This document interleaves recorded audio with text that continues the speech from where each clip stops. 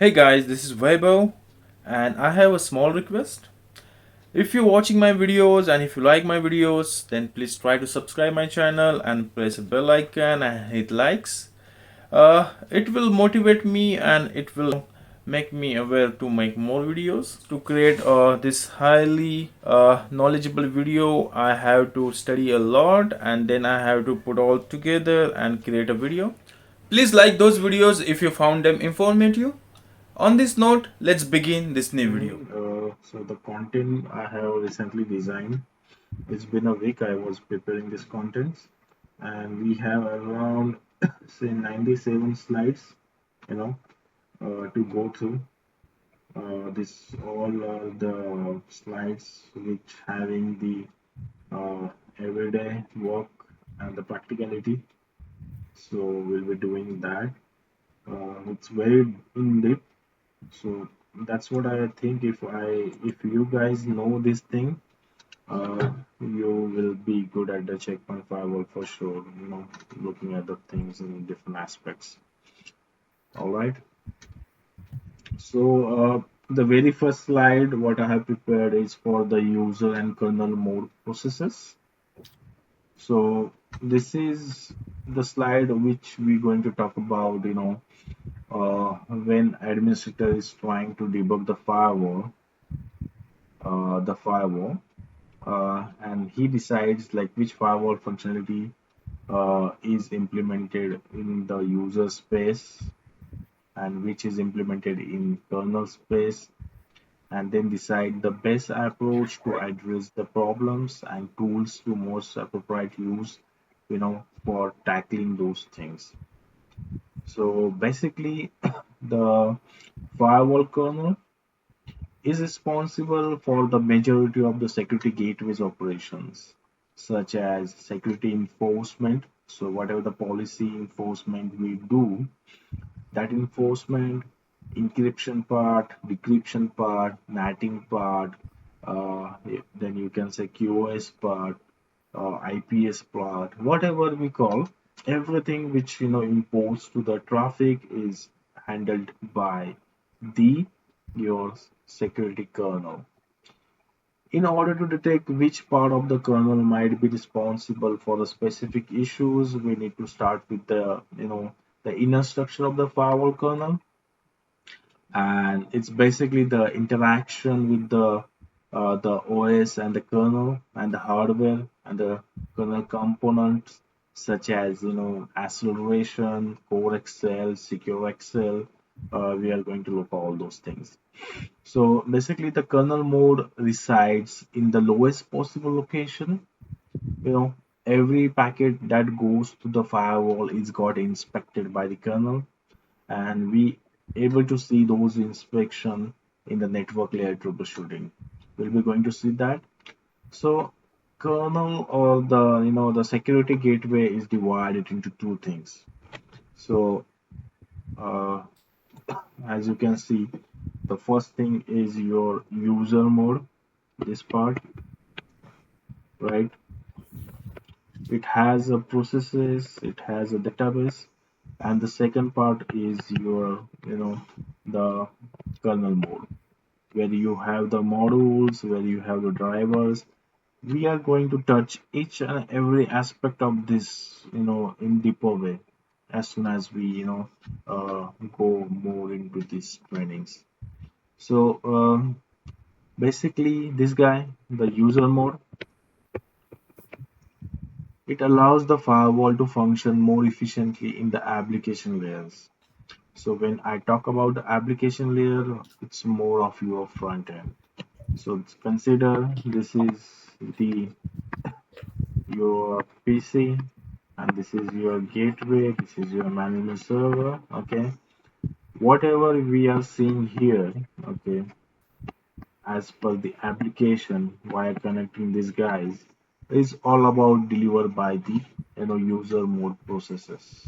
Okay, so the user mode is allows the firewall to function more efficiently in the application layer. The firewall employs the services that the OS provide and allow easy inspection files and whatever the connection what we are going to hit on the application part. So uh, it is important and it is possible to have the communication between your user mode processes and the kernel mode processes. Okay, and it is happen via in the background when we say for example we try to log into your checkpoint firewall gateway via smart console. When you impose the policy, everything. So we are only saying that okay, this is things is happening, but in background there is a communication between your user mode processes and your kernel mode processes. Okay, that communication happens via particular signals. Let me clear the screen. And guys, feel free to interrupt me here because these topics are very deep and difficult to understand in a one go. So whenever you feel okay, this is not something getting in my head, just let me know. I'll try to talk in some other language. Okay. So as I was saying, the communication between the user mode and the kernel mode is very important. Okay, and there is a two-way how the communication works. As you can see on the screen, there is a number one communication, which is input output control. Okay, I stand for input, O stand for output, and CTL for control, and one is traps. Okay, so when this guy, the kernel guy, want to communicate or a signal or kernel process wishes to signal to the user mode process. Okay, when this guy want to communicate to this user mode process, what happens? It sets traps. Okay, this is a deeper level when we talk about the OS of the checkpoint firewall. How the checkpoint firewall work in terms of the OS. Okay, so when the kernel want to communicate to the user mode, he set the traps. For example, what happens in the checkpoint firewall when you go inside? There is something called registry files. Okay, and that files have different keys. Okay, so what uh, kernel do? It set the flag here. For example, right now all are 0. Okay, and now this kernel want to communicate to the user mode with some sort of particular application oriented work or module oriented work. So it set that flag to 1, for example. Okay, here, so basically it says that traps, and basically it changes the value in a registry key.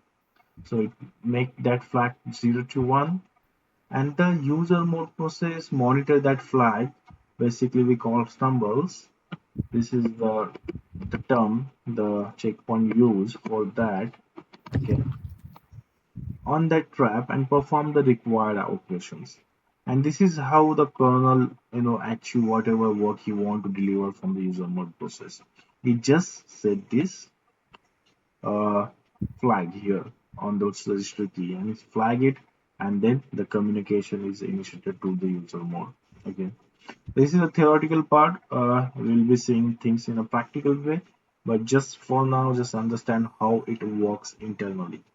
All right. And when this guy, the user mode, he wanted to communicate to the kernel, okay, what happens? Or the user mode want to write something to the to the kernel process it.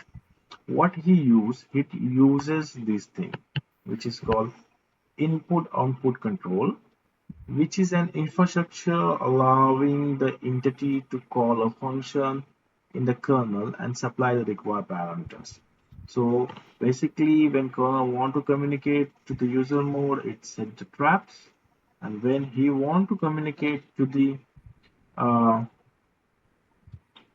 when the user mode want to communicate to the kernel mode, he will basically set his input output control, and this is how the kernel and the user mode come to know how the communication is happening. So far, any question, guys? This is what how things happens in the background when we talk about how the communication happens between the user mode and the kernel mode, and we are going to see what processes are here and what are the processes here, okay, which talks to each other during the scene of troubleshooting. So For now, yeah. so there is tools we can use to kind of see there is communication going. If let's say the kernel was trying to send a trap and it wasn't able to send a trap or something like that, I don't know. Does that make sense? Do you have? Yes, Oh, you have to. yes. Okay. So basically, I'll give you one of the example. Mhm. Uh, Simple, when you look for the command like ETH tool, okay, or if you use the command simply like if config, Mhm. okay, it has a various parameters to see the interrupts, Mm. okay. These interrupts is basically are these things like traps or input output control files. So when we see the interrupts are getting set, we come to know, okay, this is what happening. You know, Mm. uh, the kernel mode is trying to communicate to the user mode, or user mode is trying to communicate to the kernel mode. So we will see those commands and we'll see, okay, these interrupts are set, these interrupts are, number of interrupts are going from the kernel mode to user mode and everything. Yeah. So basically, for us, we have the interrupts, okay.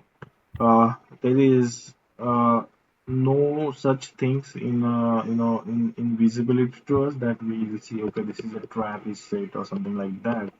But when we talk in a deeper way into the OS level, we have these things called interrupts, okay. Also, when we talk about this, we have flags, we have modules. So basically, as I said, we are able to troubleshoot these things, uh, this space. So we have different flags over there, different models over there. For example, if you want to check the connection table details, we have a flag like a con. If you want to check the firewall functionality, we have a tab like AW. We have to select the netting functionality, then we have a flag like NAT, something like that. So we can debug the details, based on these flags. This will be covering in upcoming slides, but for now, this is how it works, the user mode and the kernel mode. So Ruturaj, you have any question here? No. Okay, so basically, just understand that we are going to go in deeper way. That's what you guys are requested. So be with me. I'm sure you will be understanding the stuff for sure. Okay. Now we have seen the theoretical part, but actually, if I want to debug this thing, what are the things I use in the background? Okay, so there are three main mechanisms that help us to address an issue in the user mode processes plus the kernel mode processes. Okay, have you guys heard about this? Opsec, TD error, HE error. Have you done debug No. using these things so No. far? No. Okay. How about you, Ruturaj? No. No? Okay, great. So we'll be doing the troubleshooting in after this slide. Okay.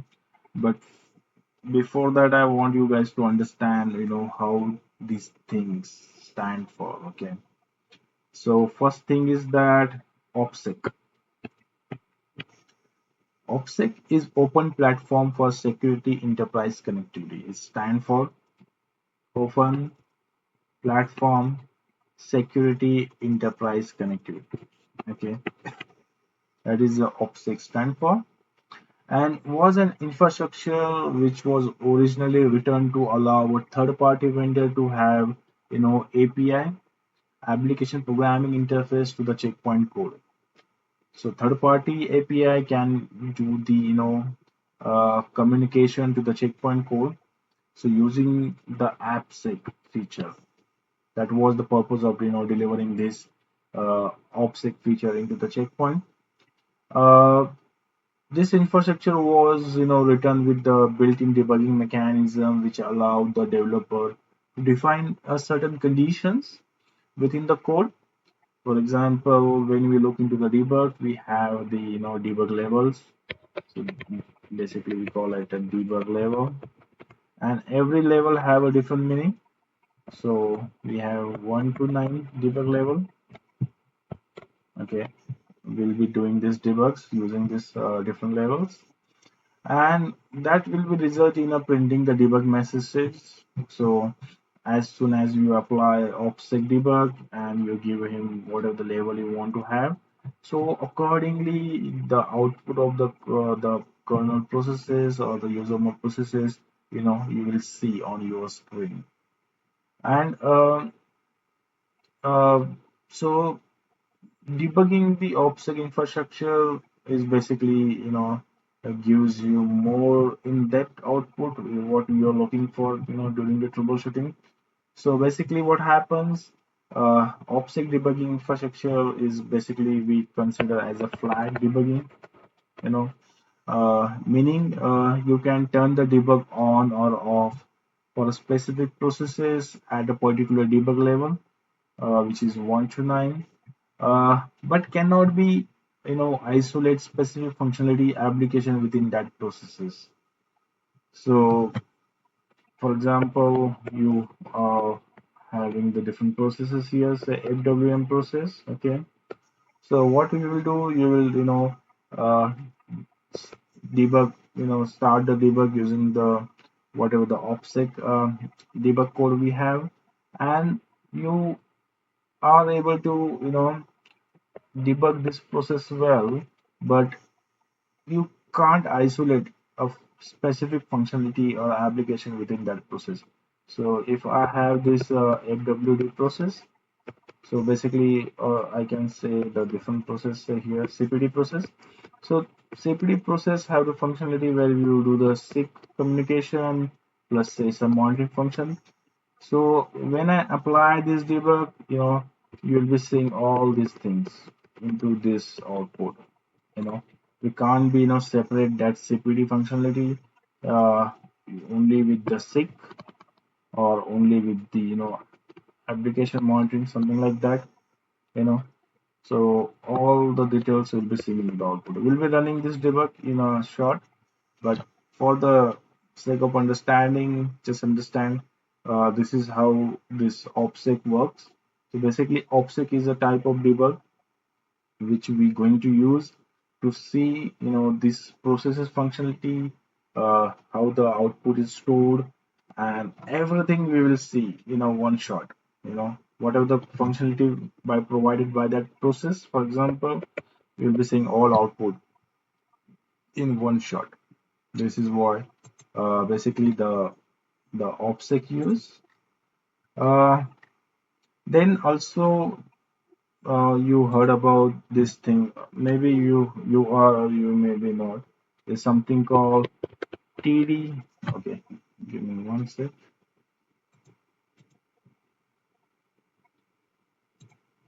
There's something called TD error. Okay, this guy. Second one. So TD error debugging infrastructure allows the administrator to choose the process and within the process the application and the topics which is of interest.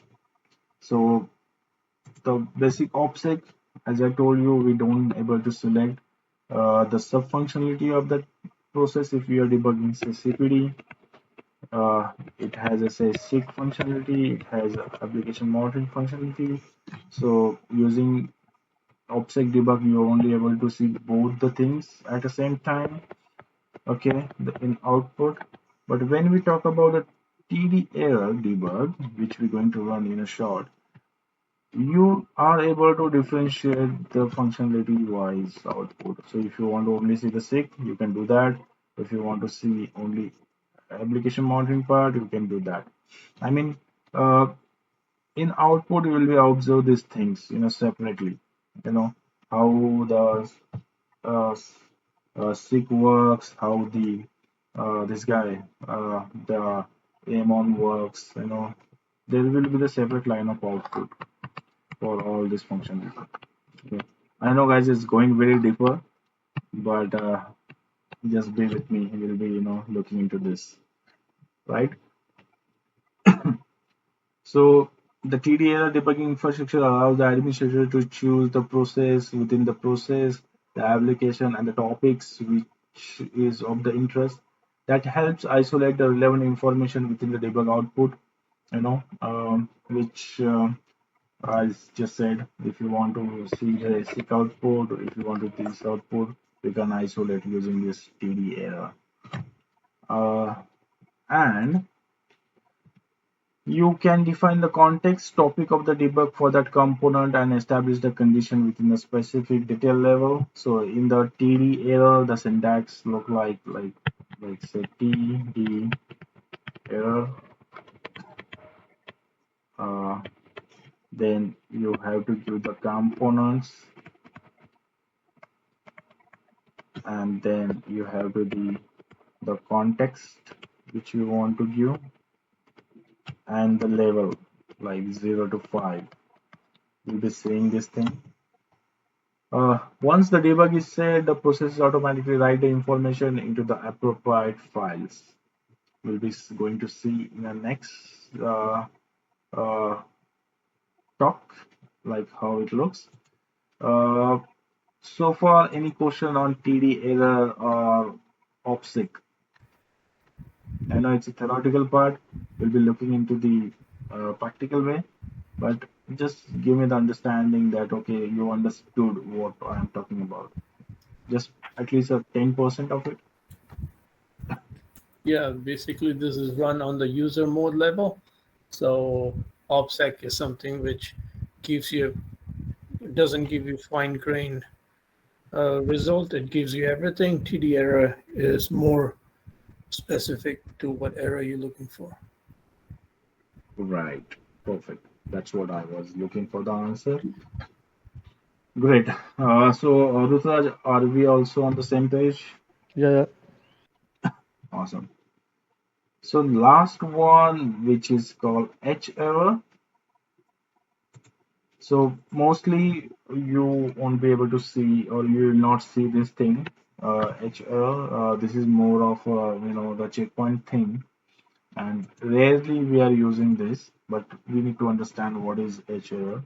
Tomorrow, if you go for the troubleshooting training or some training or troubleshooting these exams which offer from the checkpoint, they will be having a question on this H error. Okay. So HL is an internal debug infrastructure, and it is not usually invoked directly the way we invoke the TD error and OPSEC. This debugging infrastructure is usually invoked when a process started with the flag call D. Okay, like this. So, for example, if I say when I debug the AWD process, and when I say D, okay, as soon as I use this D, this H error, gets started. Which is this is the registered, variable, or you can say the registered runtime global variable, which they call in a checkpoint world do debug pointer, something like that. Okay, or do debug point, something like that. Okay. So whenever you see any process invoked or involved with -d, consider we are doing H sort of debugs, and it's automatically in a background it involves. So usually when we run the debug, we type this opsec and the expression or TD error and the expression. But H error, I don't see anywhere we type like H error and an expression. So it's mostly invoked when we use that flag T. Okay, and whenever we just run this command like this, okay, the debug gets started. So uh, I am not going more deeper onto this. Just for the understanding, I'm just telling you this is how this H error looks. Okay. So now let me see if we can, go for some practical way. Let me see if I have an example for, right. Okay. So what we will do now, we'll see this thing in a little bit practical way. Okay. Uh, how the things are involved.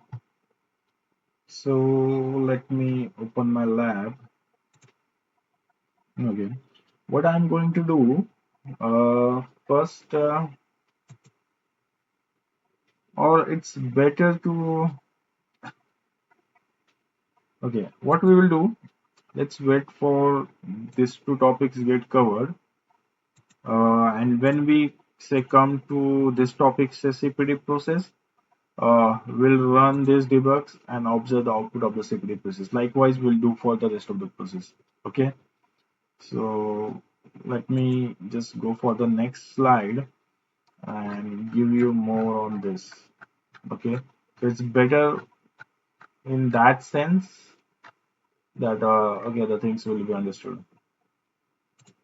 So far so good, guys. Yes, so far very good. Yeah. Okay. So it's deeper. That is what I expected, and you guys are also requested. So just be with me. So now we talked about this guy. We talk about the user mode and we talk about the kernel mode, right? Now what we're going to do, we are going to see what are the processes invoked in the user mode, what are the processes are invoked in the kernel mode, what are the management processes, what are the kernel processes, and everything we're going to see. Okay. And this is how the security gateway processes are uh, intact together. So when I talk about only about the user mode processes, uh, this is how it looks.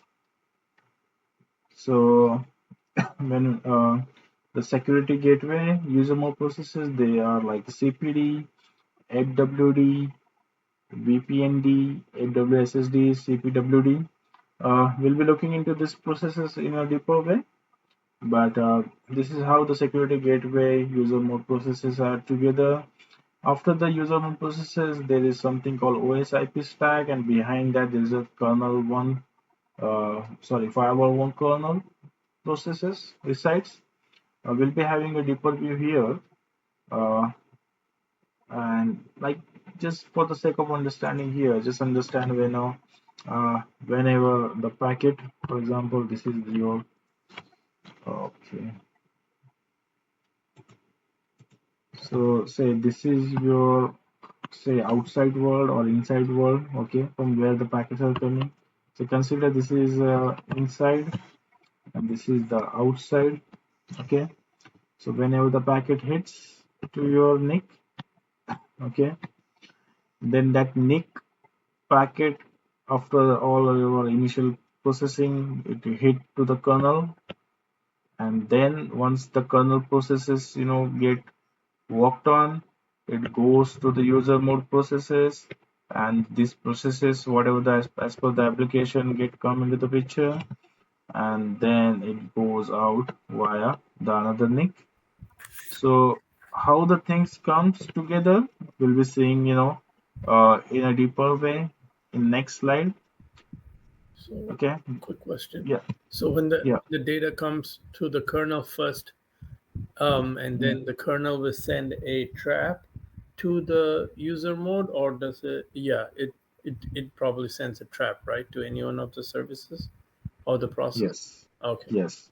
So for example, your data is coming like say you have a VPN configured, okay, and the packets are coming which are encrypted. So obviously VPND daemon need to be get involved over here.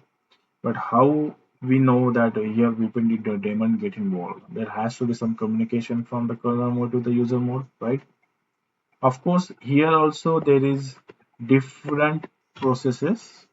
Like here we are seeing CPD, FWD, VPND. Here also the processes are there. CPD, FWD, VPND and everything. We'll be seeing that in our next slides, but I'll just tell you. So here there is something called say CPD or VPND process, okay, which is reside at the kernel mode that gets started initiating the communication, and if it requires something over a VPND or which is reside on the user mode processes, then it invoke that. We'll be seeing this in a deeper way. Just here, just understand. Uh, for kernel mode, you have all these processes like this. Here also you have those processes, okay, but depending on the situation application, they get touch each other. For the packet processing, most of the things handle via kernel, okay, here only. And if it require some intervention here, for example, uh, if I am the admin and I'm doing something with the VPN, okay, I'm just modifying something or over over the packet flow, I'm doing some sort of debugging or something like that. That time it required user mode process to be come into the picture. That time it will send those traps, and if those come into the picture. Otherwise, everything will be handled at this guy level, and then it will send that output here, right, after processing that to the outbound. We'll be seeing this in our upcoming slides, okay, in a deeper way.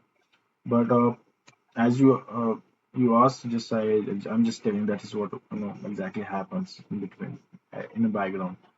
Mostly this user mode processes come into the picture when we talk about the application environment. And when I talk about the application environment, from a smart console, you will be doing some VPN changes or VPN configuration, okay, and then you are pushing that into the firewall. Then these things come into the picture. But for the traffic flow, if you are doing some interrupting something over a VPN communication, uh, when you do the VPN debugs or something like that, so that time this will come into the picture. But it's very deep. You don't have to worry about that, because that is already the software defined and the software is already working as per that requirement. We don't have to worry on this part. But the understanding purpose, we should know these processes will uh, talk to each other during the different situations.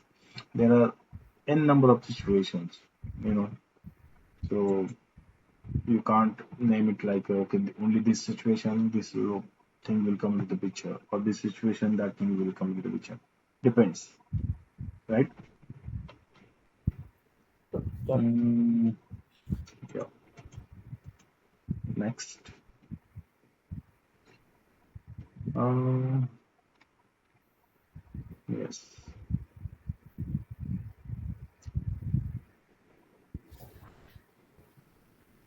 before that, just I wanted to brief you something about the management component processes.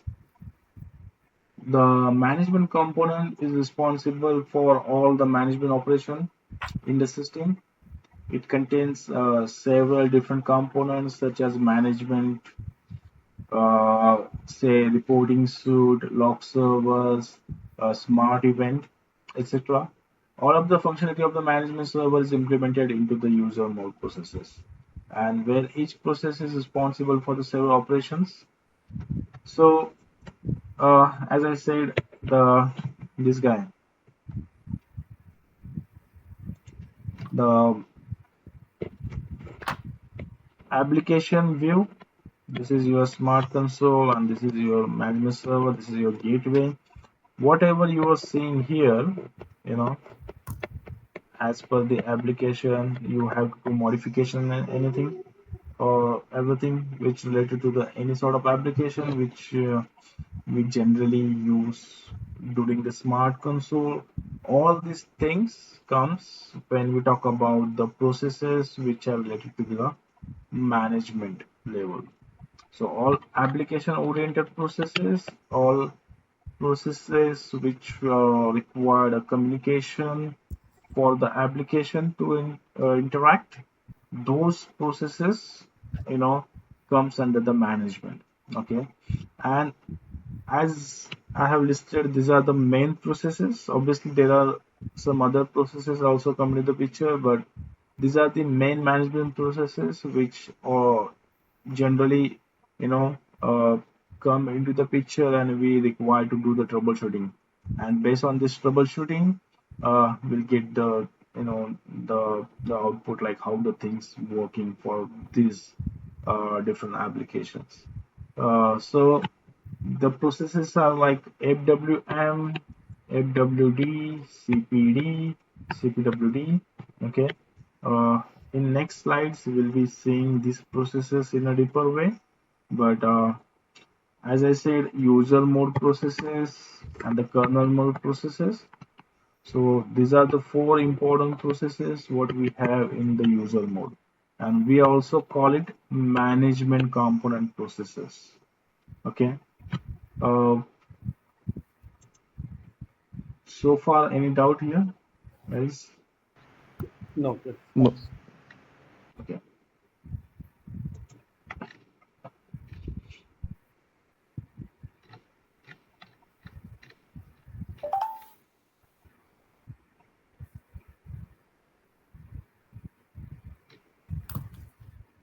So now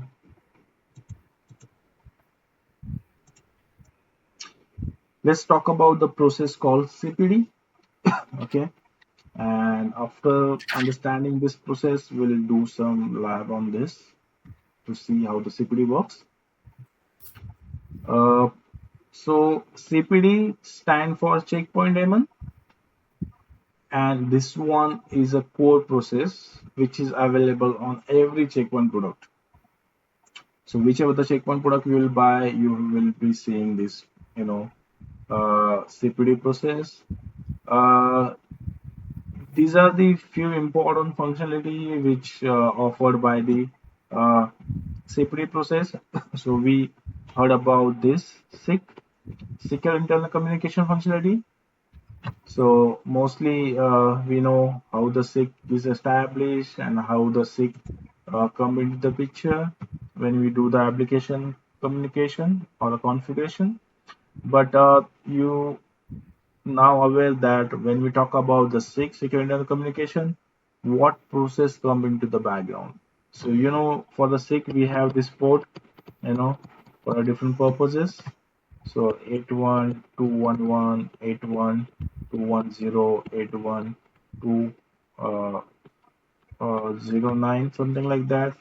So these ports have a different functionality. Say for SIG we have this port, for pushing the certificate we have this port, for putting the certificate we have this port. All these things, related to the, I'm just saying, okay, the port may be changed for a different purpose. I have to check that which is the right port for what. But just for now, sake of understanding, just understand. Say these are the uh, different ports 188xx, which we use for the secure internal communication. And whenever we do the SIG establishment from your security management server to the security gateway, okay, during this establishment, the process which invoked, which is SIG. Generally, during the checkpoint interviews, uh, they try to ask you this sort of questions, which is in a deeper way, like tell us the CPD daemon, what is the purpose of it, why we use these daemons. So one of the important daemon, which is CPD, and the one of the important functionality for the CPD, which we seek. The second thing is that status, pulling the application monitoring status from the gateway management using a smart event. So the latest we use like say smart event, or the smart monitoring blade. Over there you are seeing different aspects, like different parameters. Like on a play, you will see the graphs, you will see uh, the throughputs, you will see the different things here. In smart event, you are seeing the IPS related things and everything. All these testers pulling details or pulling things is happened via CPD process. Okay. So say tomorrow, you in your environment you are suspecting that CPD process is down, then consider these are the the background details which also will be down. So the secure internal communication will get down. Your status, the pulling the application monitoring status from the gate security management servers and the smart events also will get down. Okay. Then the transferring messages between the firewall one processes. So whenever we talk about the the communications happens between the firewall one processes.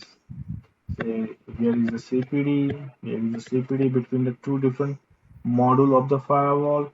Those messages, you know, also get processed via CPD. And the last one is the policy installation. So sorry, yeah, policy installation. So whenever the policy we push from the management server to the security gateway receives the policy and pushes it forward to the relevant processes and the kernels. So say for example, this is your management server, this is your gateway. When you push the policy from the management server to this gateway,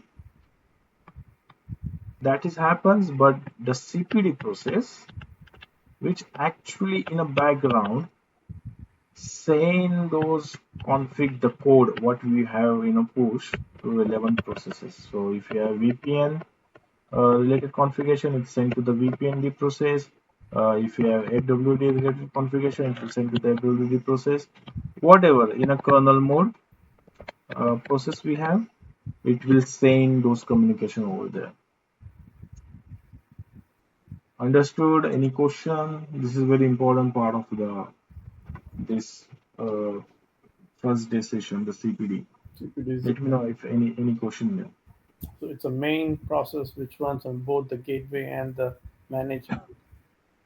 Yeah. Okay. So as I mentioned, four different functionalities during our the previous courses. We have seen the secure internal communication. We have seen the smart events, this smart view monitor.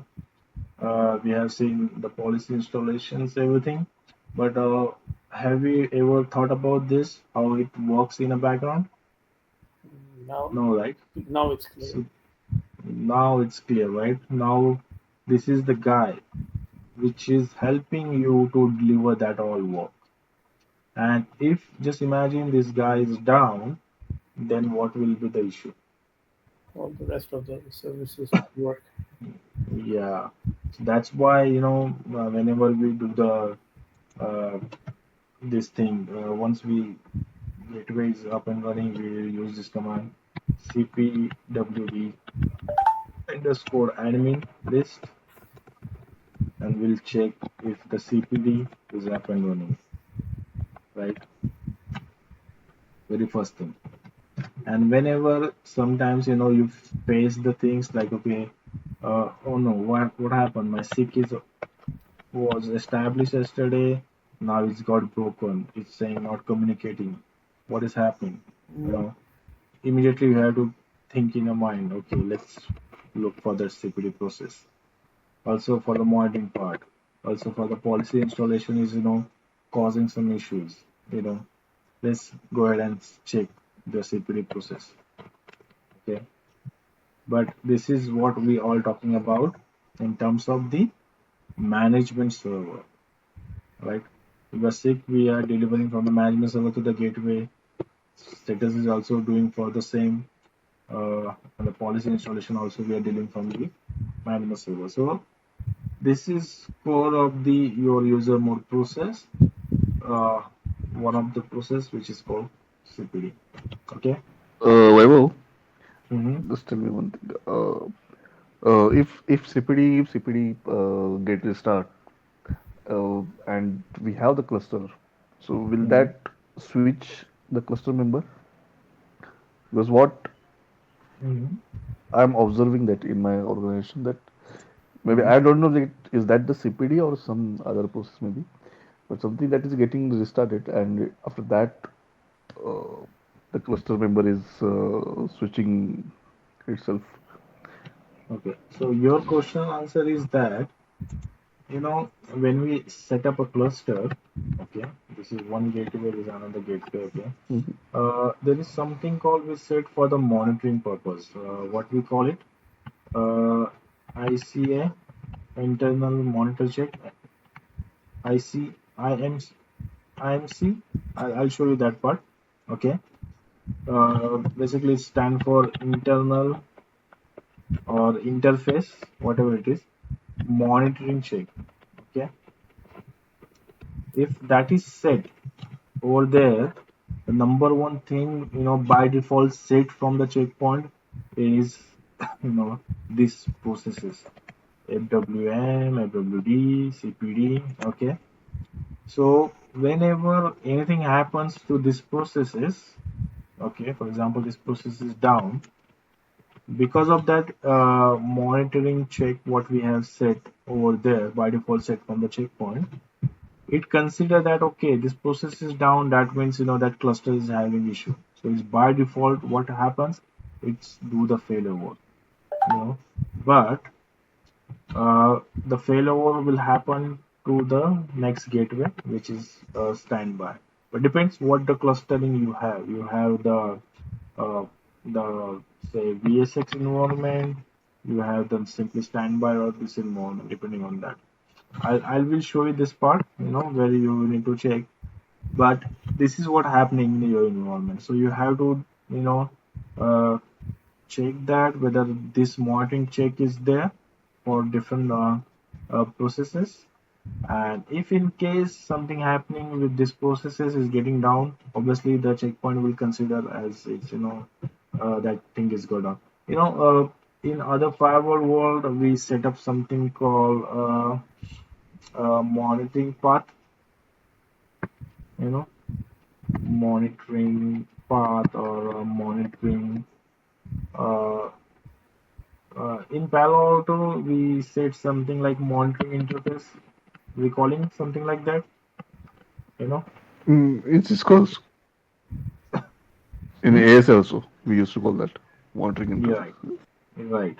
So what we do here, we set up these interfaces. Say ETH1, if it is get down, you know, the firewall consider as the firewall should get a failover, right? Something like that. For that, we set up like this, right? For such situation also, for similar sort of work, instead of these interfaces, you can also set up this thing, these processes. If something happening related to the processes, you know Hmm. then the failover is happening. Or if you have set up for the interfaces, okay, and due to some network error or something like that, if there is some fluctuation in the interfaces, you will be getting this thing. There is a important concept called bond, you know checkpoint firewall interfaces. In bonding, we have two different interfaces connected together, ETH1, ETH2, for example. Hmm. Okay. So also remember, if you have this interface monitoring checks on and you have bond interfaces, also check that whether these interfaces are getting fluctuation or any issues on this. If this got down somehow or maybe some error, due to this is not working well, that time also it gives this indication to your gateway that okay, some issues on your clustering, let's do the switchover. So there is not one answer, okay, there Hmm. are multiple answers for your questions, but depends on the setup what you have to check this thing. But answer will reside into this concept only. this monitoring interface check what we have set up for the Okay, gateways. if any daemons will restart or any issue if terminated or something, then Yes, can it will. we It will. It will identify? do the failover. Can we identify what will be the Uh, reason? yes, Okay, that we will be going to see in a lab now. okay, sure. Okay, Okay, awesome. So what will be identified? The approach I am going to tell you. Okay, uh, this is what we need to follow the approach. We are not able to reproduce all the various features we have or the different aspect we have for the labs. But now I will give an approach. So for this, using this approach, you can tackle whatever the different issues you have with respect to your this processes or daemons. Okay, this is what we're going to see now. So keep concentrate. I mean, keep eye on this, and let's look into this now. So right now, what I have in my lab, I have just configured one management server, uh, two gateways. Okay, I don't have anything else here. And what is the time now? 7:30. Okay, it's a 1 hour. Let's take 5 minutes quick break. Just have a water and come back, and we'll just after that we'll be doing this lab. Okay, give me okay. 2-3 minutes. You also take a break. Yep. Yeah.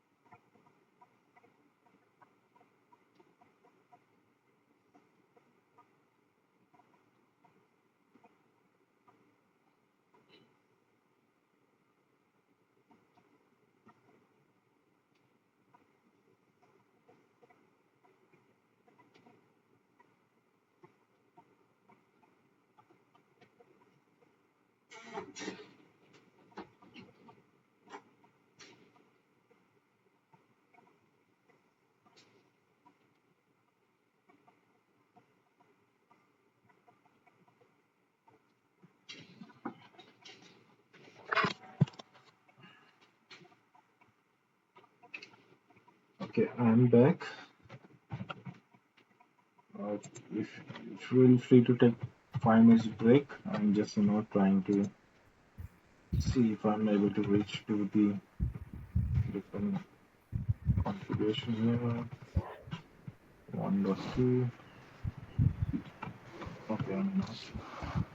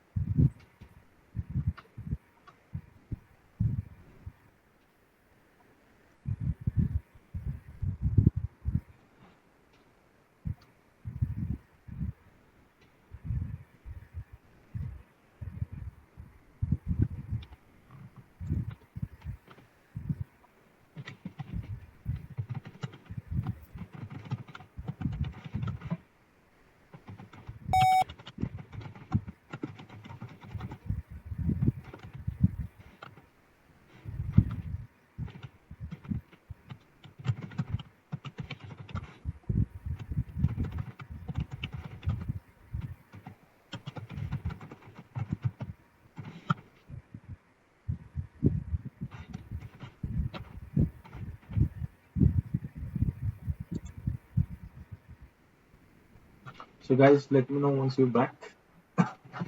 Yep, I'm back. Yeah.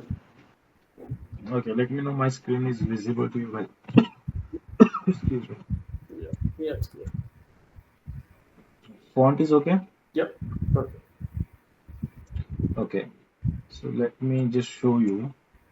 We just talk about the CPD, this thing, daemon.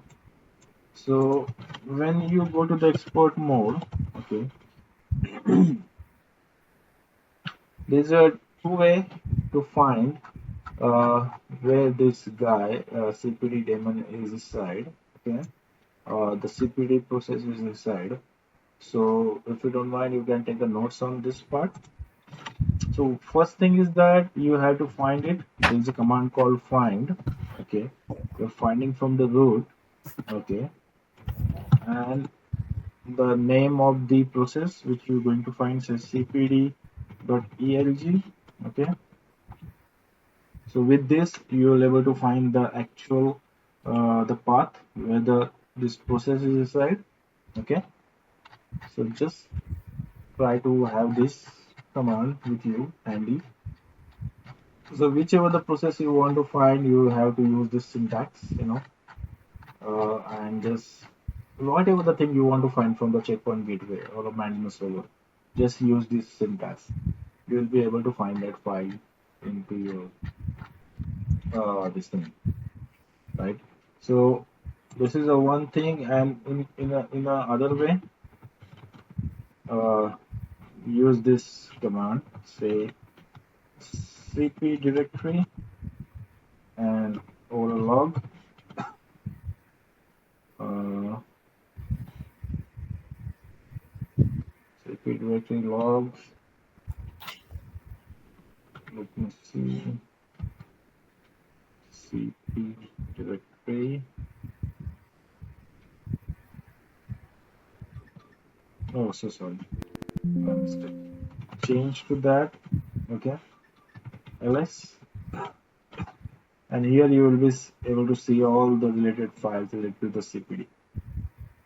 Okay. Are you guys following me? Yep, yep. Yeah. Okay. So this the things. So now what we're going to do? Okay. Let me see where I am right now. So right now I'm at the cp directory into the log. And if I say ls, I will able to see the cpd file. And if I want to go inside into the cpd file, I have to just use less and then cpd the file name. Okay. If I say enter, I'll be able to see all these things. Okay. For example, for now, whatever the things are happening on the cpd directory, I can see the seek is initialization started, and when it was. So today it is what is the date today? So today is 2nd of March. Sorry, May, and here it's showing me some dates like 30 April. So 3 days, 2 days before, this is what the initialization happens. So based on this, you can come to know what uh, this file was old enough or it's recent one. So let's go out of this file. Now what I'm going to do, I'm going to understand this part of it, the SIG process. What happens when we do the secure internal communication? What internally happens? We will see into that cpd.elg file how that cpd daemons carry on those packets which is related to the SIG. Okay, we will be doing that. Before that, let me show you the lab structure what we have. This is a simple lab structure what we'll be having and will have. So this is my PC which having the IP address 192.168.1.0, and we'll be setting this cluster which we having one member having 192.168.1.2 and another one is 3, and the cluster IP is 192.168.1.254. We'll be having a one Windows server. We'll be having 101 as a management server, and there is some PC which we will use for the attacking purpose for our different performance package labs. So this is simple lab what we have. Right now, what I want to do, I want to go to the management server which having IP address 1.1. Let me go into that.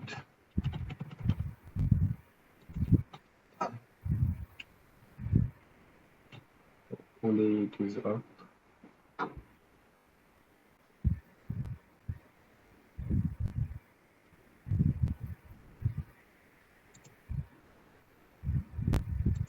There is the management server.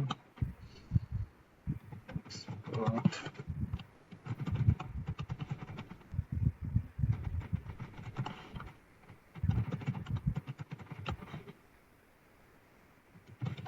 Clear address. Oh, it will not work. If config. Okay, right there you want to do 1.1.101 for ETS 0. And here what we have,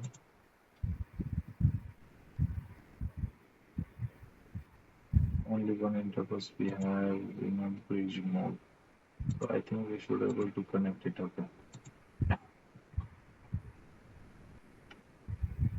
Okay, so it's still saying it's initializing. Now guys, see it's saying it's initializing. So where you can check this thing. So there's a command cp wd underscore admin list. Sorry, admin list.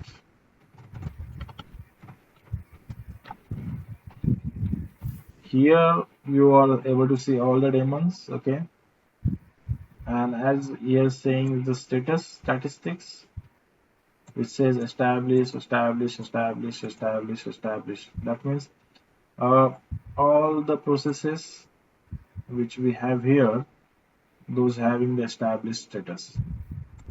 Okay.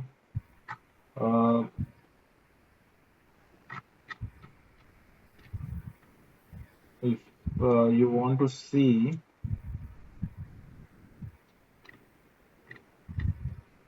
for example, giving me a message that is still establishing state, so we can also check with respect to the ports as well, whether they are in established states or not. One sec, let me find that command.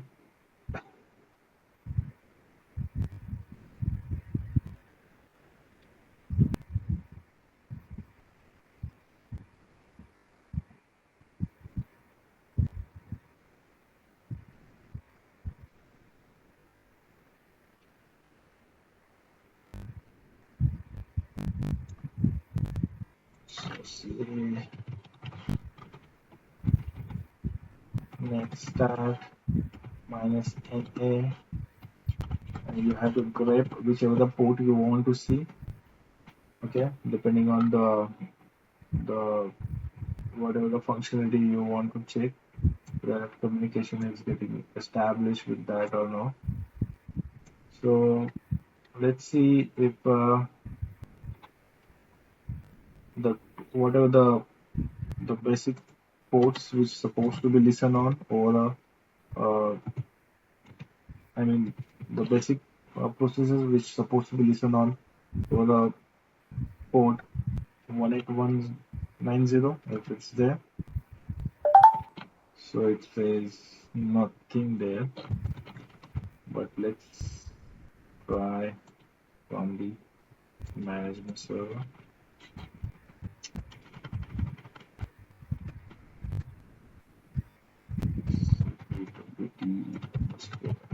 List. Okay, now it's saying all good.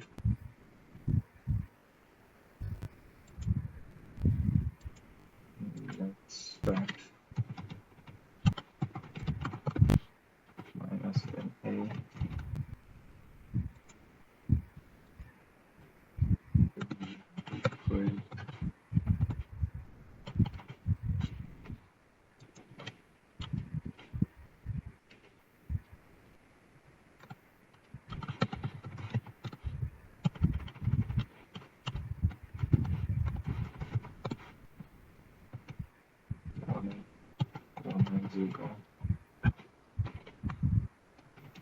So it says, let me do it like this.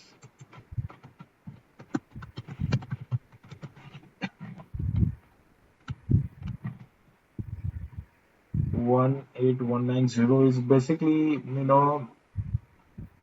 uh, the port which is generally the whatever the clients which we are trying to connect to the uh, security management server. Are they on a listening state or established state? So mostly, if you are seeing here 18190, everything is says established. I don't see anything as a listening. Okay, so now I think we are good to connect. You following me, guys, or it's disconnected? No, Yeah. it's Mhm. So as per the process wise, I can say everything is established. So it should not give me that error now. Let's see.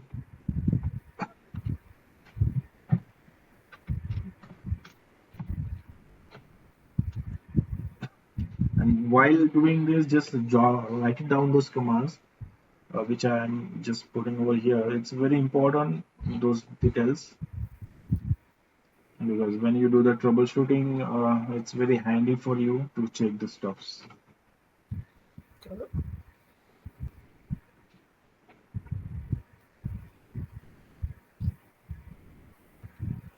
Okay. Now let's do this. So we have this guy gateway, AW get RFS, and it has these IP addresses. So what we will do, we'll first create this gateway, and when we try to establish this, we'll run some debug here. So let me go here and create the gateway object.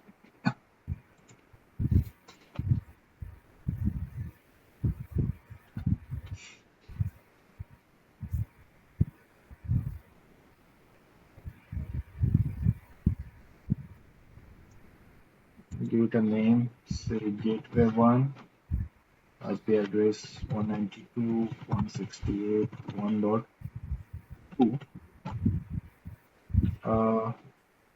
Before clicking to that, let's go ahead here and let's run the debug. So let me tell you the debug.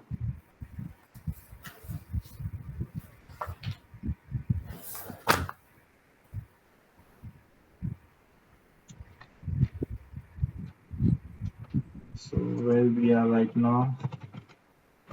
So right now we have this CPD LG process here. So what I'm going to do, let me show you what is in CPD. We have already seen that. Okay. So this is what we have right now on the CPD process. In production environment, it's recommended that move this CPD ELG file. Okay. For example, take a backup of this file and create a new file. But in this lab environment, what I'm going to do, I'm just removing this file cp.elg, and I will be create the same file using the debug. Okay. So what I'm going to do, say remove cpd.elg file.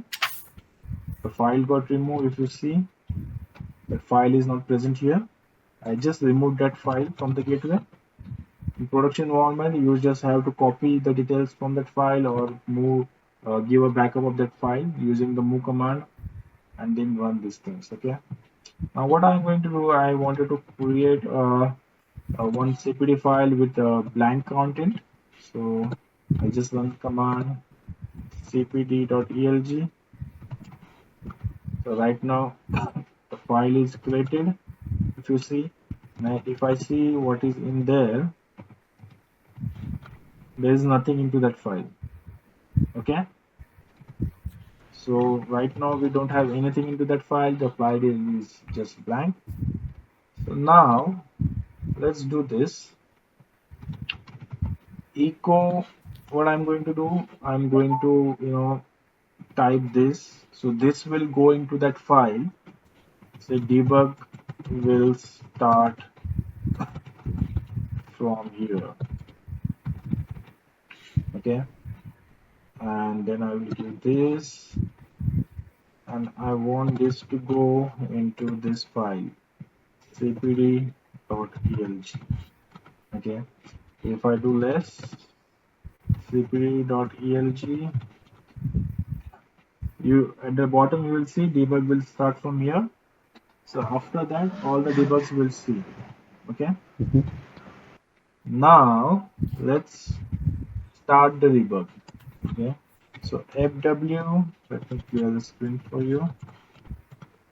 So fw debug. Okay, or before that, this is important.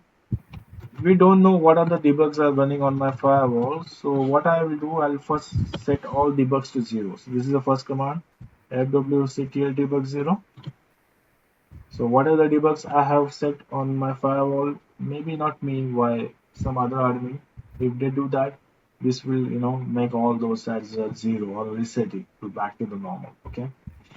Now the actual command fw debug cpd daemon I'm going to debug. And when I say on, okay, the debug will get on. And now as we learn about this TD error, this is what I'm going to put as an in output, and with the label or the option 5. You can Google it, TD error options, labels, what it means. The number 5 means it's everything we are capturing for the CPD. Everything need to be put into this place. So just I have started this debug with the TD error.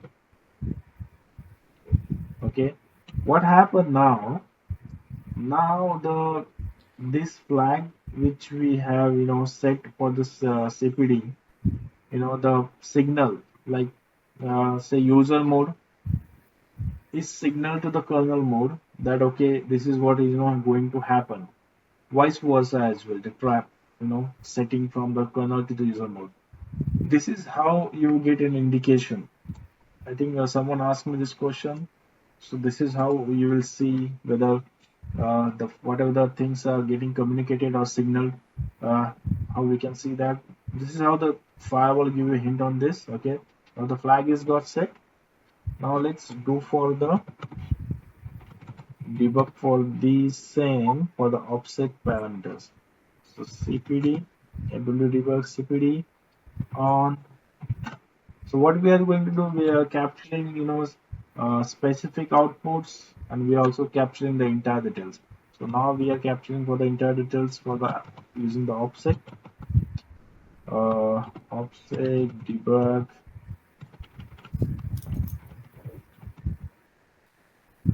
level 9. You also can Google it what this level 9 is all about. All right. So also we have set the flag. Now what we are going to do, now the detail will capture into that ELG file. What we are going to do, let's go ahead and establish the communication from here.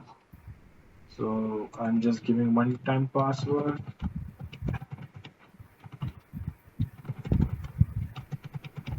I'm saying say let's initialize. Okay, the SIC is established.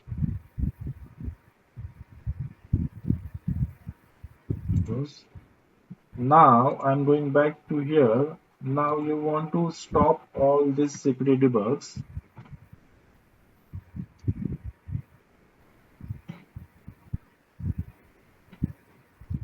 So AW debug CPD off. Same thing.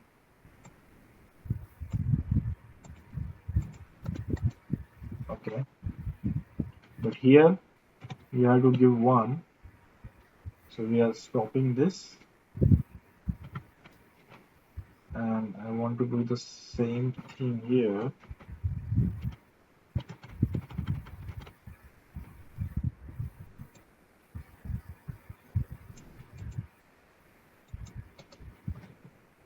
one for stopping this debug,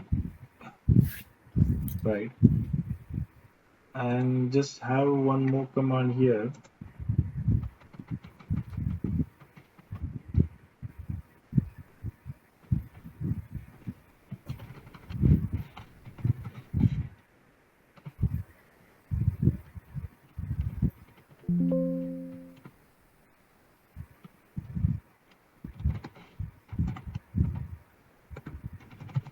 Debug 0.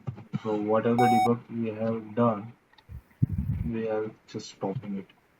Okay. Let me clear up the string. Uh, let's see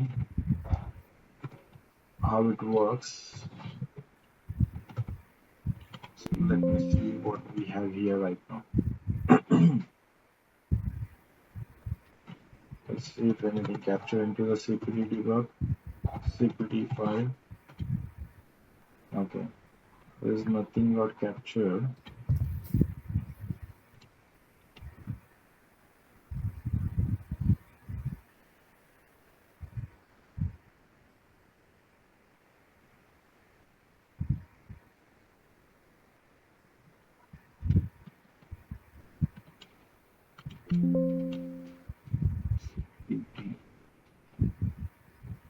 Let's see what we have here. cpwd.elg.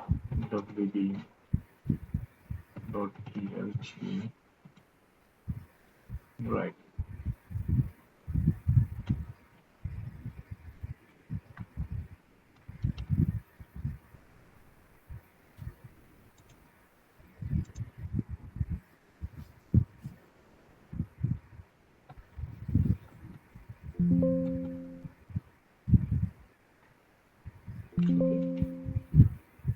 So I see whatever the debug we have done, we are not seeing anything into this cp.elg file.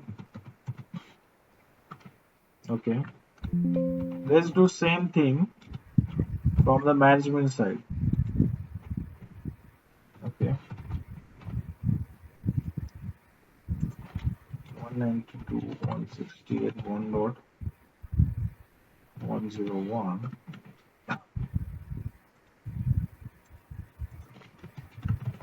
Admin.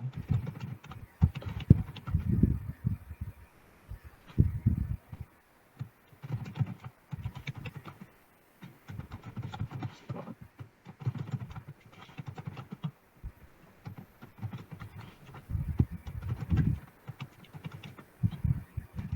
Clear up the screen.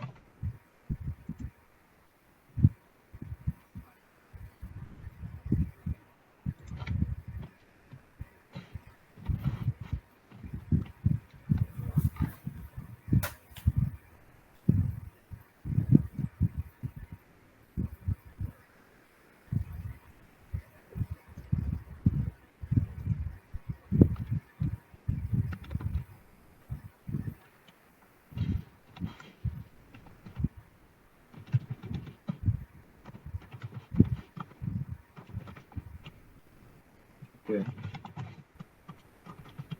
So one thing what we have observed, whatever we have done, okay, with respect to the user mode processes, okay, we have seen nothing into the gateway output. Okay. Uh, it is one clarity what I have now, that whatever I have delivered here, it's not logged on to the file which uh, is into the gateway. Okay.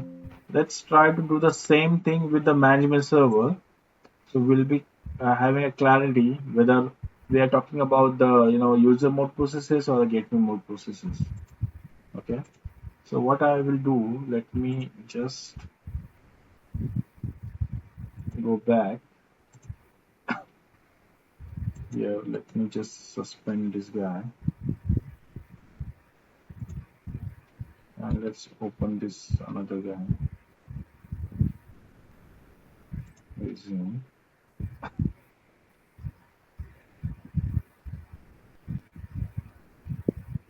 Now let's do the same thing from here.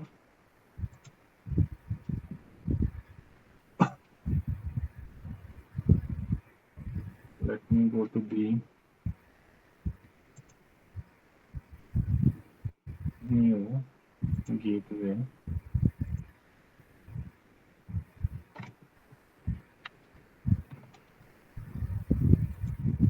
While just want that gateway to have the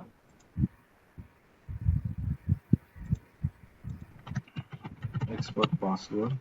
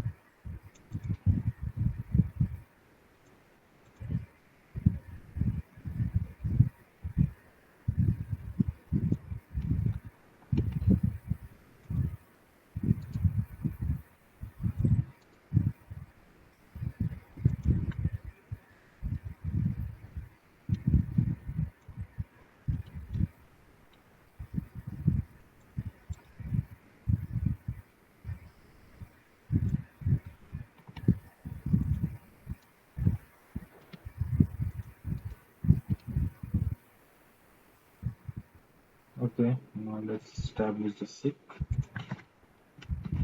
Uh, Gateway 2, 192, 168, 1.3.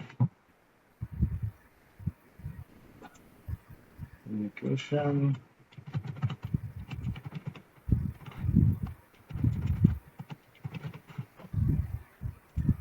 initialize. Okay.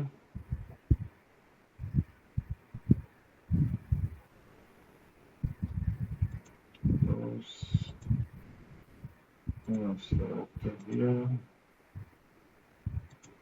Let's go back to this thing and let's just stop the debugs.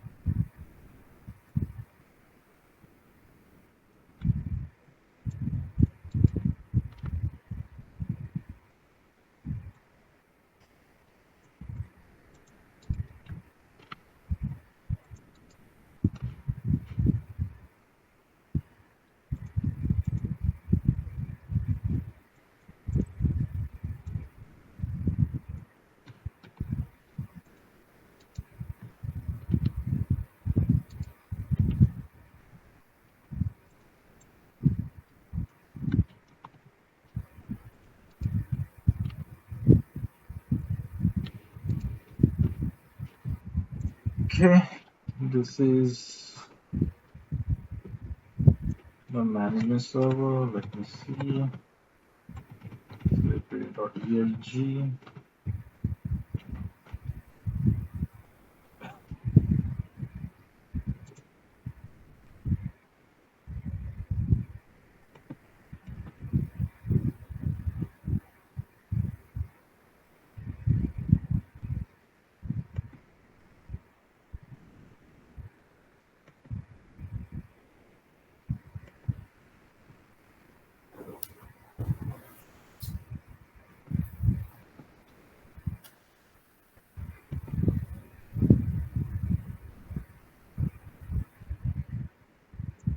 Okay.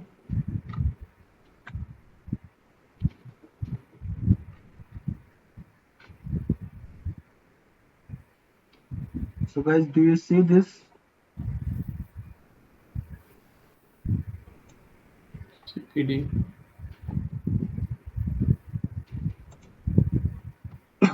So what I did, I just tell you first. Okay. Just I wanted to clear that part with you guys. So this is one thing. Let me show you one more thing. This is a gateway tool. Let me just open this.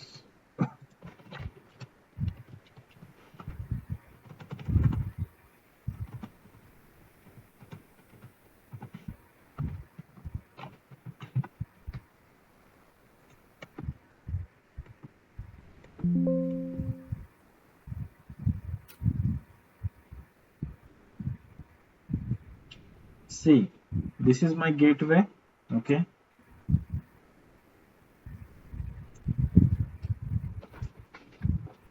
Let me do this.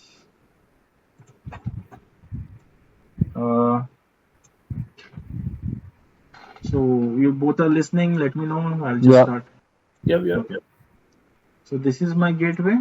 Okay. And this is my management server. So far, are we talking about the processes which are in the gateway or processes in the management server? Mainly the management server. Right. Seek is application, right? Which we send seek communication to the gateway, right? Yeah. So yeah, so we're talking about the CPD, which is into the management server. So whatever the output we are going to see will not see into the CPD, which is present into the gateway. Okay, we will see the output which is CPD present into the management server. So one part is clear. We have a two CPD process, which is one is into the gateway and one is into the management server. Yeah. Clear, Yep. right? That's why I have run the same debug in two different places. One is into the gateway and one is into the management server. To have you clarity on that, how the CPD works, how this user mode and the kernel mode processes works, right? So right now we are at the user mode space. So whatever the output we are seeing, so see this is the output from the uh, gateway. And when I say debug start and debug end, do you see anything recorded here? No. There is nothing, right? This is something, some basic callback function or whatever the communication need to be happen with respect to the gateway to the user mode process. That is only happen in a small way. So we can say the traps or something like that got set, you know, and only relevant details like receiving the certificate, pulling the certificate, receiving licensing, whatever the simple things which is happen via the gateway, that is delivered here. Okay, there is no fancy stuff which we going to observe into the management process. So now, are we clear on this? Yes.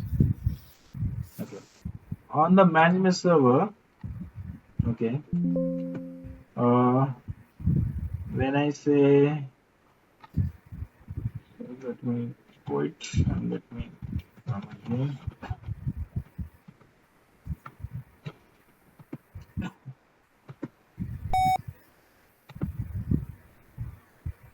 So I'm looking for the word I said, like debug start, and from there onwards we'll see what are the things happen. So here is stop, and of course there will be something debug start. Okay, so if you see this, so cpd process get my SIG name from registry.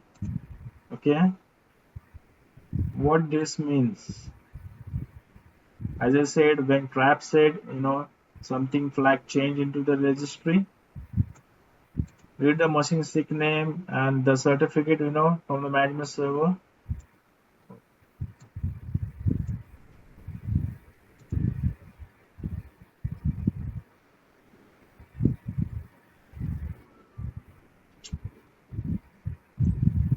So initially the SIG establishment happened when the management server certificate get pushed to the gateway.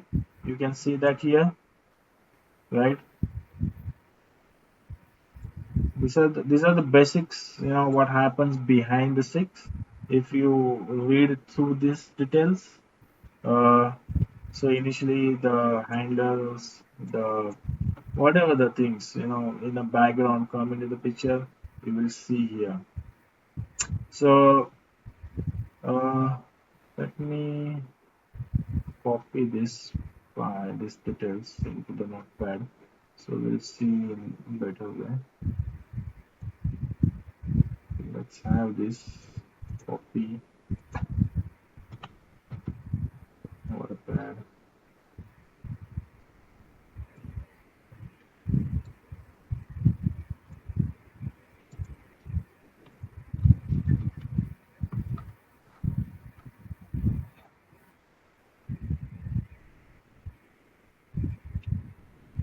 This is the first thing what happens when we establish the SIG.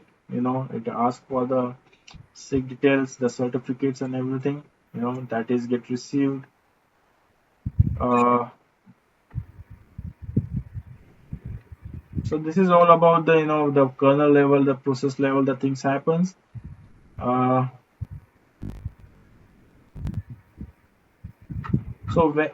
what is my purpose here to tell you that when we going to, troubleshoot the processes, the approach should be like this. Okay, and now everything happens smooth, there is no issue over there. Okay, but for example, if I run the same thing,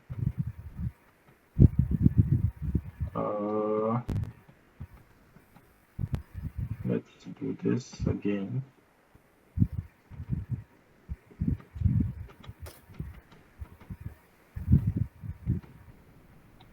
Okay, let me stop it.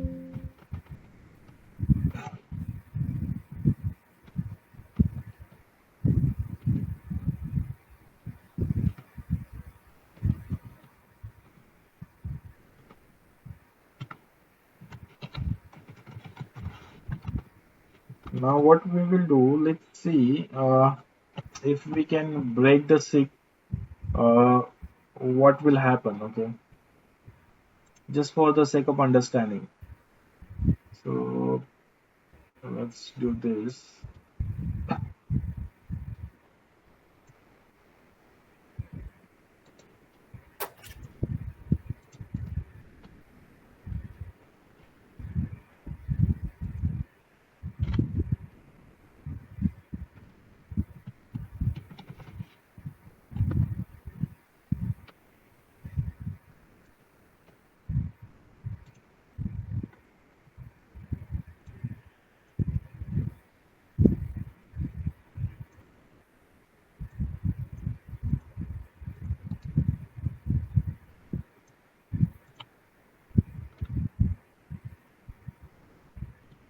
So new debug will start here. Let me have this place.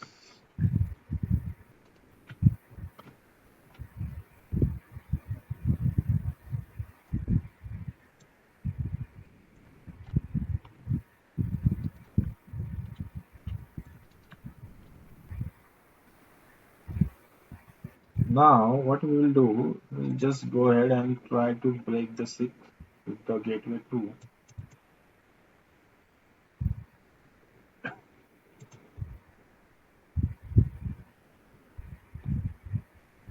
or else let's do this.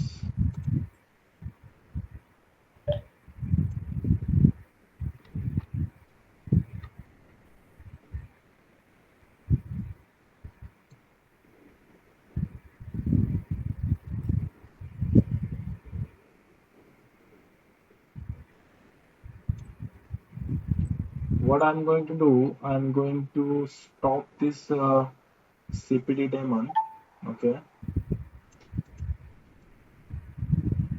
and observe the thing, what happens. Uh, if you want, you can write it down, the command to do that. I'm just copy paste here.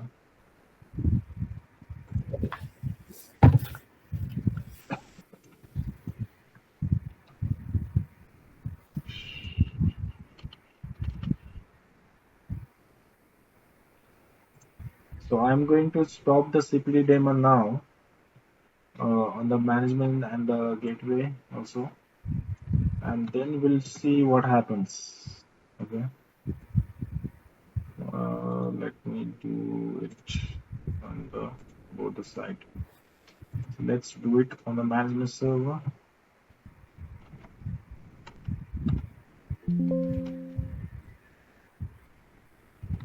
Okay, if this will not work here, let's do it from here. Wait. Okay. CPWD admin stop, name CPD path. Okay, the path is different here now. It's now not, it's long.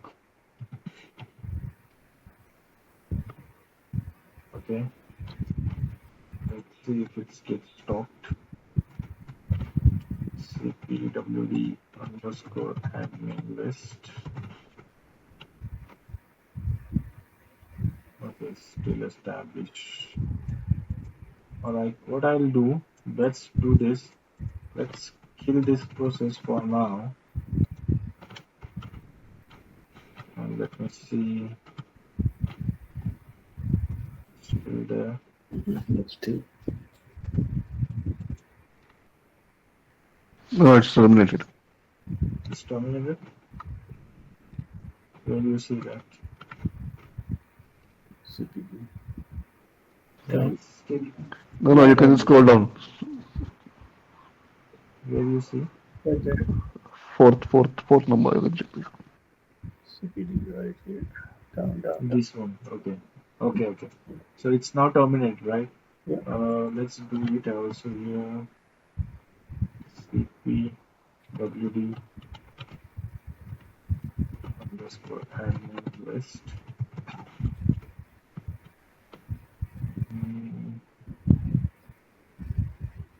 see the process. Let me kill it.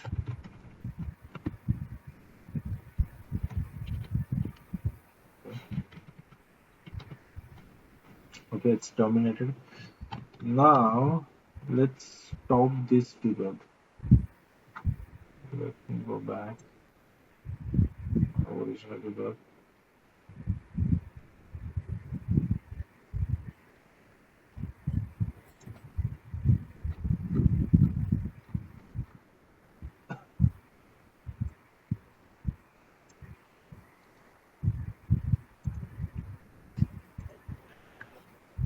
Stop this guy.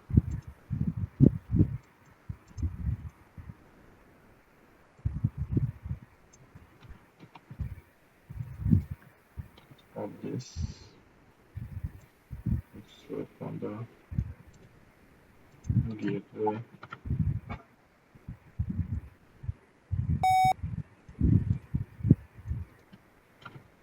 Now just say new debug stop.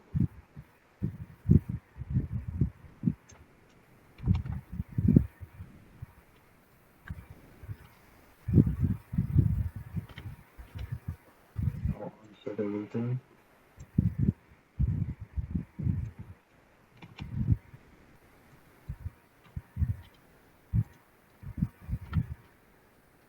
Okay, let me clear up the screen. Let's see what is there. cpd.elg.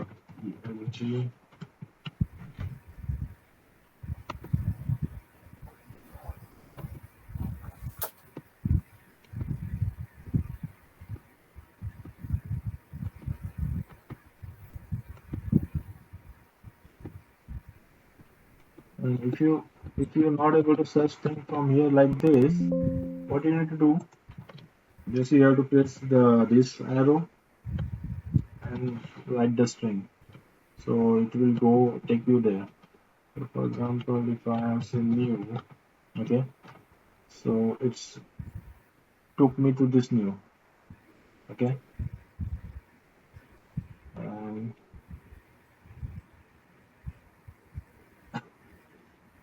took me there,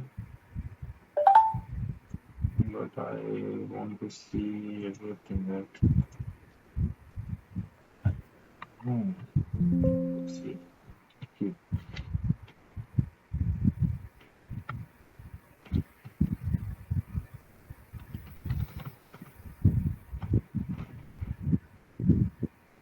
Okay. So here the new debug start.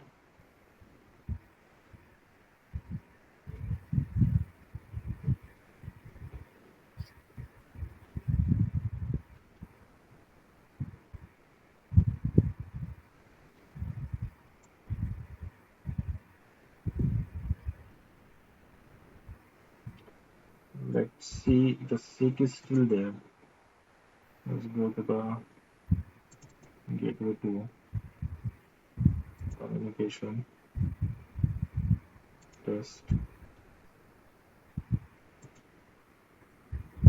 So stopping the seek still is saying it's communicating, but why it may be because of uh,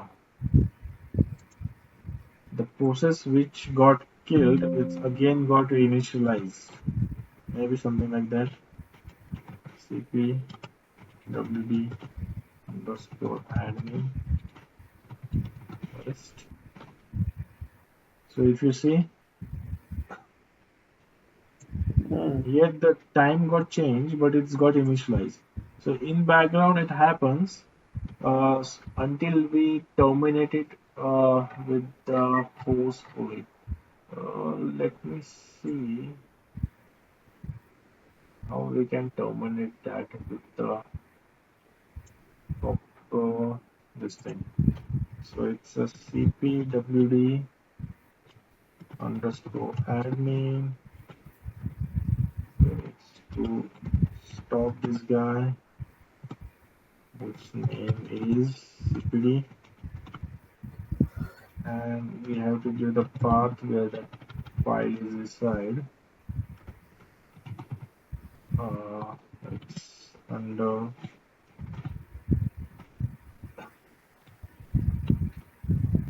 $sign cp dir bin, not bin, then it's in log, and then cpd underscore admin.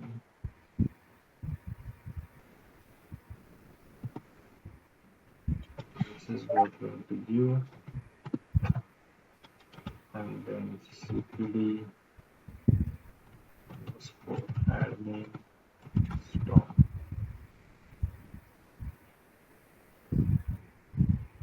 So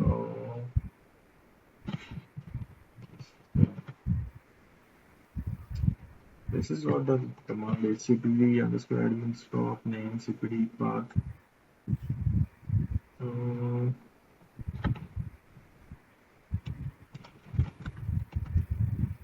It's not the cpd.elg name of that. No, it's like this only. Why it's not working?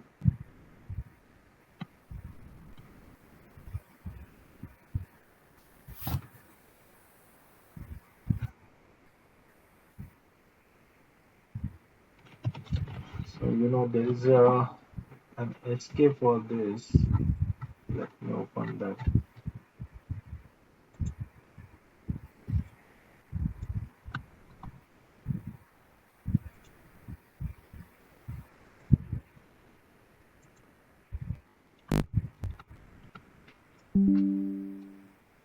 Okay. Debug. I don't want debug. To see the process.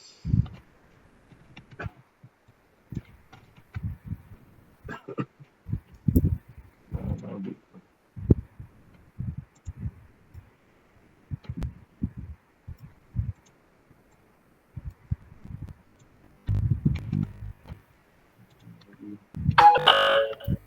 This one.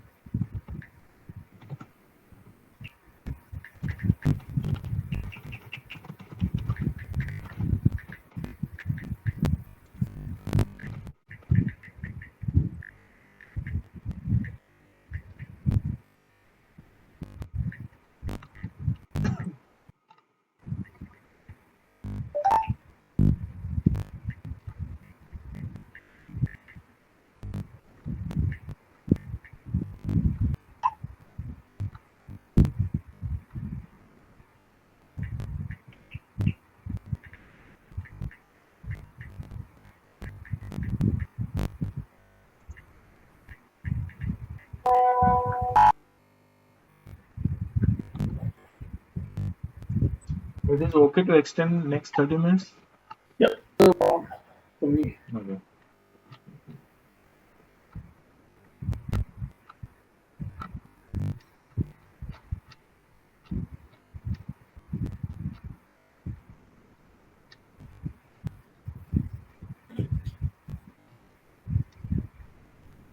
There is a bin.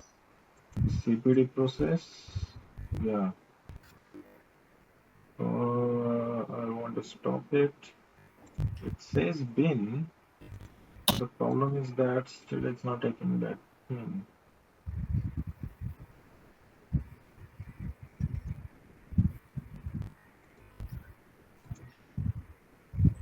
So if I let's say from management.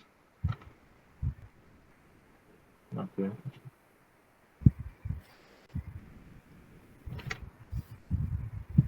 I'll be back in like 1 minute. Yeah. CPWD _West. Yeah, now it's got terminated. Okay. So what we will do, we'll run the debug again.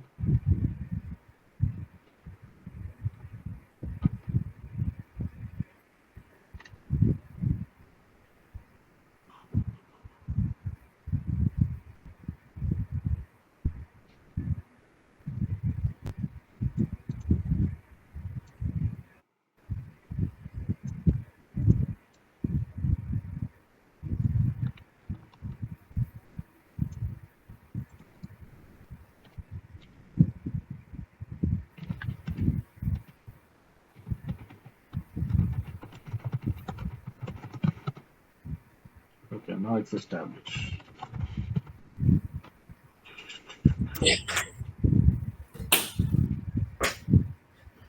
So let me know if all we are on the same page. Yeah.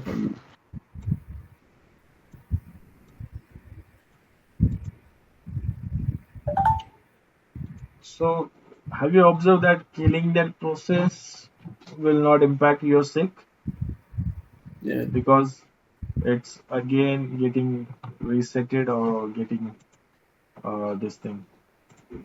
But now let me check the status because we stopped the SIG. Okay, still communicating. Let's do this. This is my gateway one. This is this. Let's rerun the things one more time.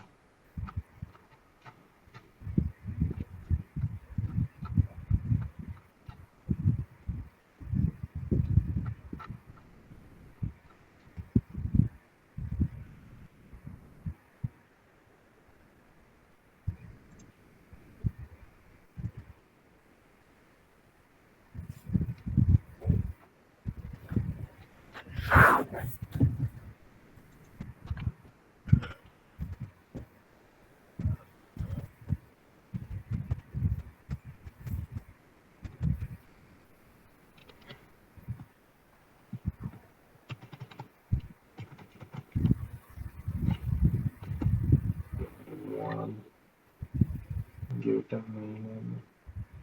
One. Okay.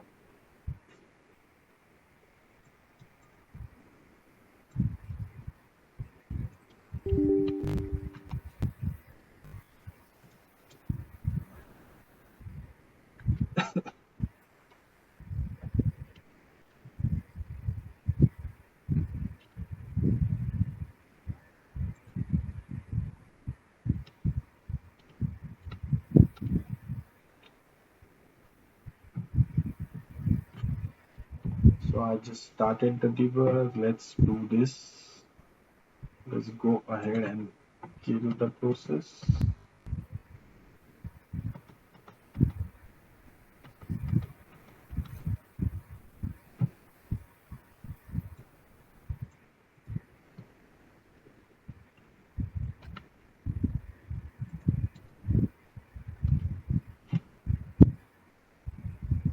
And then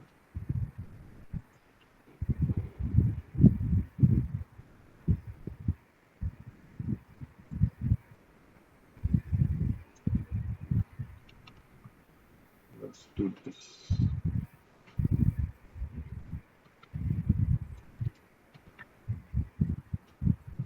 All right.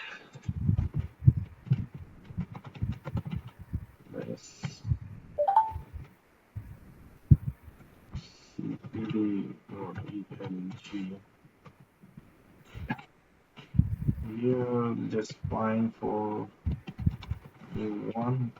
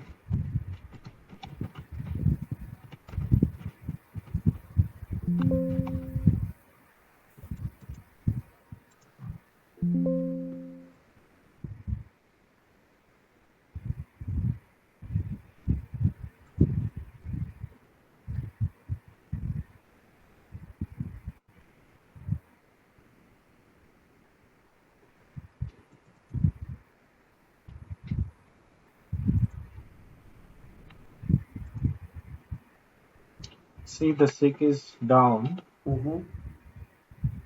right? We can observe here, but at the kernel level or the user mode process level,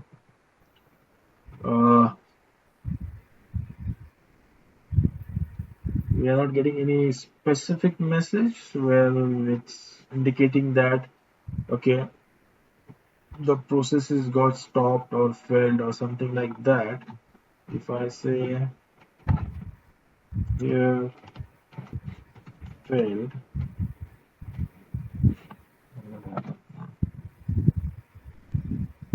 something like say failed, there's nothing, or say fail, fail, or I can say problem.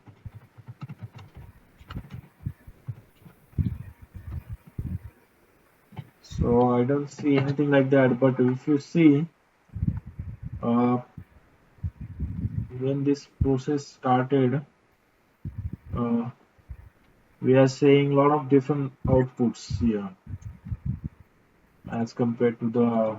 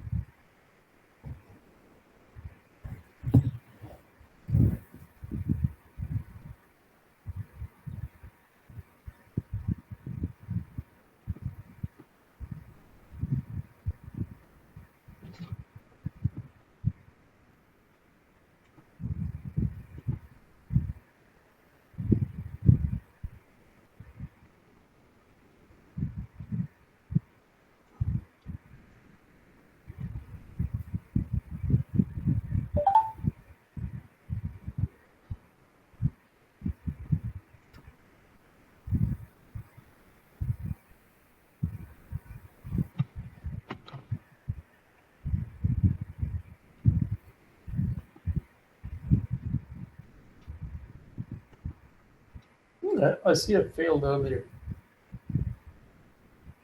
on the last screen. here, right? It was a bit above, just it failed. Do another search for failed? It start from F. Yeah, FAILE. Yeah, There you go. Traps on instance. right. Let's see how many we have. Only one. But what I was looking, Mm-hmm. that fail should see, for example, if I say failed, mm,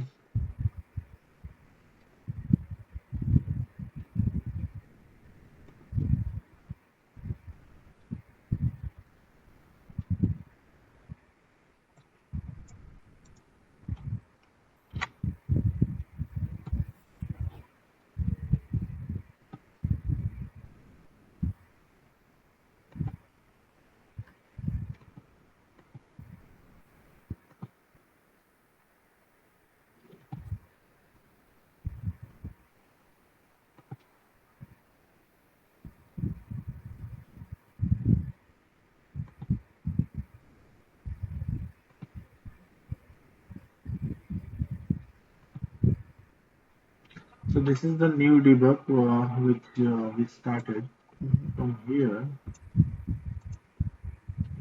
Just observe there's something called new debug one. I mean new one debug.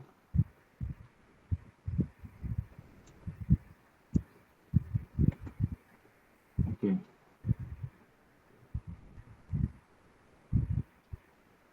This failed. Okay, move on debug. So from here onwards, we should see something like failed or something like that. Mm. So when we run this debug, after this, these are the things came into the picture. Get my SIG registry root machine. Uh, if I go more into this, so it's giving some existing item, existing get download, get down. So here we are not seeing anything like failed.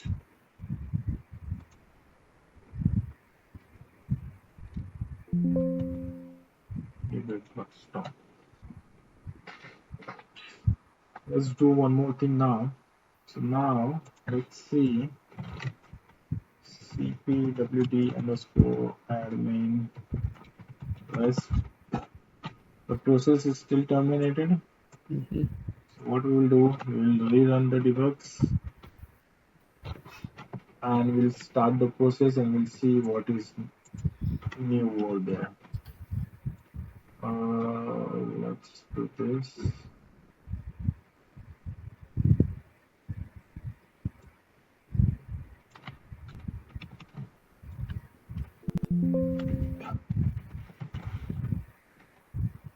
So everything is management server. So there is nothing happens on the gateway side. Nothing much.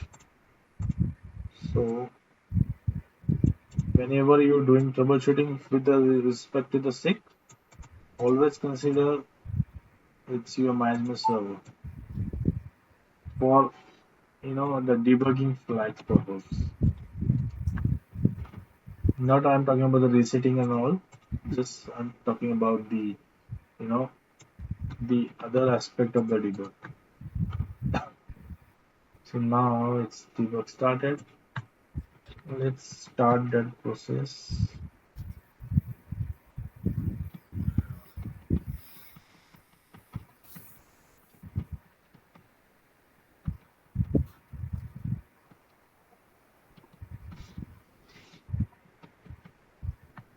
Security admin starts it. Okay. So the process got started successfully. And let's see here we get any changes. Let me cancel it.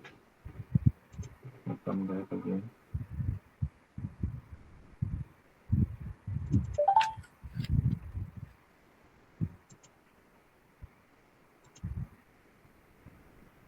That's still it's saying failure.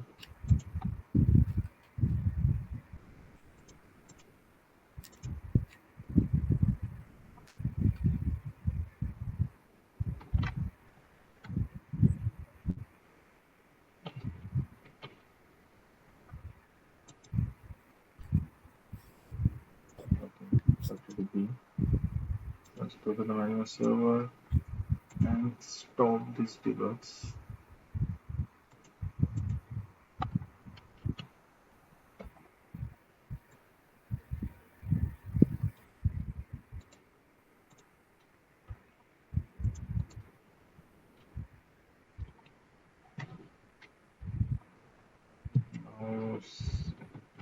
Now let's go.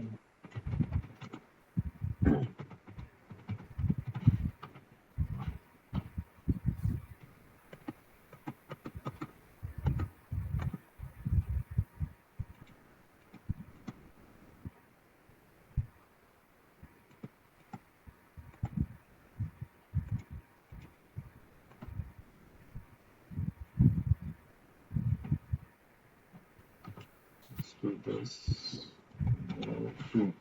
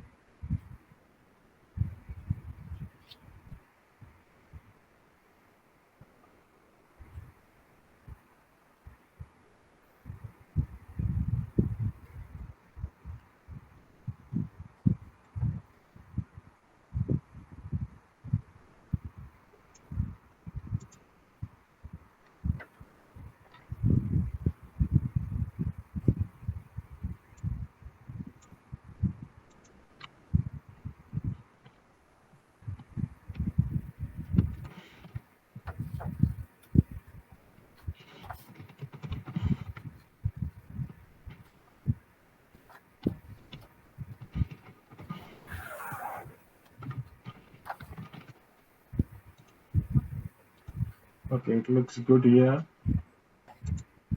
But the only thing is that it's difficult to understand like what is actually going on here in terms of the parameters. But I can see the things getting established, things getting resetted, things getting, uh, what are the things happening with respect to that process. The purpose of this lab is all about, understanding of how this CPD process works. If we stop these things, what other things get stopped and everything like that. Uh, Most of the time, if we are, not able to understand these things, we generally open a ticket with the tag, and they give us a more understanding on this, what is happening. But a successful SIG will not give you all these messages. That's what I have observed today. It's more of, giving you the messages related to the this thing. It's certificate exchange and everything. If something like this, saying, and if you're observing anything like failed, you come to know that okay, the issues happen with the SIG or whatever the process is. And one more thing here, let's go back to the root, and if you know more on the logs, what is happening on your processes, you have to go to the var and log. There is something called messages file, you know. Uh,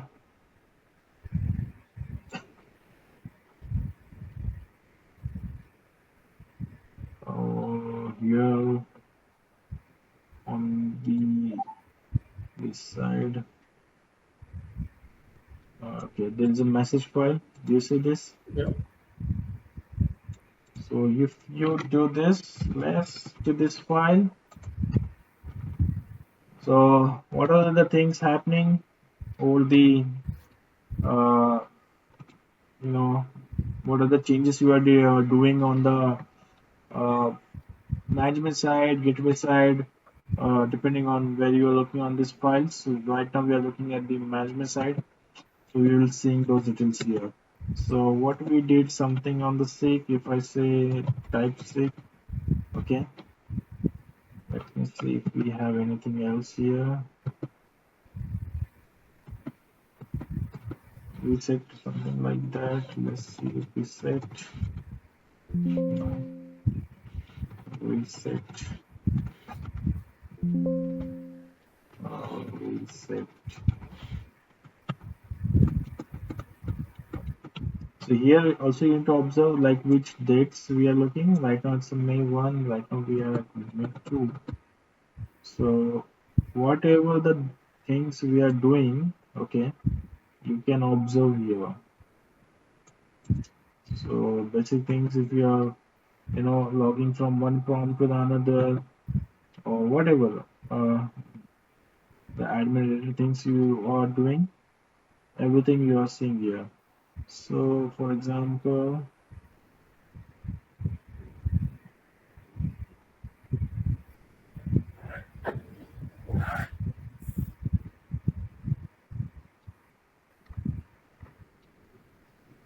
from management side, we have not seen much thing, but let's look into the gateway side. The same thing, same messages file. Change var log less messages. That is second.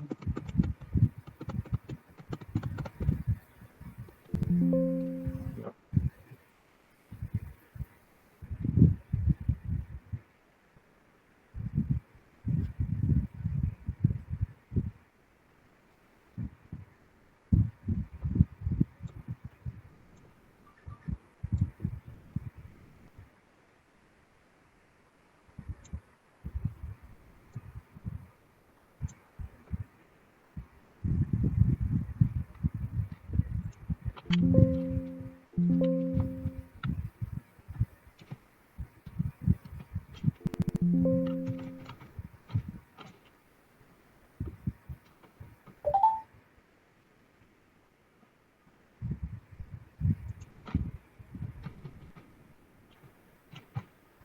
Let's see if we get anything like failed.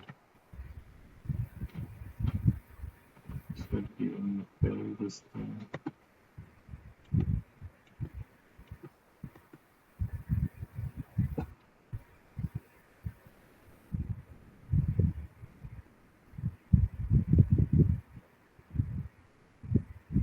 So as we stop this CPD process, it's saying me failed to send the logs.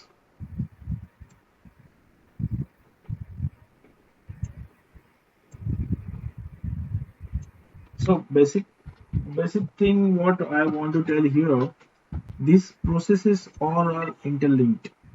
We'll be seeing those things in upcoming slides. But whatever the processes we have, which runs into the user mode or a kernel mode debug, they all are interlinked. So if you see, generally the FWD process causes the issue with related to the logs, but I can see that CPD also, taking some part, to sending the logs. So not only one process is realized, every process and everything is got interlinked. So we have to think on that perspective. Uh, whatever the things I'm doing, okay, it's everything you will see here. So I have logged into the service, I have stopped this service, I stop this service, I start this service. For example, if I say start or see, or if I say stop,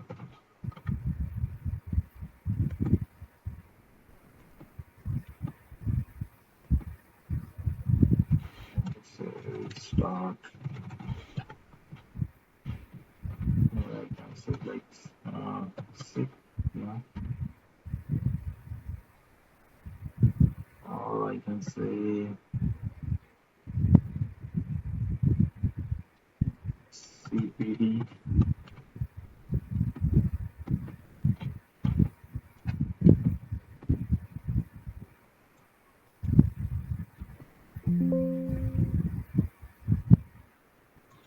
So this is one of the file which you also want to look when you're doing debugs.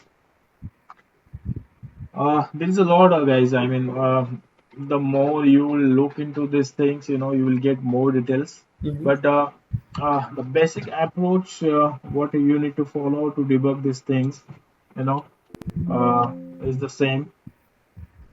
There are the processes uh, which resides at the security gateway user mode and the kernel mode. So this is the important slide. Security gateway, it has the processes under the user mode, it has the processes under kernel mode. So it depends where you are at and from where you are troubleshooting, these processes come into the place. This is the first day only. I mean, we have a lot more to go. We have just seen a CPD process and we went so deeper. The scope was not that much deep, but I wanted to you guys to see, how these things works. In a production environment, make sure you run this command based on the maintenance window or time when we have a downtime, something like that. So the things will not matter impact. And also you have noticed as soon as we just resetted everything come smoother. Okay, I don't have to come here and reset the things. Okay, it's already got established. But this thing I can see it's this. Let me try this. Let me do this. Communication. If I say test, see unknown could not disturb me. Please make sure the service have no. and security management server, port 18191. Okay.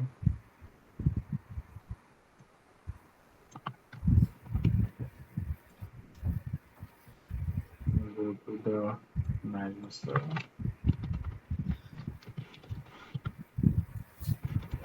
Stack -NA web process.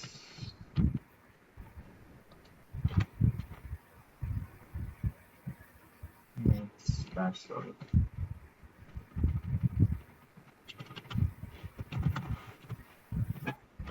So it's saying it's a listening on the gateway side, oh sorry, management side.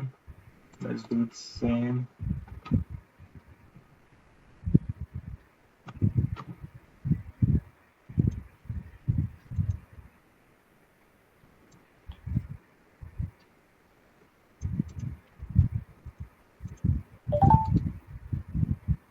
So here there's no way to check this. Although it's saying it's listening, but we are seeing the SIG is broken here. Let me reset it. Let's see if it will work.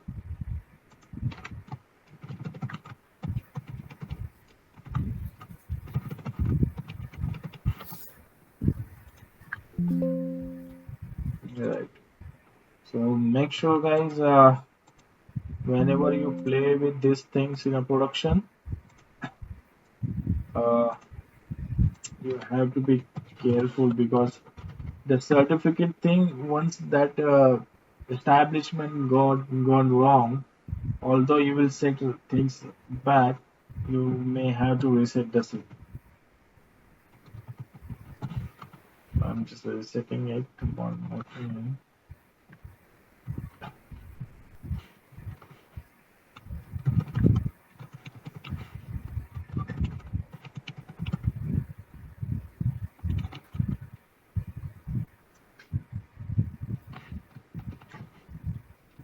Okay, so now it's time to do some question answers. So let me know guys, what do you think about this today's class? Any questions, anything which not clear? The communication to the user mode always has to go through the kernel, or does it go directly to the user?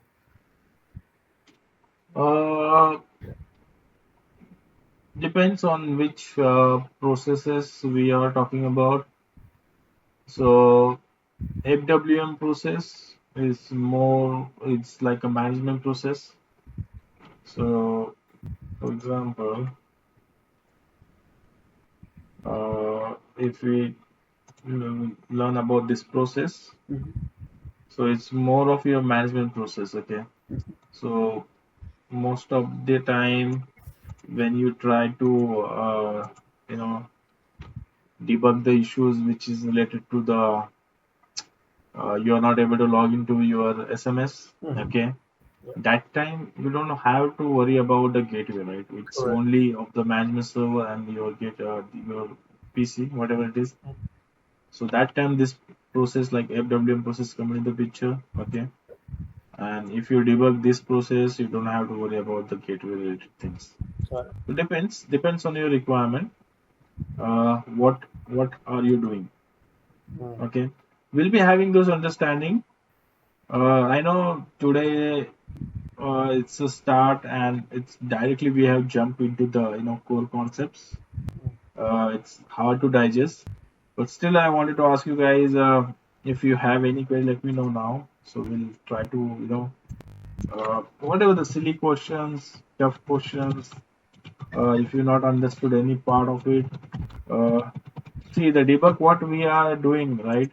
It's more of your depends on your the use cases. Okay, right now what we are trying to see here, just get this thing from this lab. Okay, that whenever if you want to do the testing or troubleshooting with respect to uh, the the processes or daemons. Okay, so right now we have just looked for the sick thing. Okay, CPD may involve in various things. When you do the searching on the checkpoint side, and you come to know, okay, this functionality is related to the CPD.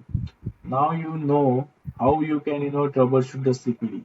Okay, or tomorrow if checkpoint tag, they ask you to give them these logs for the troubleshooting.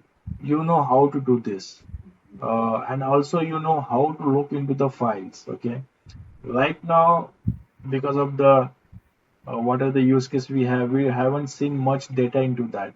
But depending on your future use cases, whatever you tackling with the client or the systems, you might be getting detailed output.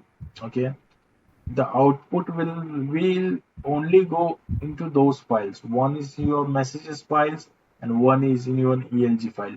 There is no other way to go that output, to see into some different files.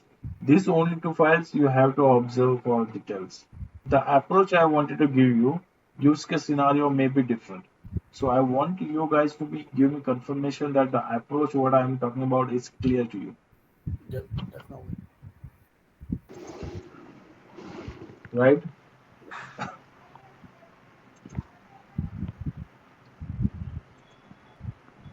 Any question, Ruturaj? Not it. I need to check. I will ask you later. Not an issue. Yeah. Ask me later. But you got the approach what Yeah, we're yeah. talking about, Hmm. right? Yeah. This is how you need to look into the files, into the troubleshooting. Today we have just troubleshooted CPD. Mm-hmm. Tomorrow we will go for the FWM, uh, then FWD.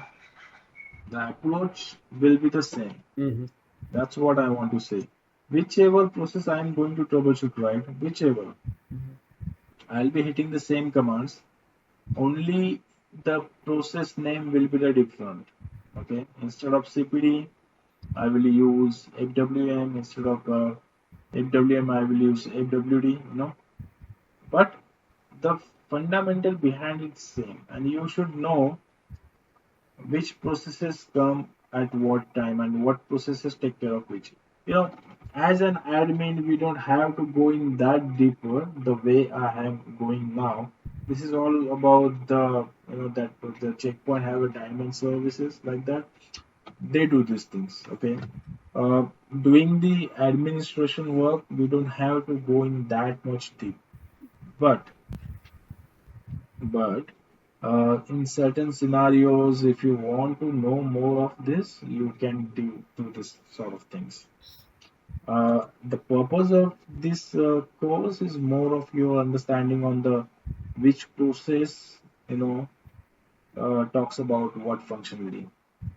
So I am saying CPD is secure internal communication, but we have practically seen when I do some work related to the CPD, actual CPD ELG file gives me the related details on SIC.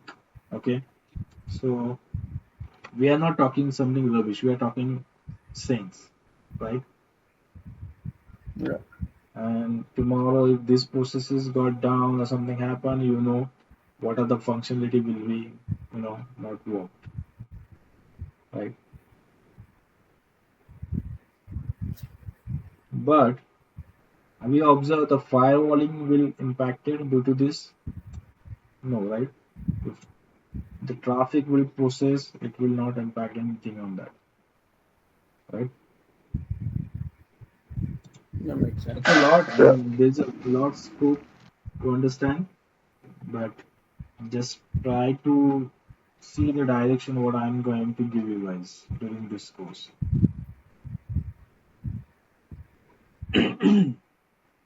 So, if we don't have any question, we're good to close, and we'll start tomorrow on the same time. Yeah, thanks so much. Yeah, and try to just learn more on these things by your own self. Just see the stuff and let me know if you have any queries. Definitely. Thank you so much. Okay, guys. All right. See you all. Okay, sir. Bye. Bye. Good. Thank you. So yesterday class were helpful. Very much. Okay. So let's have a discussion on the yesterday class. Let me know if you have any queries. We can try to resolve it now. Any silly queries, any silly doubt, whatever it is. Um, we covered mostly CPD yesterday. Mm-hmm. Most of it, trying to see how the SIG communication works. We tried to see if we can see the failed, but we weren't. But that's just part of debugging. And then we saw the two levels of user mode and kernel mode. So I think I'm at this level. I'm okay. I got it. So So if I ask both of you if kernel mode want to signal to the user mode how it does, it will send a trap, and Yeah. right? And how about the user mode want to signal to the kernel mode? it will send a IO. What do you call that thing? IO. I control. Yes. Input output controls. Mhm. Okay. What are the processes reside in user mode The, or um, daemons resides in the user mode? I think most of all. Yes. So the core which we saw CPD, FWM, FWD, right? Yeah. Today we will not start with, or we are not continue with the same thing. We'll go to the new concept, and once this concept is finished, we'll come back to the previous thing. Okay, so that it should be not look for bore. That was the purpose. It will be not disconnected because we have a good understanding on the demands now. That's why I'm just moving to the new topic, and again we'll come back to this original topic. Okay, and today is more of interaction sort of things.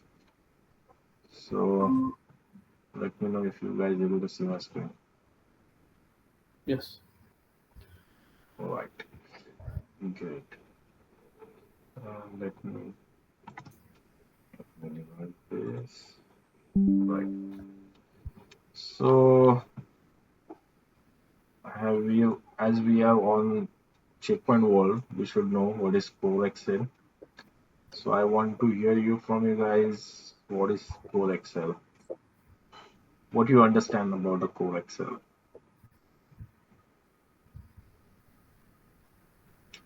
Any thought coming in mind when I say CoreXL? It Something to do might be with not CPU. correct.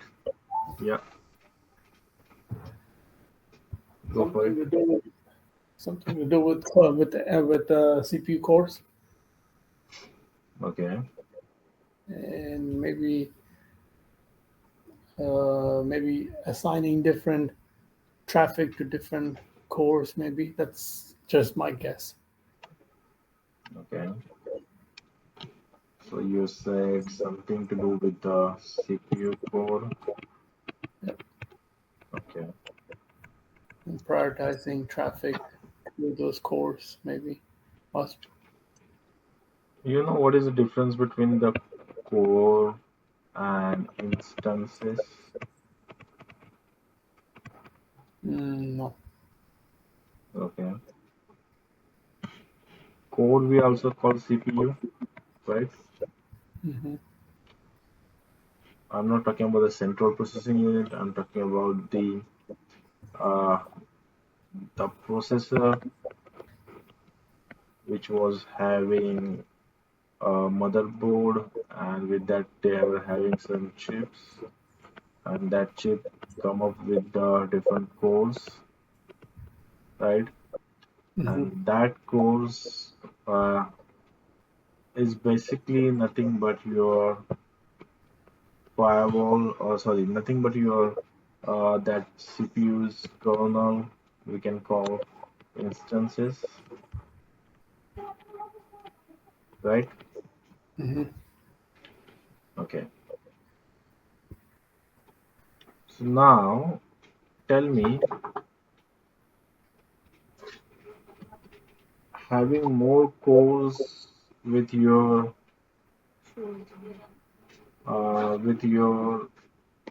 processor is good or no?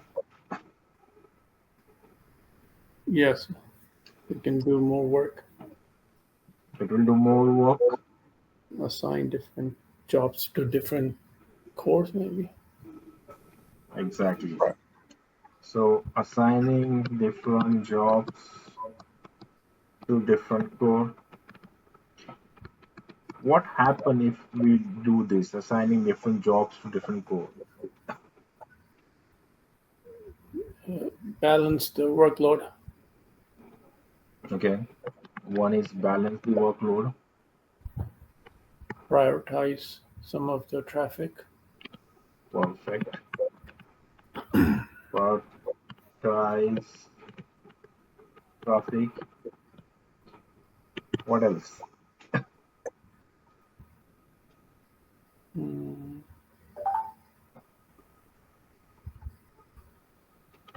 What the core will do?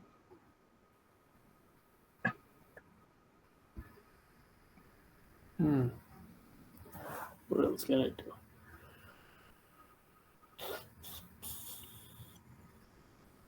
Does it increase your throughput? Yeah. Right? Hmm. Better performance. Yeah. What else? More calculations, more. Um, More calculations, of course.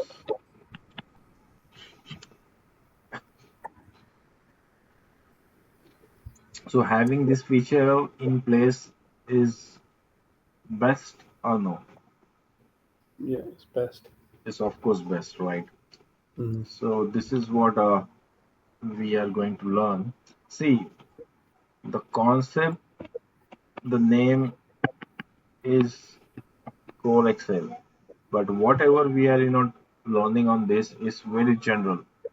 So always think in this perspective. This is not a complicated things. People make it like very complicated. There are two things. One is CoreXL and the other one is SecureXL. Okay. Mm-hmm. We'll talk on this SecureXL in a continue part of this CoreXL. But for now, just concentrate on CoreXL. Okay. So let me take this out and let's go back to the slide. So I just wanted to ask, is it okay we divert into the CoreXL from that Definitely previous class? okay for me. But Because we are fresh yeah, and learning the concept will be great. And once the concept is clear, we'll come back to the lab again, yeah, and we'll that's deliver the same work. Is no it okay problem. with you, Ruturaj? Yeah, not an issue. Okay. So, are we going with discuss Hmm. later on the other demons also? Yes. Okay. So we only have covered the CPD. So rest of the demands will be discussed. But why I choose this part?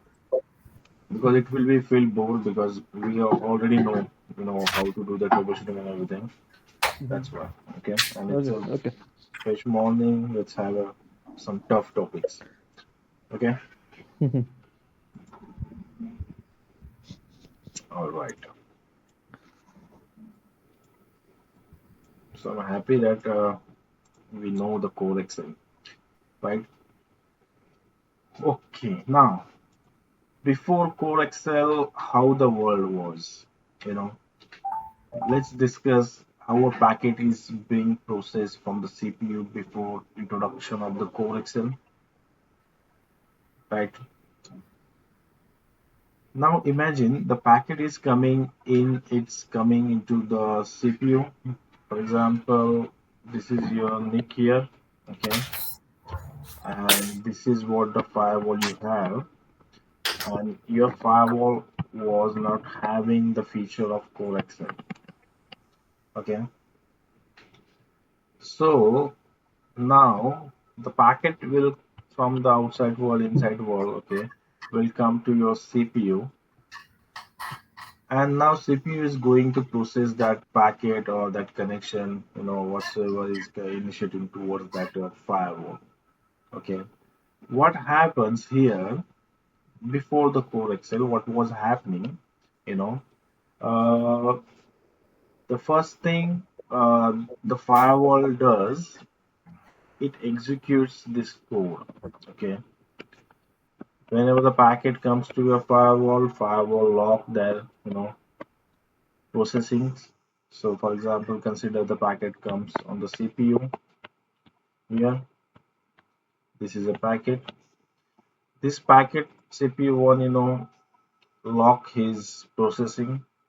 So whatever the processing is happening now on this packet, same time consider the another packet reach, okay, to the firewall.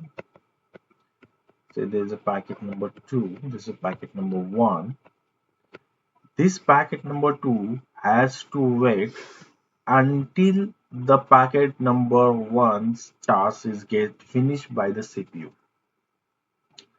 So firewall is at the lock stage now. The packet 2 comes, you know, it sees that okay the packet 1 is still processing. Once the processing is done, then next uh, the processing is done. The next the firewall unlock his code and it allowing the second packet to process here.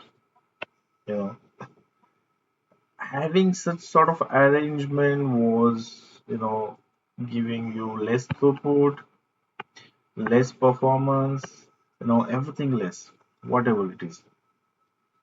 So whenever consider this is I'm talking about the one CPU. Let me clear the screen. Having the another CPU also will not help much here. Consider CPU 2. Again, the packet will come to the CPU 2 and 1, and these two packet need to be processed first, and this CPU need to be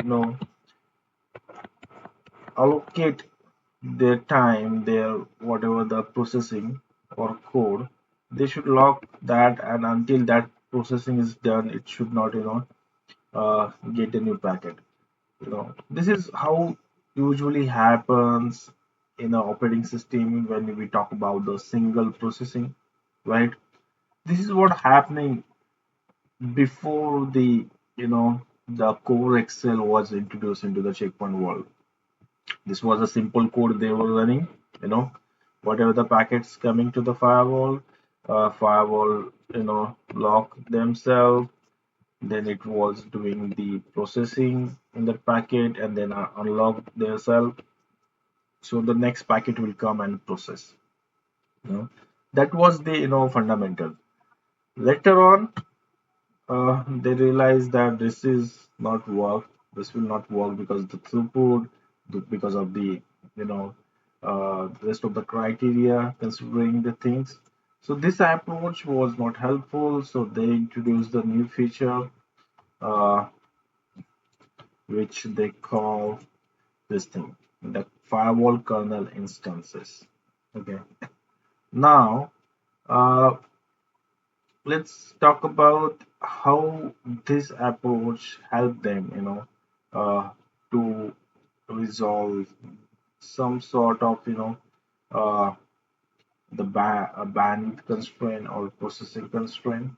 So whenever the packet comes into the, you know, uh, your firewall, for example, this is your firewall, and this is your NIC.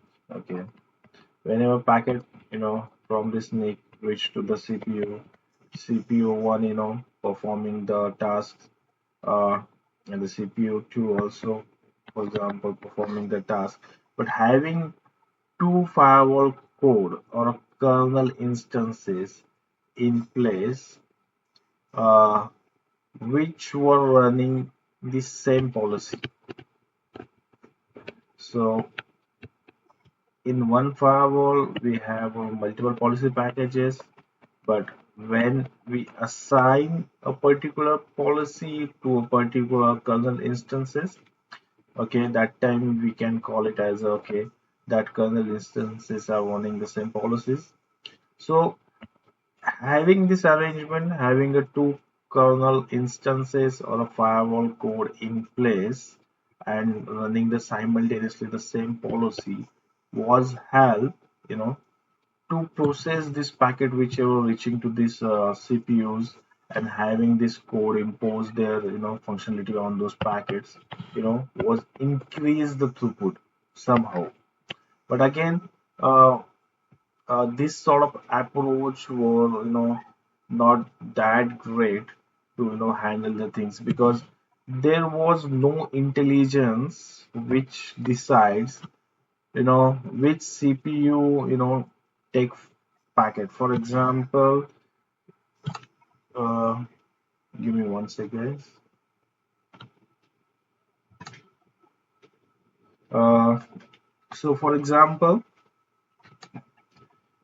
uh, from the NIC, the packet is coming to the CPU1, and if the next packet also reaching to the CPU1, okay, having the CPU2's bandwidth free, okay, will not understood by the firewall whether the CPU 0 having the the bandwidth and the CPU 1 is processing the packet. So that intelligence was not there. you know for that, again, they introduced the concept called dispatcher. So there is something called CoreXL dispatcher. you know so this dispatcher, we call it, say for now, as a D, was doing a work of assigning the whatever the packet coming out of this NIC. So the packet coming out of the NIC will reach to the dispatcher, and this dispatcher going to decide where that packet need to forward. For CPU one have a bandwidth, the packet will be forwarded to the CPU 0, and CPU one having the bandwidth, the next packet will forward to the CPU one, provided the connection should be sticky. What that means, for example, same sequence number packet, the same communication packet has to be forwarded to the same CPU, which help to avoid the situation in which we get from the asymmetric routing sort of things. So this sort of work is delivered by these dispatchers. You know, and this dispatcher also consume your one of the CPU. So one of the CPU, you can make it like a dispatcher, and the packet whichever hitting to the CPU, the CPU role is only that to send those packets to a relevant CPU which were having the bandwidth. That was what uh, that was happening with these kernel instances, and having this multiple firewall code you know was helpful to process this packet fastly. Why? Because introduction of this kernel instances, I mean this firewall code, we also call it kernel instances. Okay, so these are the two instances for now what we have, having the different feature with these instances were using for the packet processing. So how?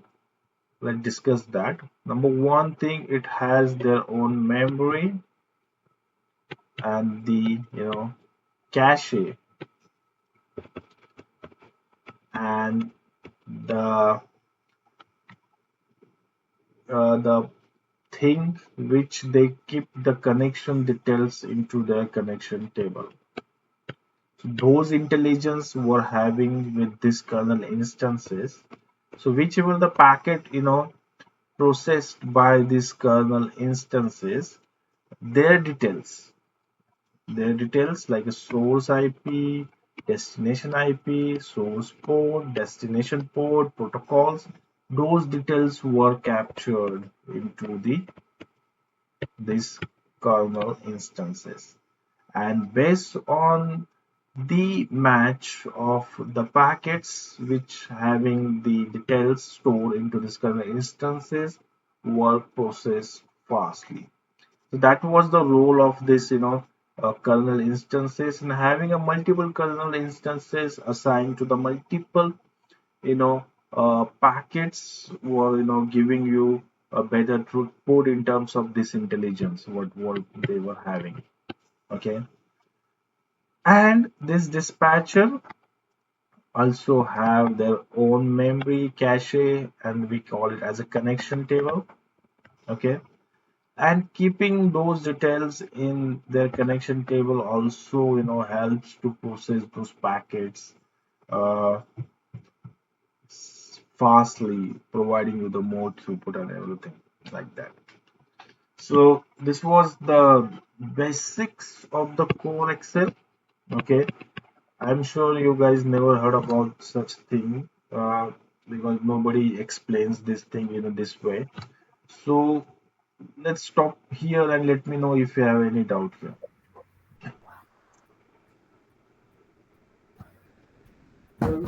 Maybe you have a question. Yeah. Okay, the question I have is this FW0 and FW1, is that after the CPU or before the CPU? It's see, I'll tell you. Consider this is CPU is your core. Okay, that's why I ask you what is the core and what is the firewall kernel instances, Mm-hmm. right? So core is the part of the CPU. So consider this is your processor, okay, and this processor is divided with some cores, right? And based on Mm-hmm. that cores, we measure this performance, right? Okay. So these CPUs are nothing but the cores, okay, Yeah. and these are the instances of those cores. So Oh, okay. yeah, so this thing comes first, right? And out of this we can derive these instances. It's not our task to do that. It's firewall intelligence which provide you those details, those things, right? But this is what it is. Clear? Yeah. So the dispatcher will send the data to the instances. Yes. Okay, that's it.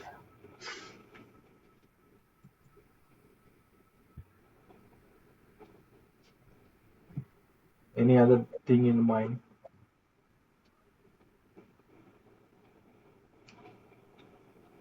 And you said one CPU core is dedicated to the dispatcher. Yes. Okay. And then the rest is for each instance. So, Right.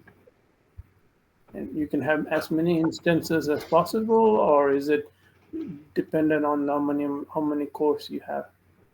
So this picture will help you to solve your query. Okay.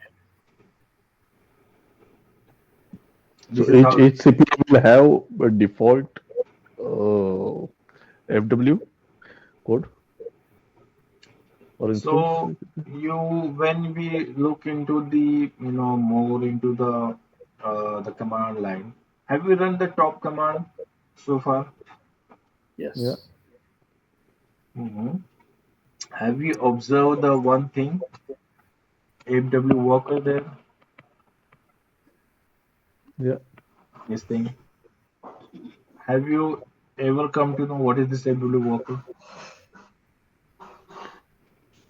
Mm, that's what maybe instance. Perfect. So that is the instance. Mm. So, you know, two things we'll observe. One thing you will see CPU 0, CPU 1, CPU 2, and one thing you will observe AW Walker. Okay, now clear the difference. So this FW Walker is your firewall kernel instances, and these are your CPU is nothing but your code. Got it. Clear, Rutraj? Yeah. Awesome. Give me one sec.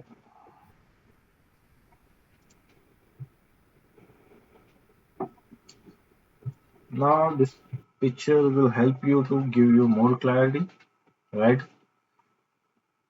So how the parallel processing happens?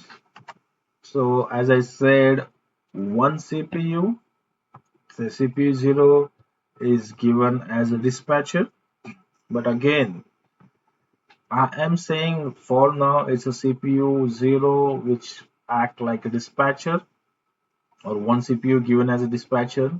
But as soon as we increase the core, okay, we have a flexibility and a facility to increase the dispatchers. So consider only one dispatcher delivering your work. For example, CPU 0, all the packets are from the NIC is reaching to the CPU 0. Okay. And from here, he only, processing all these things, sending packet here. It has their own connection table, keeping those connection into this. But, you know, of course, there is a limitation for this, you know, how much traffic it handled by one dispatcher. It's also, there is a limitation, right? So in practicality world, depending on the different uh,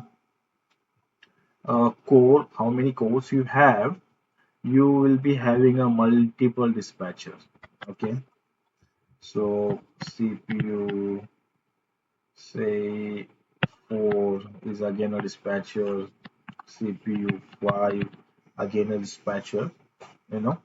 So all the packet will coming out of the NIC will go to the different dispatcher, and different dispatcher will, handle or send a packet to the different firewall instances, and this having the connection table within them.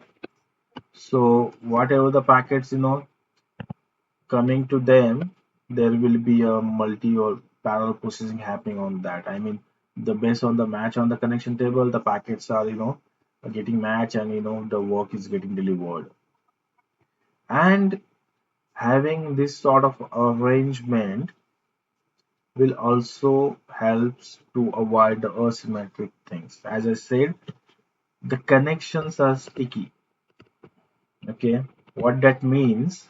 So one packet is reached to the CPU 0, okay, and second packet will reach to the CPU say 4.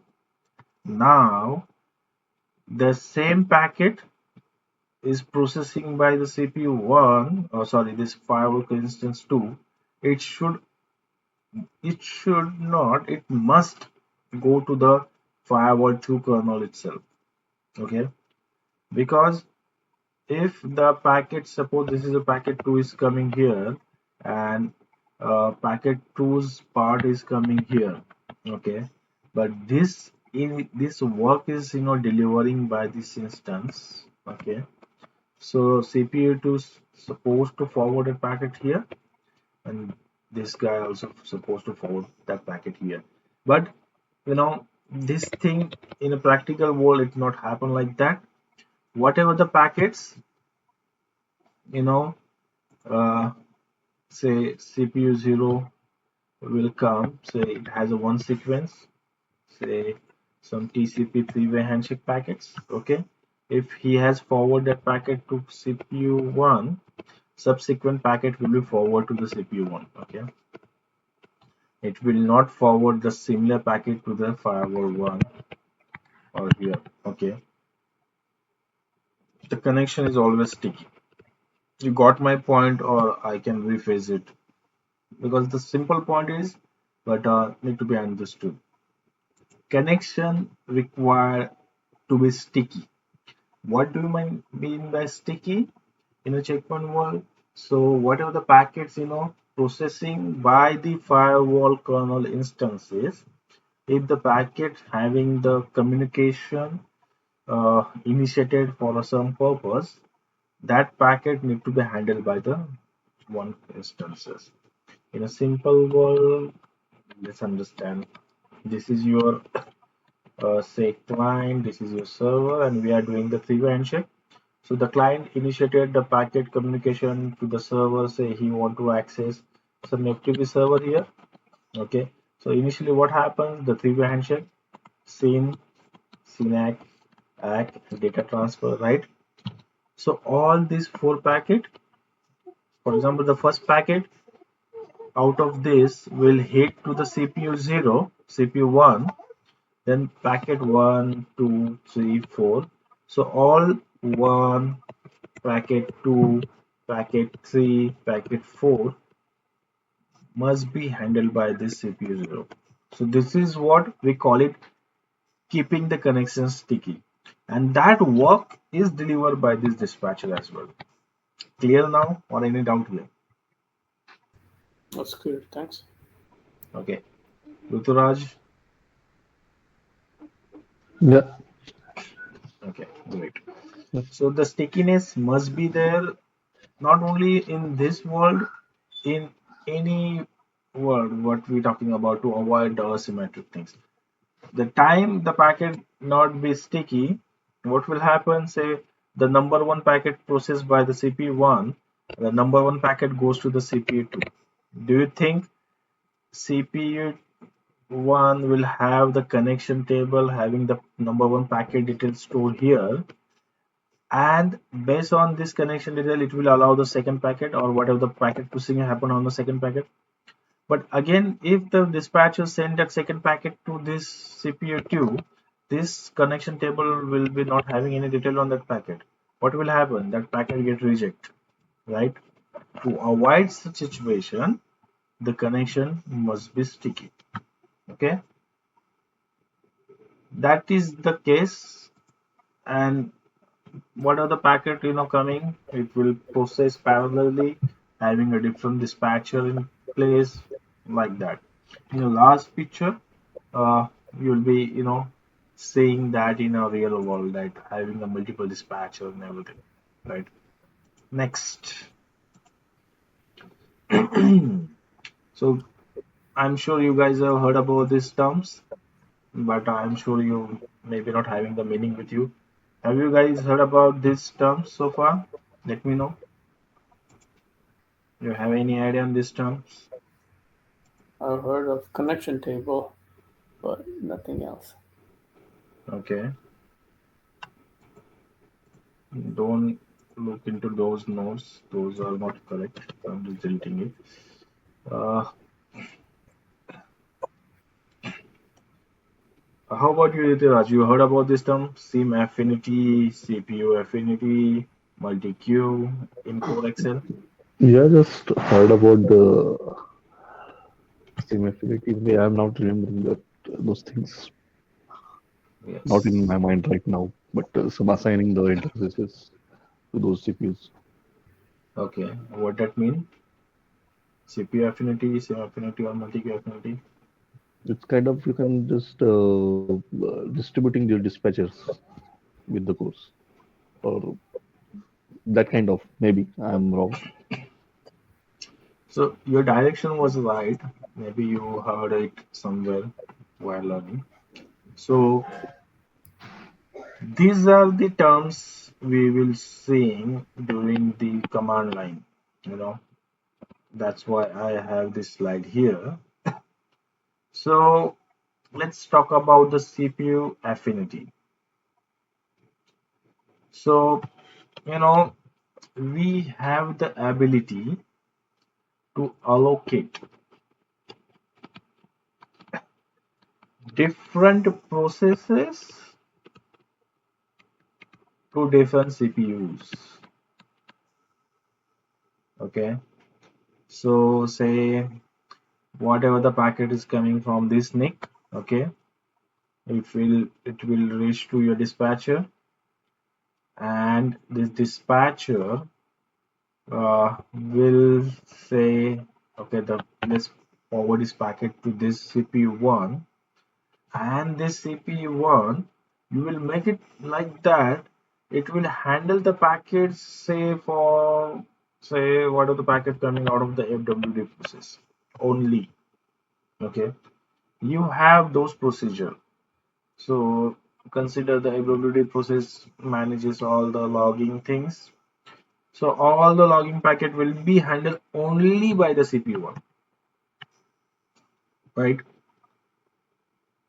That is what we call as a CPU affinity. Any doubt here? No? No, we Next. got Great. Next is SIM affinity. So binding a port to a particular CPU and rest of the port to the different CPUs. So for example, your firewall having a multiple ports, okay? Say port 3, 4, this is 2, 1. So for example, I have bind this port to CPU1, okay?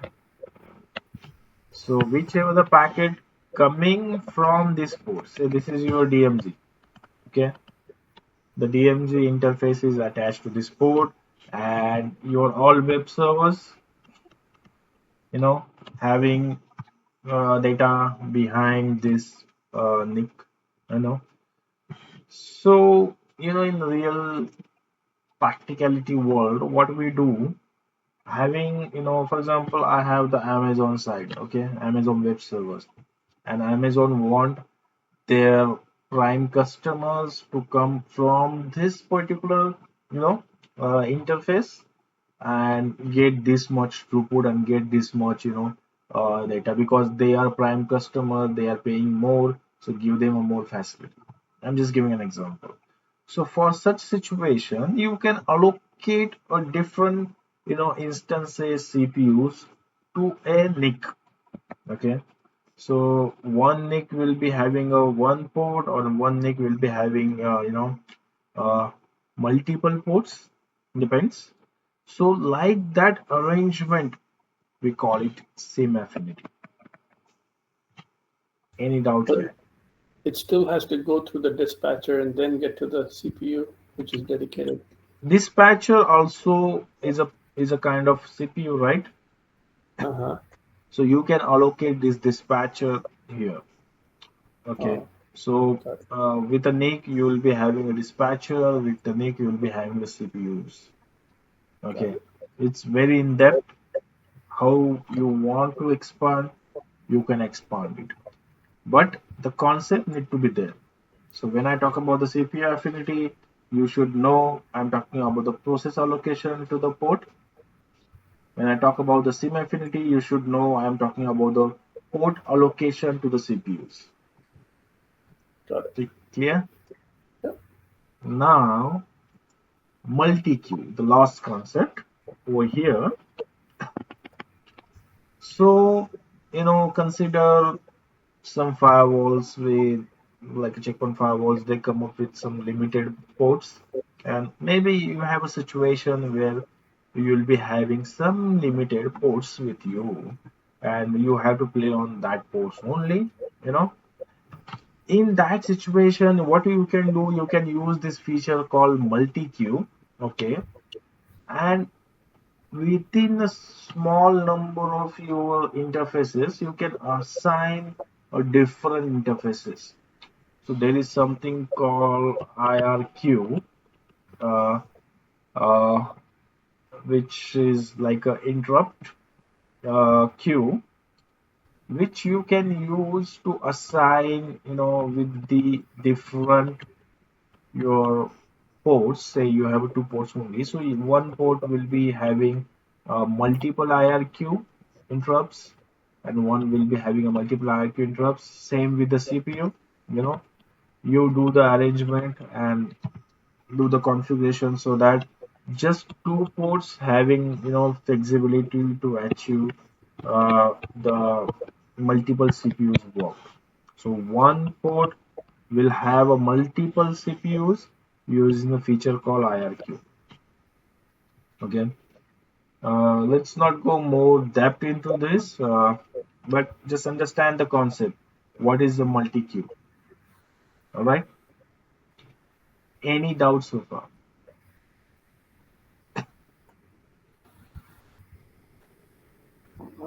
So tomorrow, Multi-queue is a yeah. bit confusing, but that's fine because we're not going more deeper No, into it. I mean, I don't mean that. Don't go into that deep. I'm talking about the configuration perspective.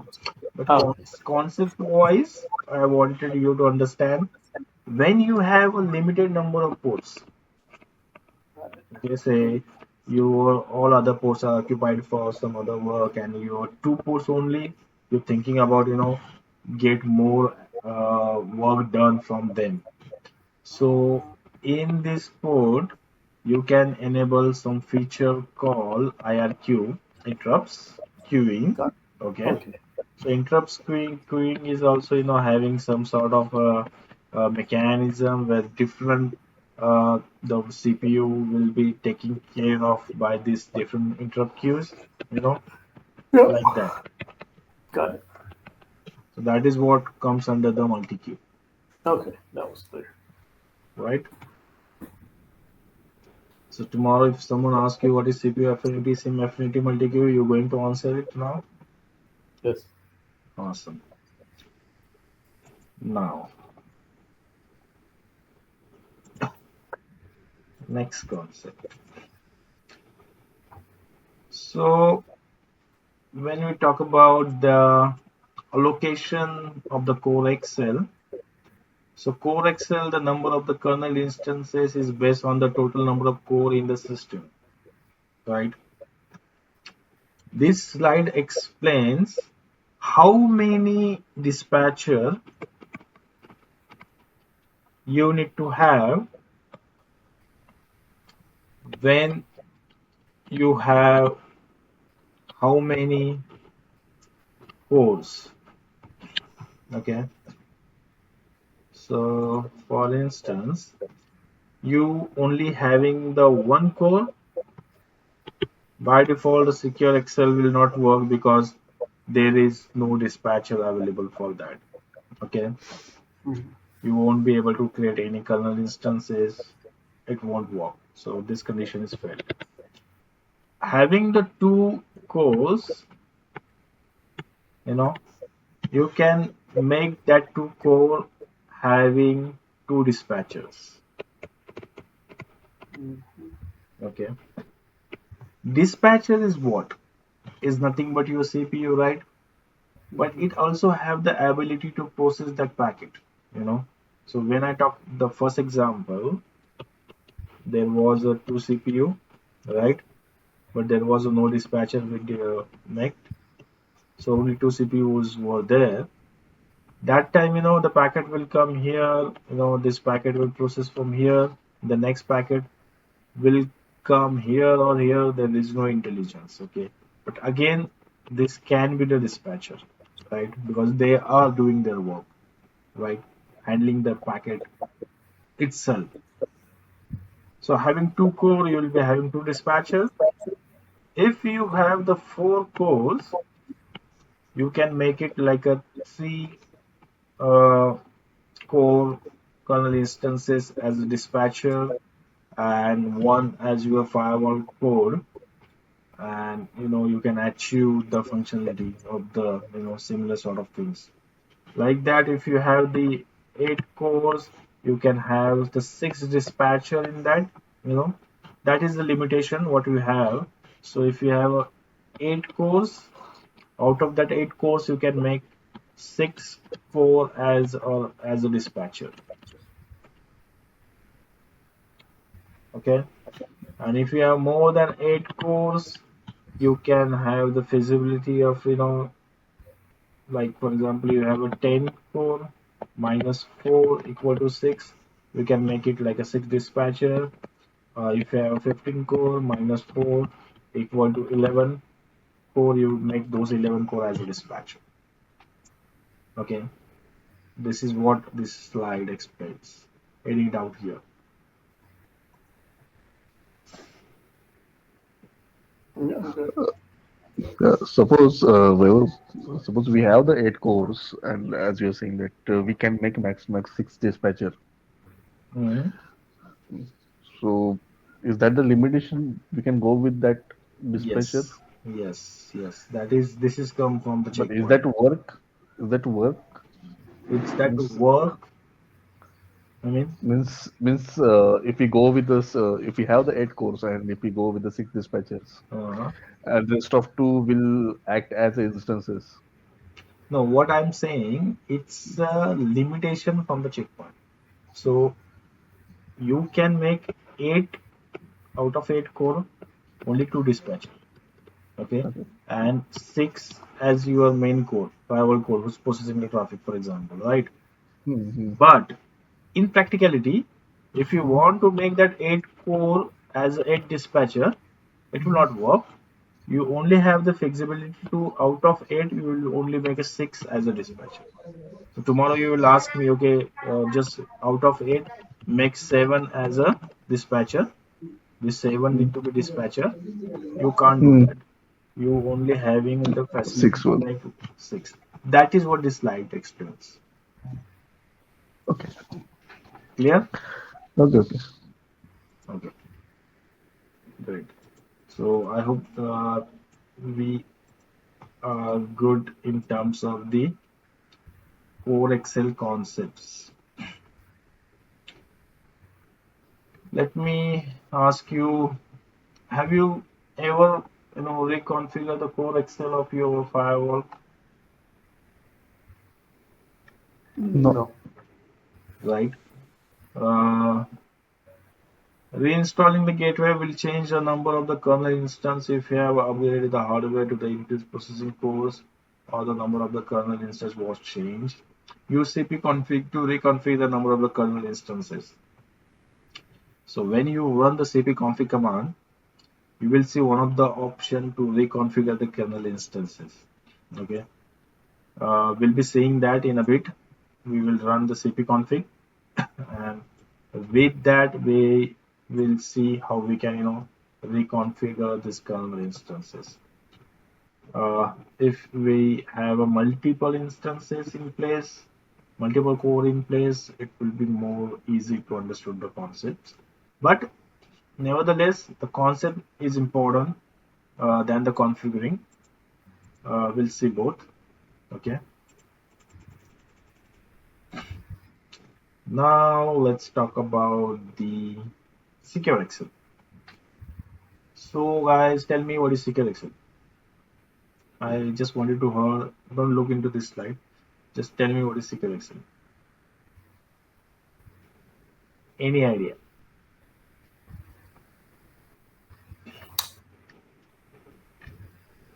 I think it has something to do with traffic flow, some kind of prioritizing the traffic. If we prioritize the traffic, we'll use the concept like CoreXL, right? That is what we have seen. The Mm, dispatcher. maybe VPN traffic. No, I Which don't one? know. VPN traffic. Even the VPN traffic also take care by the core. You know Oh, okay. So then why I you have no. want the new technology in place out of that. Yeah, I have no clue what SecureXL is. How about you, Ruturaj? Just heard about that. It uses for performance to maximize the performance. But how? That was I'm asking. How to offloading load to the third party software. Third party means it's kind of software. Mm, see, not like that. The software is checkpoint only. Okay, but your concept was okay, okay. So, but not correct. So let me go to the slide. Mm. So, SecureXL is nothing but a security acceleration or accelerating your packets. When I say accelerating, what it means, the the flow of that packet, you know, or the speed of the processing of that packet, you know, that get expanded. You know what is stateful packet inspection? Uh, we have discussed in our previous classes, not on this platform, but the CCSA classes. Have you heard about what is stateful packet inspection?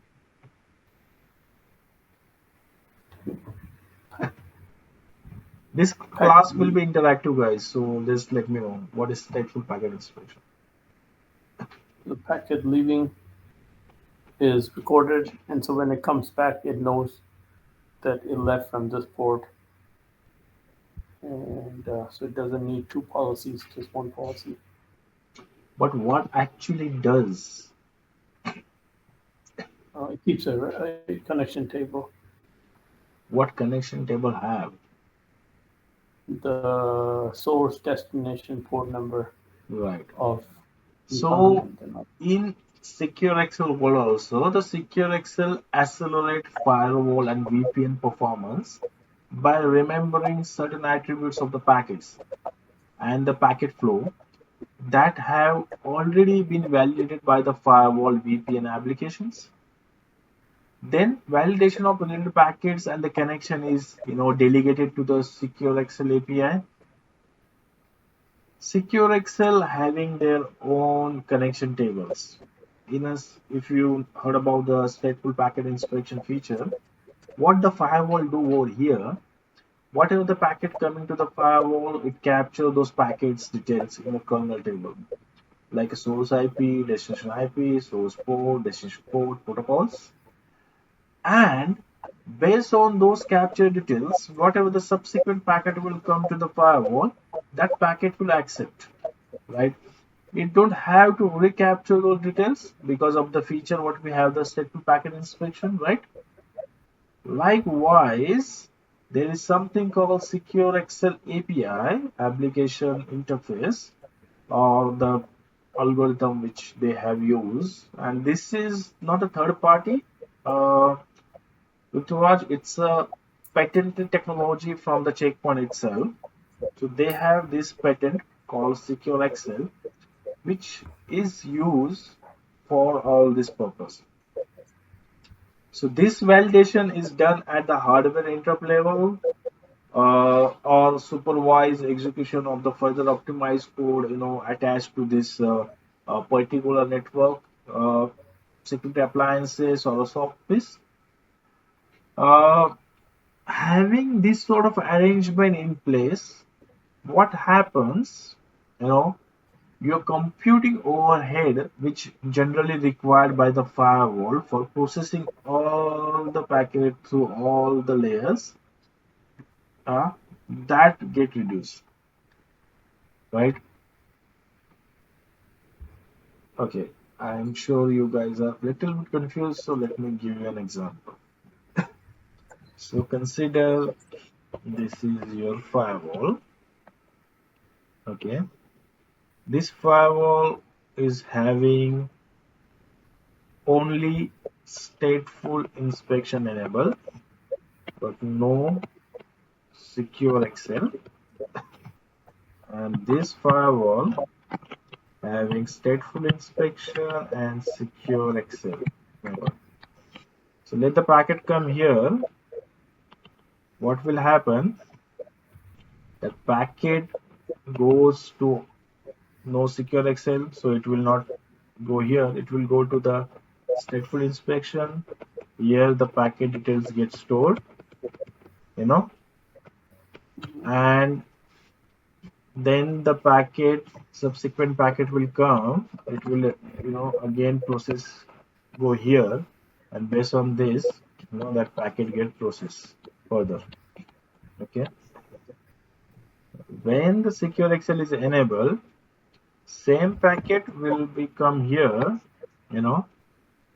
That data get loaded here, and subsequent packet whichever coming here, those will match this data only, and it will process. Okay, there is no need to reach here. This is an additional security. Okay, in case this guy is not able to handle that traffic, that packet will go here and process from here. Okay, but guys, this is not it. I just wanted you to understand what is SecureXL, in a very ground level. This is not a %1 of the SecureXL, but a concept what I want to give. So SecureXL has their own connection table, template table, and like here we have a a stateful inspection table. In a SecureXL, we used to have a connection table or a template table for all this processing. Okay. So far, at least the basic is clear. What decides what goes into a SecureXL table and what goes into a? Is that maybe later down the road, or so? Who decides what goes into a SecureXL table compared to that Right. stateful inspection? Right. So it is in line. Okay. Mhm. So next slide talks about that. Oh, okay. So let me go to the next slide. Now see, your mind is working. The approach, So let me go to this slide.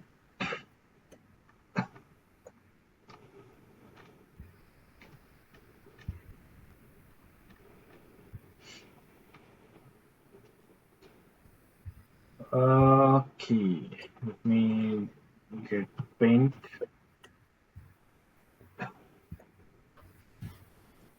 Simultaneously here.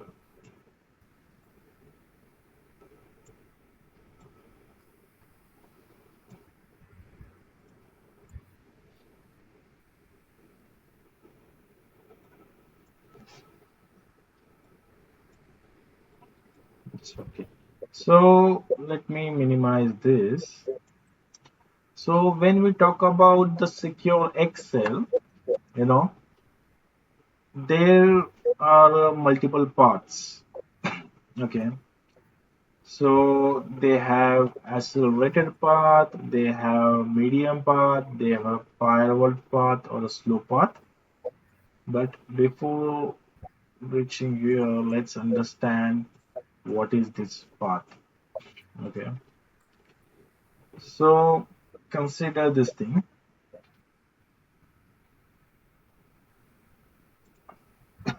That's why we call it CoreXL and SecureXL, they work together.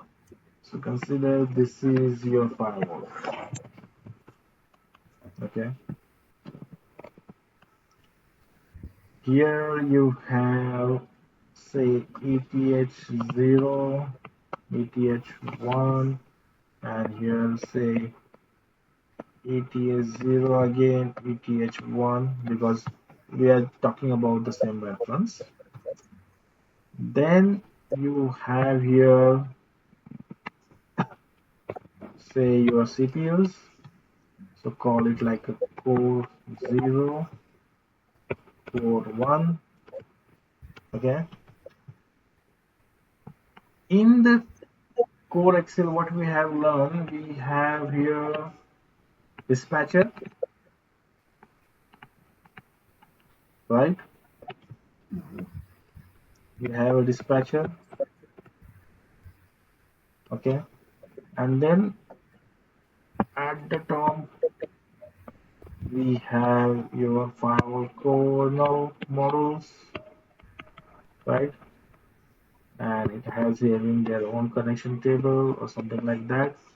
And here they will be running on different CPUs, say 2, CPU 3, okay? Now, this is what the CoreXL will provide you, all the flexibility. But when I enable a SecureXL, in checkpoint world, there's something called performance pack. PPAC, it also called SecureXL, right? When I enable it, it's lie on this part of your CPU, right? Now, so when I combine my dispatcher with the performance pack SecureXL, okay, the new things come into the place which they call SND. SND stand for Secure Network Dispatcher. Okay, and to answer to your question, who take care of this thing? This packet processing take care by the Secure Network Dispatcher. And what is Secure Network Dispatcher? Is a combination of your CoreXL dispatcher and your SecureXL feature. And it is having its own memory. It has its own cache, it has own tables. One is your connection table, one is your template table, right? So now the packet comes from the firewall. Okay, the first packet we call it, consider we're talking about the slow path.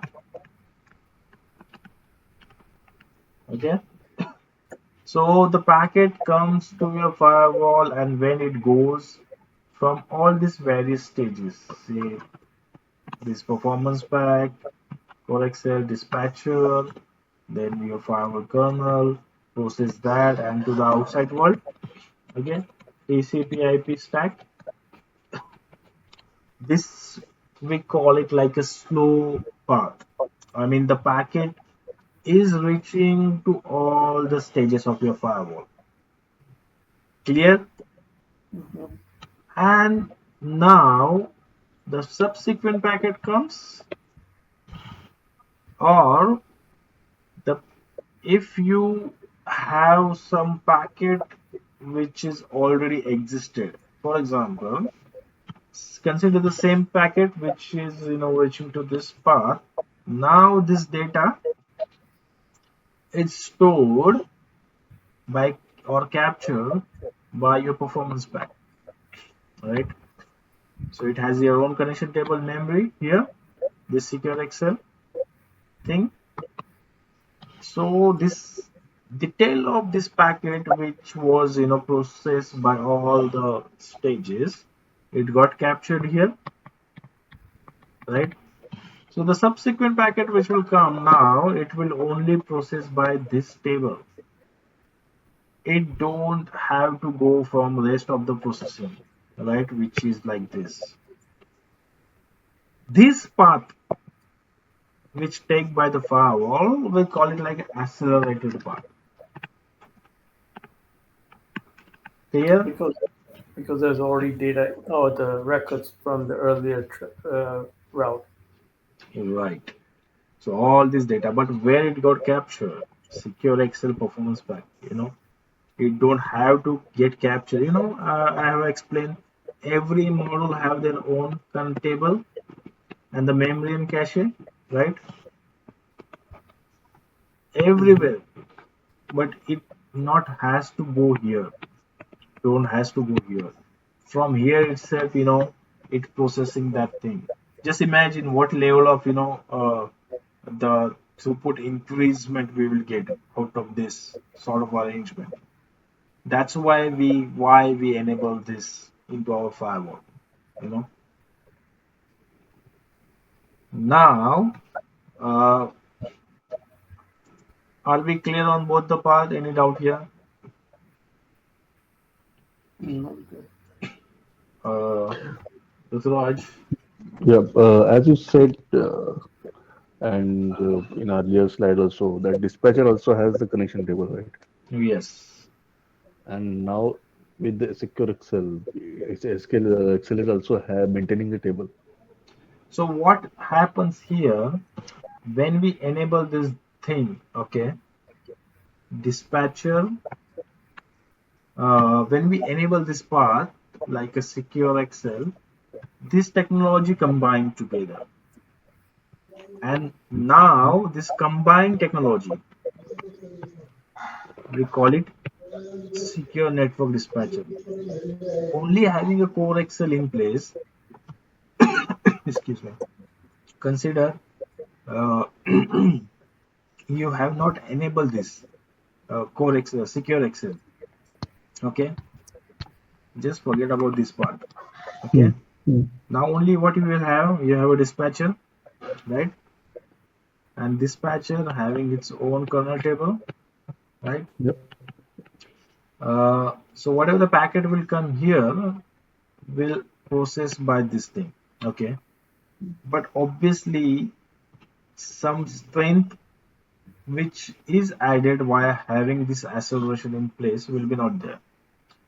So when we enable the SecureXL, this dispatcher strength and the SecureXL strength that get combined together, and one thing come out of it, which is SND, Secure Network Dispatcher.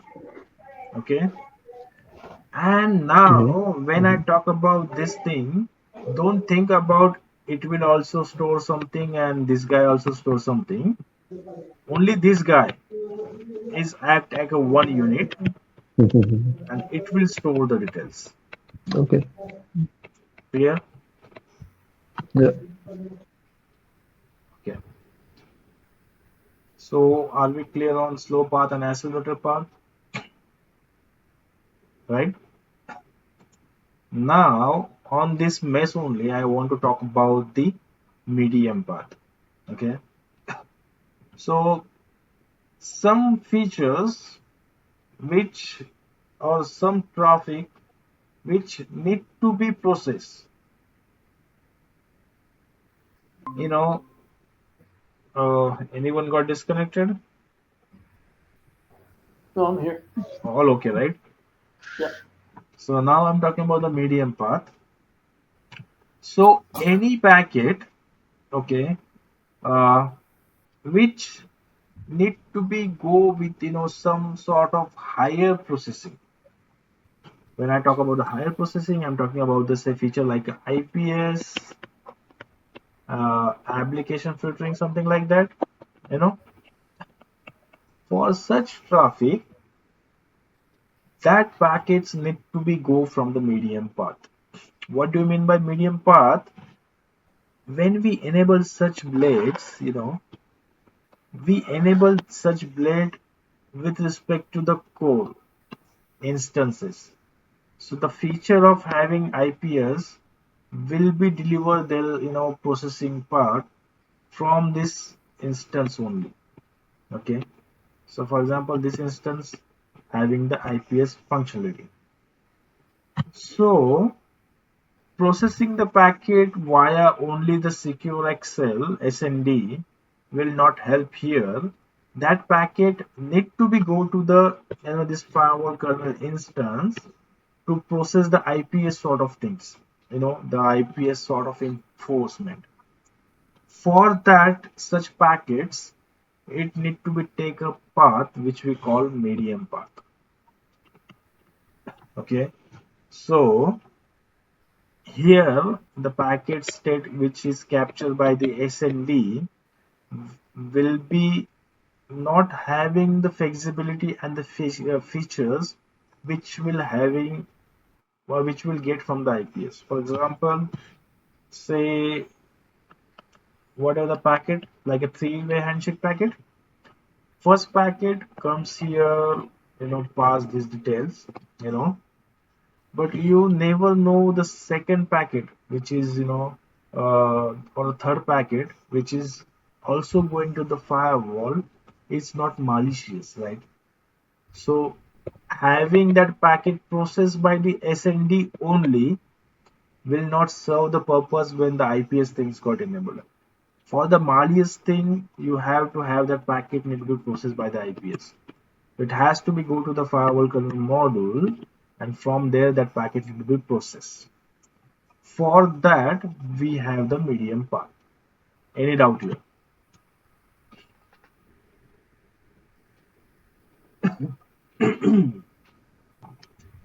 It has to go through extra inspection table, and that's why it's a medium path because of those new features. Yes, because of the see, when we talk about IPS, your filtering, you know, that has to be have some sort of different understanding altogether, right? IPS having their signatures, their algorithms, right? What SND or secure dispatcher do based on the the previous things like IP source aggregation, IP source production port, and the sequence number. Based on that, it allows those packets. But do you think they do all this processing on the packets? If we talk about the IP sort of things, right? It has to be done from somewhere else, right? Because every packet come to your network, it has to be validated, right? Mhm. We can't trust that okay, one packet is state got captured, the second packet will not like a malicious one, right? Anything can be happen. For such sort of arrangement, we need to have this medium path. That's why this sort of complications are there. But I am sure I have made it easy for you guys. You never ever forget this thing now. Ooh, that's very helpful. How about you, Ruturaj? Mm, yeah. Huh? I mean, just let me know you heard about these terms the way I Which told one? you now. Yeah, So you were having the understanding on this thing. yeah. Ajay, I heard, but it's now clear. It's now clear. That's what I want to hear.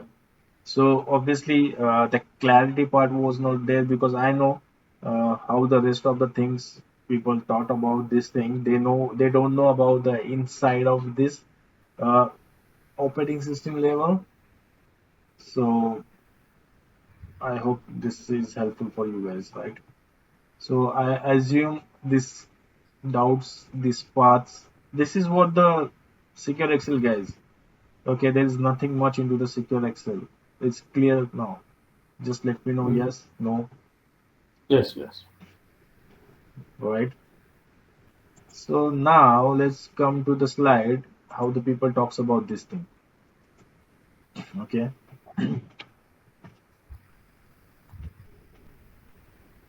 so this is what this checkpoint site has given the details.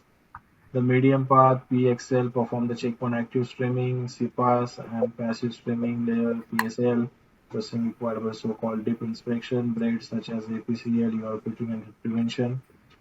I'm sure reading this you will not get any clue, but now you Yep. have a clue why they talked about this. In other words, also the medium path they also call as a PXL. Okay, why they call it PXL? Like processing required at another level. Okay, so if you heard about the terms like PXL, PSL, it's all about your medium path. Just remember that, right? And the accelerated path, I just explained. Uh, Hmm.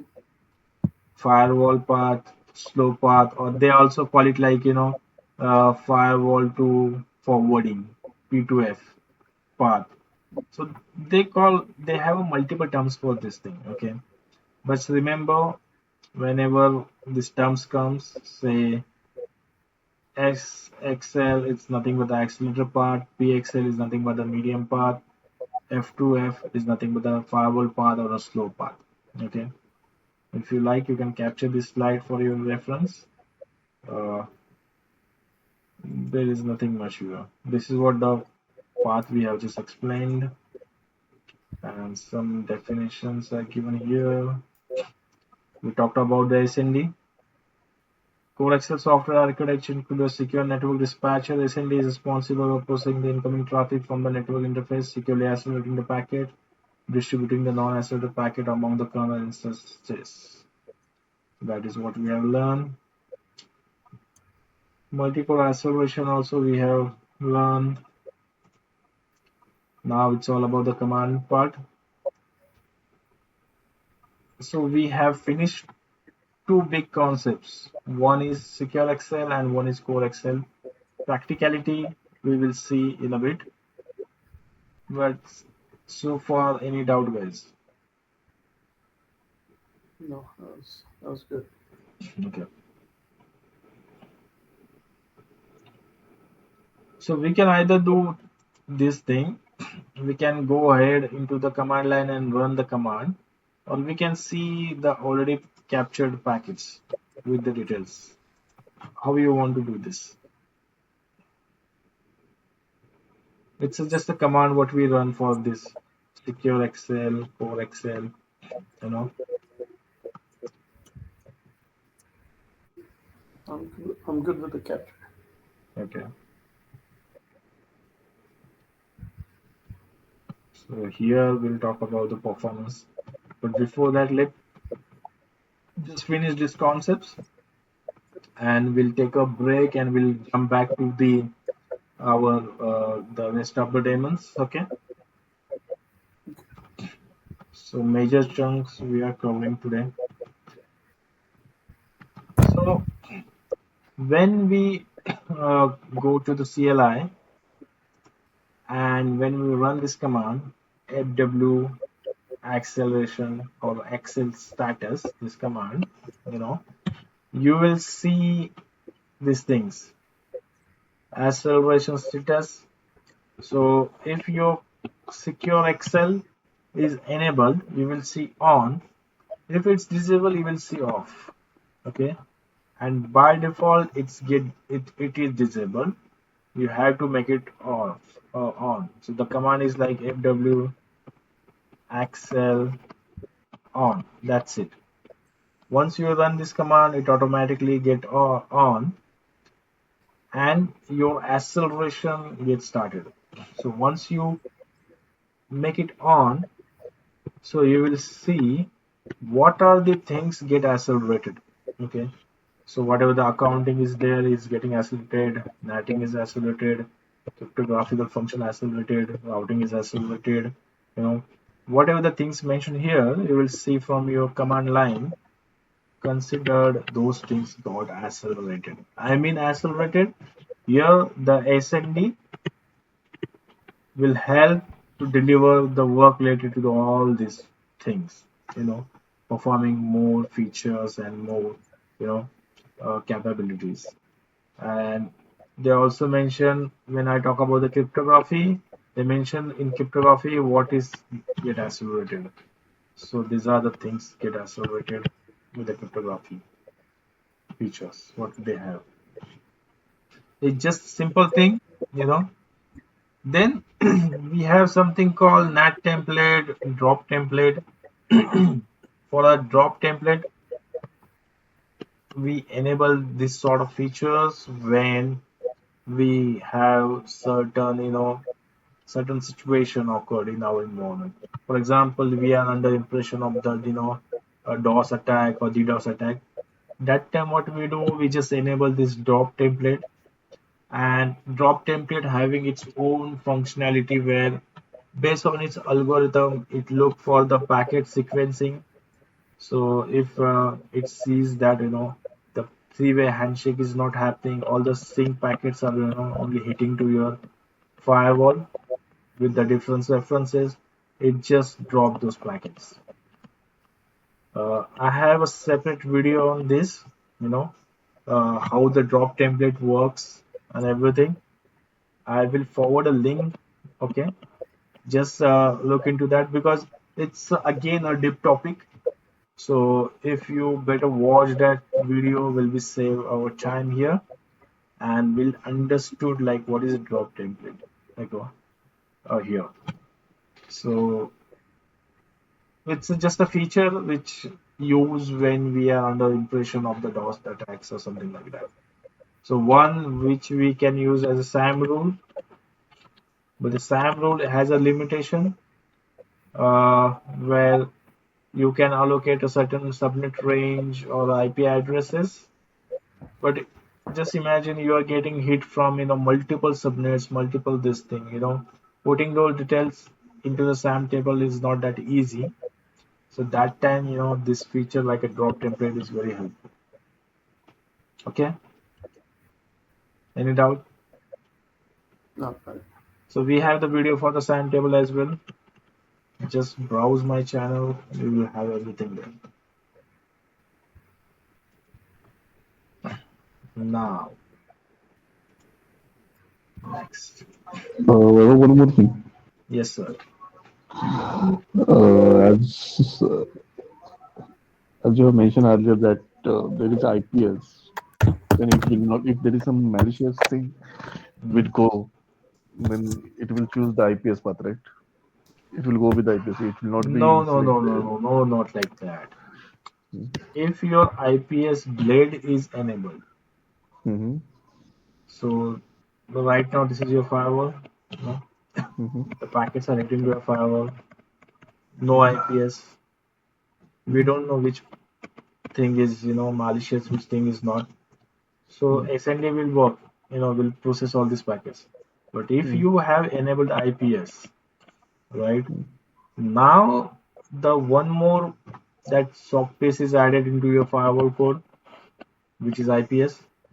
So IPS, what IPS does, it does some sort of algorithms, do signature-based analysis, Mm-hmm. protocol-based anomalies, all those things. But that has to be done on each packet, right?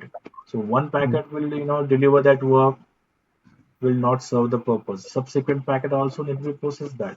What this SecureXL network dispatcher or the CoreXL dispatcher does, this captures the state based on the first packet, right? Mm-hmm. What about the rest of the packets?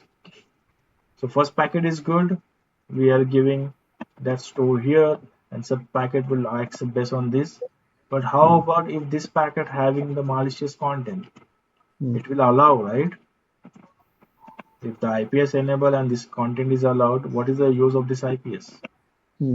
Because of that, it need to be go to the medium path. So one thing is that here matching also go to here for the IPS filtering and then to the next word.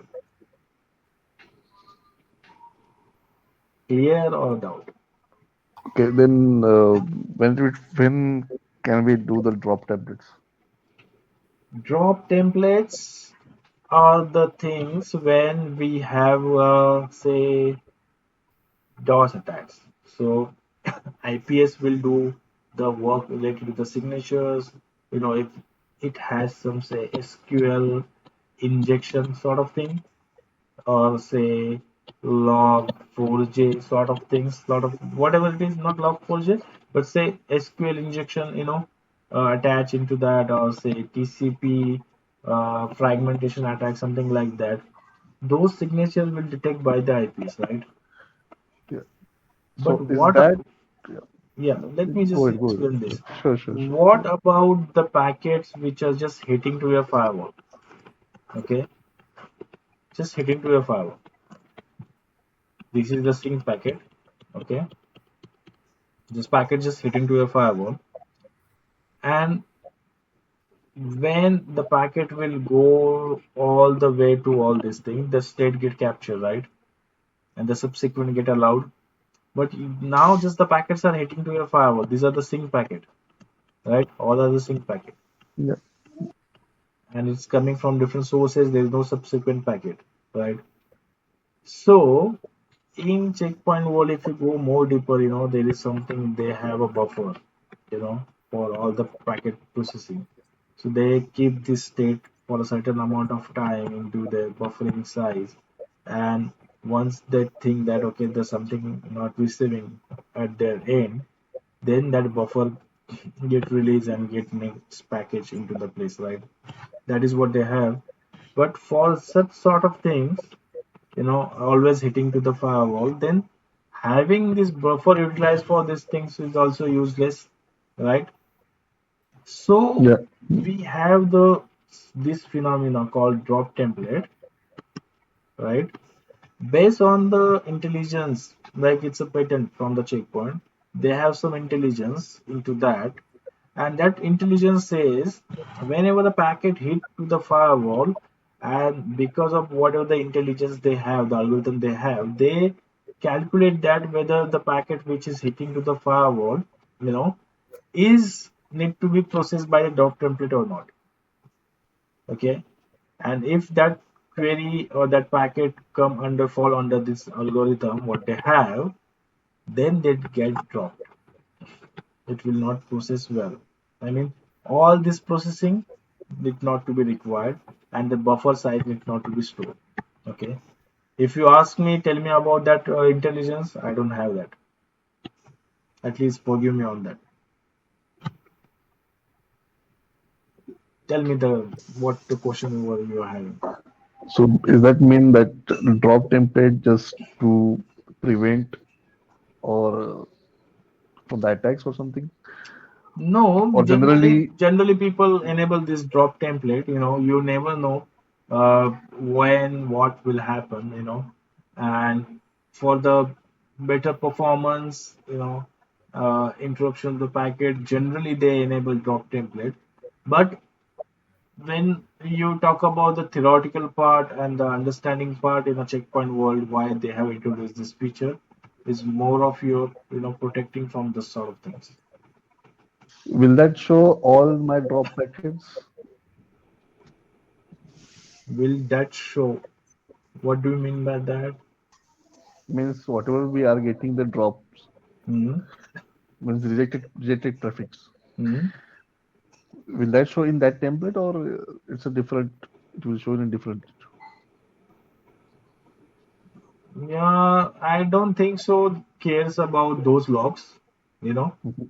I Mhm. don't care about that because that is what we have the drop template to save the firewall processing. When we talk about the looking at the logs, so it has to be processed by the firewall, right?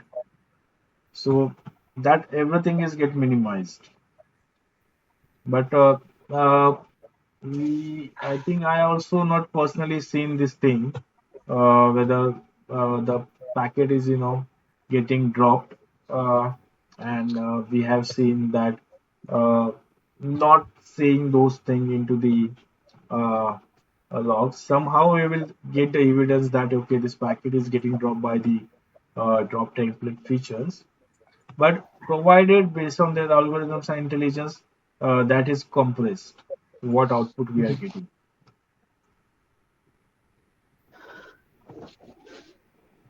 right? Okay. I have a separate video on this drop template. Okay, your query definitely get answer on that. Let me show you, because it's a, again I told you, right, altogether a different concept. uh, Let me just show you that thing where I have that detailed video, because this queries what we were just raising, right, is already got covered over there. And that time I was having those things in place. I have generated traffic based on such sort of things. Let me pause this video, and if you come here,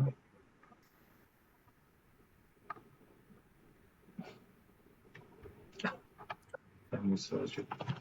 uh, Drop template by firewall.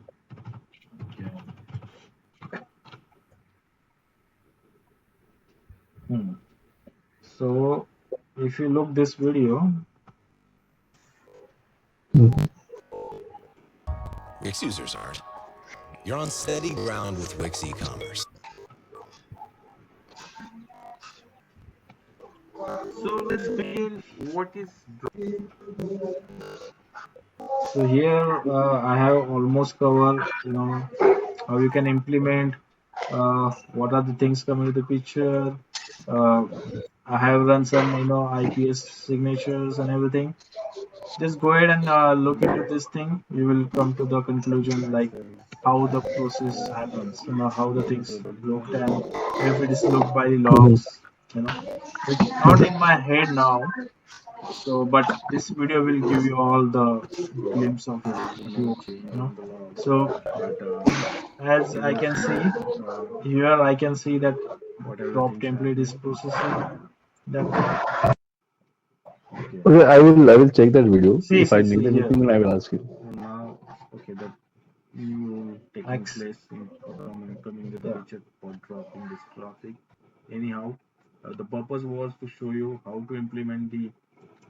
Yeah, just look into that. You will get more understanding on the drop template part. And what about NAT table, NAT templates? NAT tables again, it keeps these details on the natting part. If you enable the NAT template, what are the processing happening with respect to the natting part? You know that is get accelerated. So when we configure the NAT in our environment, and Hmm. if we enable this template, the natting related processing, that is Hmm. also get accelerated. So Okay.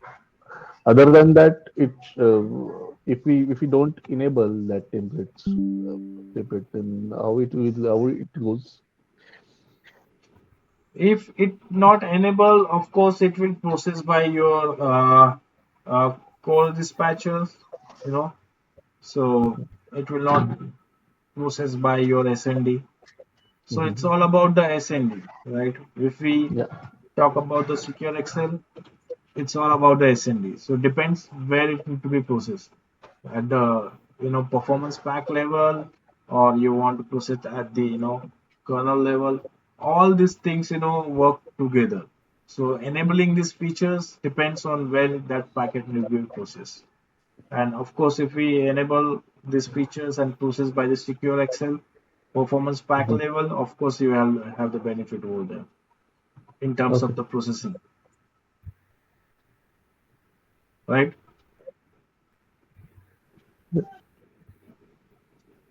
Okay.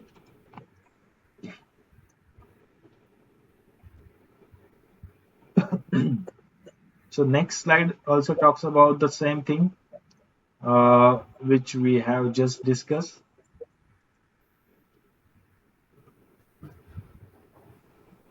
This accelerator features, cryptographical features, what SecureXL capabilities we will get, out of this. Now,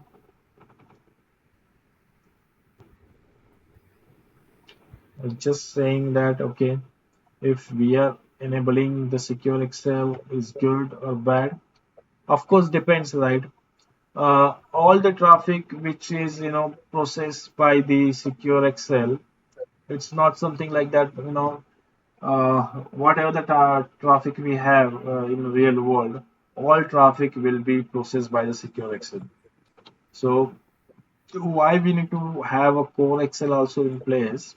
There is a you might be having this question, for example, you know this dispatcher which is from the CoreXL will be giving you the similar sort of effects like the SND, right? You might be having such sort of question.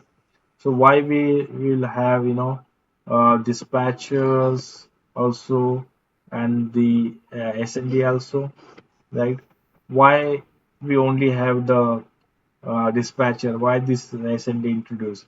So of course SND deliver more better throughput than the dispatcher, but SND have a limitation in terms of the processing the traffic.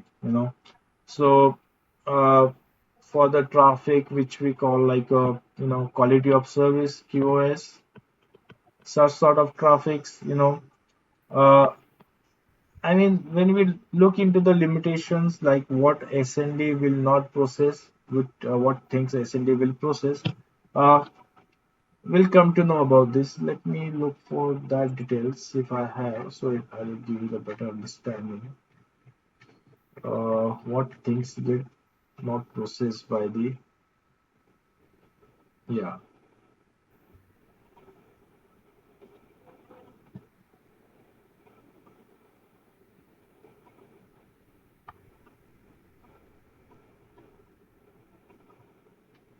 yeah, right. So certain things which is not processed by the SecureXL that get processed by the CoreXL, and certain things which is not processed by the CoreXL may be processed by the SND. I mean, these two technologies, they have designed in a such a way that they work together, you know, to have the desired output. When I talk about the limitations, CoreXL does not support, for example, say quality of service. It does not support, the route-based VPN. Uh, it does not support the features like overlapping, natting, something like that. So these features are not supported via CoreXL. So you know having the CoreXL enabled into your firewall and not supporting this feature is a drawback, right?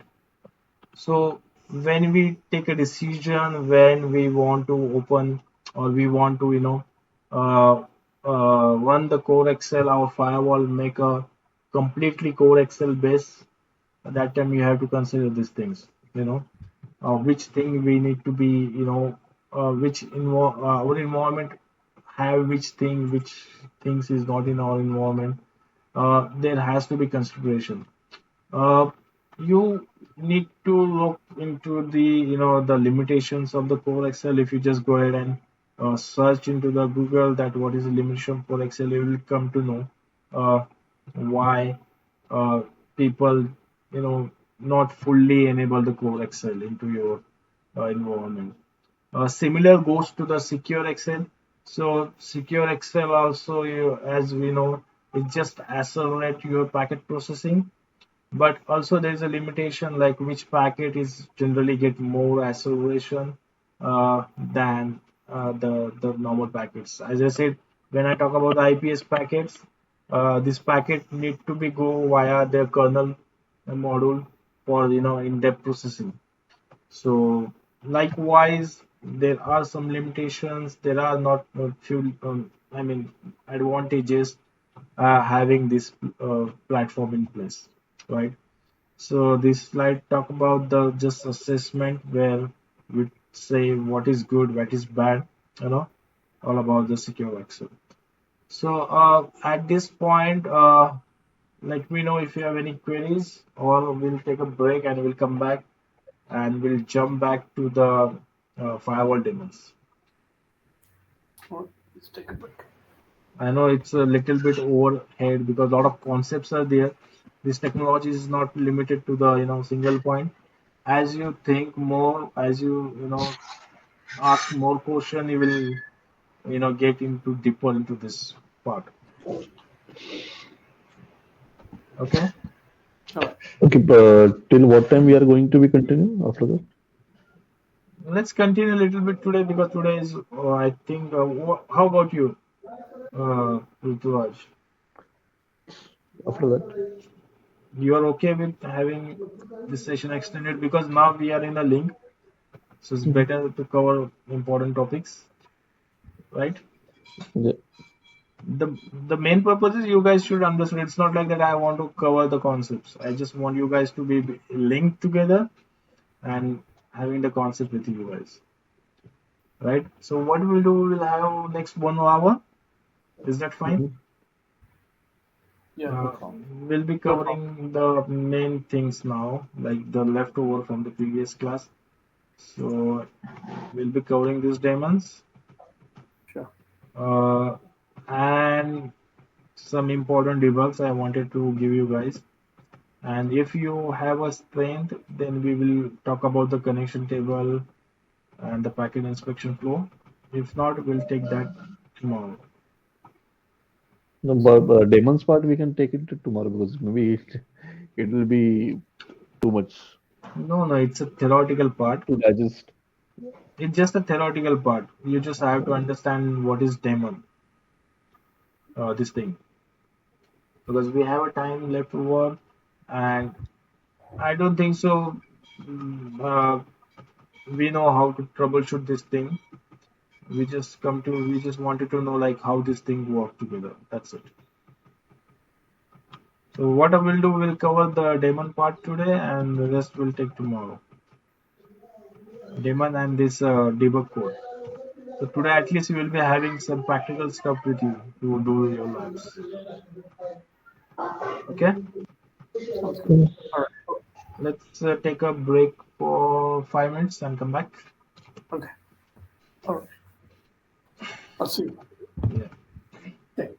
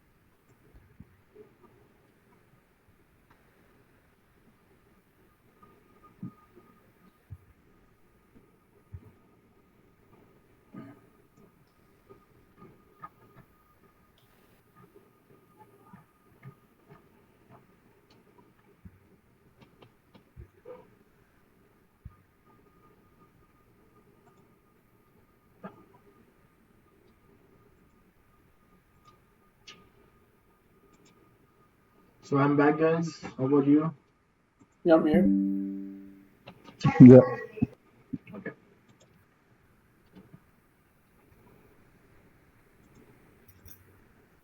So what we will cover, we'll just cover daemon part. Uh, I know you guys are exhausted, and lab part we'll do tomorrow. So we have some more 15-20 minutes left. We'll cover the theoretical part of the daemons, right? Is that okay? Yeah. Okay. So when we talk about the daemons, we know the CPD daemon. Now let's talk about the FWM daemons. So FWM is a firewall management daemon. Is available on any management products. So if you buy any smart one or a multi-domain security management products, which require your direct GUI access, uh, it has this FWM daemon in place.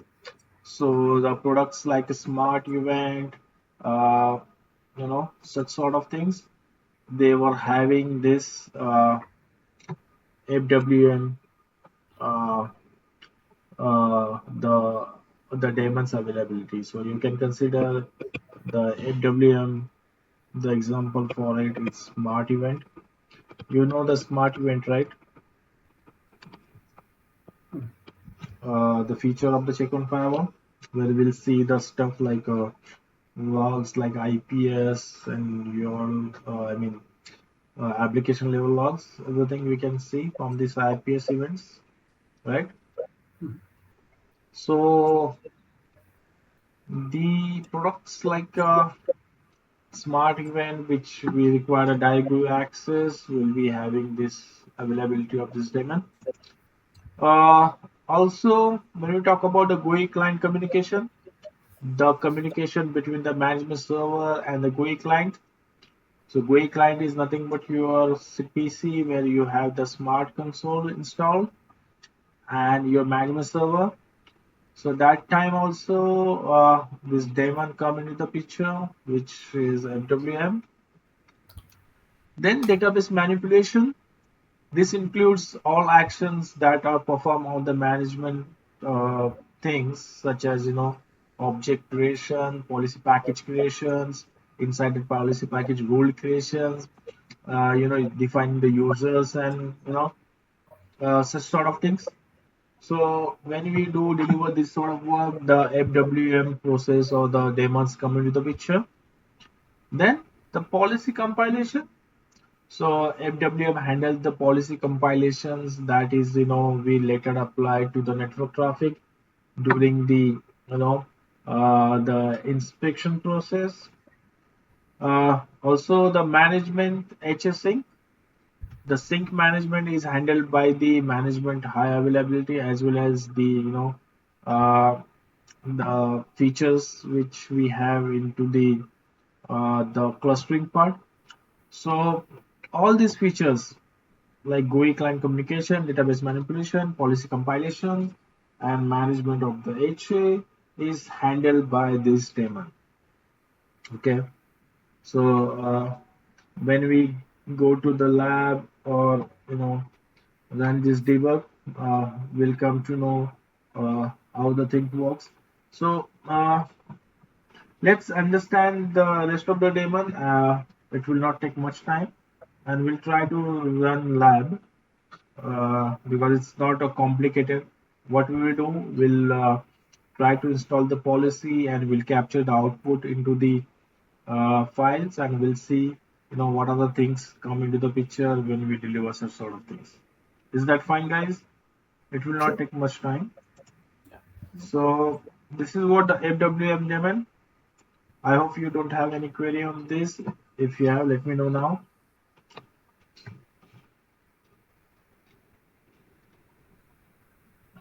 No, we're good.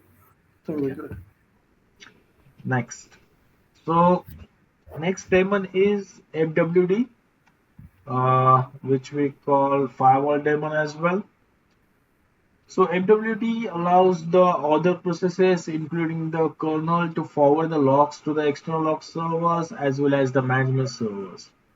So when we talk about the forwarding logs, that time this FWD process come into the picture. So we forward the logs to the external server. So you have a Splunk, Oxide, RSA Envision, say whatever the Symbologic, whatever the external servers you have where you forward the logs. That time this FWD process come into the picture, as well as the simple log transferring take place from your gateway to the your management server. That time FWM process come into the picture. So consider tomorrow you are not seeing the logs reaching to your external servers, or some happening or some issues on the logs, forwarding to your management server. You have to debug this process, which is called FWD. You have to see whether this FWD is running and it's having no issues on this. So it's related to the policy installation as well. So uh, it used to communicate with the kernel using command line tools such as the FW commands. So when we install the policy, that time also this daemon come into the picture. Also, when we run the commands like fw ctl zdebug or say fw get ifs, when we run this sort of commands, that time also in the background, this fwd daemon come into the picture. Okay, so more of your command lining part, more of your policy installation related issues, more of your forwarding the logs, you have to consider FWD daemon. Okay. Any question on FWD? So these are all user processes. User Yes. use and So run whatever from. you do from your side, you put the details into the device, this thing will come into the picture. This is on the management server. Yeah. Now, FWSSD is a child process of the FWD, which is responsible for maintaining the security servers. Uh, you know when we invoke the blades like DLP, uh, you heard about the DLP, data loss prevention, you know. Also the endpoint connects thing. When you enable such sort of features, that time uh, the process invoked. I mean, this sort of processes get invoked like FWSSD.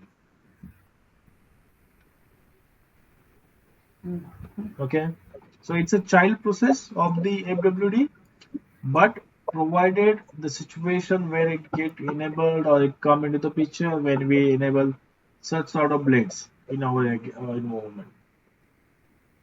Okay, Good. right. The next one is CPWD. CPD, also known as a watchdog. So it's also a process that invokes and monitor critical processes such as checkpoint daemons. We run the command cpwd underscore admin list. You know, we see all these daemons, what is their status and everything.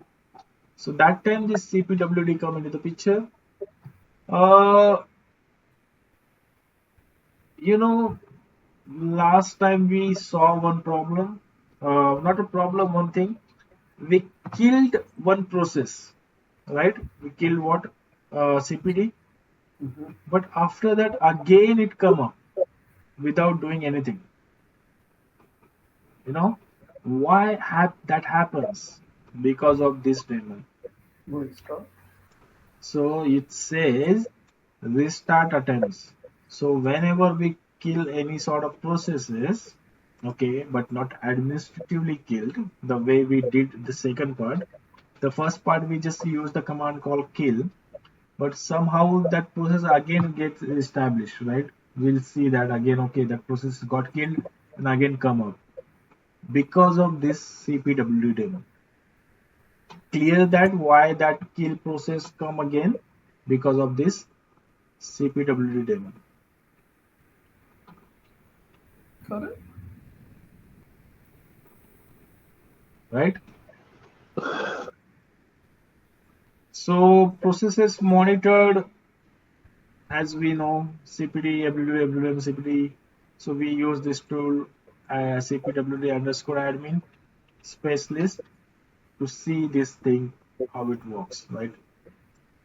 So this is, guys, all daemons what we have to learn. You know, uh, any questions on daemon part? We'll quickly go ahead and check some labs with respect to that. Before that, any questions? Well, as you said that, or yesterday also we saw that Mm-hmm. even after killing that process, it comes up after some time. So, is there any time, any duration between that? If we restart or if we kill, is there any time period to come up that See, process? that is not important, the time duration, but do you see after killing that process, our sick or the management things should get broke up, right? Immediately, Yeah, it was not, but but it was not. So there was no impact.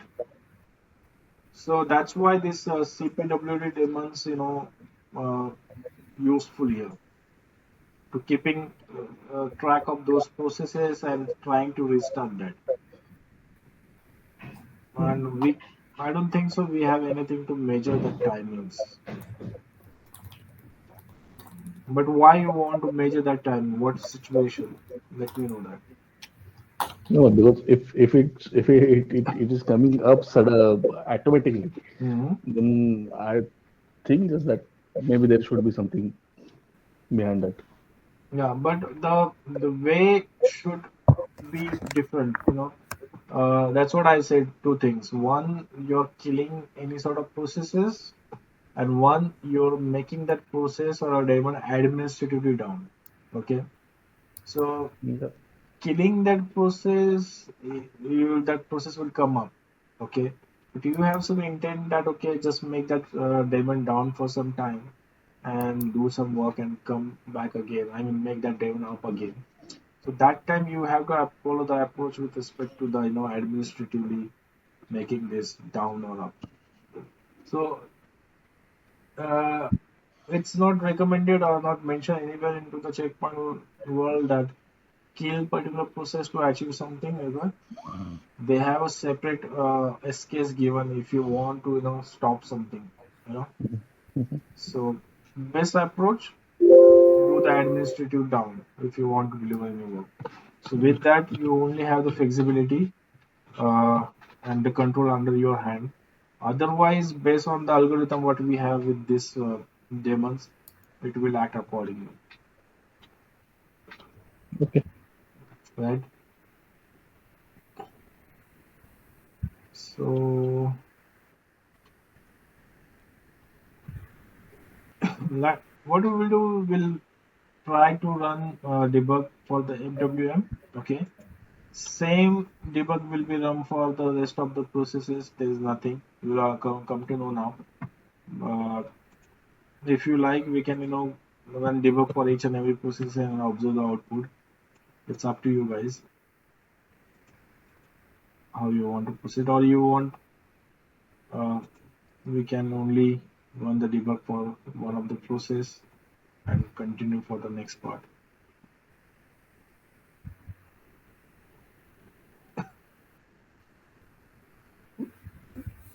We'll try it. You can run one and then we can try it and come back to you tomorrow. The code what we are going to run is the same for all the processes. Only thing is that you have to see where that file stays, and you know how we can find that. I explained some find command yesterday. If you don't know the location, what you need to do. Find that. For example, if I want to find the file,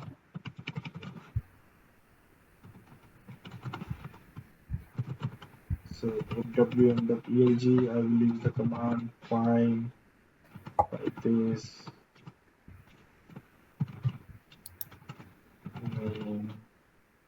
fwm.elg.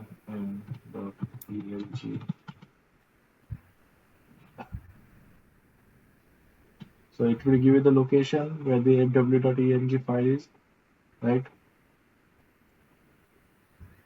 And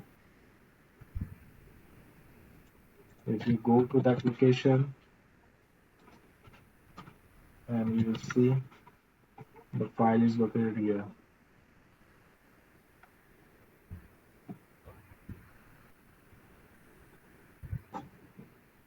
fwm.elg, right?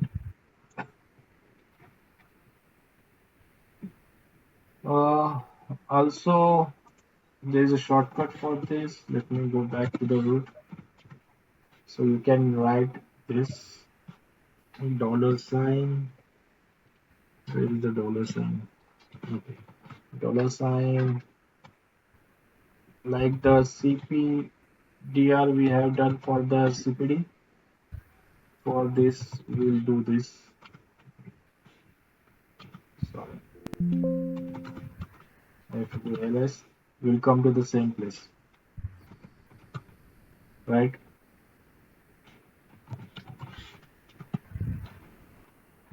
So what we're going to do, we'll try to install some policy into the gateway. Let me log into the gateway.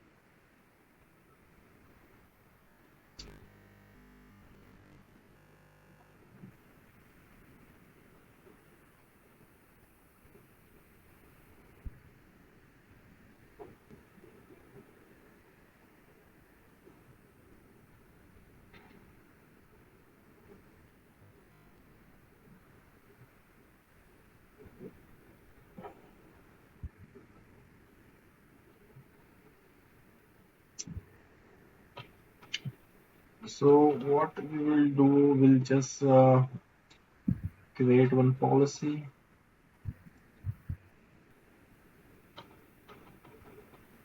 We'll say accept all for now. Just log that traffic. Have to publish it. And before that installation of the policy, we'll try to run the debug. Okay. So now let's go ahead and run our old debug. So the syntax and everything is same. So first what we will do, we'll do like this, debug start here, and that will go to that fwm.elg file. Okay.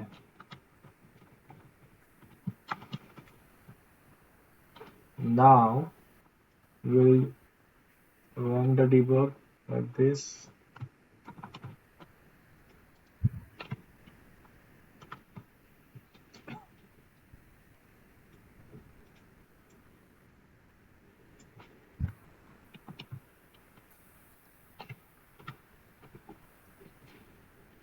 Now debug is started. Not what we will do. We'll try to install the policy.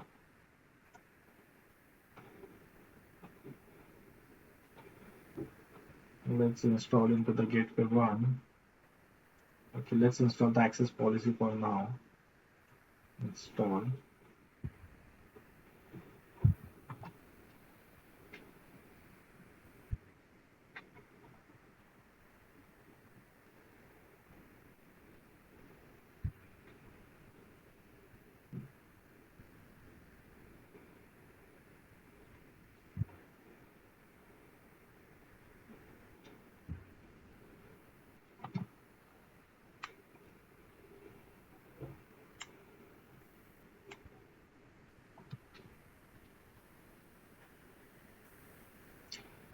So consider you have a situation where sometimes the policy installation get failed.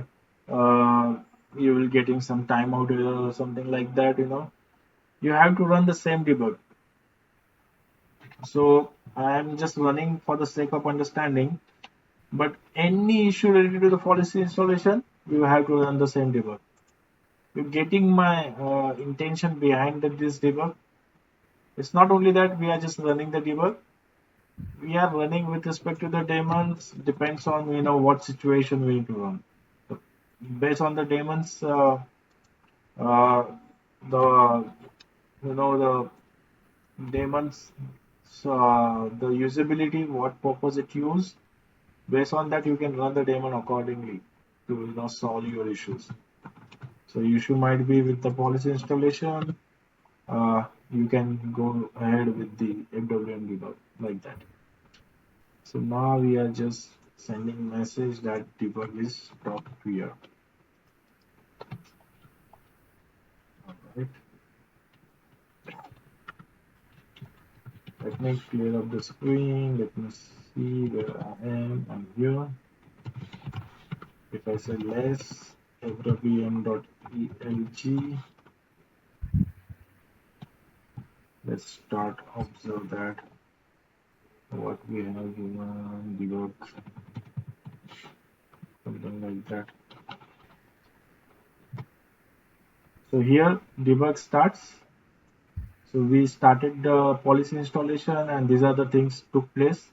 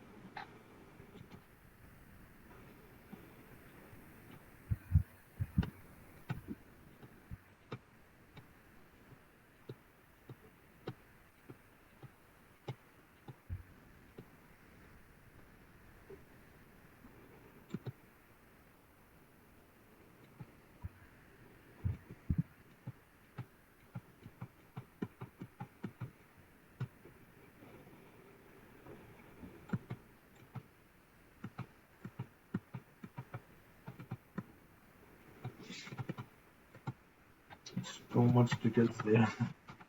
Let's do this. Debug stop. Debug space stop. What we are doing.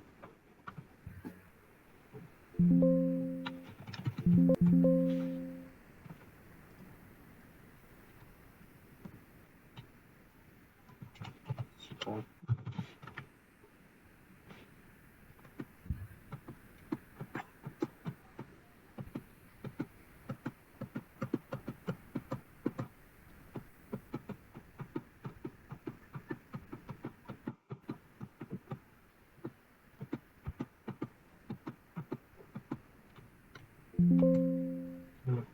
Which let's do this.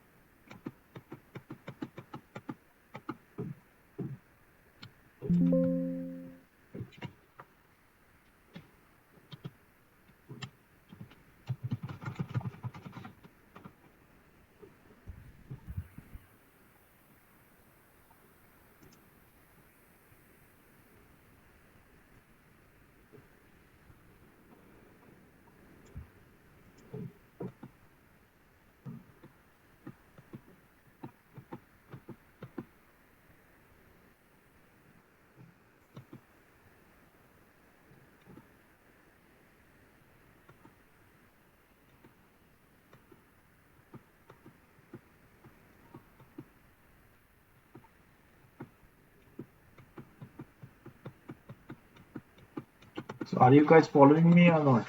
What I'm doing here? I'm sure not. What No. I'm trying to do see the status, right?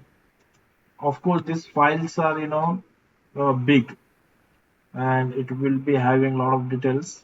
But what do you need to do? You need to see if you will find something like status install failed, and beneath that you have to see the details.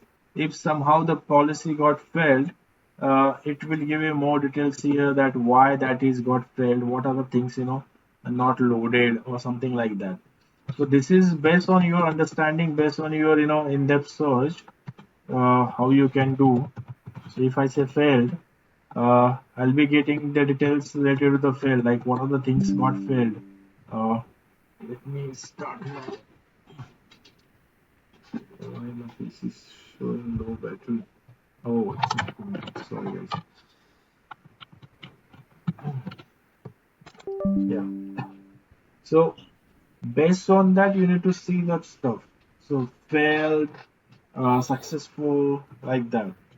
So one thing you have to see this file when you run this debug. Second thing, also there's something called uh, messages file. So change to this, change to var log, and then there's something called messages file. Here also, if you see install something like that, you will see some detail related to policy installation.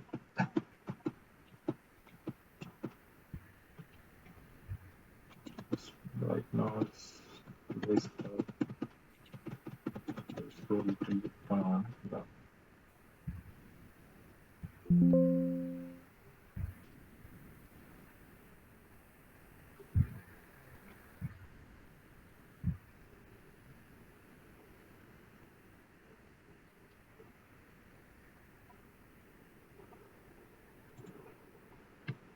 Let's do this policy successful.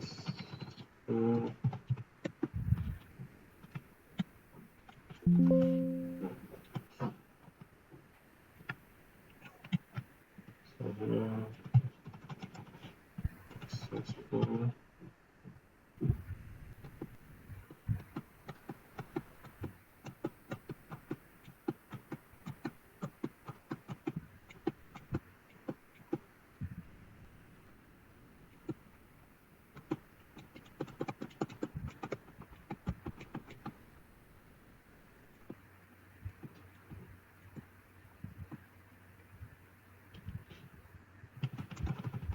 Installed.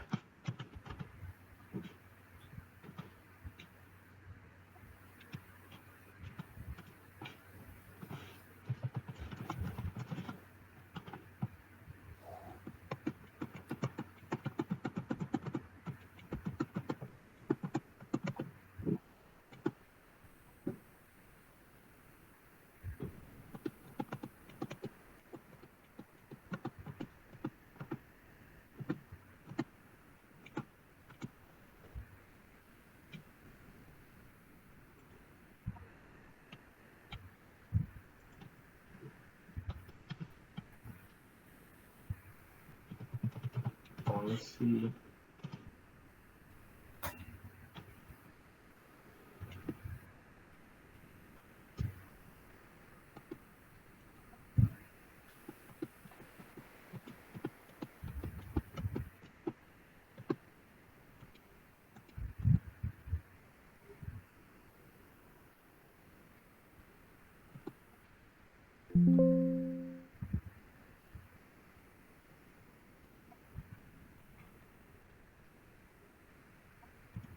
So based on what you are looking for, you have to filter on based on that. So if you're looking for something got failed, you have to go into that file and search for those keywords fail and see what is there to what is got failed or what is got some issues. Depends like how what issues you are facing, you will be getting the output accordingly. Of course, it's all the kernel logs, so you require deeper attention and deeper understanding, and based on that, you have to do the troubleshooting. Uh, this is how usually we debug the kernels. Sorry, this firewall daemons, and we look into the things based on the keywords, based on the knowledge what we are getting output into the this file. So tomorrow you will see the policy installation fail, and it will give you some reason, say timeout or something like that. So you will go into that file and just search for the timeout. It will give you the more details like where the timeout happened and what are the processes not loaded after that, like that. Depending on the situational thing, you have to look into these files. But as I told you guys, the intention, the awareness, the troubleshooting steps, this is what you need to follow for debugging these daemons. Okay. There's nothing much fancy. It's based on your whatever knowledge you have. You have to do the troubleshooting, right? These are the important things which we will see tomorrow, because I know you guys are already exhausted. So I'll be giving you this more detailed troubleshooting steps to troubleshoot a particular issue. So I think this is the scenario based troubleshooting. Yeah. So we'll be giving that tomorrow, and then we'll be talking about the the kernel, how the packet get processed via the kernel. Uh, then the connection table formats and everything. We have covered the SecureXL, CoreXL, and then after that we'll run some uh, this CoreXL, SecureXL thing to see the stuffs, some important commands. And then after we'll go for the performance assessment, the commands. Then after that, everything is a more of your command line. How you can see the stuffs. The You're gonna SIM affinity and CPU affinity. sorry. We are going to Mm-hmm. check the SIM affinity and CPU affinity, right? That's practical. Your voice was broken. Come again. Are we going to check in a practical lab the SIM affinity? Seeing which connectivity? SIM affinity. Uh, SIM affinity and depends. CPU. I mean, that is more of your appliances base. We'll try to see if we can see those stuff with the command line how it look like. But if you want to assign those stuff, it's more of your appliance based. So if you have a multiple interfaces with your checkpoint appliances, that time you can do that. But we'll learn command accordingly as per our requirement. So we'll do that as well. Sim affinity, CPU affinity, and all the Yeah. stuff. We'll try to do the assign the core processes using the CP config. We'll try to enable the CoreXL, and we'll see how the CPU is getting allocated, how this AW worker process come in the picture, running some commands. Uh, yeah, so now I think after this, the theoretical part we will have is your management server HA and the VPN part, but rest of the things are more of your command line now. So looking into the real stuff. Yeah. Okay. Yeah. Yeah. And So just digest the thing. I know we have covered a lot of things today and good concepts as well. I hope that this session was informative for you guys. Man, a lot of stuff. I know. I mean, it's a, to be honest, the deeper you go, you will find a lot of things. Uh, there are a lot of concepts, a lot of things are there, but it's not possible to touch base on each and every single small concepts. Some concept you have to learn, understand based on the, the big picture. So now what my role is to present you the big picture. You have to go inside that big picture and find out the small dots and connect them and work. But somehow I'm sure this sort of uh, overview analysis will help you for sure, whatever the scenario you will be facing in troubleshooting world. I know this sort of concept generally not covered into the trainings, but this is what the based on my experience, what I have learned on the checkpoint. So I try to cover as much as I can with respect to the concept what we have. It's helping to understand the big picture. Yeah. What we will do tomorrow will be doing a lot of labs, a lot of commands. I am going to give you a lot of important commands, and you will be surprised that okay, these commands are still exist, and based on that, we will do the analysis on this. So tomorrow is more of your command lining stuff. Uh, I hope we will get more on this. And day after tomorrow, then we'll start management HA. Uh, I think one day is enough for that, and then we'll start VPN thing, how to debug VPN sort of things. Uh, Also, I would give you some important things, which will really helpful to see the things in a different way, right? So, are we going at a good speed, right? There is nothing much which we are doing fast or skipping the concept here and there, right? Just give me the feedback, so I'll consider accordingly that any improvement need to be have here. Yeah. Okay.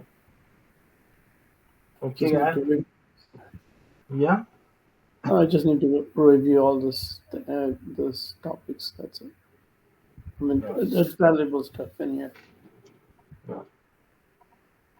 So what I will do, I have this recording. I will give you these recordings by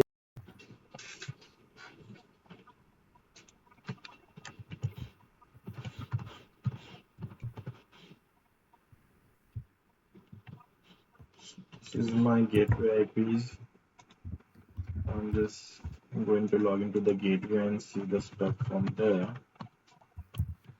That means the font is well for you guys, like you're able to see the font well. Yeah, no problem. Okay. Yesterday we have seen CoreXL, SecureXL. If I throw some question, is that okay? Just for the recap. Definitely. So why we use CoreXL? Why we use SecureXL? Why we don't use only SecureXL or CoreXL? First So, question is the important question. who do you want? Who should answer first? uh, let's start with you, sir. Then we'll move to the third. Okay. So basically, the reason why we use both is they go together. So one of the reason why is because CoreXL is where we have the distributor, and CoreXL is where the SND sits, which facilitates the performance pack where the traffic gets routed based on if it's a medium path or fast slow path or accelerated. So we have to have both of those enabled to have all these features running together. CoreXL is basically where all the CPUs are CPUs, I don't know what you call those things, distributions and dispatcher basically are managed, but SecureXL is where the traffic is prioritized. So we need both of them. Yeah, but if if I want only the core Excel, not the secure Excel, uh, is that is that okay? If you only want, if you repeat that question, if you only want XL, but not the security, yeah, you can do that, no problem at all. But I don't think you can do it the other way around. Okay, so not having the core Excel and only the secure Excel with me. That's what you're saying. Yeah, you have to. You can have core XL, but not secure XL if you don't want to prioritize the traffic. But So the answer for your question is not like that. So we consider the firewall who's having only one CPU, mhm. and by default the core Excel is not enabled to it. Are we able to enable the secure Excel there? We can, right? um, Yes, we can. oh So yeah, okay. yeah, so only having a secure Excel also be the the okay thing. Secure Excel only also provide the same thing what the core Excel will provide. Okay, Mhm. but certain traffic cannot be accelerated using secure Excel. Certain traffic which required core Excel. That's why we need to have a core Excel in place, because the secure Excel will not have, will not give you uh, desired output for all the traffic. So those traffic need to be get processed by the secure core Excel. Uh,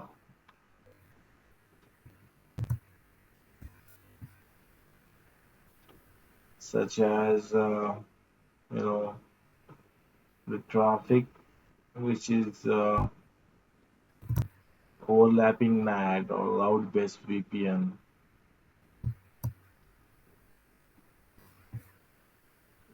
like those traffic. Okay. Uh, so as why we use SIM affinity? Same affinity for the allocation of ports.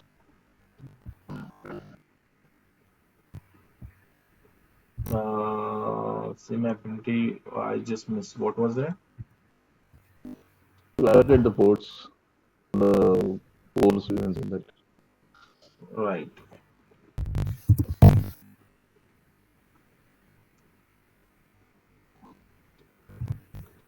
And last question, just wanted to highlight.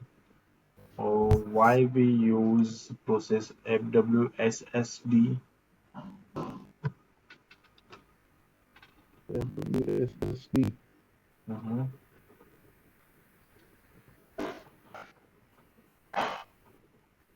Mm, maybe I thought about it. No problem. How about you, sir?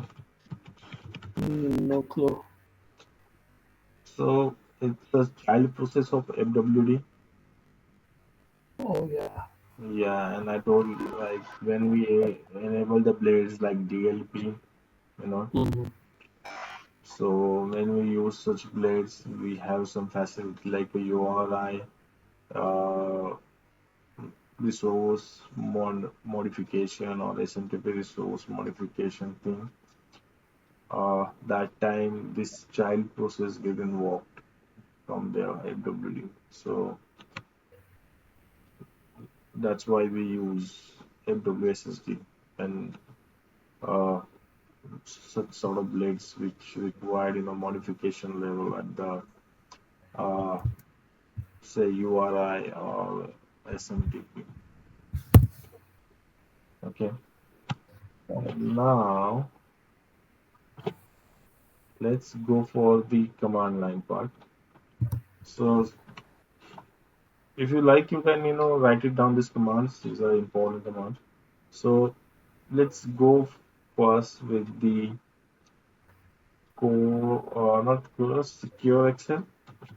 FW Axel status minus S. Let me take my pen.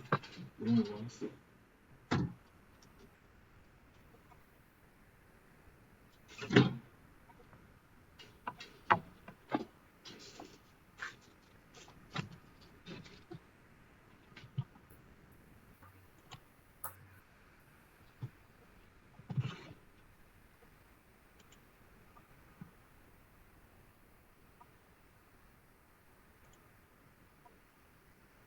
Let's see how what is FW Axel stats minus S command. So maybe you guys have already run this command in your environment. Any idea why we use this command?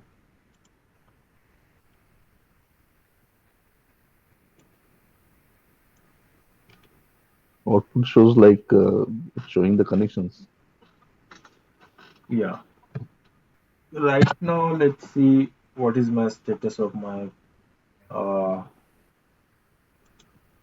CoreXL. If I type command AW acceleration status, it says it's enabled. Okay, but because of the no traffic so far on my gateway, I can see accelerated connection, total connections are 0 here. Accelerated packets, total packets 0 out of this, and it's a percentage wise calculation. I tell you what percentage are important and what not. Uh, F2F packet, total packets 320, 320, 100%. Remember why we call what we which path we have this we call F2F The slope path. slow path, right? Number of the packets that SecureXL forwarded to the firewall kernel to slow path, right? Makes sense. And what about this F2V packet, total packets?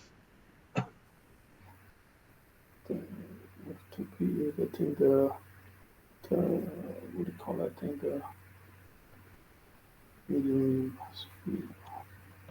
So it's the same thing. The only thing that the number of the packet that matches or number of packet that SecureXL forwarded to the firewall kernel and the firewall re-injected back to the SecureXL. So vice versa thing here. If the packet is get forwarded to the firewall kernel, so let me show you this thing.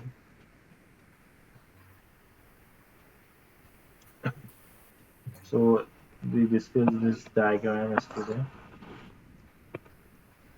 So at the top we have firewall kernel, 1, 2. Here we have say CoreXL dispatcher, and here we have a SecureXL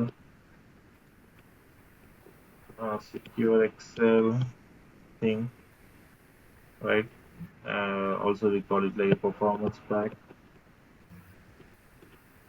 So for example, the packet coming out of the NIC, uh, it is supposed to process here, like SMD we have here, right? But the thing is that because of certain reason, that packet need to forward to the firewall kernel, you know, for processing, and firewall re-inject that packet, from here, and it just process this packet from here. Technicality says due to the SecureXL says okay, the record is found in our database, but he is confused about that the packet status. I feel that it's a say, for example, IPS sort of packets. So it will forward to the FW1, but here FW1 intelligence says that is a normal packet and that need to be processed from SecureXL. That sort of situation occurs. That time we'll see something here. Okay, clear? So it's not the packet. It's not getting processed fully. It's it's not going further from the firewall to the inspection table. Yeah, Is it coming? it's sending back to the SMD stating Uh-huh. that okay, process from here. Sometimes the it feels that due to the packets having some sort of details, it feels that okay, the packet need to be verified from the kernel level, because some modules like blades enable here, but it feels that okay, the packet is not for this sort of things. It's again sent back, and from here it gets processed. Hmm. This power pack. Oops. Which one? The PPAC? power. Yeah, Yeah, and it's a and secure Excel basically. okay, that's not the same as SNL, or is it the part of the same? Is it called the same thing? The SNL and the power Ye- pack. Is that are they both the Yeah, same? yeah. Yeah. So the terms you will see, uh, like SXL, Mm-hmm. it's basically a secure Excel. Okay, X is for the secure, Excel is Excel, right? Uh, PPAC also in old term we used to call PPAC in our 77 world.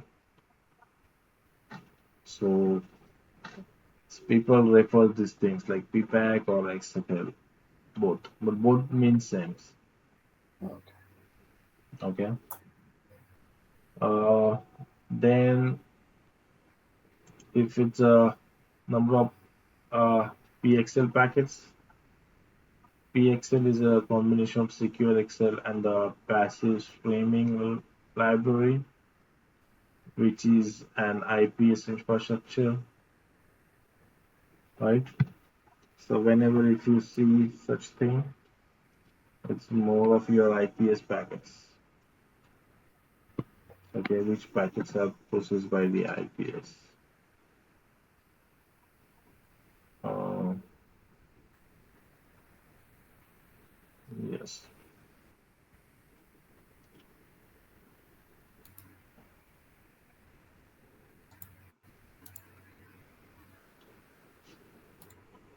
Then if we have some, QoS packets and this thing.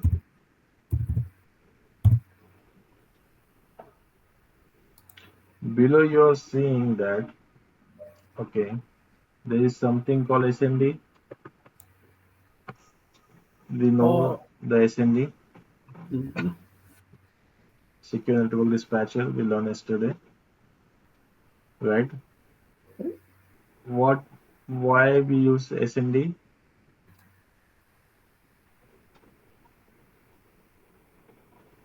It's the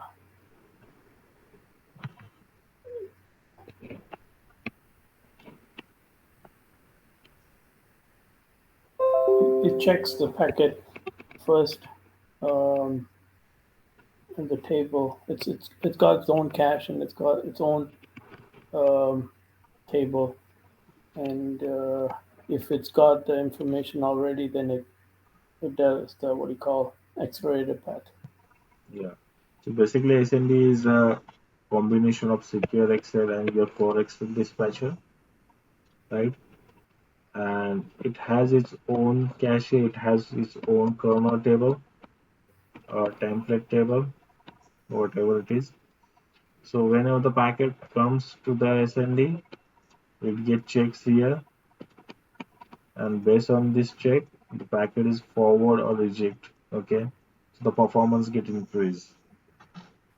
So we have seen we can have multiple SNDs, right? And SNDs is something which by default create if you don't uh, make a procedure for that, or you have procedure to create a different SNDs. Uh, we call it as affinities. We will see into that later on. So currently I have say total uh, 8 core. So out of that 8 core, I have selected 2 core as SND. Okay. So my ATS0 and ATS1 both interfaces are assigned to this 2 core, and what are the packets coming out of these interfaces first processed by the SND, and then it will go to the next path. Okay, and these are the features which offered by the SND for the ISO version. Okay,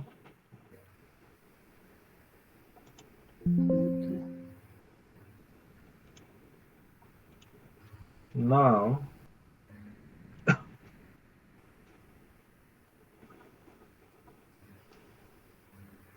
on this command, if I say uh, the accelerated connection, total connection, this guy, if it's say more than 20% or more than 25%, okay, if that is the case, I can say that uh, my gateway is acting good, because I'll be accelerating uh, a good amount of traffic, and if its acceleration is more than 50%, then I can say my gateway is acting great. But if you enable the acceleration, it should not be less than say 15%, the acceleration. The acceleration should be greater than or more than 20 or 25%. Then we can call it my performance of the firewall is good. So guys, we are now in a performance lab. Okay, so we'll be seeing how the gateway performance we can evaluate it using the Secure XL and the CoreXL. Okay, Thanks. right. Any questions so far? No, good. Ruturaj? No. Okay. Then there is a packet which comes under this guy. F2F. So basically, F2F is your slow path. We know. Although my CoreXL is enabled, but I can see the 100% packets are going from the slow path. So it's not good. So idle performance should be, you know, 30% or less packet need to be processed from the slow path. We call it like a great, sorry, good. And if the packet processing from the slow path is less than 10%, we call it great. So when we trying to evaluate our power performance, and we'll see if my packets is, going more from the slow path, say more than 30%, say 40, 50, whatever it is, we call it like a bad, not good. So we need to see why that thing is happening, why the firewall is processing this sort of packets like more from the slow path. Because more firewall packet flow from the slow path, your throughput of the firewall will be decreased because it has to go through all the firewall phases, right? Or firewalls different, part to evaluate that packet. Having this feature with you like SecureXL and CoreXL, still you are going with the slow path, it's big no-no. So if you see certain percentage like this, greater than 30%, then you have to think why it's my firewall is performing like that. Okay. And when we talk about the IPS thing, so like this PXL packets. So these packets should be processed from the PXL path or the medium path. It's also called medium path. It should be more than 50%. So this ratio processing the IPS sort of packets from the medium path or slow path, if it's equal to 50, we call it it's okay. But it's more than 50 or more than say 60, 70, 80, we call it good and great. Because the purpose is that it should be processed more from the PXL path, medium path, if we have a packets like IPS or something like that. Right. So these things will be visible from this command. The command looks small, but it gives you too many things to analyze. Clear? Yes. Okay. Vaibhav, Uh-huh. as we that if we enable SecureXL, Hmm. then it will go with the accelerated path and medium path. That's, so what if something that we observe in future that the F to F path is taking too much Mm-hmm. percentage or too much traffic is going through that only. Mm-hmm. So what kind of traffic should we go through that? Means is that a UDP, TCP, something that it will go through the secure Excel paths? Is there any restrictions? Uh, yeah, so F2F is your firewalling path, right? Mm-hmm. So ideally, whichever the packets which will be hit as a new packet through a firewall, that packet will of course have to go from the firewalling path because Mm-hmm. Yeah. after that only the states of those packets get stored into this SND or CoreXL things, Mm-hmm. right? Right. So new packets, bits it's UDP or TCP, those packets need to be go from the F2F. Okay, mm, but out of, say, if I'm talking about the say TCP packets. Okay, so let's consider this example. So this is one. This is your client. This is your server. So TCP packet is like sync, synac, act, then request, then response, then data gets transferred, right, for like something like that. So consider how many packets are here. One, two, three, four, five, six, seven, right? mm, mm. So in this case, the number one packet we should see into F2F. Okay, Yeah. but all other packet it's need to be processed from the SMB. Okay, so this ratio need to be maintained. If we are seeing all these packets, out of these packets, 3, 4 packets also processing from the F2F, okay, Mm. that's why that the ratio here percentage will increase, right? So this scenario need to be avoided, need to be look. So how can we identify that? Is there Mhm. anything that we can identify Uh, Packet level, that some session, we some of the won't be able to identify, right, this mhm, thing, that which packet is causing what. But performance wise, this percentage will help you, you know. So this percentage will give you, like, as I told you, the ratio. mhm, So if you see it's crossing those ratio, right?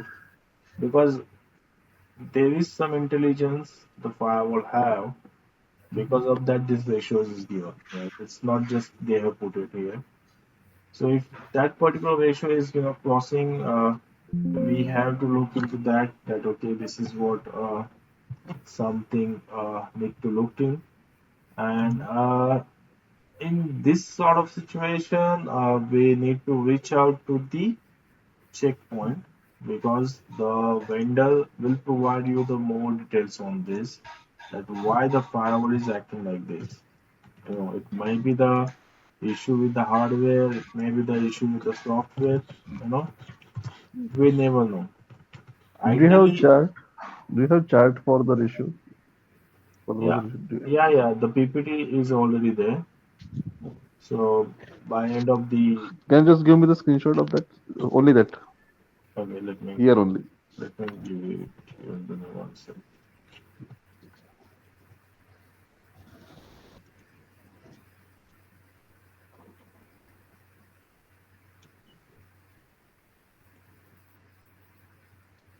Just capture this.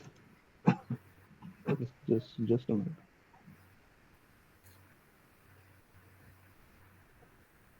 So I'll be providing all these PPTs to you guys, Okay, but I'm not just providing you now. Otherwise, you will walk through the PPT and you will not feel the gist of it, what I wanted to tell. Okay, mhm. so this is how we should look into this thing. And most of the time, the performance is based on your hardware and the software So, combination. And sometimes you don't have the control over that. So you have to reach out to the vendor and just get clarity that okay, hmm, why the firewall is behaving like that. Of course, you're not able to tackle each and every packet all the time. Like, okay, just you know run some capture and see how the firewall processing the packets, right? There are certain scenarios where we have to do that captures, but those are the different things, like mainly leak or some other issue, performance issues. But this sort of things you have to be with the vendor itself. okay, Okay.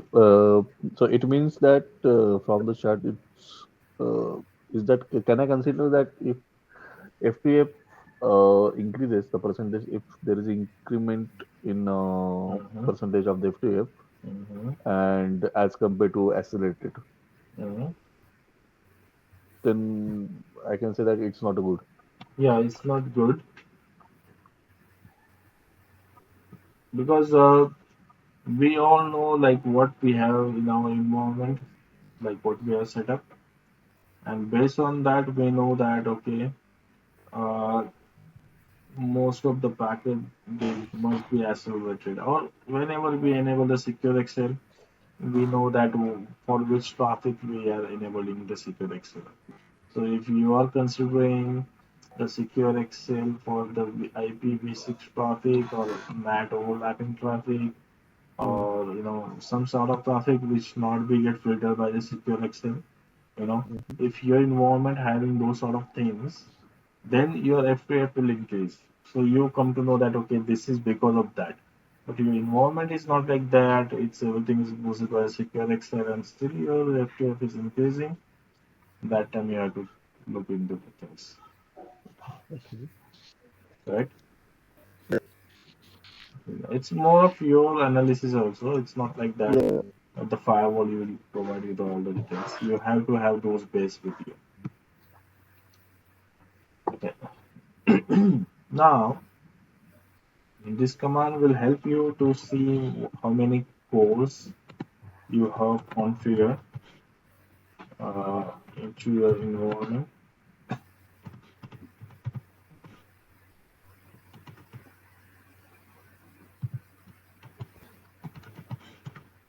Okay. So when I run this thing, I can see my gateway having 8 cores, right? You're seeing that 8 number there? Mhm.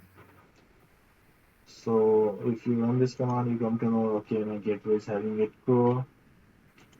Uh, Also, you want to check whether which core is having what uh, you know level or what the purpose of it.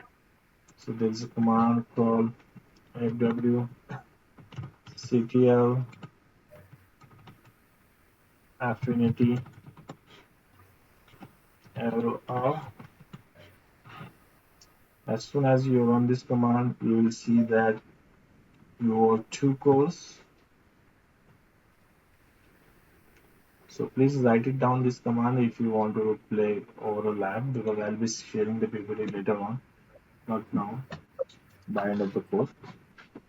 So if you see here, I can see the CPU0 and CPU1. It has a two interface attached with them. So I can call it like, okay, these are my SMBs. Okay, CPU0 and CPU1. And rest of the CPUs, they are having different processes attached to them. And right now, I think the CoreXL is not enabled well, uh, the way we should want to enable it.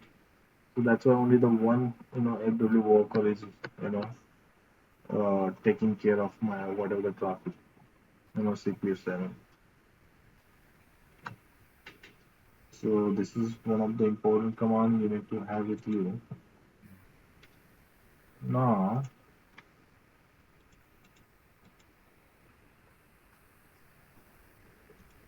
you also feel the sense that okay, this.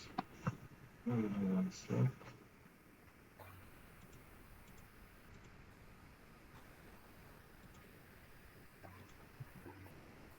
Uh, these two things, they also call, they have different name to it, SMB, IRQ, interqueuing, or dispatcher, so D, dispatcher course, okay. So we, any name is okay to that. We call it SMB, we call it IRQ or dispatcher core, okay.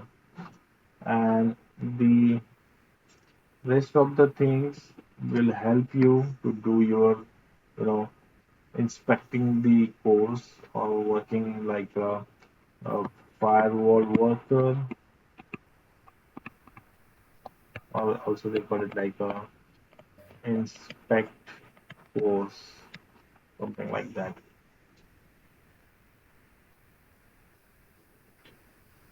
Right. And in that all thing, okay, generally, if we have whatever the application enabled, such as say proxy or say uh, some sort of application, it gives you details over there that okay, these all are things are enabled, and uh, the we call it like a SIM affinity or a process affinity is happening with that. When we allocate a per core with a per CPU sort of things, it gives you that. But this R77 and the older version, we used to you know able to configure see this process, or we can call uh, the processor same sort of infinity with respect to the process configuration. But the latest version, we don't see these options. There's a lot of things come together, like a dynamic uh, CoreXL or dynamic queuing, something like that. So for now, just understand this command is also helpful to understand what things, which cores CPUs are acting like SMB, which are acting like your FW worker, uh, something like that.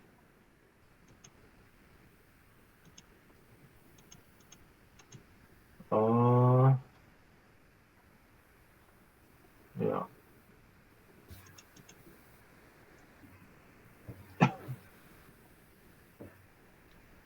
So here you can say one more thing, that two cores or two CPU are your SMB, and your six cores are your FW worker or your FW code or FW uh, code, the consider code like what we have seen with that SecureXL or CoreXL lecture. We calling that, right? What if I Mm-hmm. mention something like this? Yeah, I'm expecting that. I don't want to go back again and say the same thing.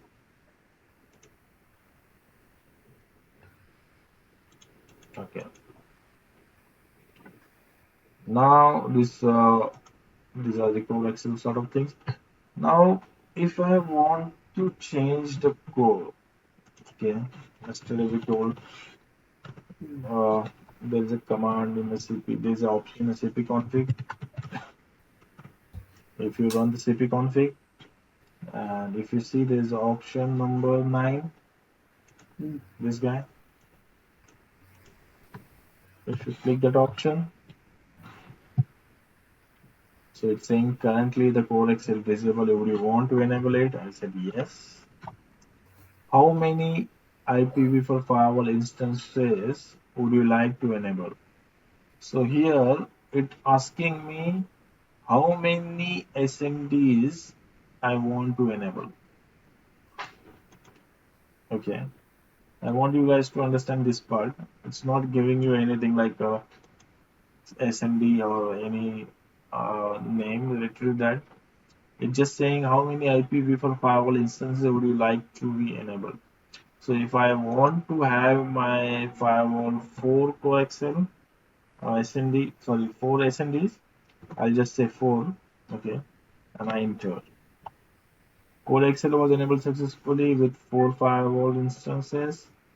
This change will be take effect after reboot. Let's make do that. Let me reboot.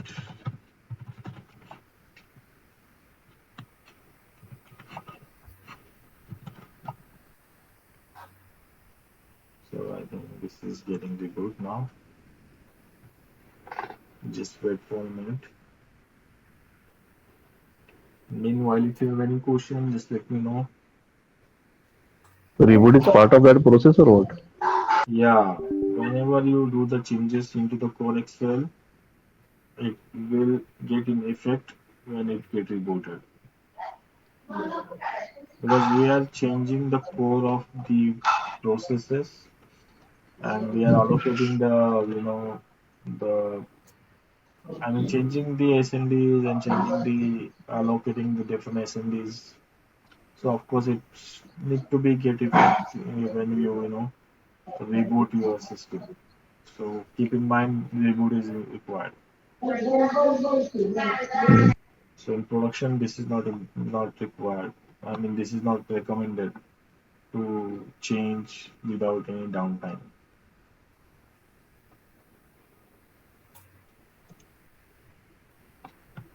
I'm a little confused on one thing. Mhm, So when it says firewall instance, mhm. does that mean the CPU core going to the firewall instance or the SND instance?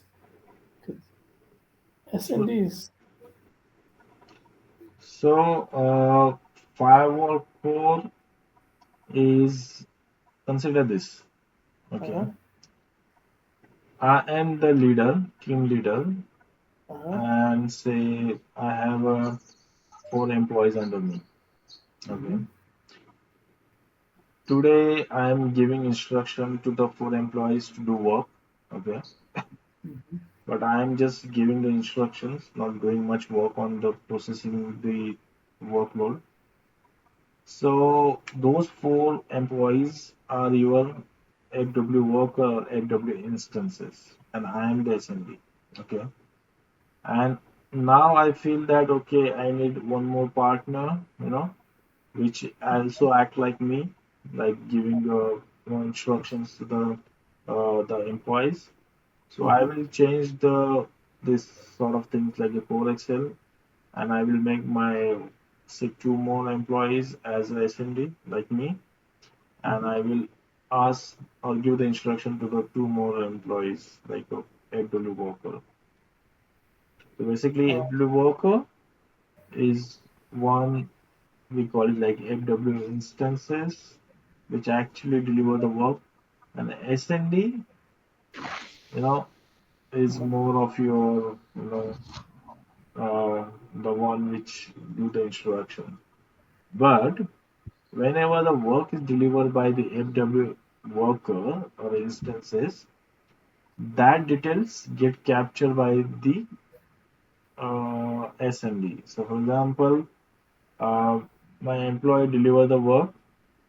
Now I have to present that, like recently I have to present to the management or the whosoever the requester that this is the work to deliver. So employee not going to face the my end customer or my users. I am going to face that. So SND will talk to the users. Okay, whatever the request you have, I have answer for you. Like that. Clear or still confused? Or more confused? no, I'm slowly getting this. So all this time I was going with the picture, like trying to relate that picture to the. See, now I'll tell you. Mhm. Consider W1. These are Mhm. the firewall instances. Yep. Okay, And then we got CPU. and I have say 2 SMDs. So these are the also the firewall instances. Okay, Okay. but we make these firewall instances as a SMD. Okay, so they are the SMD. This is SMD global table. Okay, and these are the firewall workers, but we'll push them with this command like this we did. They Mhm. become an SMD.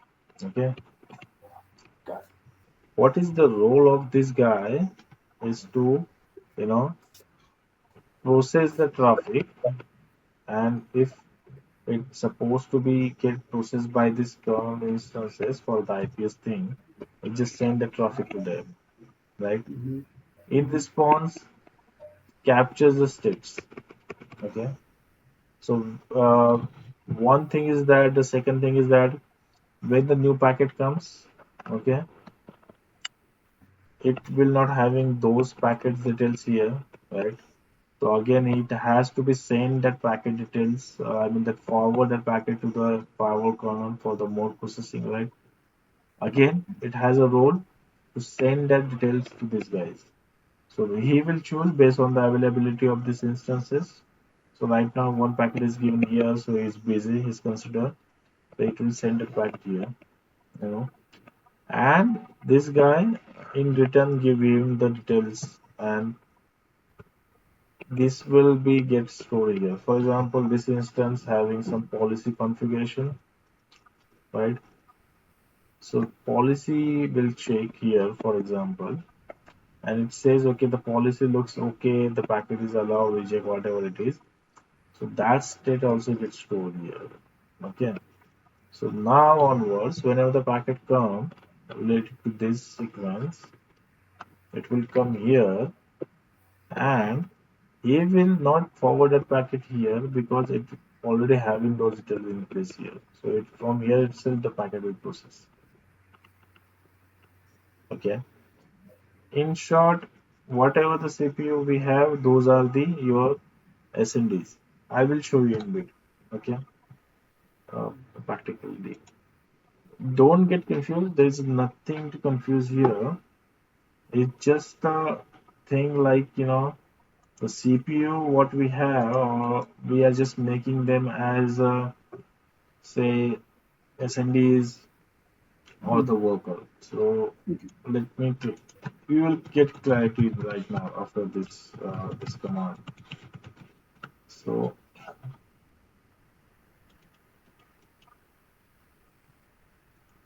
uh, let me go to the expert mode. So now we have enabled four instances or SNDs. So run the command cpd control affinity. Right. Let's see the changes.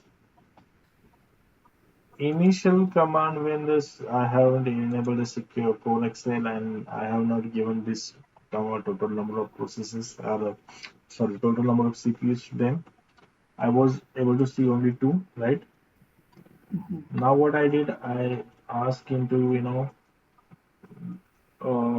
take two more CPUs and make them as SMD. So right now 0, 1, 2, 3, these four are the SMD. Okay. But do you see that I have total 8 CPU? CPU 0, 1, 2, 3, 4, 5, 6, 7, right?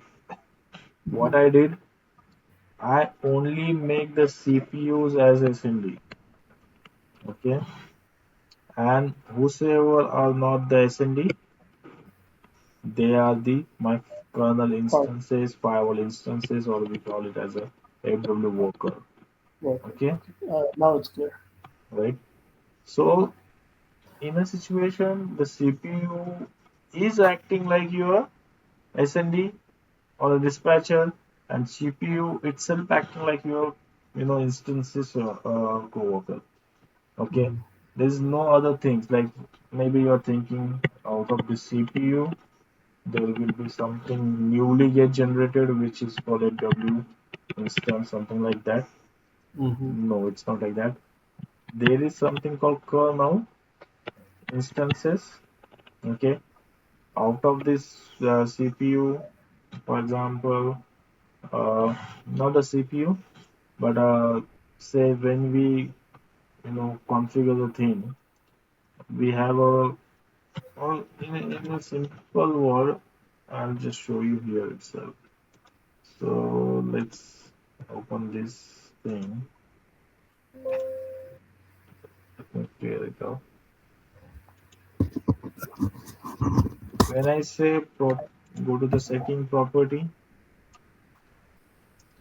and the processor, do you see, for example, number of processors? I have two. Okay. Out of this number of processor, I have each processor should take a 4 cores with them. Okay, the main hardware level CPUs or processors is different, and the cores are different. Okay, so don't get confused between that. So whatever the box you have here with you, for example, you have a checkpoint box. Okay, this is your appliance. In this box, whatever the model you have, say, and what are the model having, each model having a different processors. Okay, each processors will be having a different cores. Okay, right. So we are not talking about this processors. We are Okay. talking about inside that processor what we have. Course. Okay, we don't have any control here, Got it. but we have a control here. That's what we are modifying, and that's what we are assigning and changing. Clear or still confused? No, very clear. Okay, great. So this is what we do the changes into the uh, CoreXL. If you want to enable the CoreXL and assign the different SNDs and assign different W workers. And if you say run this command like say top command, most of the time here you will able to see there's something called AW worker, right?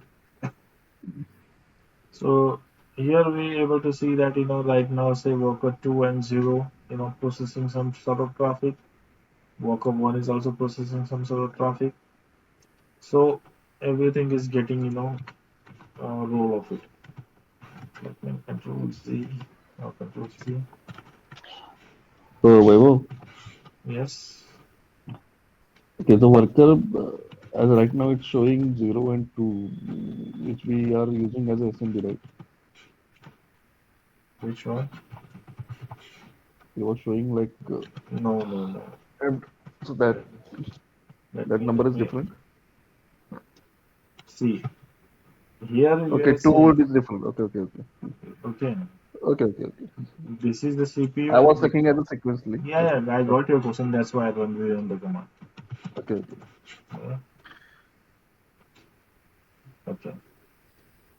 0, 1, 2, 3, assigned to below. Okay. Similarly, if you run the command like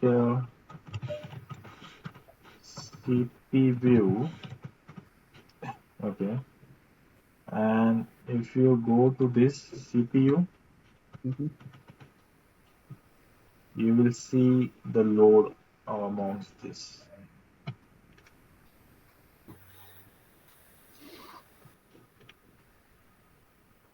right?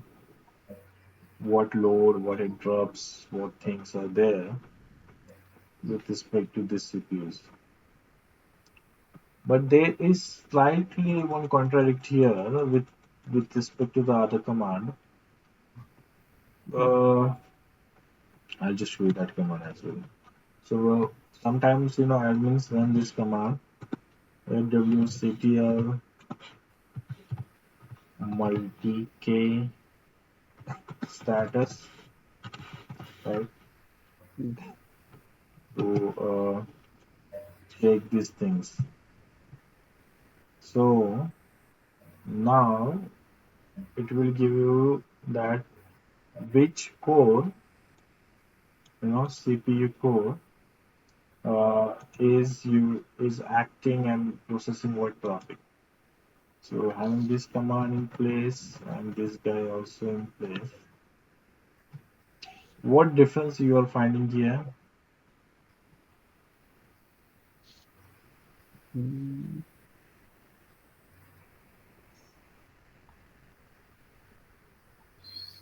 7654. 765. Those are the worker. Your CPUs. Okay. So Those are basically, when we run this command, you are seeing that actual workers, okay, but you are not seeing your SMBs, okay. So running only this command will come to know that okay, only four CPUs are there. So that is the confusion what we used to have. Mm-hmm. Always try to run this command to get a more little output, right? Because Yeah. when we read these articles from the checkpoint admin guides, they always mention this command fwsql multi-k status, right? Mhm. And we are seeing the limit output. Because of that, sometimes we get confused. My firewall says this, and what I'm saying is this. You know. Now,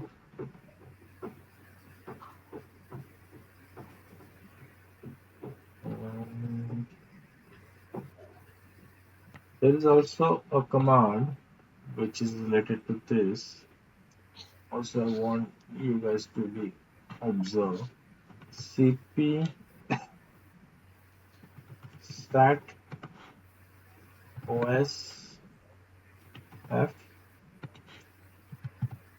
multi underscore CPU. Looking at this command, what difference you are seeing out of this command, this one, and this one?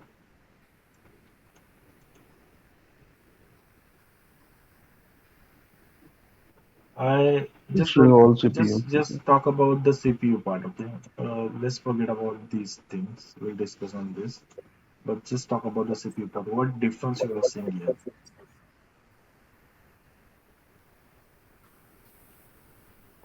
Mm. 128. Yeah.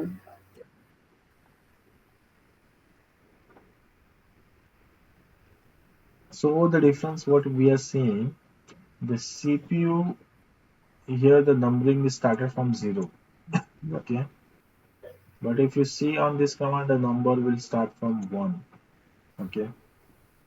One, two, three, four, five, six, seven, eight. Mm. Although uh, it the number one is nothing but your CPU zero, okay? Number two is your CPU one. But when you run this command, you will get the output in this format. So don't get confused, when we see two different outputs put from this two different command. This is how the checkpoint design these things. Okay. Mhm.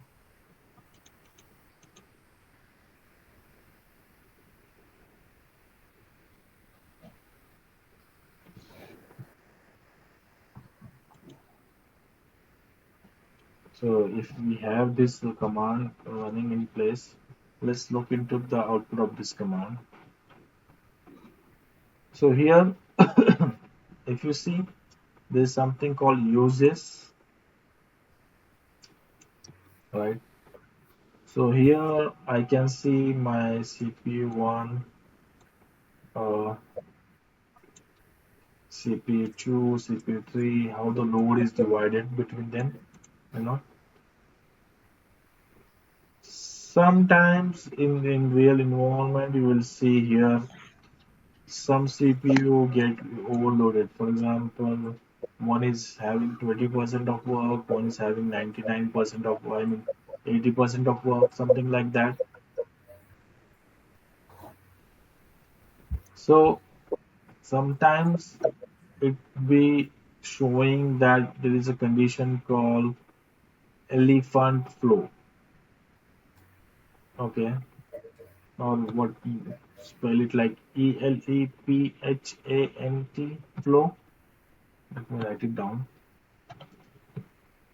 This is just for the checkpoint interview. So sometimes they call what do you mean by elephant flow? Okay. in uh, this thing, CoreXL. So sometimes what we will see, say one of the co-worker, ability worker, is having say 20% of load, some of one of it's having say 80%. Uh, one is saying that okay, I'm utilized 100% like that. So if you see the unbalance in this sort of things, the workload dividation, in that situation we call it this elephant's flow. Okay,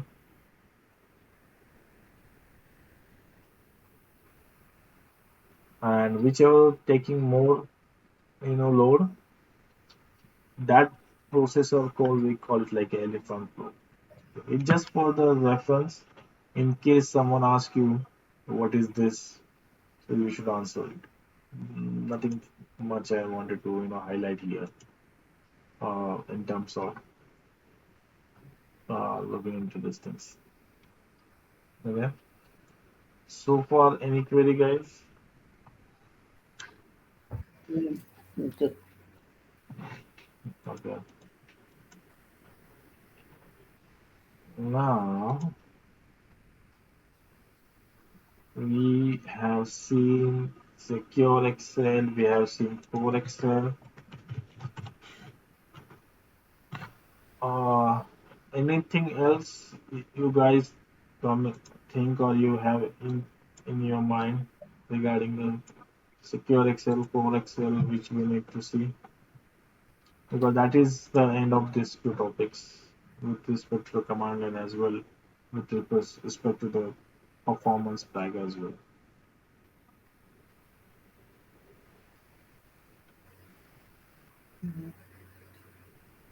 The I concept. need Yeah, go ahead.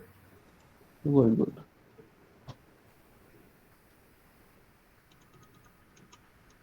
Yes, guys.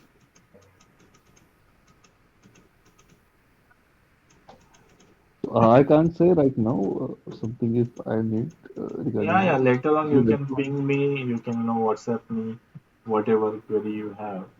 Because But I need to check further. I need to read also yeah, stuff. yeah. I mean, Yes. of course, man. You need Something to I have doubt read. or something. Yeah, yeah. You always ping me over these topics. We can sit together and response. Look into that. It's not something like that. The training is over. I won't be able to answer you on the content what we have learned. Right? Provided if you are asking me, in very deeper way, I also do the, searching on that. If you ask something which I already experienced, I will give you right away answer. Right? This may be way too ahead, but there is a book, Max Power 2020, Mm-hmm. which goes really deep into all this stuff. Uh, at one point, I would just sit there and see the book, and I'll just walk away. I had no clue, but now things make sense. I think I might get that one. It makes not right now. It's a little still too early, but I think I see the word elephant, that one, and all that um, Okay. referred in the book. All right. So yeah, that's what my purpose is. I mean, that book is something is paid book. I know we have to get it from that site, right? That guy have a site. Max Power Firewall, yeah, Yeah, but I think and its maybe not for sessions or videos also highly uh, paid sessions. I know. interesting. But you see, Yeah. now you exposed us to this kind of topic, so now it makes sense. Or I mean, at least we know. Like yesterday, if you had asked, we Mm-hmm. had no clue. I didn't have any clue what these were. That's Okay. good. Great. I think something is new learning. So let's now run few more important commands related to the performance pack. Have you guys heard about the command called nmon? Have you run that command ever? No. So this is the command.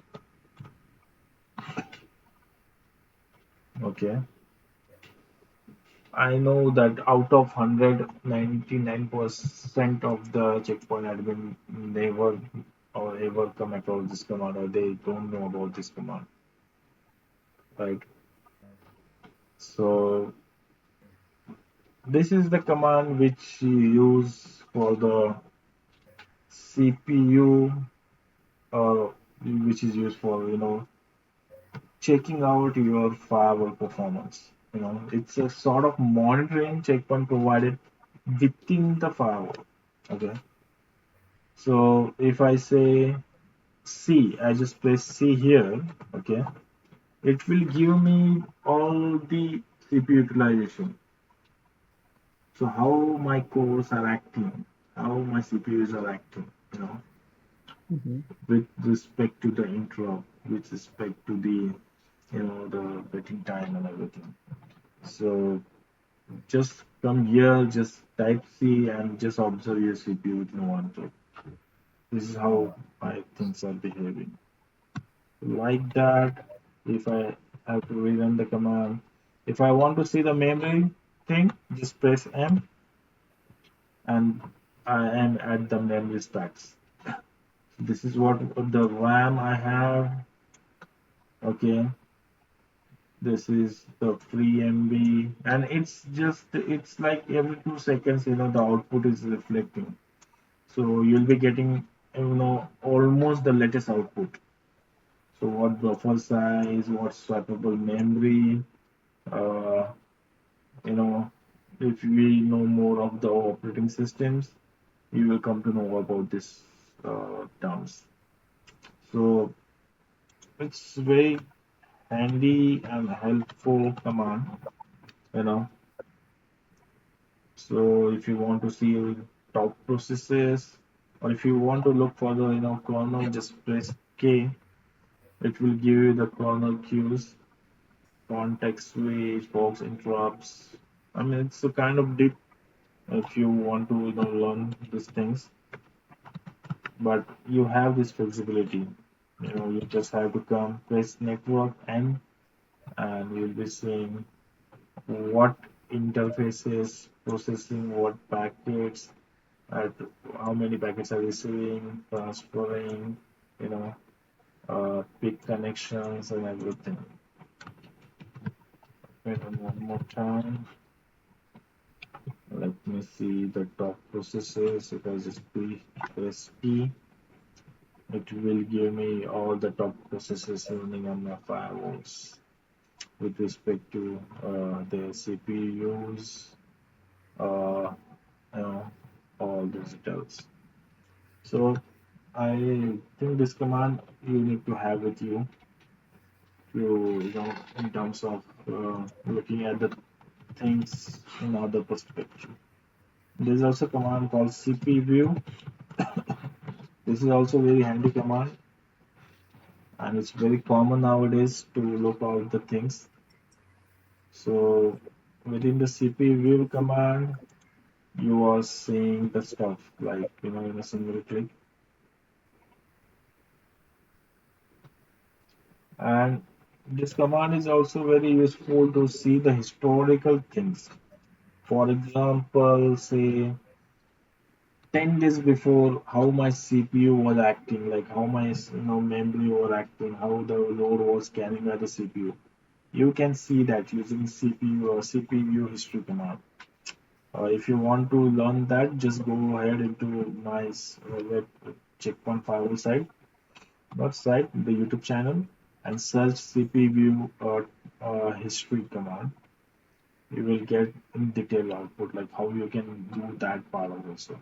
So right now, currently, I can see my CPU utilization, but someone come back to you and ask you, 3 days before I was having a lot of bandwidth issue.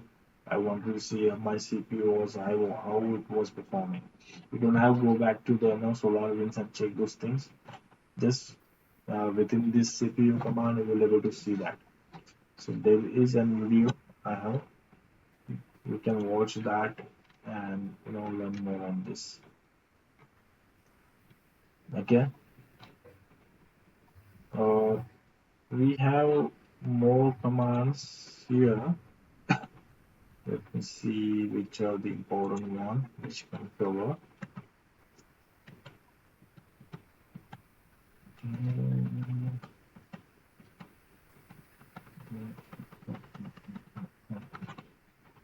There's one command which is net stat minus ni. Okay, this is a basic command but very useful. This command basically gives you output in terms of this. Let me have a pen. So when we call about Rx, Rx is receiving frames of the communications, and TX is what you are sending communication. And this part is your all errors during those communications, right? And this is something like drops and having issues like that. So mostly the success rate of your gateway performance is monitored by this guy. If they are working well, you're seeing desired packets flow, and you're seeing zero errors here. You can count it like uh, your firewall is acting well, working well, without any sort of performance issue. Again, I have a slide where I have mentioned that uh, what should be the percentage ratio for these things. For example, my uh, one second. RX, this drop VRP. Okay, it should be this guy. Where is it? This guy. It should be not more than 0.1%, like that. So it's if it is in that range, I can say my gateway, is working well. The receiving packets are not dropping at the gateway layer, something like that. So we'll be getting those PPTs details. And there is a command, one more command. If you want to see the historical data, what we are getting with this command, there is a command called char minus n edev, and you can get the similar output for your last 30 days.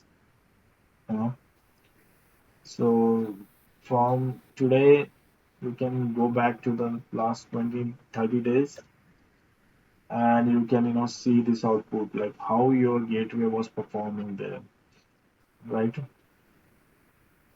So also you can note down this command. So if someone come to you and ask you, give us these details, and you wanted to have these details for your ready reference for evaluating the performance, you can use this command, right?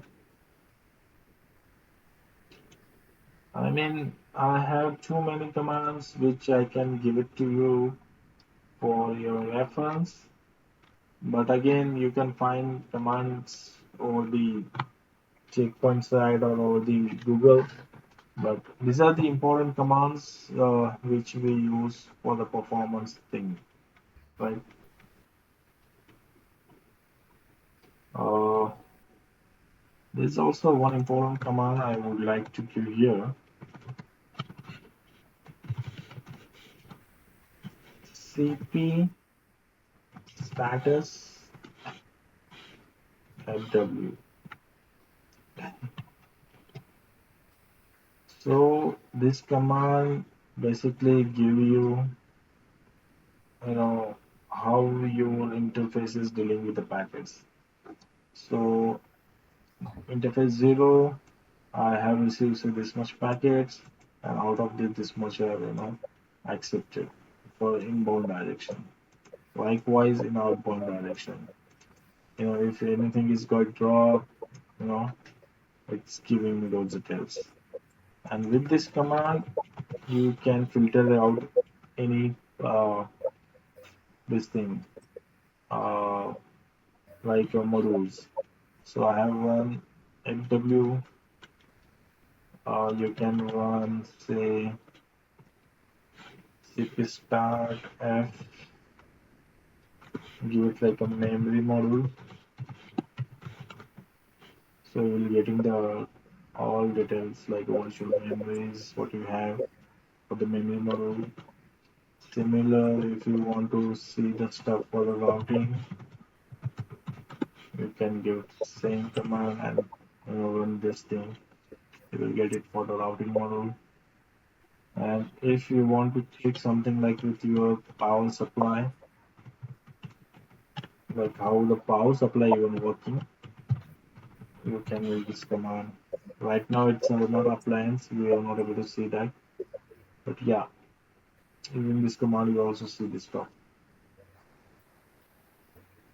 Alright. And you can also have this thing like give it a, if you want to see every second how your firewall is acting, so you can give it a delay also there. So for example, I'm giving like this, for every 1 second my table get refreshed and I will get the output. In a certain situation when we want to run this output and observe the things, we usually give the delays. So this is how you can give, and every 5 seconds you will see the output changes. Right? Any questions so far? So if you see a firewall, the CPU is going up just like a computer, Mm-hmm. and at that time when the CPU is high, you Mm-hmm. cannot do any of these commands.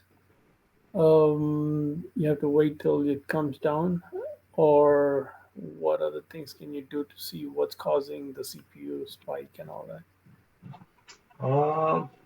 Basically, in that sort of situation, you have to see. Of course, you can't run this command, but in that sequence, but basically you need to run the commands to see actually whether your CPU is actually getting high. For example, if I run the CPU command, and Hmm. over here I will see the CPU use, say CPU 0, 1, 2, you know, 3, 4, 5. It's giving me the load here. So Hmm. with respect to that, you will be able to understand how much load is carrying by that CPU. And in a situation your CPU is utilizing over 80-90%, of course, you have to see the root cause of it, like why it's getting utilized more. So, for example, simply use a command like a top command and see why and which command or which process is Hmm. taking more of the CPU, you know, uh, and based on that, understand whether I can able to do with that CPU process or whatever the process is taking much memory, and based on that, research on this thing and do the work. Because of the different environment, different things, I can't tell you that okay the CPD is only taking the time, or some other process is taking the time. It's depend on the environment. So you have to just fire off these commands and check out the things like which process or thingy getting more times, and based on that you improve your troubleshooting, right? I think we have the separate topic for this, right? What For CPU utilization and what we will do, we can have this IPS attacker, we can hit that attacker and see the CPU load, how it's getting increased, and uh, Okay, is there any application that we can run and we can check if like any top talkers or something kind of thing? Uh, If we have multiple applications that if something is getting high load and due to that all CPUs high utilized, so may the which application is going behind the scenes taking too much load is due to throughput. yes. So let me see.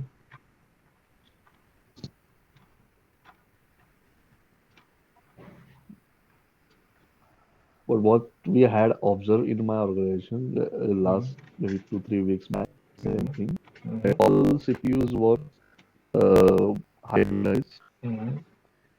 and it was something Microsoft updates was going behind the scenes around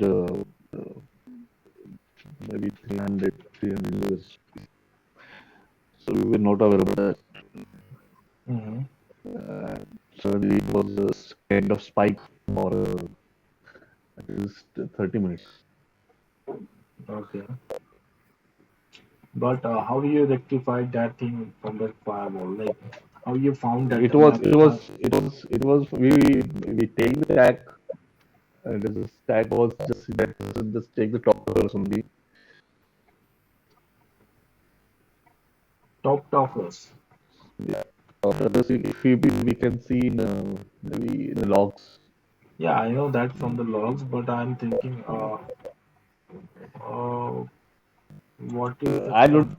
command for the CLI, which Maybe can we can see through PST or something. Which process is going on.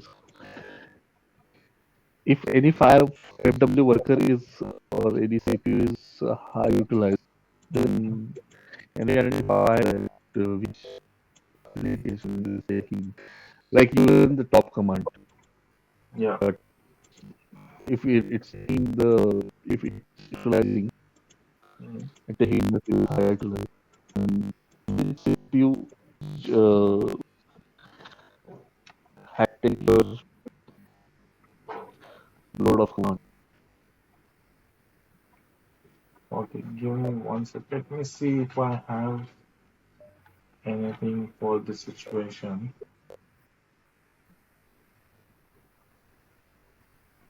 Mm,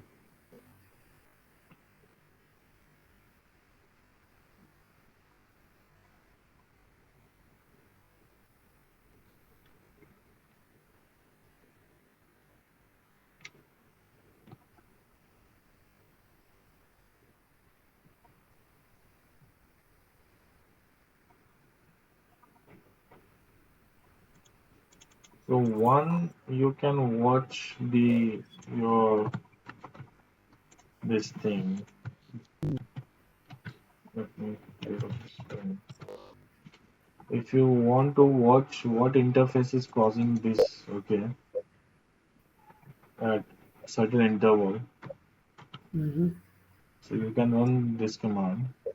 You know, for every second you will see at what interface level you will be getting more packets. Uh, you can do that. One thing.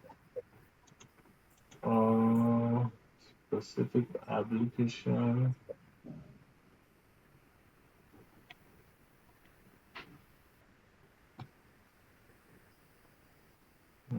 Mm, In smart log you will find that, but I want something we can do from the CLI that how we can find a top talker. Exactly, because main thing is that Mhm. There is something for that. I think I have run in the past, but I'm just checking my database if it is there. Otherwise, we not can an issue. just You get can take a figure time. out. You can show us later, not an issue. But the important thing we record that. Yes. Uh, Maybe I just saw in a saw also that they mentioned the pastry kind of thing. PS3.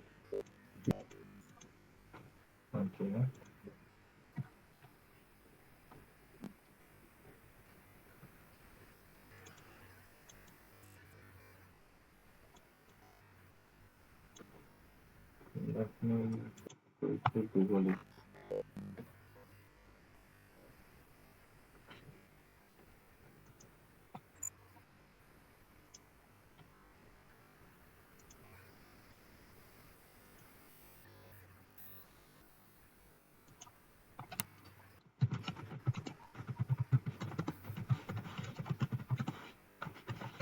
Hmm.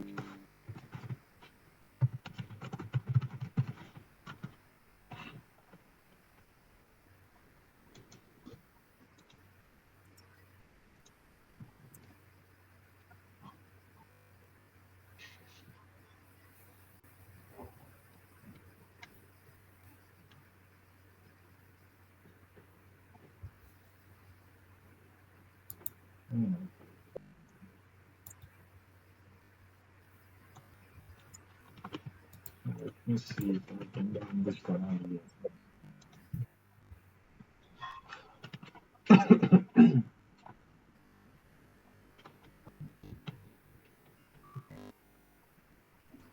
Uh, so can you run this command in your environment and see if you can get the output in your lab? Uh, Can you send do one thing. copy? Just share your screen. I I'll give you these commands because I'm sure you will get some top source or top 10 IPs with this command. I just copy paste over the chat because my environment it's don't have these things. So maybe at your environment you will be able to see the right output. This one Give it a try now. and this Share one. screen.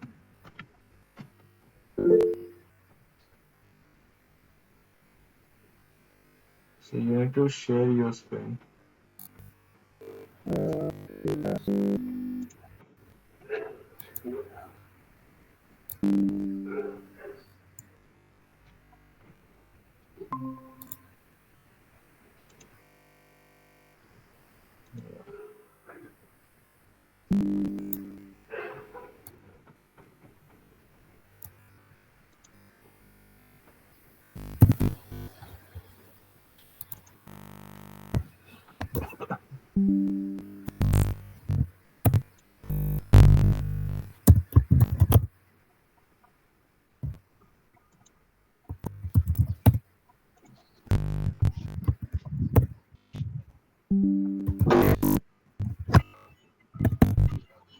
आवाज बंद करायचं अर्धा तास जर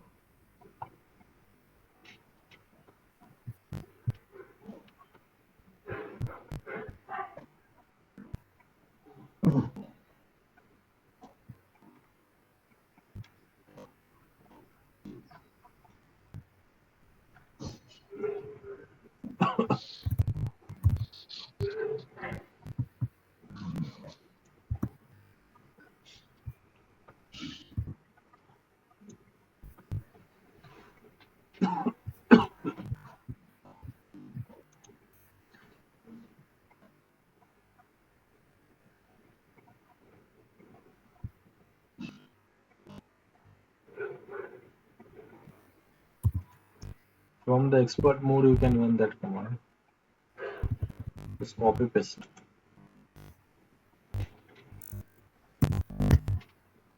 Oh, you know what? I can. You know what? I think I can. Just reload here.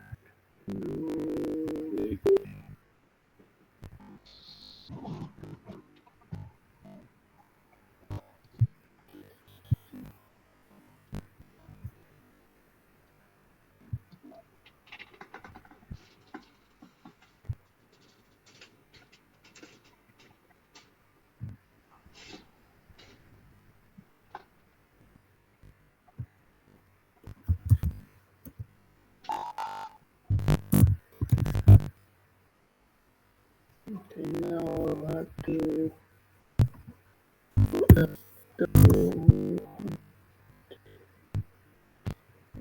have to side by side.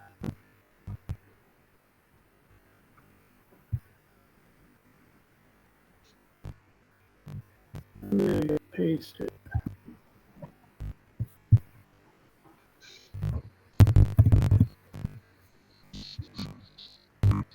I don't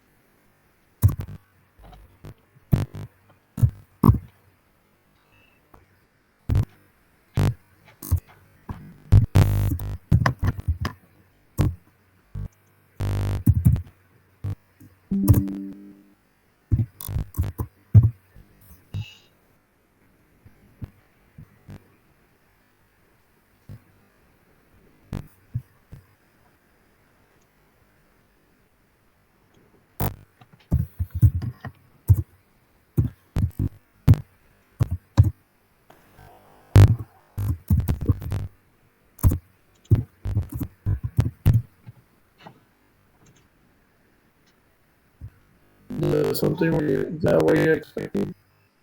No. Yeah. So what it's giving me? Template tab system. What is that? Actually, no. Anyways, I have found some script at the GitHub, you know, and if we run this script, we'll be getting all what we want. Okay.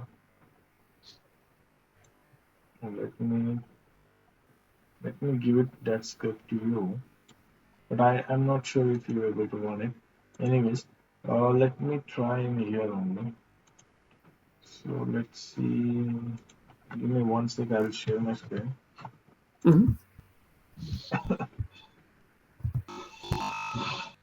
Because this sort of things, Ruturaj, it's not have actually predefined from the checkpoint.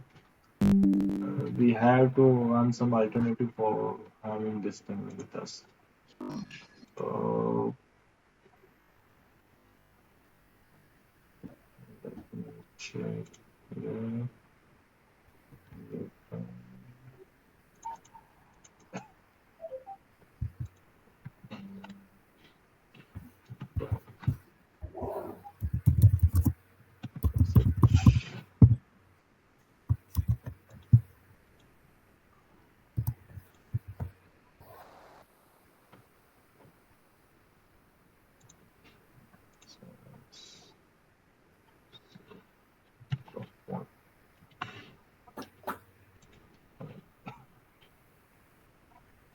Let me share my screen back.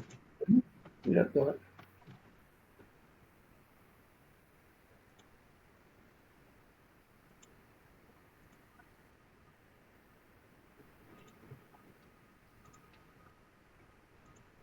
So guys, let me know if you're able to see my screen.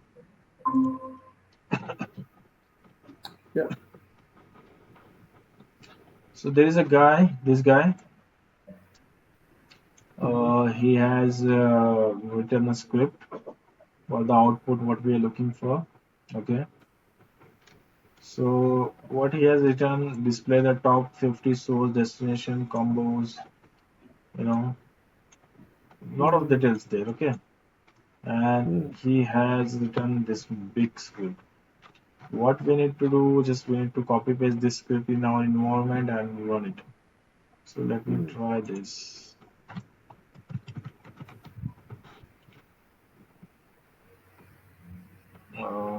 Recipe for that. Let me put the gateway, change share, bin batch. So let me go to this 192, 160, sorry, 192, 168, 1.3, admin, and password.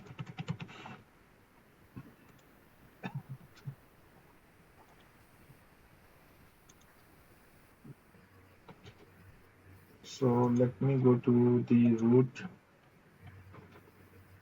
where uh, log, and let's have this guy checkpoint training, this top one here somewhere. Let it go down. There is a file called top one. mm. Uh, I think I have saved it like a txt, or do we need to save it like sh? Anyways, let's see what we can do for it. Let me change to where log ls dot top one. No, directory ls. I have copy pasted that guy here. Top one.txt. Okay, it's there. Mm, You have to change the extension and everything. yeah, I thought that, but how I can change it from here? If I want to save it with the extension sh, how I can do that? You can move it and read and give it a new name. Oh no, from the shell. From the shell? MV Okay. and then give it top1.txt .txt, okay. space top1.sh. Part one .sh. See what happens. Yeah. Awesome. Thank you, sir. No, So now it's set. Great. So let me clear off the screen. Let's change mode with the execute permission. Top one.sh. Is that work now? use more. Change mode. Use U plus X. Yes, I think I have written this thing here. Change mode. There is plus X and then U. This thing. Now it has executing permission. Now let's run that command. Top one dot sh. Hmm, no file exists where I am. Hmm.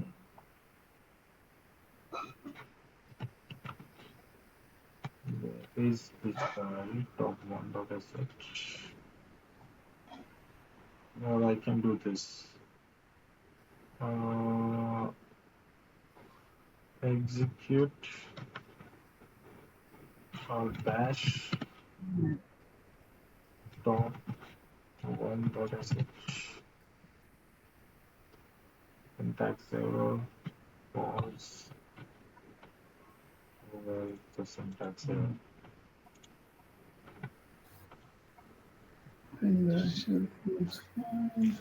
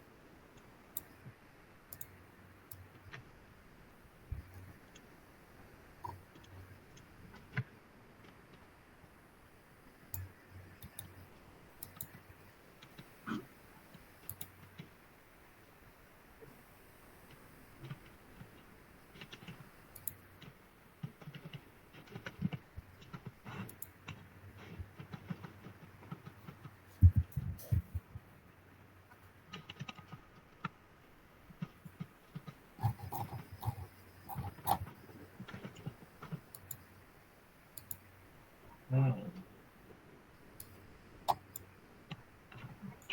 Maybe I need to look into this command, but I'll come back to on this. But this is what the things which we have to run. But Uh, this is a bash file, right? But every organization will not allow to us to do this, right? yeah, but you can run out this command, right? For example, I copy this command. So say for Mhm. example, it says display the top 50 source, and this is what we expect us to run. So you can just copy paste this guy from here, and you just have to run it. Okay. So if we have a top disconnections, it will show you here like that, Yeah, for your runs would be very good. right? Yeah, we'll test it out.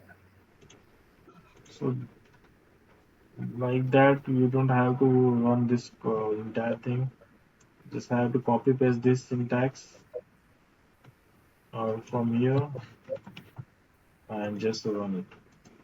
And that's it. Because these are the things which we need to arrange depends on our requirement. It's not by default something got it from the checkpoint, handy things. Okay.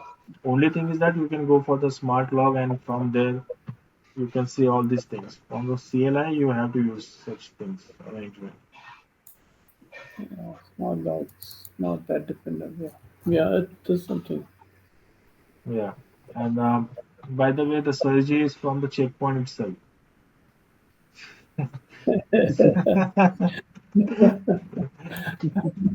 So checkpoint, he's already working with a Dallas checkpoint tag. So he will give me the backup things here that okay, whenever you're talking the same thing, which is right. Don't put it everywhere. Don't put it on YouTube. No, no, I will not. These are the videos for you guys only. So don't worry. Vaibhav, Mhm. I mean, just requesting you if we give 1 day of gap Yeah, yeah. because Yeah, The I know. SecureXL, CoreXL I got it. have. I got it. You got overburdened. So have it a day of tomorrow. Okay. Uh, Yeah. Try to Because learn. why? Yeah, I As understood. per I that, understood. you are I wanted to give the off today itself. SecureXL, CoreXL is Mm-hmm. before closing the all the stuff. I just want to go through that. What are the steps are remaining Mm-hmm. for that topic? Mm-hmm. And one more thing that you can just try with the PS3 also. Mm-hmm. If you run PS3 here also, you can just Give me the check the command. process. Actually, maybe I haven't run it before. What is the command? You can just type PS3 PS and then tree. Yeah, three, like this, tree. Tree. Remove Yeah. edge. like this, Yeah, like this. yeah, yeah. Okay.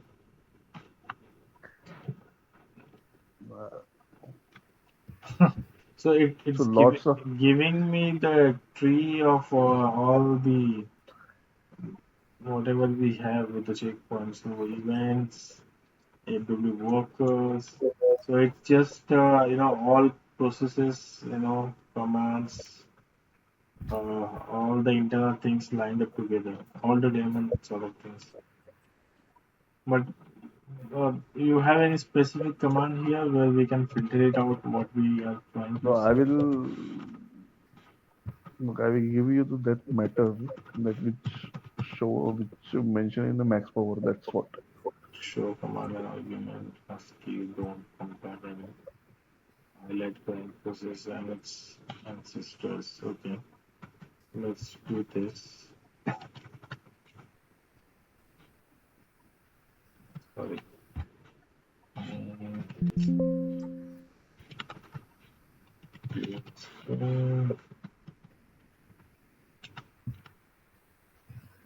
Hmm. See, this stuff is there, that book, but I don't think so. It may help you in real practical world because I don't think so. We ever go in these keyword levels and see the result. These are the option what that PSP is gives you. So don't truncate long line.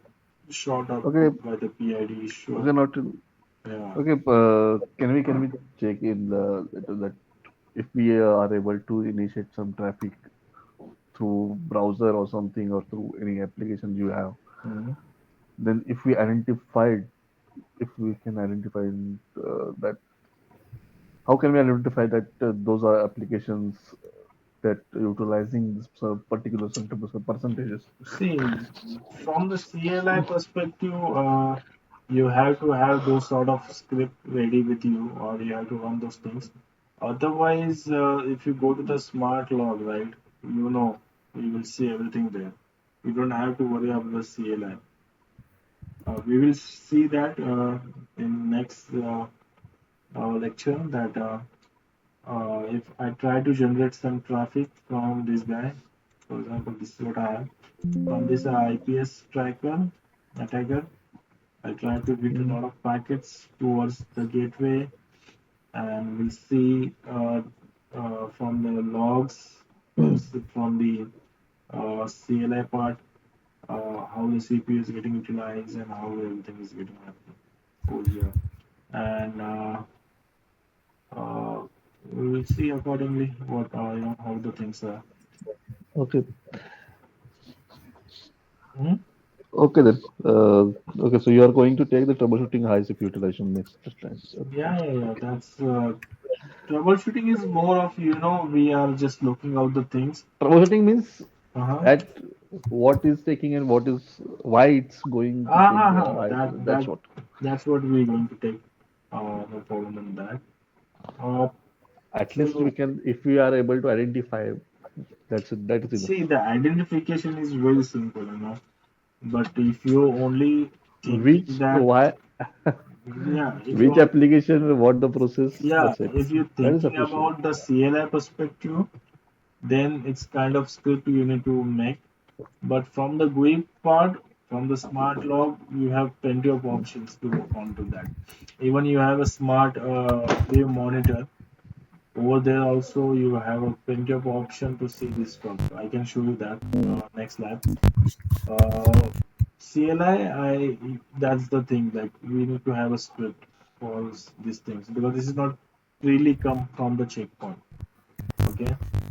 So you guys want a day off tomorrow to digest the thing?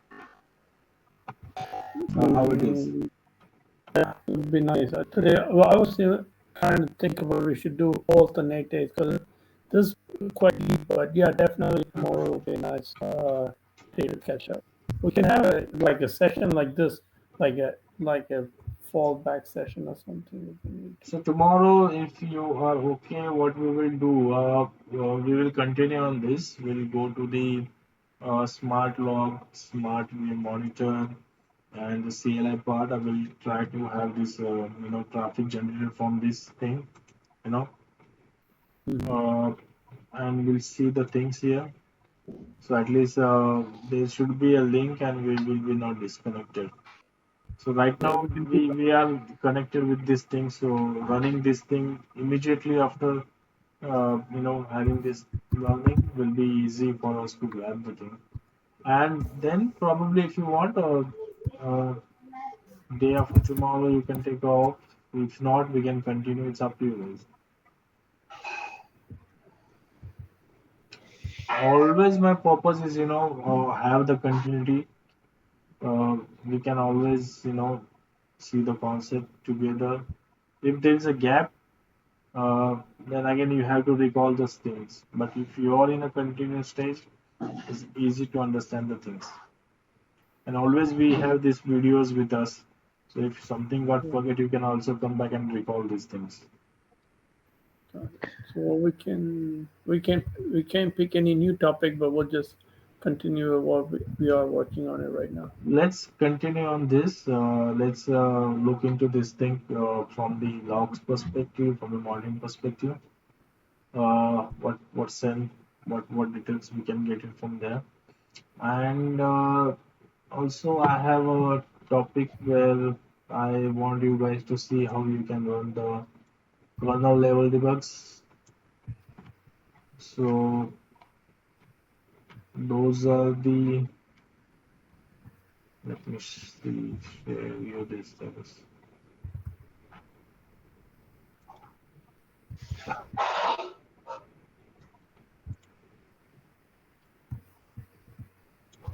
I mean, running this sort of debugs.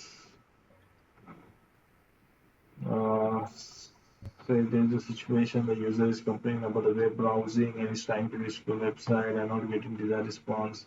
How we can address these issues, how we can see the stuff, something like that. So we'll see this thing tomorrow. Okay.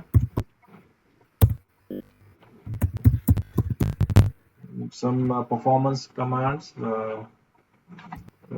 The performance commands is got done today itself. That was I have for you guys. But as he said, like just look the things from the smart log and the smart monitor, and then we will see these things from the CLI perspective. How we can run this debug. Uh, Once that is done, with the we have some more topics here, like how you can see this packet flow and this kernel tables from the firewall, the packet flow. These are the two important topics. So tomorrow we'll cover that. And day after tomorrow we'll be having this in place, and probably after that we'll take a break, 1 day break, and then we'll jump back to the VPNs. By Sunday, we'll be able to cover up all these topics. Or if not, we'll go on Monday. But within this couple of 4 5 days, we'll be able to cover all those things, right? So you'll be having a time to learn all this thing again. I'll be providing all this data to you. Just go back to this data, just try to do your lab and come back with the questions like that. right? Yep. So inbound, outbound packet flow. Uh, Before this, let's go to the one lab where we'll see how the traffic is. We can see like top connections like that from the um, smart wave monitor perspective.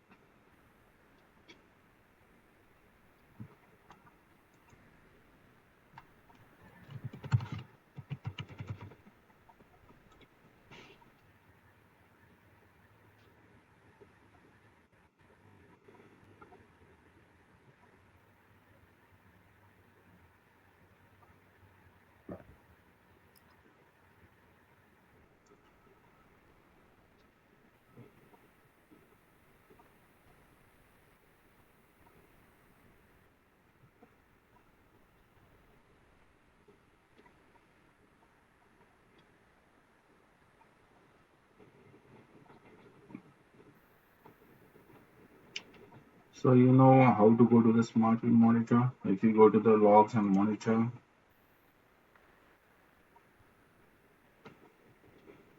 and if you click here, tunnel and user monitoring, we'll go to the smart wave monitor.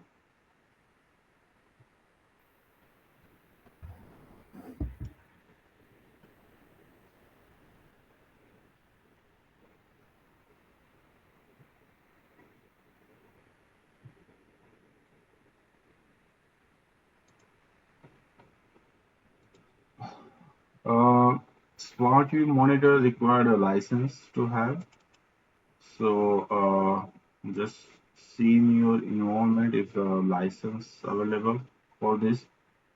Here you can select this checkbox and install the policy monitoring, and then you'll be having this smart view monitor in place. Uh, if you come here, if you see the traffic, you will see the top interfaces, top services, uh, the top connection, the one we are, actually talking about. Like yesterday, we were having a question how we can see all these things, top sources, and if I click OK, it will give you the data about it. So right now, it's not facing or getting any data. It's a gateway 1. So we have enabled gateway 2. So let's do this again. Top source. only gateway 2. Let's see.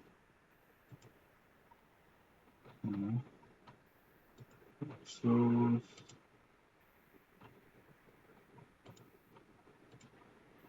gateway 2. Okay.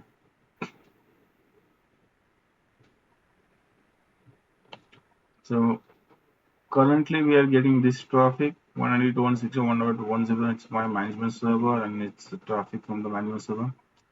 What we're going to do now, we have an attacker. Okay, this is an attacker. What I'm going to do, I'm going to generate traffic from this attacker and we'll try to see if that is getting captured by the firewall. Let me go here. The basic thing I need to run to generate an attack.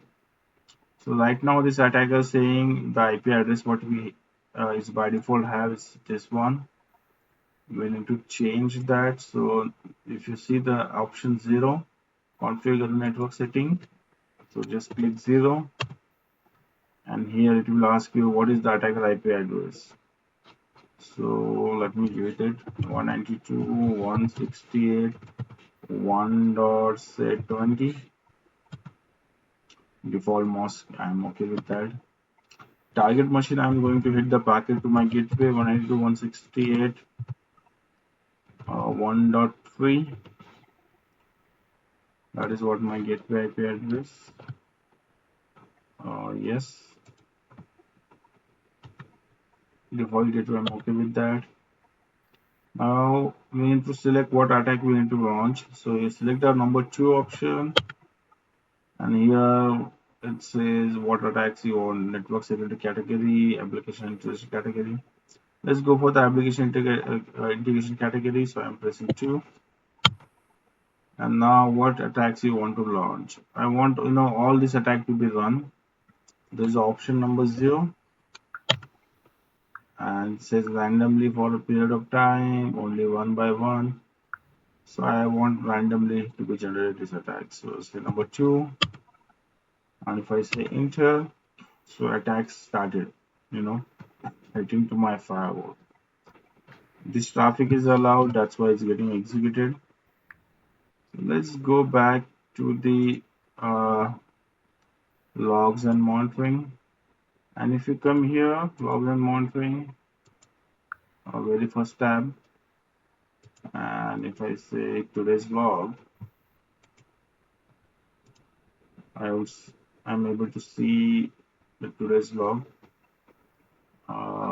See the source 192.168.1.20 and it's hitting the packet to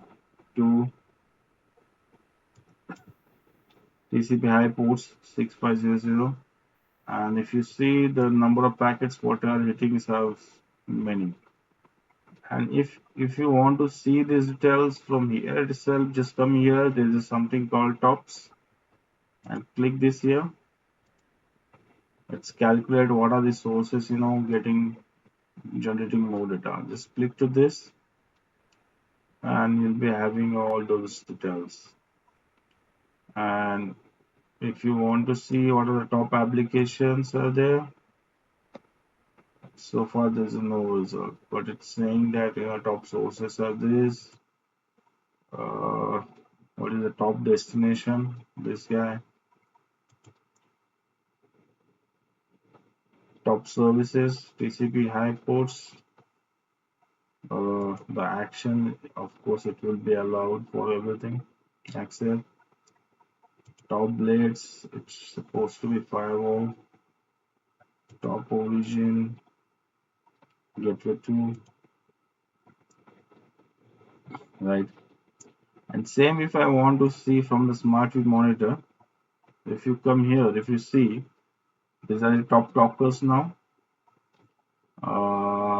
Top sources for the gateway 2, and if you see this 192.168.1.20, you'll be seeing what is the current percentage of this package and everything.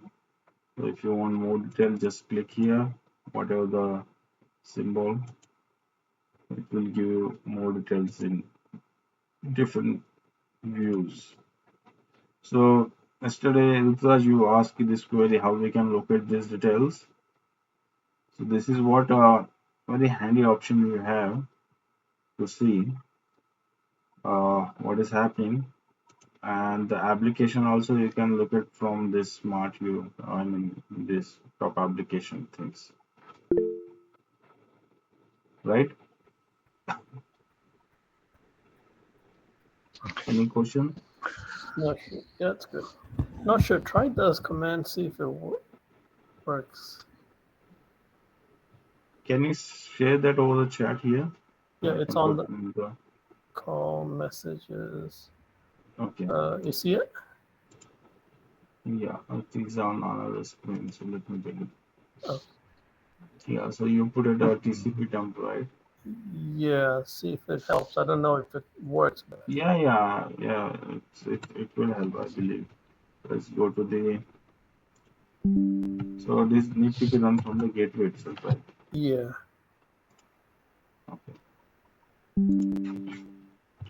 192.168 1.3 admin expert mode. Let's try to run this command. Okay, I have to change it. It's 880. Oh,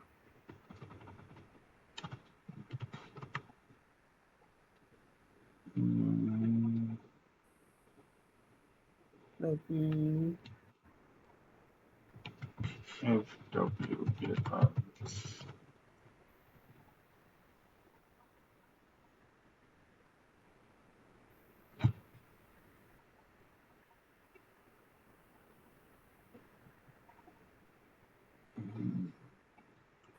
So instead of T0,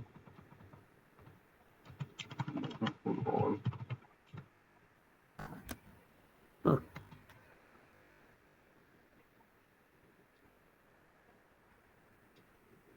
Hmm.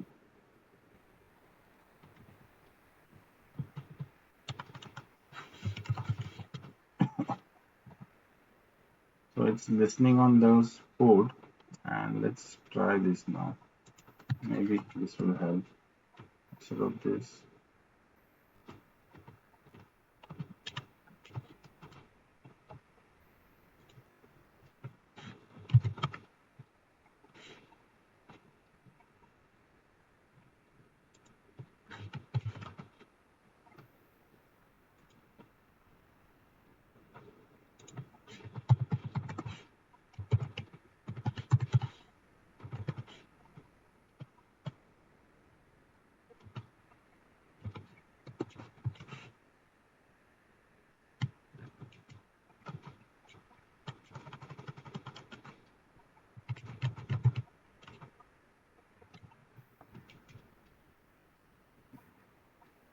Mm,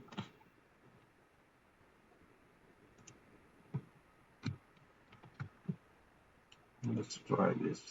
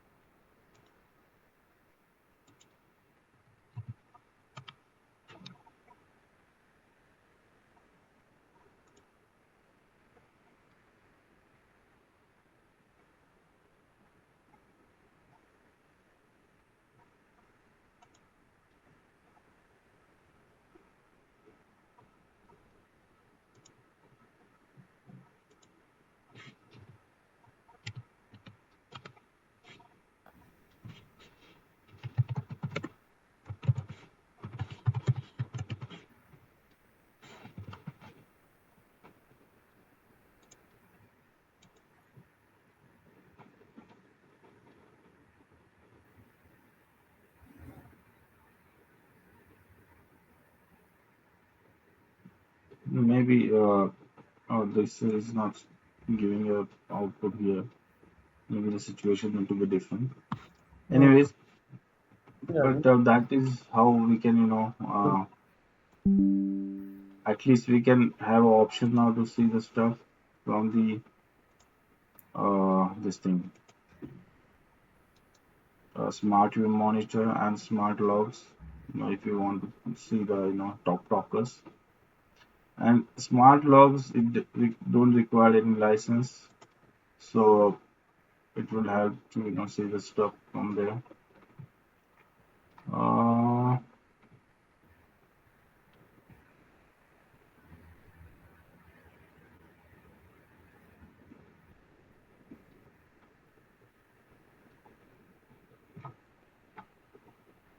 yes.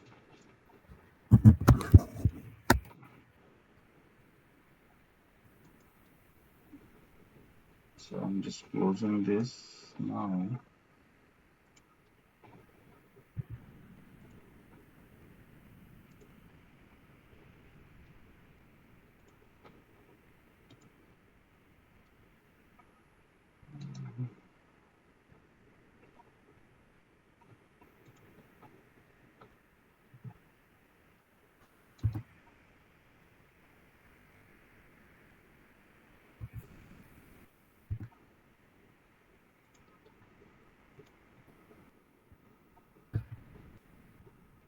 Okay.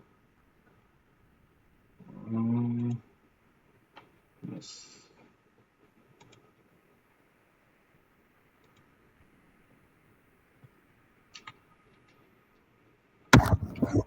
All right.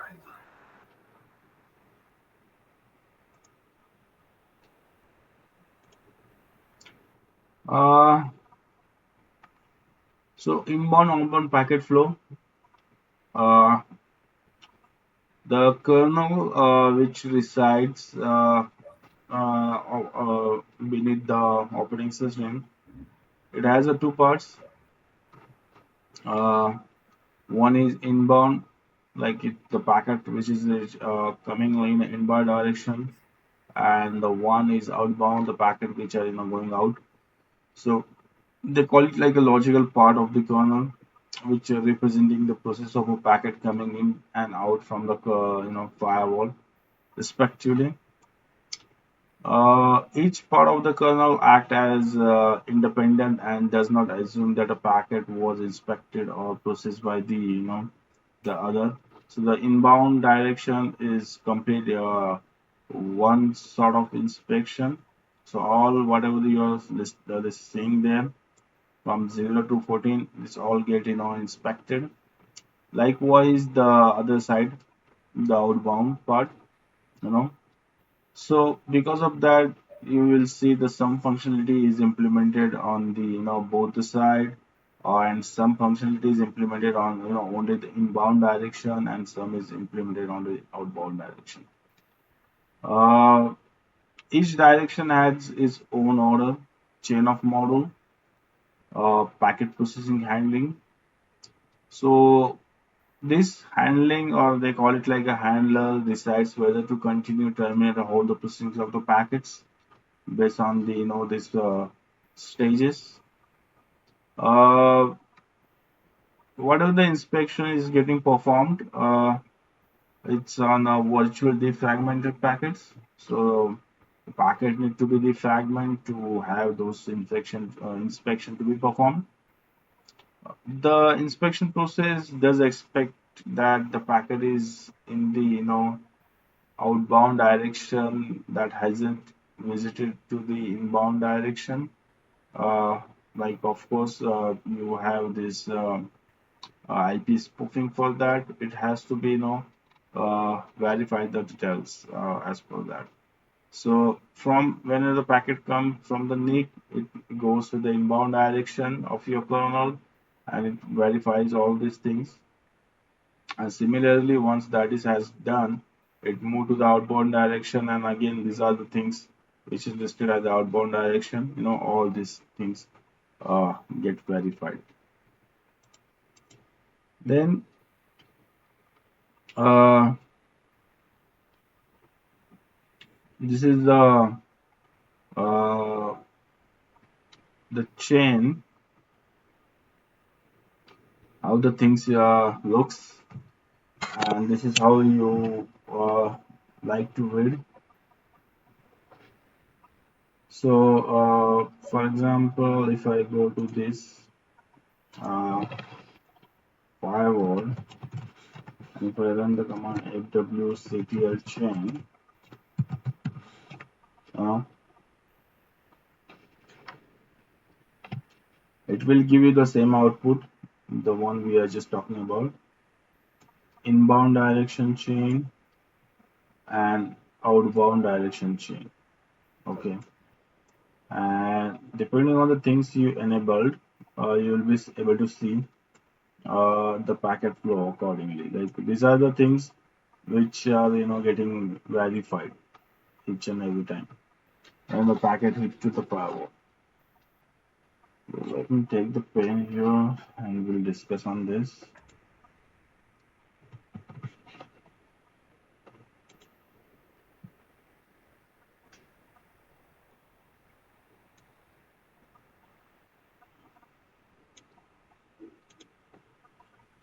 So every part of this has a specific meaning. Okay,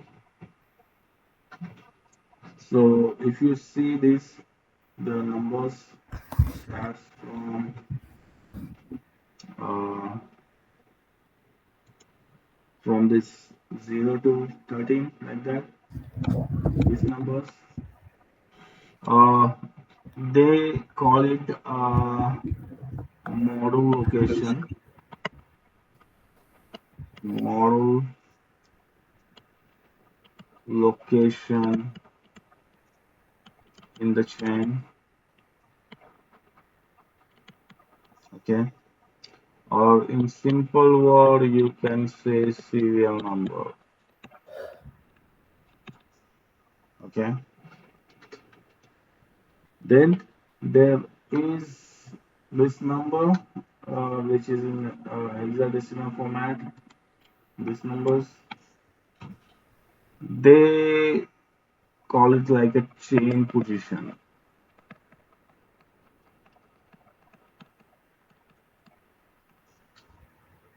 Okay,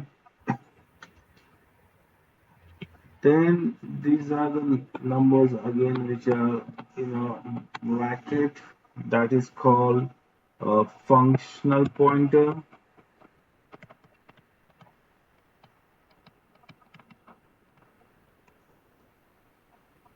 And at the last, if you see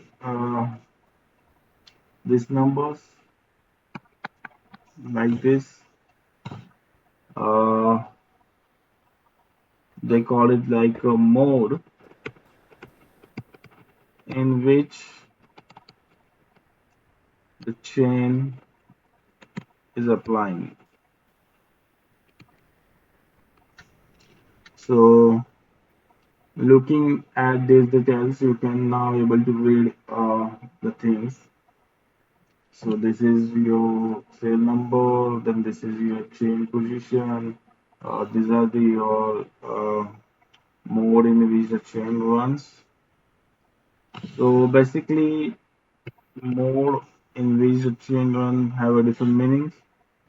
So if you locate somewhere like a number one, say for this 0 0 0 0 0 all ones, okay, it's a binary one format. Uh, we call it like a stateful mode.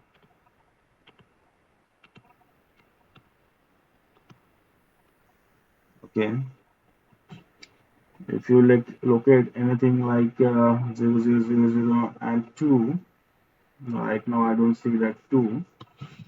That 2 is called wire mode. So there is a feature called wired mode. If you enable that, you will see number 2 here. But right now that feature is not enabled. That's why we are not seeing anything like number 2. And there is something called number 3, as you can see here. That number 3 indicates your all packets.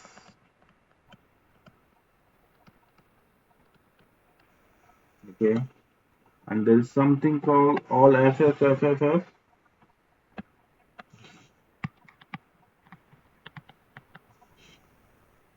It is also like all packets. Okay, it's identical like number 3, this one. So if you read this thing, uh, all 0 comes under SecureXL inbound. That means the stateful mode is enabled and the connection tables capturing the details. So whenever you will see all zeros, you will see the secure Excel related things, stateless verification, or sorry, stateful inspection related things. So locate all the zeros, everything you will see like secure Excel kind of things. And secure Excel we have the SND which capture the statefulness, right? Likewise, wired mode we don't have right now, so let's skip it. Number 3 is all about your packets, which are offloaded like that, or FFF, or is again all about your packets. You know what is what processing is happening on your packets. So this is how you can read this chain model, okay? And this is the one direction, which is inbound direction. This is one direction, which is outbound direction. Important point, which here we need to locate, but right now we don't have that enabled, which we call VPNs. So if the VPN enabled, here one more packet path will be added, which is called encryption. So depends like how the packet is traveling. You will see here one encryption kind of packet, and at the other side one is as a decryption kind of packet. So which indicates that the packets uh, where it's supposed to be increased is getting encrypted, and the packet which is supposed to get decrypted is getting decrypted. So whenever we talk about a packet flow, uh, we always talk about this. This is the real stuff. The one we generally talk first happen, this thing, then matting, then this, then this. That is what the overview. But if you look into this, this is how actually the packet is processing. These are the things, and depending on the blades you enable, the things popped up here, right? Any questions so far? Are these the flags which are enabled in the kernel after the traffic gets past the NIC? Mm-hmm. Right. So if you see, these are the flags, or in other word, we call it module. So FW module, like that. C pass module. We'll be seeing these modules in a bit, but don't call it like a flag. These are the modules. So these are the What do you modules. mean by modules? Modules are the functionality of the firewall. The firewall has a firewalling functionality. We call it FW, right? Like that. So SecureXL, yeah, SecureXL functionality we call it SecureXL. these are modules which are turned on in the kernel when the traffic Right. goes. For the debugging purpose. Got it. We'll be doing that in a bit, right? Let me clear the screen. Let's go to the next slide now. So you'll be having these details with you, for your reference later on. Now this is how the connection looks, connection table format. So each new packet is recorded in the table in all available entries of the firewall. One entry was made on each new connections. Each packet had to go through the connection table several times to verify all the available types of the connections. So whenever the new packets hits to the firewall, we know the state of that packet is get captured, right? It is stored into the connection table, and this is how the format is. The connection table format we'll be seeing from the gateway itself, but for now, just understand this theory. Uh, if you look closely on this slide, there is a symbolic link which provide six tuples of the connection what we want to pass, and there is an indication which with help of the arrows, uh, these arrows, so sort of arrows, uh, which is actually the pointer to the tuples of the real entry in the connection table. So basically, we have six tuple here. I'm calling as a tuple. You can call it anything like the six attributes like that. So as we know, whenever we call it like static inspection, the things like source IP, destination IP, source port, destination ports, protocol, 1, 2, 3, 4, 5, and sequence number like that. These things is getting captured. So this is all about that only. Okay. This important indication. There's something called 0 and 1. If you notice, there is a 0 and there is a 1. Uh, the direction can either be 0 or 1. So 0 is for your inbound direction. Okay. So whenever you see 0 in a connection table, it's your inbound direction. Whenever you see 1 is your outbound direction. Okay. So if you see the first entry here, this entry hold all of the relevant information for the traffic, such as state, sequence number, matching rule, and so on. Uh, let's jump to the lab and see this stuff in real time. But any questions so far on this? No seat in the lab. Okay. Okay.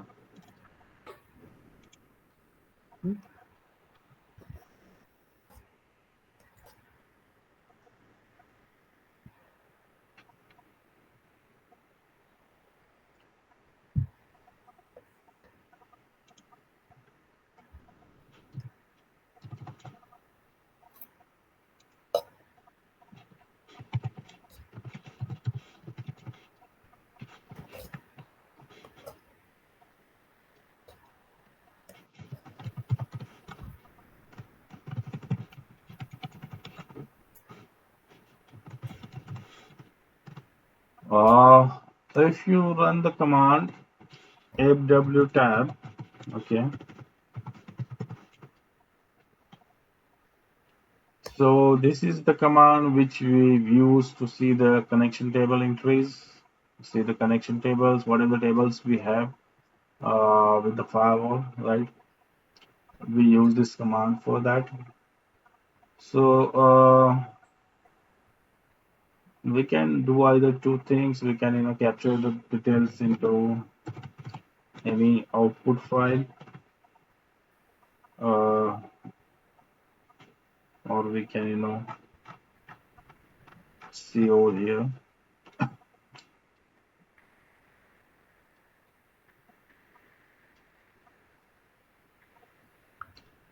So if you see, if I just type the command fwtab-s, it will give me all the tables what we have for the kernel and what things are going on with this. Please note down this command. It is important command. And if you just want to see what other things is happening on this, there's a big list. I mean, these are all your tables, and there are all their values. So currently these are the connection going on. This is the pick connection what the firewall picked up, like that. So let me clear up the screen here. Are these the database tables? Yeah, no, it's a kernel tables, whatever we have into the firewall. Let's run this command again. AW tab -t connections, and I want this to be run for every 2 seconds. Oh, sorry, I want it to be run 2 times. So if you see, this is how the entries is present into the connection table, and I don't think so. This is a human readable format. And if you want to make this human readable format, just use the option called -f, right? So same thing which is presented here with the decimal, or sorry, with the hex format, will be saying into the human readable format. Use this -f, okay? And this is how the connections tables look like, and the entries are stored. So this is the IP address and its attributes details, right? Let's do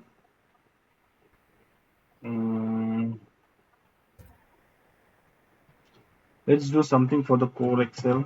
Okay, so as we have the CoreXL enabled into these gateways, so you can run the command like fw tab -t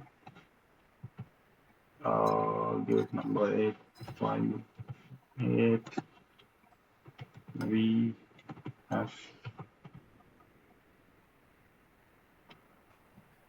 Okay, these are a lot of entries. Let's have the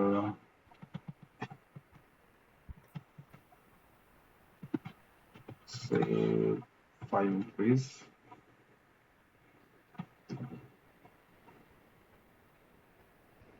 right?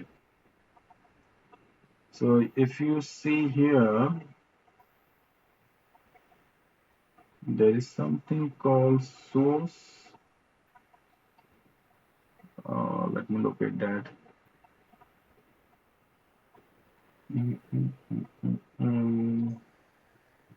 Okay, let me do this again. Instead of 5 entries, let's have all the entries.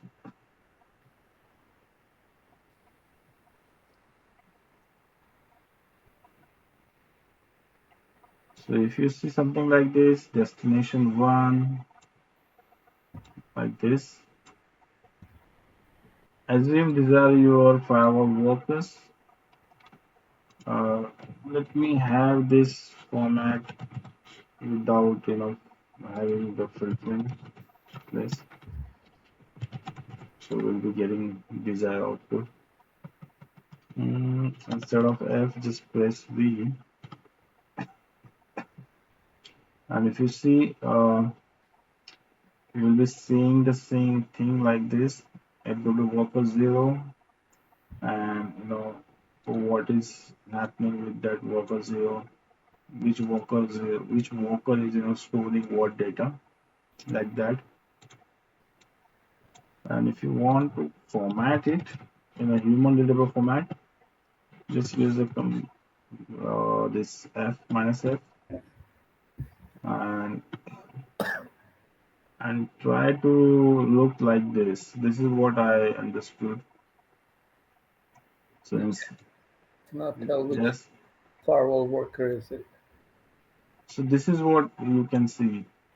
So you know that's -1, -2, right?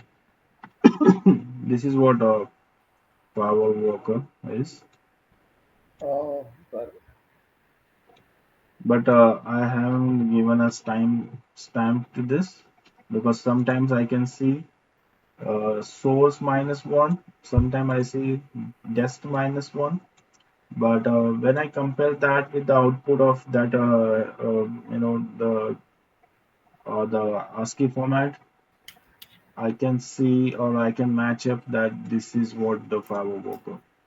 And these are the details on this, you know, and you can read it like a source IP address, destination IP address, destination protocol, which protocol family it is, the direction, you know. As I said, the one indicates what, which direction, inbound or outbound? Outbound. Outbound, right?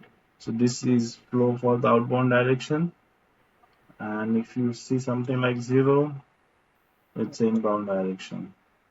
So this tracks everything which is coming in and out of the firewall. Yes, All right. Okay. but it's very deeper level if you want to look at the connection table format. And a connection level, which table is storing what connection, like that. If you want to go in that deeper, you can use these commands, right? But this is not where the decision is made, where the This firewall is rule. where the decision makes, okay? Oh, And you know what? Uh, how the connection table works? no. It capture everything. Hmm. For example, this is your connection table. So it has this entries: source IP, Hmm.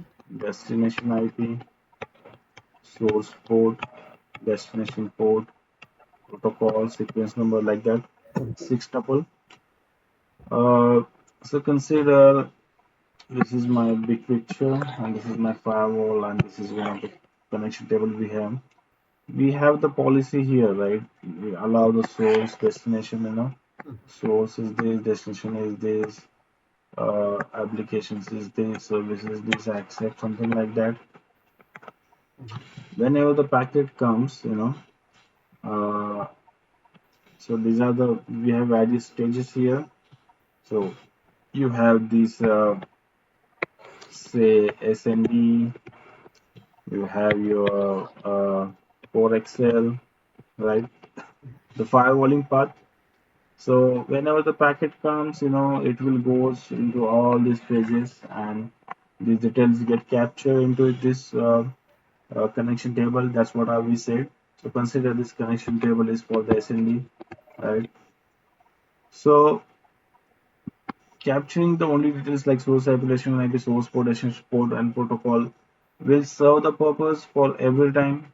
What I meant to ask, how this SND know that the connection is allowed or denied, right? Because it was having only these details like source IP, destination IP, source port, destination port, protocol, sequence number. Based on this, how he can decide whether the packet is allowed, and instead of going to the next level looking for the firewall and all this process, it just process the packet at this level, and it take a decision whether he need to process the packet or drop the packet, whatever it is.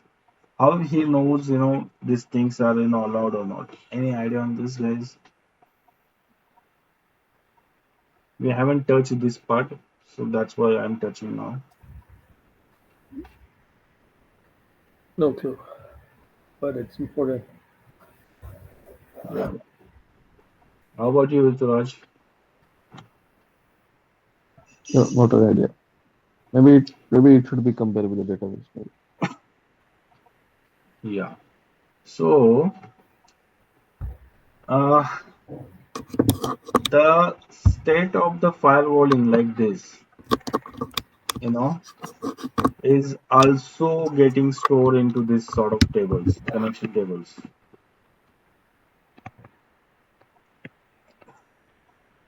Are you believing me or not? So the firewall rules are stored in connection tables. Yes, but not actual rules, Mm-hmm. but the status. For example, if the packet coming Mm-hmm. and the packet captured like, okay, this is source, this is destination, this is protocol, and it is allowed or denied, okay, Mm-hmm. that state is stored into this connection table. And if you want to validate that, I have one command for you guys. Let me clear it out.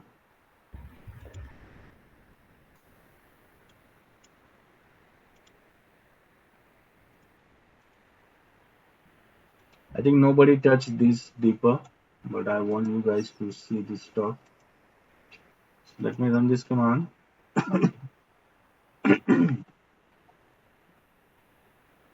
Right.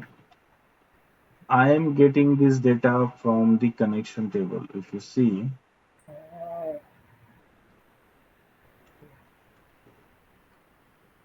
so rule number 0 is saying that this is my source, this is my destination, this is my port, okay, like that.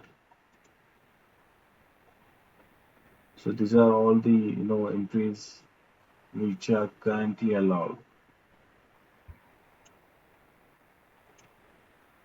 Let me copy paste this command over a chat for you guys so that you will be having this handy with you.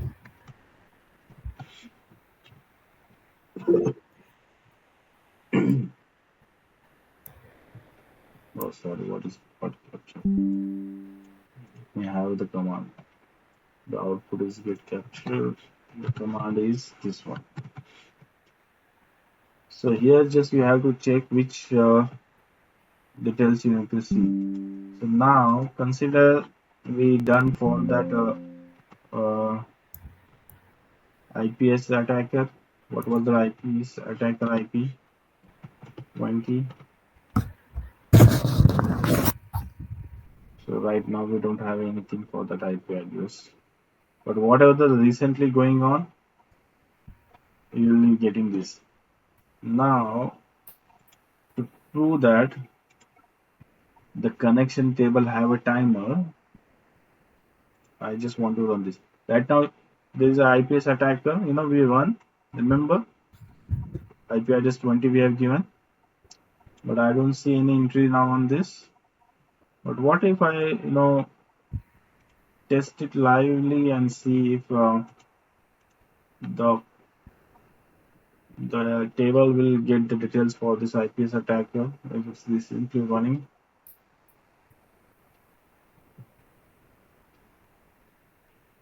You following me or not?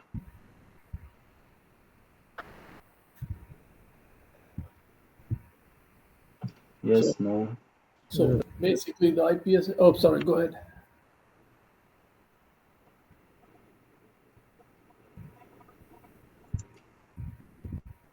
What I'm trying to present here, I'm trying to present that connection table have the buffer. That's it.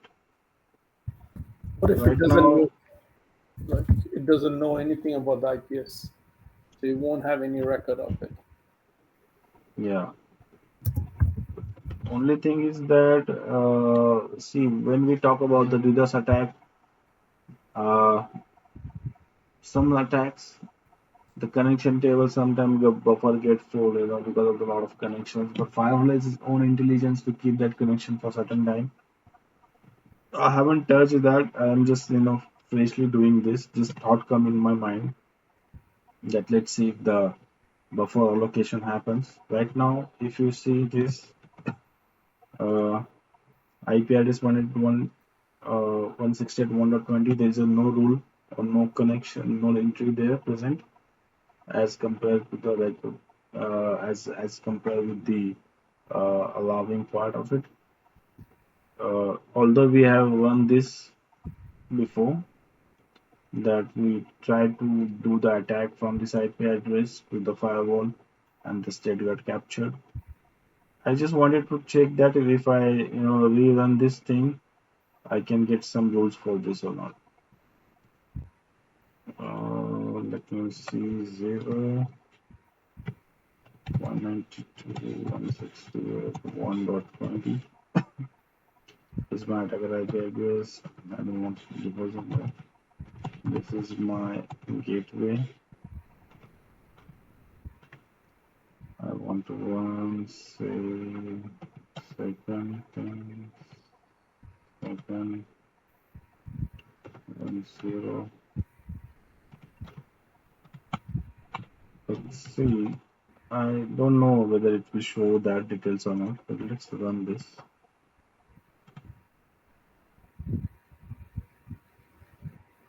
See, so whatever the latest things happening, you can see that into this. So now it's proved that connection table store all the details. So if tomorrow, if you suspect that things are not working well for some IP addresses, to check the connection table whether what is happening on that. It's very deep. If you want to go in that deep, you can go like this way, right? Interesting. I haven't touched this part. This is the first time I'm looking into this thing. So it's new learning for me also. Let me stop this guy.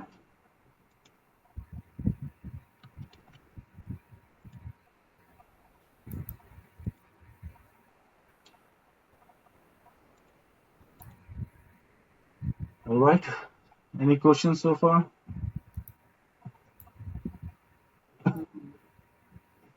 So take a 5 minutes break, digest the thing, and then we'll touch to the new topic. The connection table things got over, right? I think it's pretty clear how we can look into things, right? At least now. Later on, if you have any question, you'll come back to me. All right. Sure. Take a 5 minutes break, and we'll talk on the packet inspection flow for the kernel from the gateway side. All right.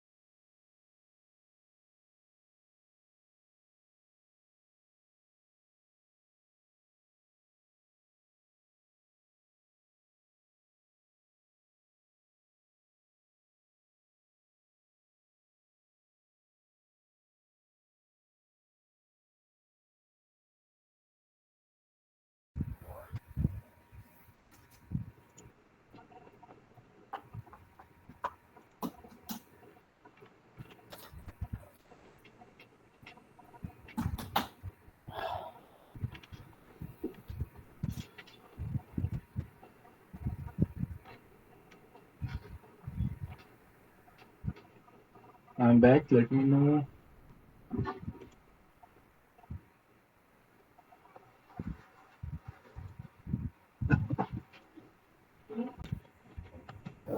So how's everything so far, guys?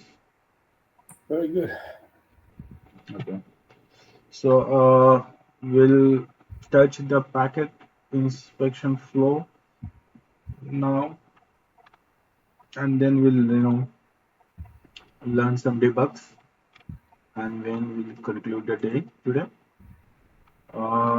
Tomorrow, if you like to take a day off, you can take, or if not, we'll go to the management server. Okay. Management server things like some troubleshooting, some understanding on that. Uh, and then we'll go and touch to the VPN, right? Thank you. So if you want to revise the concept, come up with a question, you can have a day off. Or if you are okay with this, we can have the conversation. Will be in a link, and there will be no disconnection. So it's up to you guys. Let me know. I'd like a day off to go back and go through some questions, like just review everything once again before we go back.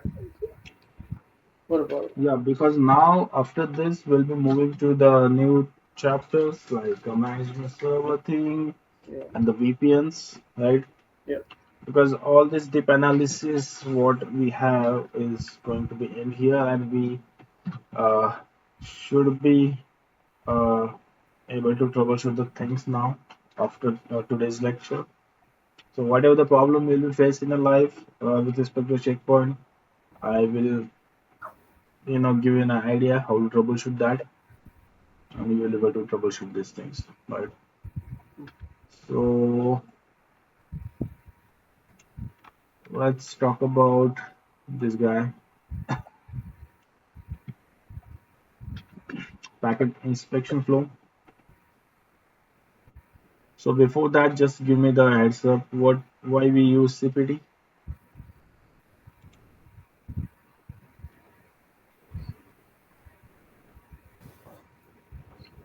Anyone? CPD is the main worker or main one which sends traffic or messages to firewall and to the management back and forth. It's a service. It's a user service. User. You are mixing the thing. So basically, the messages and everything is more of your WD. CPD is more of your firewalling, doing the SIG, doing the status monitoring like that. Okay. So let's understand how the packet will come and how it will process by these processes like that stuff. So when the packet arrives at a security gateway, it intercepted by the NIC on the inbound direction, right? So for example, this is my packet. Go, and it arrives here, then it will process by this inbound direction. Once the packet match against the rule base, so when I say, remember we have discussed these things when we talk about the ability monitor, small I, big I, small O, big O. You know this thing, Raj? I know the sir having the idea. How about you, Raj? Yeah, So can you tell me when we see I, when we see big I, when we see big small O, when we see big yeah. O? I'm not remembering those things, but I read Yeah. to Yeah, no, just see, know. don't hesitate if you don't know this thing because this is the important part of this. So, consider this is my firewall, okay, and this firewall, I have rules imposed. So rules are here. You know, then we have a routing also, we have netting also, right? Everything inside that. So consider this is the inside direction. So some I'm coming from the cloud. This is the consider this is the direction. When the packet from this machine hits to your firewall, as soon as it hit to your firewall, immediately on this AWD monitor you will see small I. Okay, and also it indicates that what are the firewall policy rules, hit by the firewall, processed by the firewall, those get this thing verified. So if you see on your able to monitor output, if you see small I, you will consider that okay, the policy get verified and at least the packet is reached to your firewall. Okay. Once that is done, you will see something like a big I, right? Big I indicates that whether the packet is routed to the right direction, whether it's for some of your web server, DMG server, and which interface it is assigned that uh, web server. So if it is diverted to that direction, you will see big I. And once the direction happen, then the netting happens. You will see small O, and once it reach to your end destination, you will see big O. Okay, so this is how it works. So consider when your packet hits to your NIC, okay, in inbound direction, it's coming from some cloud. Consider uh, first thing what happens, the firewall kernel inbound chain begins inspecting those packets, right? If it's a new packet, it will go through all the firewalling stages, the one we have discussed. If it's an old one, the details are already there, it will match based on that. Okay. So once the packet is matched against the rule base, a log generated and sent from the kernel to the user mode process. So here I have given a direction number one, number two, and then immediately the FWD process come into the picture, number three. So once the packet is matched against the rule base, a log is generated and sent from the kernel to the user mode processes. So FWD at the kernel mode will send that packet to the FWD at the user mode. Number four, right? So FWD process on the security gateway send the logs to the FWD on the management server. After that, that packet is getting forwarded to FWM process via CPD process, right? This is what happens internally, and FWM process sends the log to the relevant smart console applications. Like you have a smart log, the logs we are seeing into this smart log application or smart event application, whatever it is, and you will be able to see those things here. So at the same time, depending on the routing decision made by the OS, except for the specific scenarios like VPN routings, the packet is routed to the selected NIC, the number 6 direction after this. So if it's destined to some outbound direction, it will route it to that. Uh, but we have to see the firewalling chain, inbound direction and outbound direction. So one direction, it has to verify all the stages. Similarly with the other side also. So for the outbound direction also, it has to verify all the stages. Any questions so far on this? If traffic initiated from the outbound, then how would be the flow? Outbound direction is same thing, nothing will be changed. So see, you have some your PC here which you're trying to reach to the internet, right? So same thing will be happen. Direction will be anything. If you see those chain model, you know, in and out, whatever we have in these directions, which will come into the picture, right? And similarly, the processes will become into the picture. There will be no difference. That's what I said at the end. Each direction, similar process will be reapplied. Same will be reapplied. There's no difference there. Okay.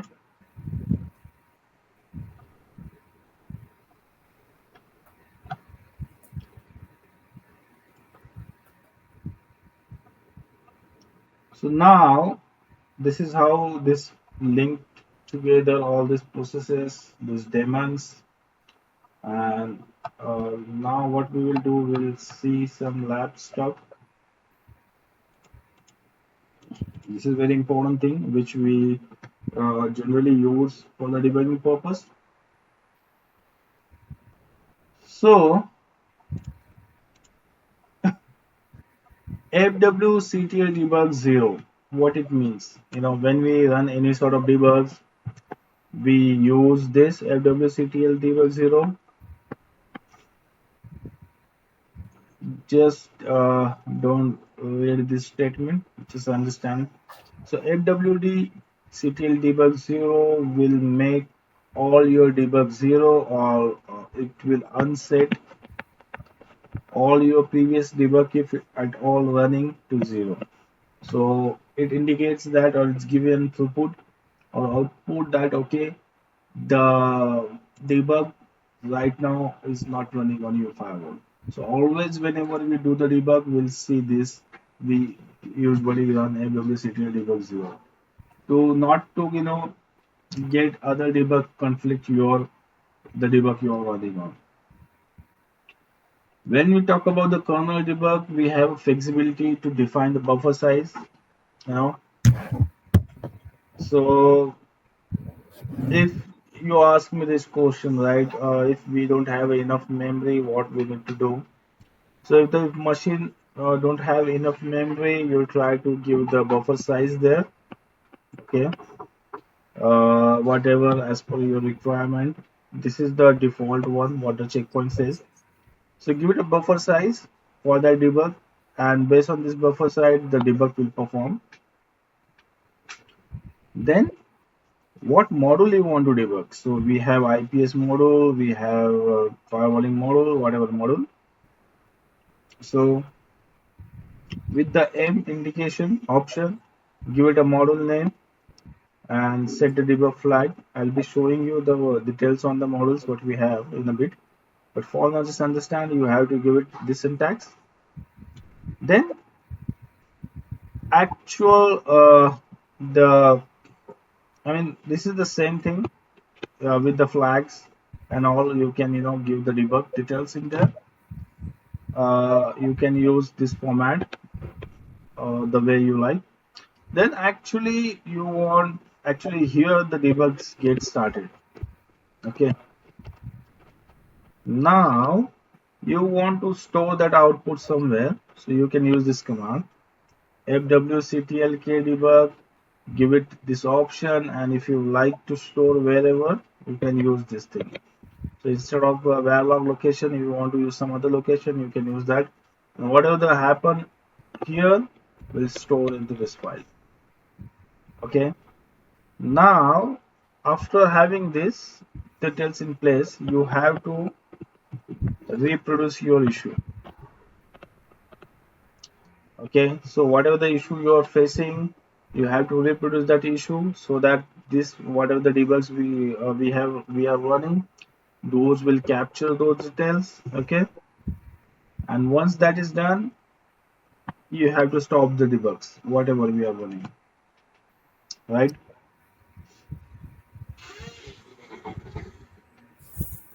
When you say module name, that would be the module you're troubleshooting, like FWM or FWD, CPD, whatever. No. No. So those are the daemons, Okay. and the models are. Let me have that slide for you.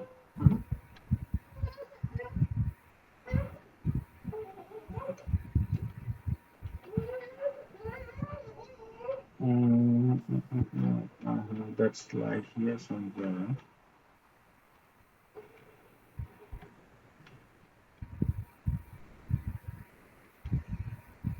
Okay. I don't think so. I have a slide, but let me talk on this. The models what we have. Let me look into my database.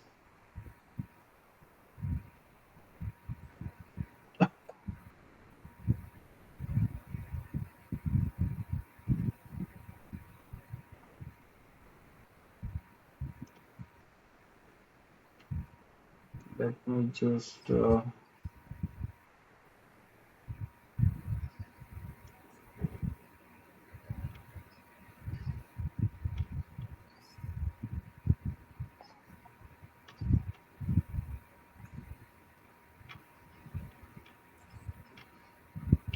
Or the best part is, let me do this. Let me search it.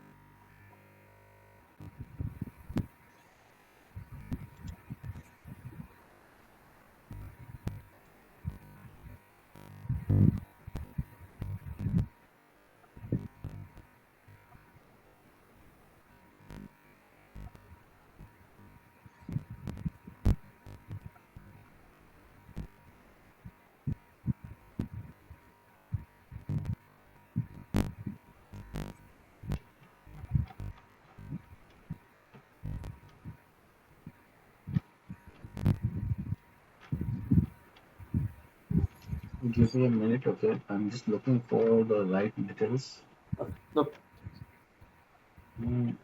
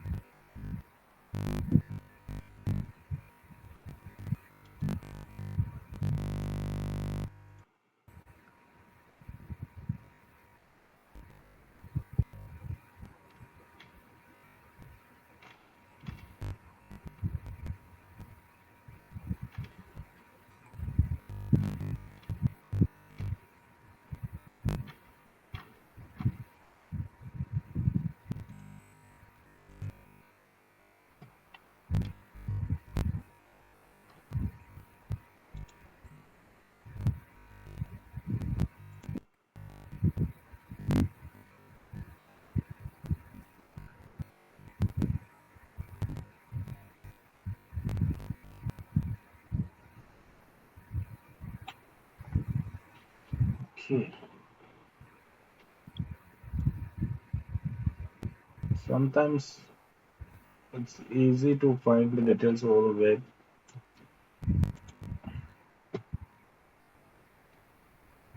Let me know if you guys are able to see this.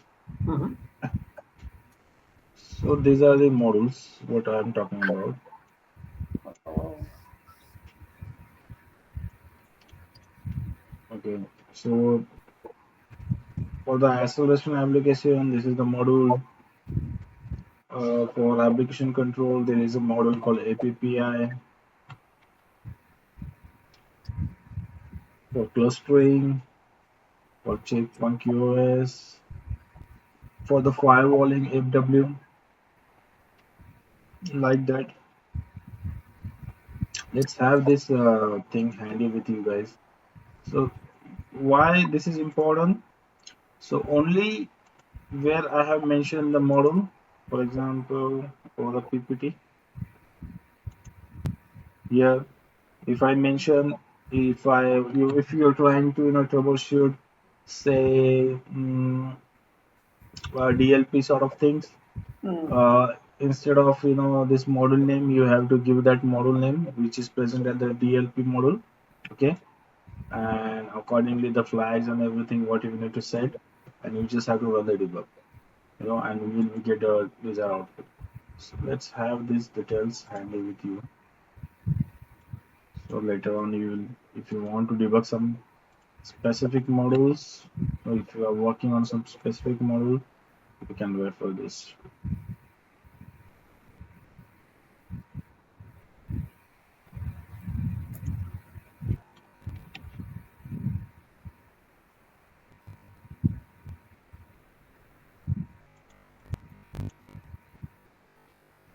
PC becomes slow now. I don't know why. Because of your question. Sorry. Yeah. Because I did a lot of searching. You don't like that.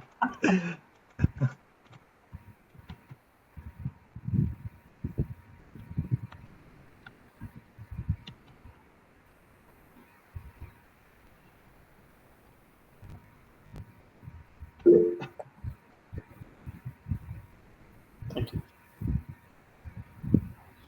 Yeah. So let me close this guy.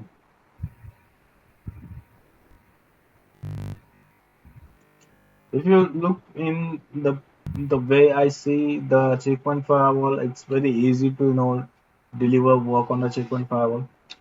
Uh, just we need to follow the approach. Uh, Whatever the debug we need to perform, we can easily perform that. So we don't have worry part on that. Let me just close my couple of applications so that it will free up some space for name from the memory.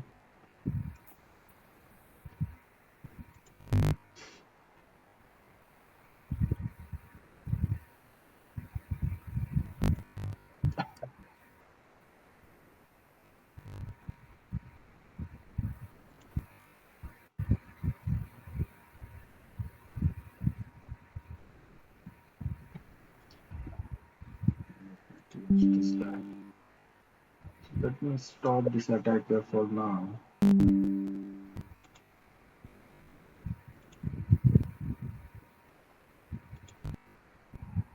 Okay, let's come back to this.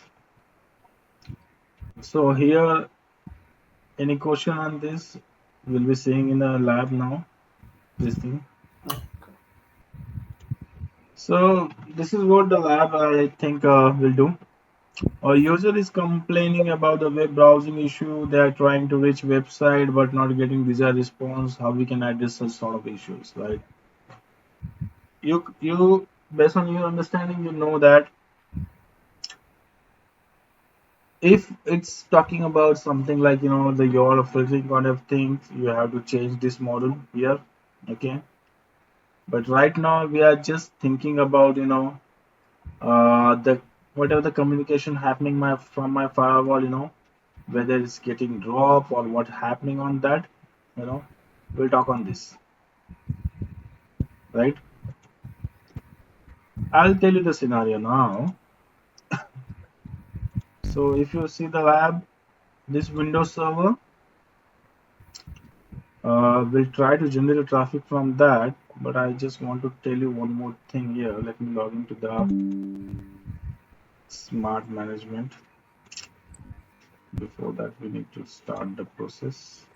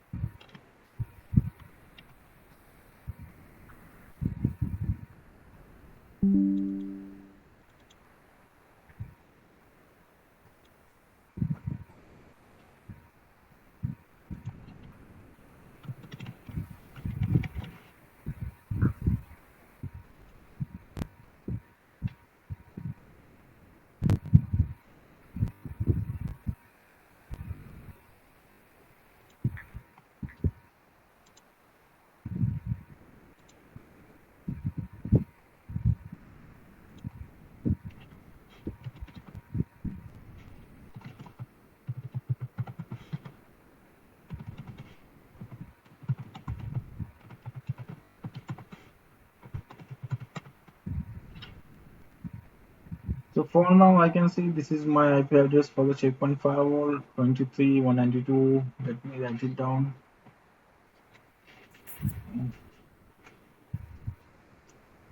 23,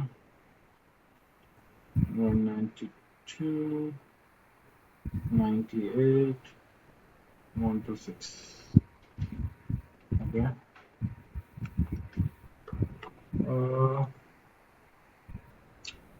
If I come here and let me check the IP address of this guy.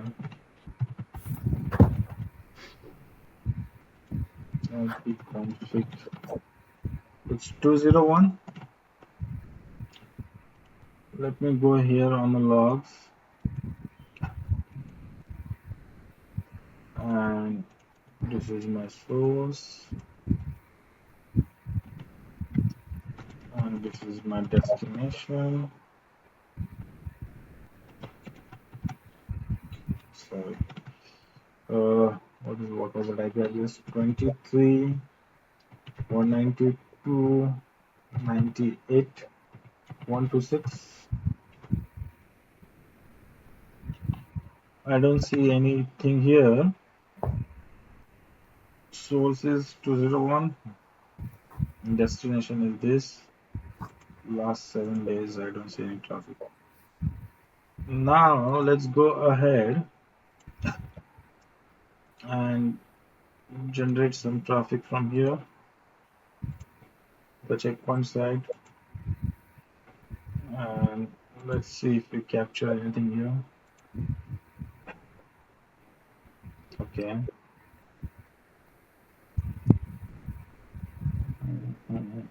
Source is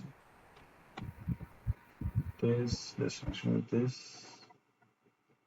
Let me see what we are getting from the source.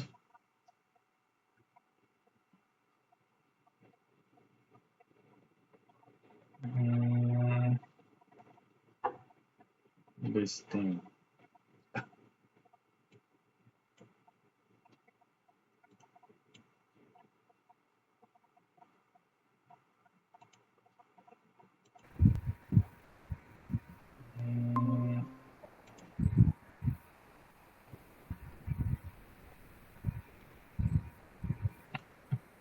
And as lookup, let's do it here.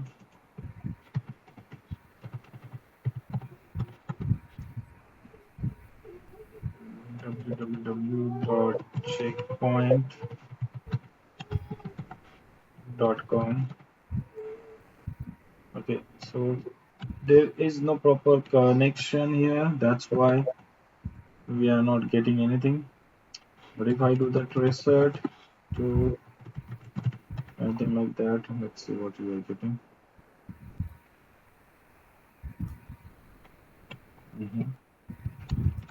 So basically there is no proper communication. Let's try to tackle that first. Connection properties. Let me see what we have here. 192.168.1.3, where we're supposed to reach. Okay, it is there. Right. Let's do this.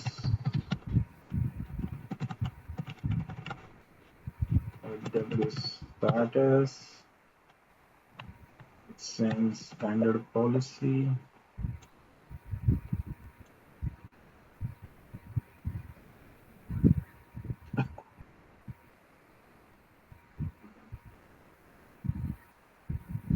Okay, standard policy says allow anything, which looks good. But why we are not getting any response here? 192.168.1.201. This is my default gateway. Close. FSS settings. What is here? It's a bridge automatic. Here it looks good. If I say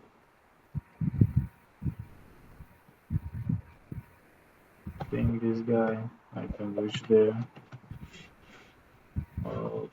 Ping .8. Press timeout. Let's see what my log says.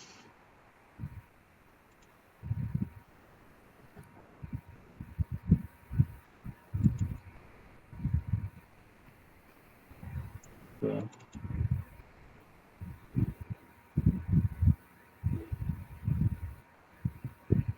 It says everything is allowed.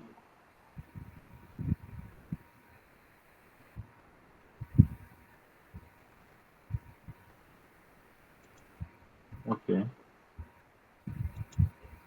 What we will do right now, we are seeing some issue here, right? I'm not able to access my website. I'm trying to do that, but I don't see any desired result.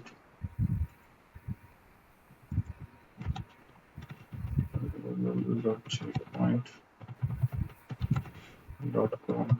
Should access, but it's saying no internet, something like that.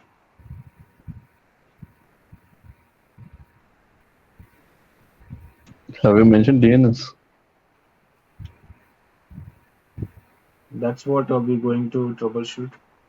So for now, if you see, services are any, right, from this source is going to the outside world, and it's accepting the packet with rule number 1.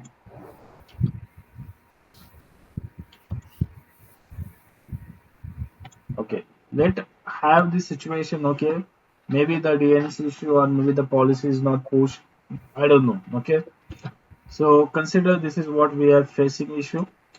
Now what we will do, we run the debug and try to reproduce the issue. Okay, and see what output we are getting based on this these commands. So let's go to this guy 192.168.1.3 admin. Okay, now let's, you are able to see my screen, right? Yes. I mean this both output together. I'm just going to run the same thing. So let's clear out the debug fwctl debug 0. So we are resetting all the debugs. Let's say the kernel size ctl debug buffer size 32768.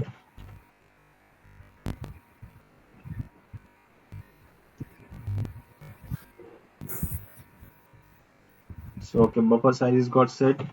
Now let's do this fwctl debug while debugging our firewall module, right? We are talking about the connection which are getting dropped by the firewall. So let's do this.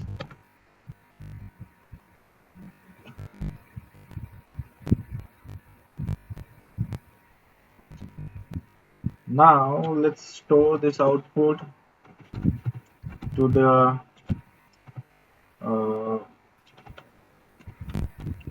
any location where we want to have this output.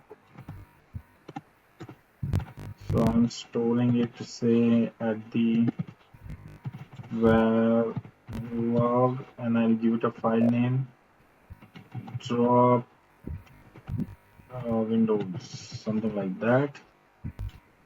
And the extension I would like to give dbg. You can give it like a text, whatever it is you like. Now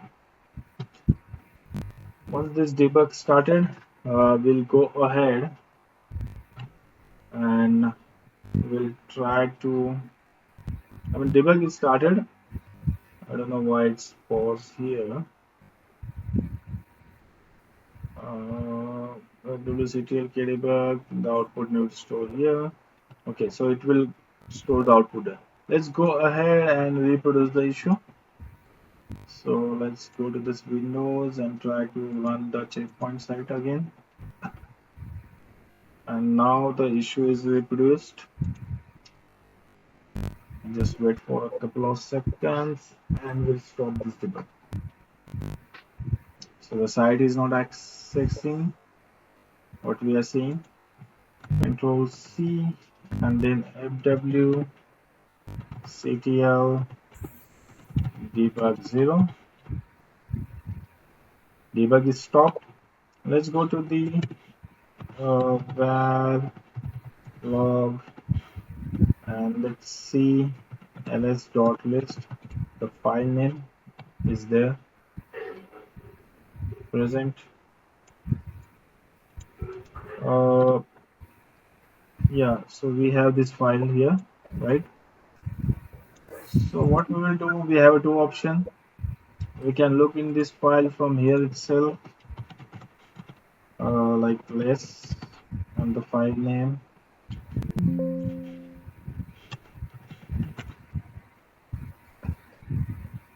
We'll see the output. Okay, or what we will do, let's take this file into the Windows and see the output. Okay,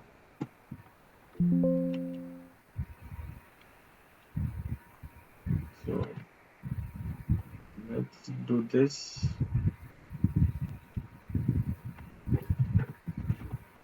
SCP. This guy need to be changed with this.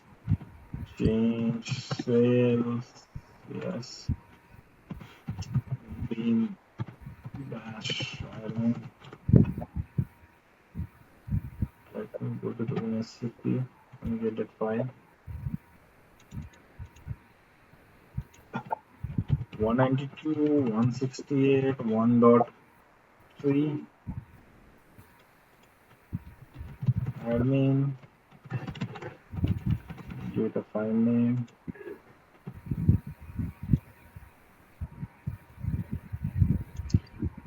Let's go to the var log. This file. What was the name of the file? Windows. Yeah, drop Windows. Let me press drop.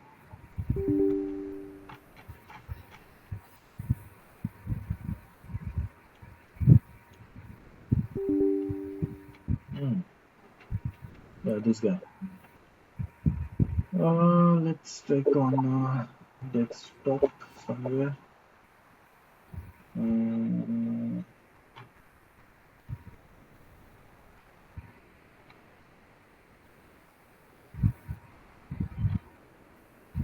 New training, desktop. Let me have this file here on license directory. Let's go to the desktop, license directory, open, no, not this one, sorry. Let's open this file.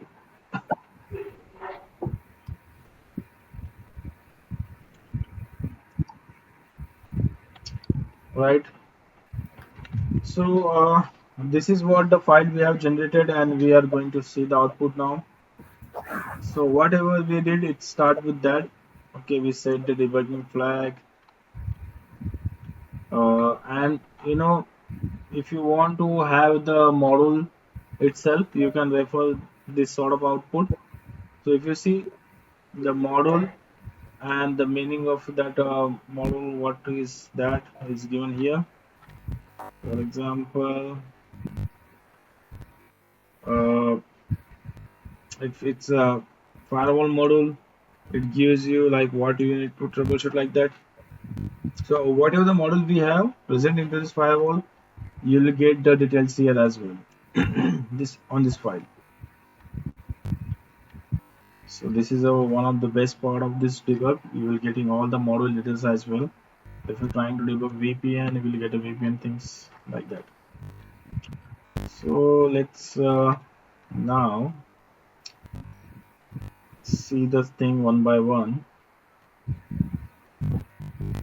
So debug started, and I can see the firewall kernel lookup cache, and we have debugged the firewall module. So whatever the we have on the firewall module, whatever the traffic is passing on the firewall module, we'll be getting all those details here. Okay, so if you like, you have to search the file which is your interest.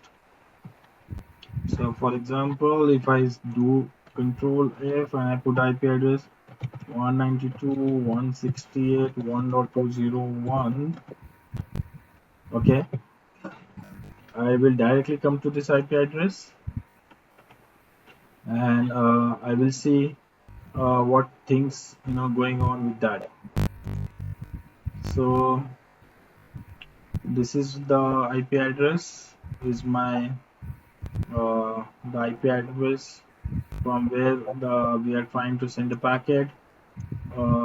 So whatever we were having into the kernel table, we are able to see that. Let's do one more thing here. We are interested on the checkpoint side. Let's see if that IP address I'm able to find here. 23 192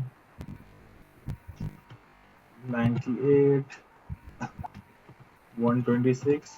We're not able to find this IP address because the connection was not reached to the internet, so we will not having the here. But maybe let's try this www.checkpoint. I'm just saying the various aspect what we can do. So both things are not there. So we have only choice now to look with the IP address 192.168. 1.201.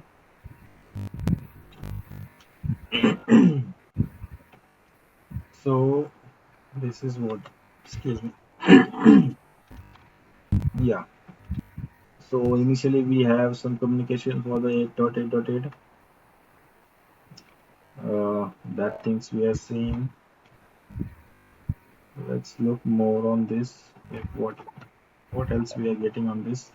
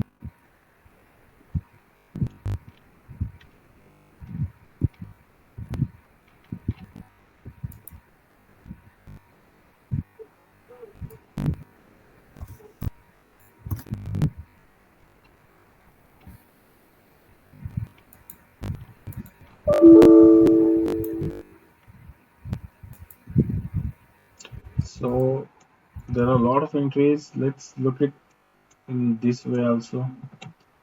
If I want to see something like drop too many results. Mm,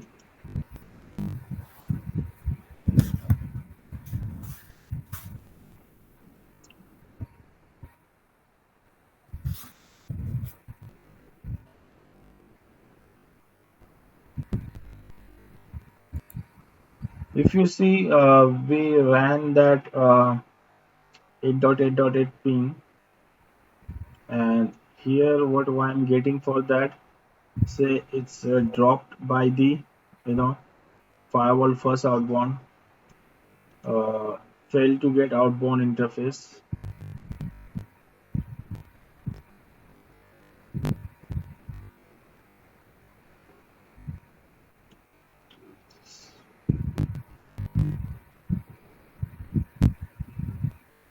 Action is dropped. So somehow I can About see, yeah.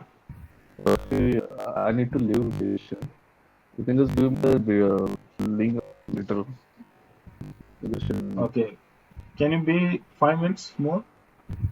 Okay. Just 5 minutes, okay? So as we are seeing, there is a dropped, okay? There is a reason that okay, it's failed to get the outbound interface, something like that. Uh, Based on your issues, if you look out the things, just filter out the keywords, and check out why it's getting dropped or something like that. Right now, I'm getting that okay, it's getting failed to get to the outbound interface like that. I'm assuming that okay, maybe the one of the issue is the firewall policy, which is not probably on a place here. So what I will do, let's try to install the policy for now to the gateway IP address and try to do the same thing.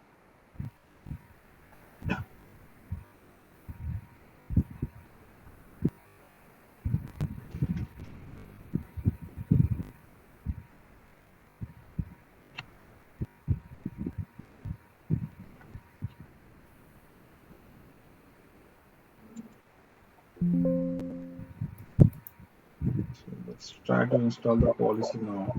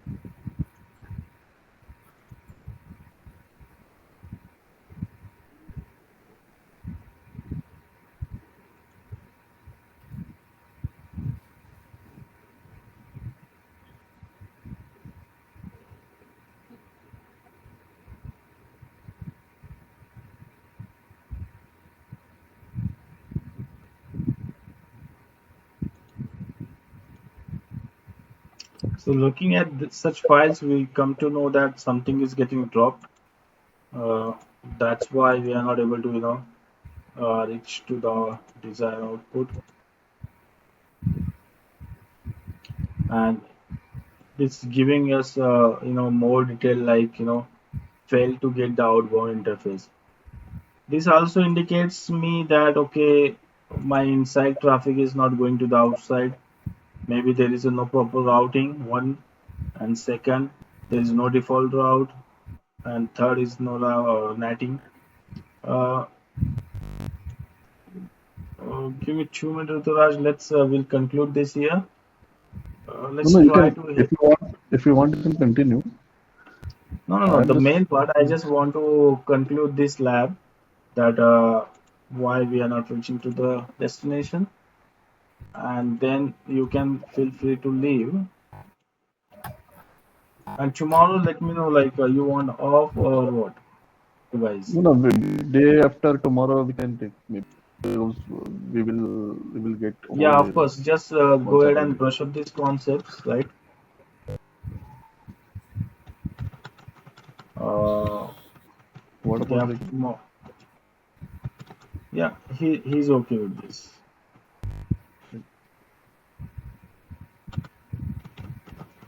Just another 2 3 minutes and we'll conclude this. 192, 168, 1.3 is my. I'm just trying to add the route as well so that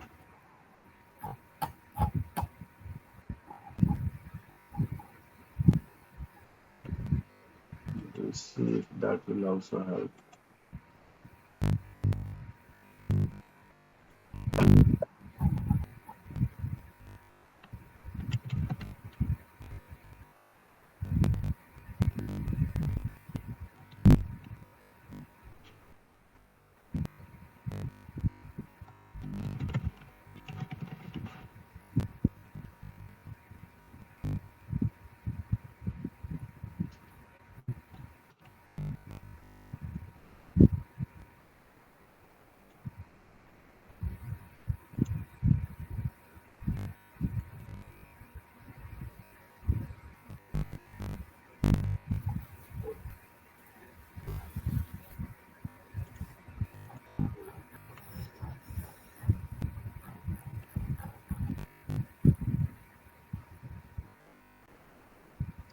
So let me go ahead into the static route.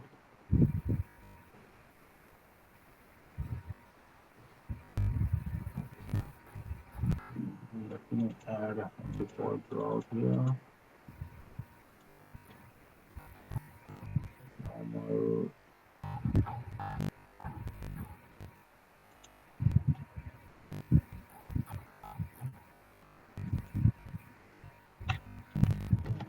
Two, 168.1.1.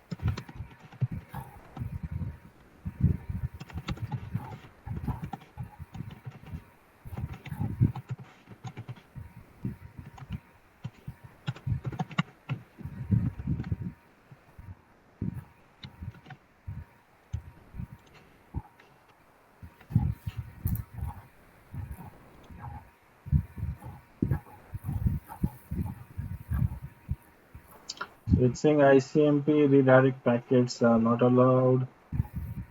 Uh, but what about this website? Okay, now the connection is there. So what I did, I just changed the, add the route here. Let me show you. So this is, how you can troubleshoot the stuff. So my file was giving me an indication, this file, that okay, the outbound, failed to get to the outbound interface. So it give me a clue that okay, maybe the routing is not there, or maybe the netting is not there to reach to the outside world. Now thinking on those 2 points, what I did, I just added the hide net, and I just added the route, and it started working. Okay. At this point, I'm not sure it was a NAT or this was just the normal thing, the route. So for to confirm that, I just just uncheck this hide NAT, and I'll just install the policy. And if still works, we'll conclude that it was a routing issue. So I want you guys to understand the flow of troubleshooting the model, what we have just troubleshooted, and how we can look into these files and come to the conclusion whether what is causing an issue. So this issue, you weren't able to see it in the logs. You could see it in the firewall in the gateway. Right. So Uh, there are certain logs which we won't able to see into the log table. So for such thing we need to do the kernel debug, the model debug. got it. But are we able to find it out in What? that log that where it is getting dropped? It's showing that drop, but it's not showing the exact but at least we can just find it out from the small r, See the capital R. kernel connections, the model. Okay. Uh, it will give you the details like what is happening on that packet. Okay. Yeah. But if you want to see where is getting dropped, you have another command which I ran here, uh, which is a zdebug command. See this command,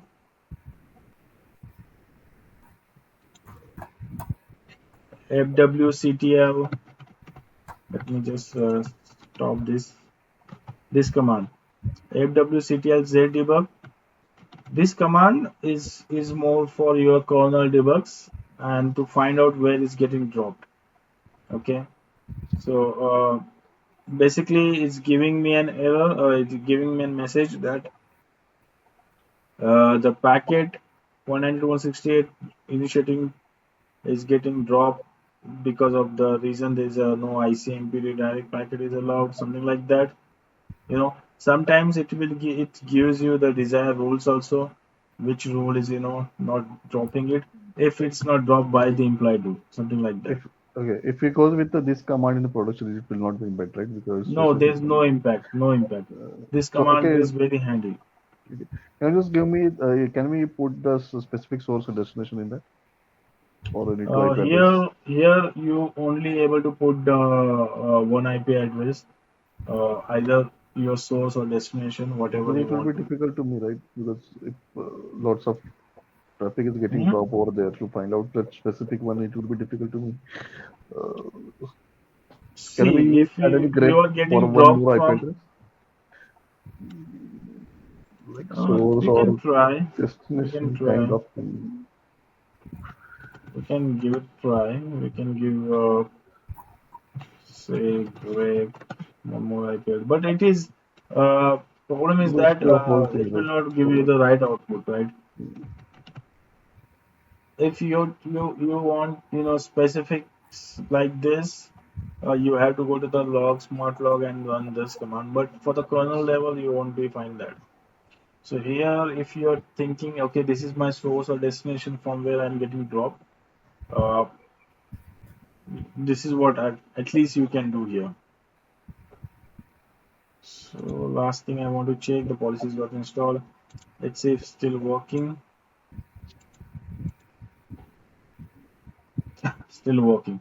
That means the message what I was getting here is dropped or something like that. It's because of the no natting, this routing in place, like that. So it's more of your understanding also, how you know interpret these messages, and based on that you do the troubleshooting, like basic troubleshooting on this. So at the last comment, we have seen uh, these commands for how you can do the kernel debugs. You know, you'll be having these slides with you by end of the course, so you can refer this thing and the example like this. To we can do these things. The remaining things now is your management server and your VPN debugs. So what we will do? Let's have a day off tomorrow. Okay. So See, this was not day after tomorrow. Day after tomorrow mhm. will you let's say Sorry, not. Is it possible to take the day or take off on Saturday? you want off on Saturday, so tomorrow Day we after can tomorrow. continue. Yeah. Okay, okay, you Well, said at that. least I will get the whole day to cover up all the stuff, pending stuff. Okay. So what we will do, we'll cover tomorrow the management server part. Okay. And on Saturday, take a off entire day. On Sunday, and we'll talk about the VPNs. Is that fine on like both of you, Yeah, yeah. It's yeah, no problem for me. right? Just final feedback. How is the training going on? Is helpful now? Great. So just too much stuff. So So, security management server. It's consists of the databases with information on a different aspect of the system, such as object, users, policies, policy packages, such as such sort of details. This data, changes each time the system administrator make modification to the system. So it is crucial and important to maintain a backup of such data so that the crucial information is not permanently lost in the event of security management server failure. Uh, Moreover, if the security management server fails or is get down for administrative purposes, a backup server need to be in place in order to take over its activity in the absence of the security management server essential operations. Uh, in the gateway, we have that HA facility, load sharing facility, like that. With the management server, we have the similar facility where we can do the active HA, active passive or active standby SMS or HA of the management server, so that whatever the data which is uh, we have will not lose during the failure of any one of the management server.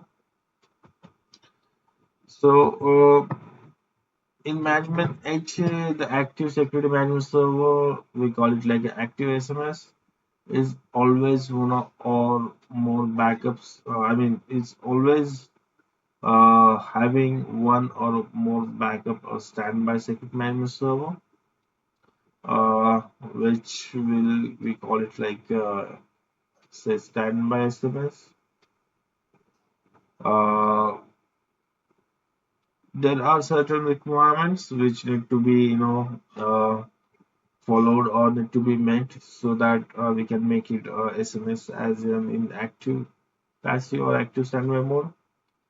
Uh, so they are like this SMS or management servers must all be on the same operating system and the versions. The manual HA deployment, the first install SMS is specified as the primary security management server. we're going to see in a lab. This is like a regular SMS used by the system administrator to manage the security policies and etc. things. And whenever we install any subsequent SMS, those must be specified as a secondary SMS. Uh, so once the secondary SMS got installed, uh, we can manually synchronize or it's get automatically synchronized based on the configuration what we get provided.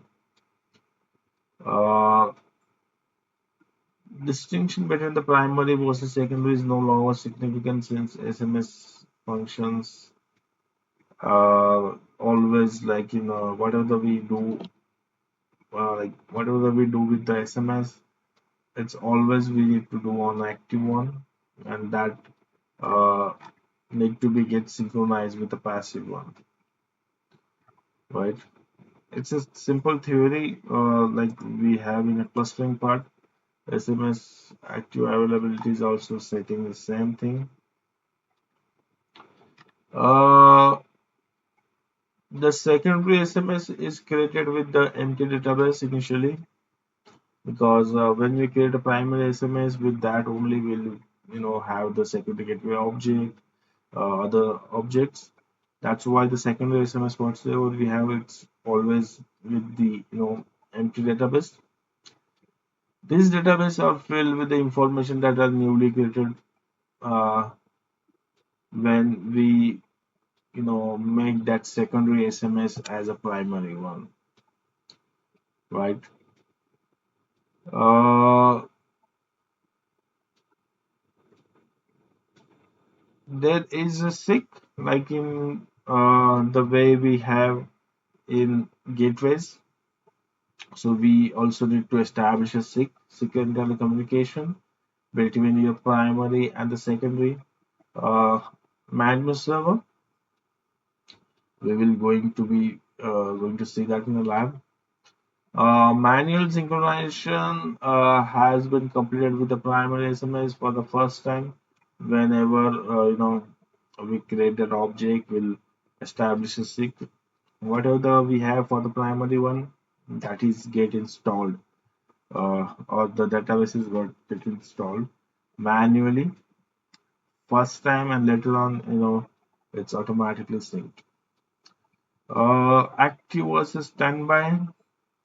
All management operations such as editing and installing the security policy and modifying the user objects are done by the active SMS.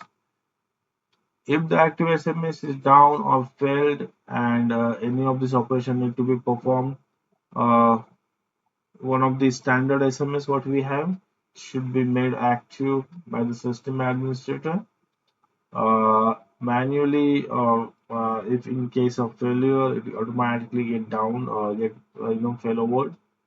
So this transition from the standby to the active must be initiated manually if the administrator want to do that. Otherwise, in terms of the failure, it's supposed to be the standby need to be become active if the active one get failed. Next slide. What data is backed up? In order for the management high availability to function properly, there must be a backup of the configuration, uh, such as the databases where we have the objects and users. Also, the certificate information such as certificate authority data and CRL, which is available to be fetched by the checkpoint security gateways. Uh, Latest install security policy. The install security policy is applied to security policy packages from the policy packages. The security gateway must be able to fetch the latest security policy from either active or the standby SMS. Depends.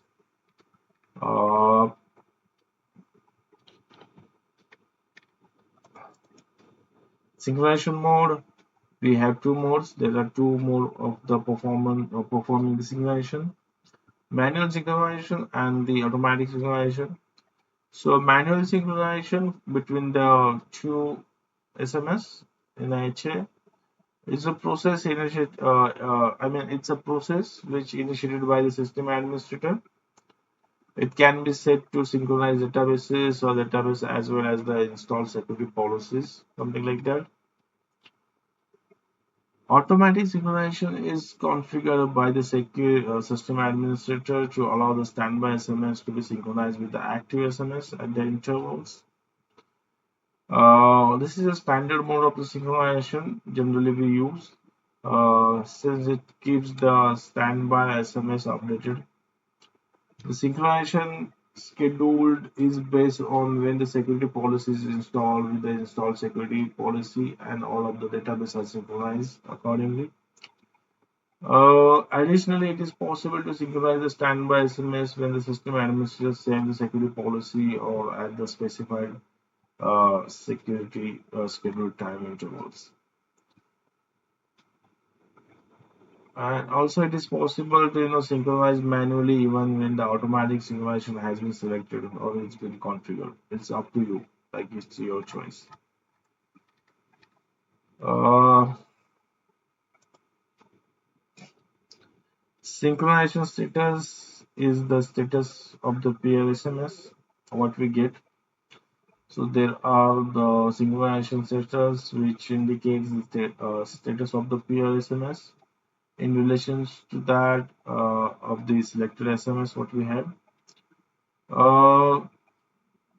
This status can be viewed in the management high availability servers window or a smart view monitor depending on whether you are connected to the active or standby SMS. So number one is never been synchronized. It means immediately after the secondary security management server has been installed, it has not yet undergone the first manual synchronization that bring it up to the date with the primary security management server. During that, you will able to see this thing like never been synchronized kind of thing over there.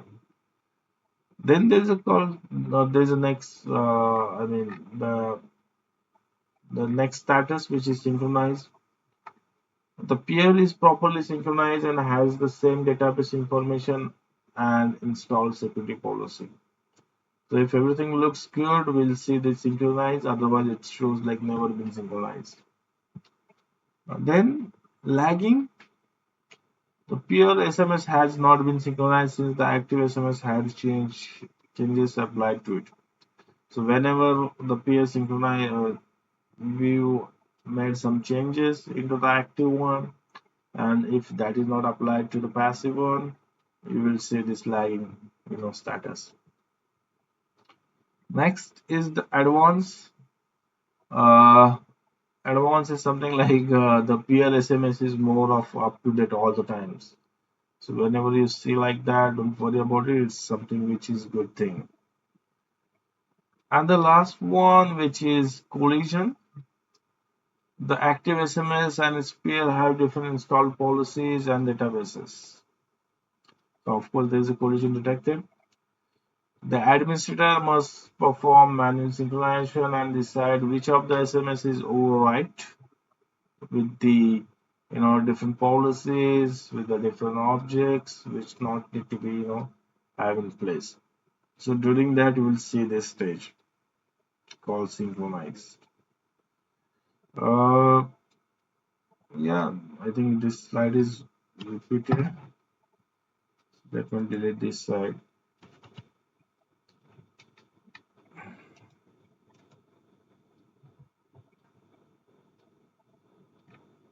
Okay. These slides are getting repeated. Let me delete this.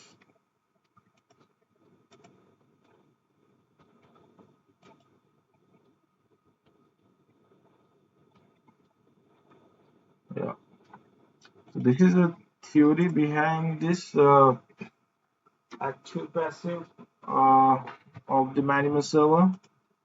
Before going live, do you have any queries on this? It's a straightforward thing, so there's nothing much fancy here.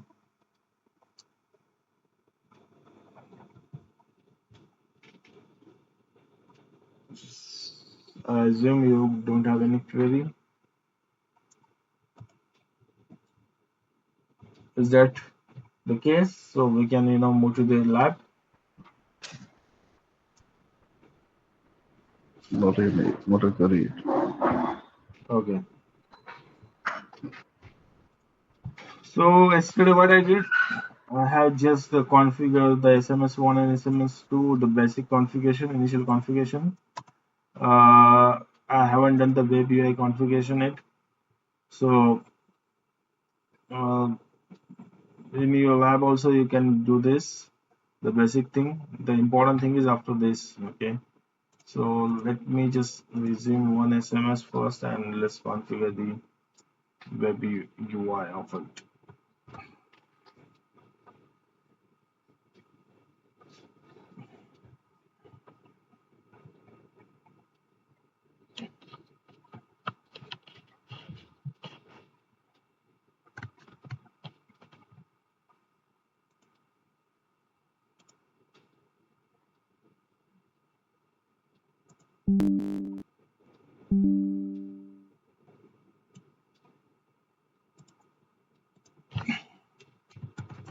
HTTPS, IP address is this. This is the primary one.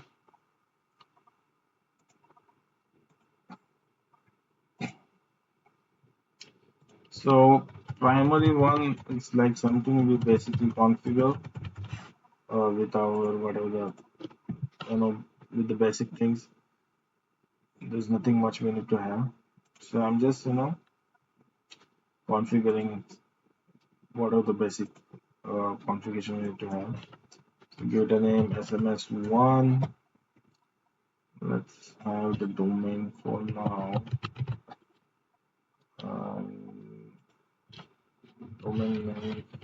We can I'm just doing it like this.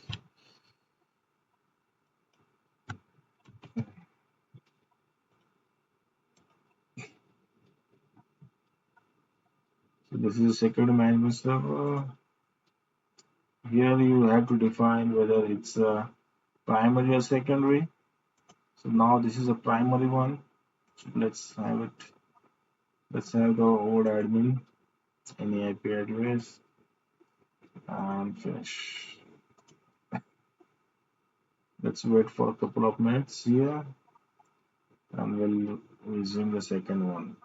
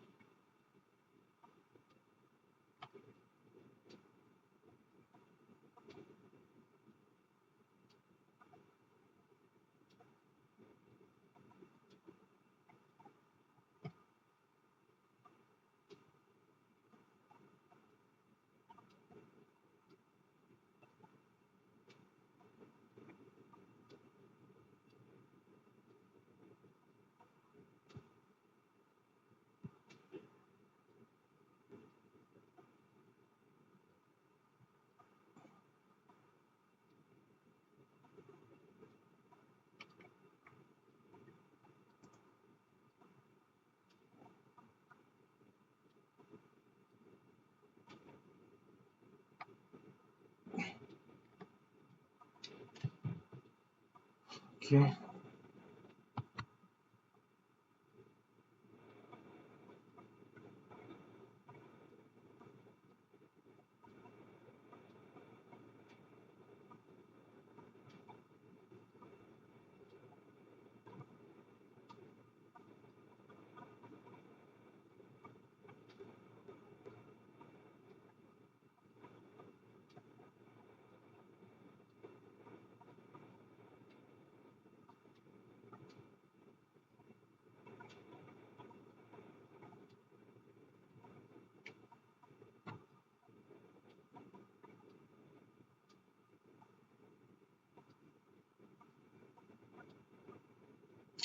Meanwhile, let's do this as well. Or it's okay. Do it later. We'll do it later.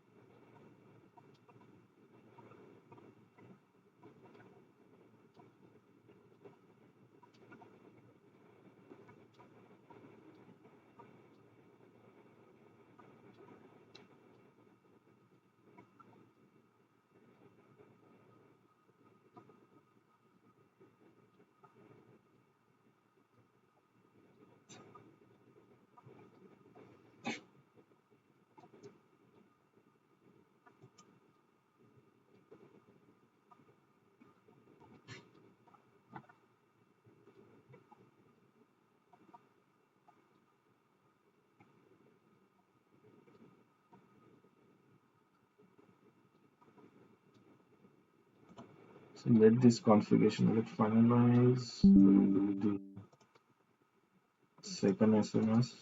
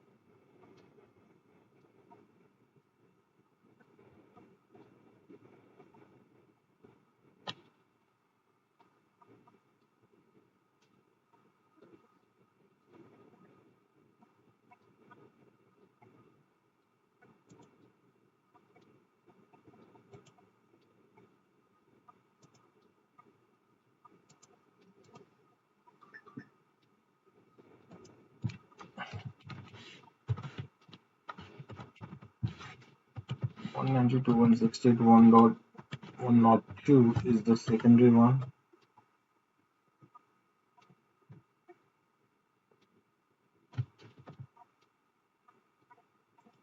Where that is the case.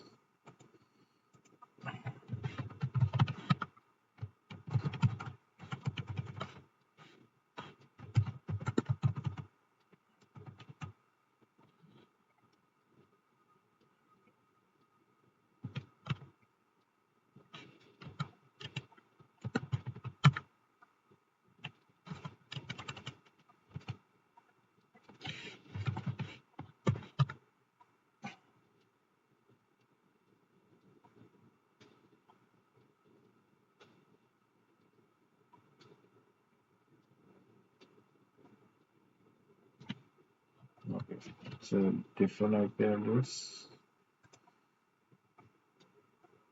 Let's see, 1.1.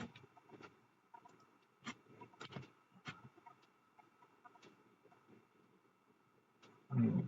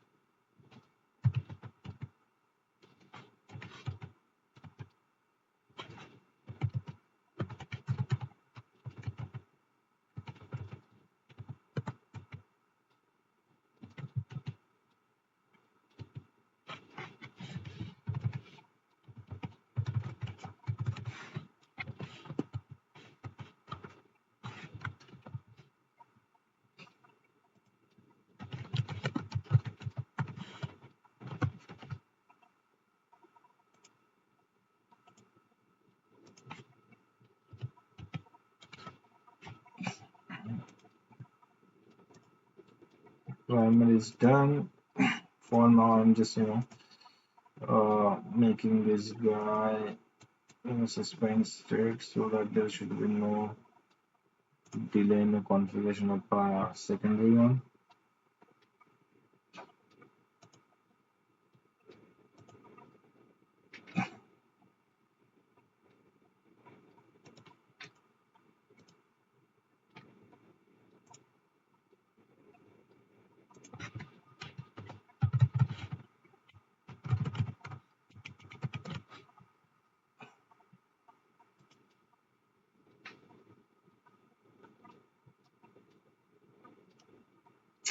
So this is the secondary one.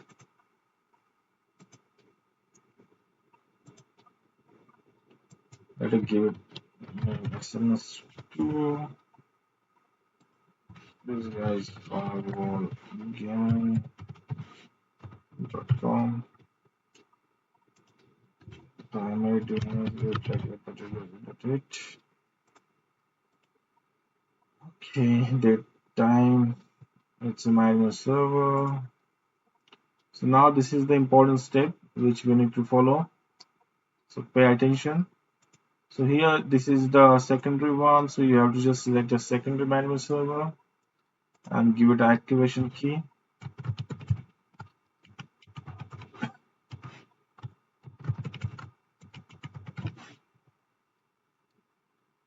Next, next.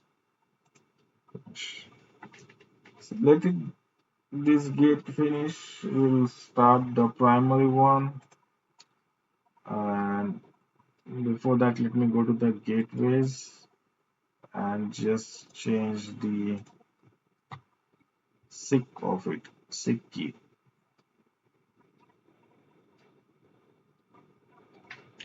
So far so good, guys. Are you following me?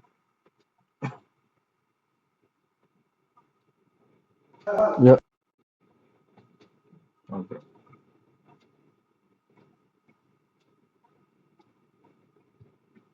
For now only one gateway we will put into the list. So go to the expert. Okay, expert. cpconfig. Option number 5. Reinstall. Yes. Give the activation key.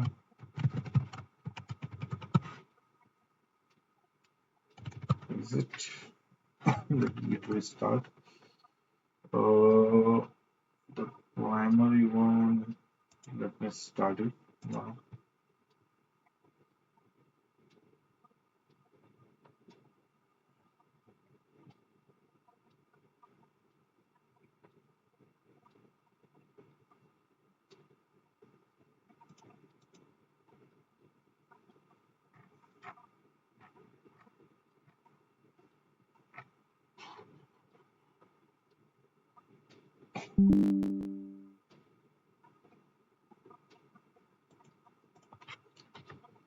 So let's log into the primary one.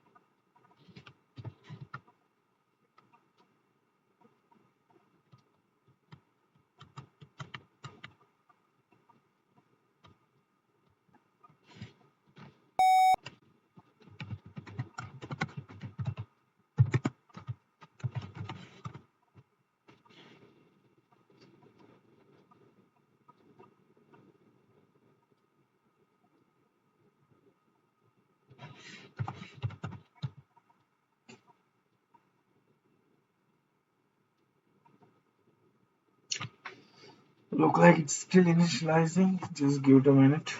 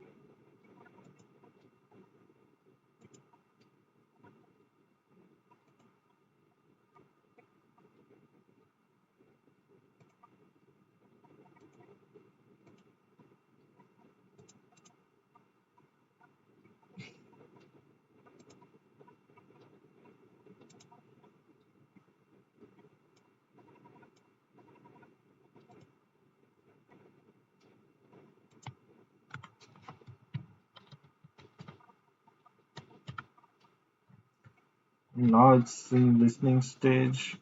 So guys, note down this is one of the important port uh, which we need to always see when manual server is not giving you. I mean, it's not you're not able to log in. So basically, that process which is called FWM or CMI, that process is listening on this port 18190. So initially we were not able to see this listening things. Now it's giving us the details like it's got established somewhere. So I think now we are good to connect. Let's see.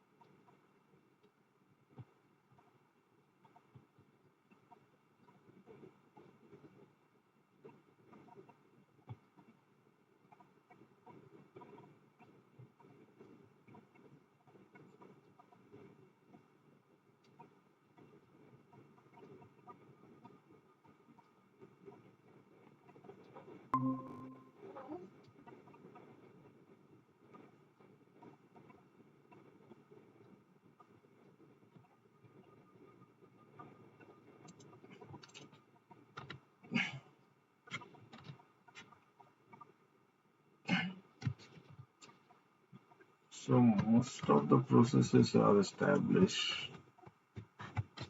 Let me do this. Sorry.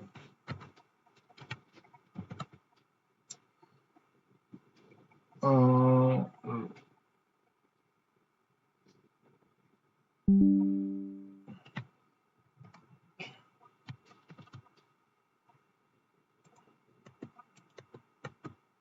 it's good, but I don't know.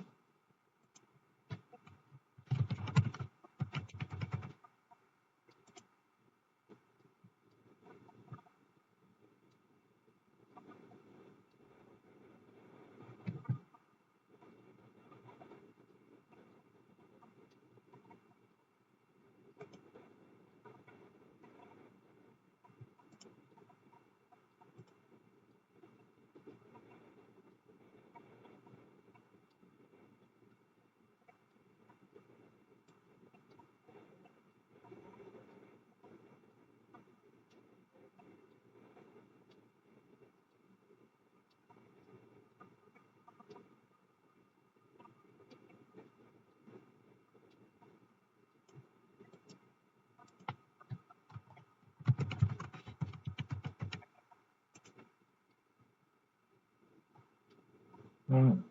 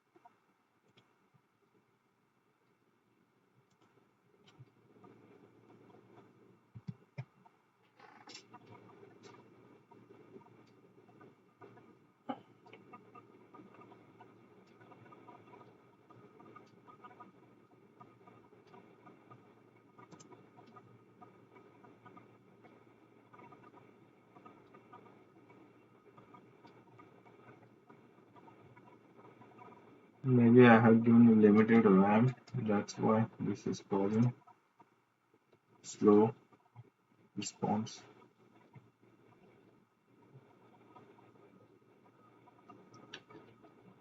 So ideally, we need to give it like around more than 8 gigabit of RAM. I mean 8 GB RAM. More than that, I'll give a 7. That's why it's slow. There's no other reason on this. But let's see.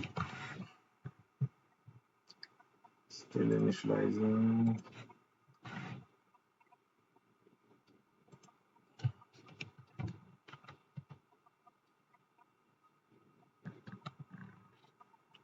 Okay, now it looks established. I think we are good now. Hope it should connect.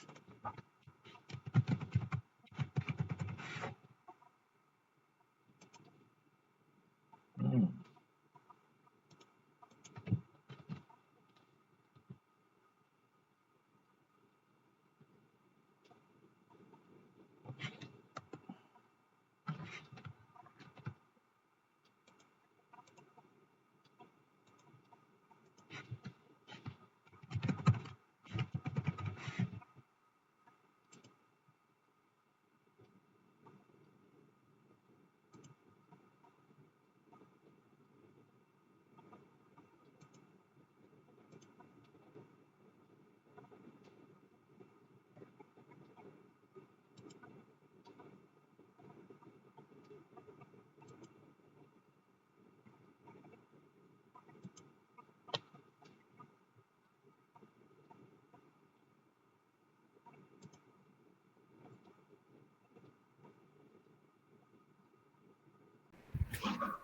uh, to establish the secure tunnel between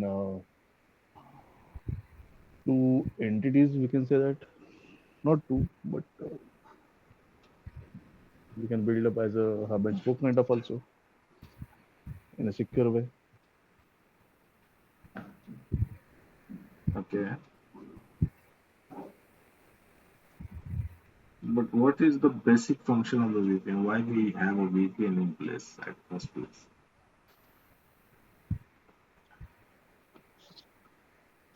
Mm, if you want, like, if you have something that you don't want to do, if you like, you have the main headquarter kind of thing, and if you want to distribute the main data over the multiple branches or something kind of, I'm just giving the example. So how you can't go through that publicly, or you can't. Mm-hmm. Maybe it's a kind of threat kind of thing. It, so that's why just gonna build up the secure tunnel, so that will go all the data through the encrypted form.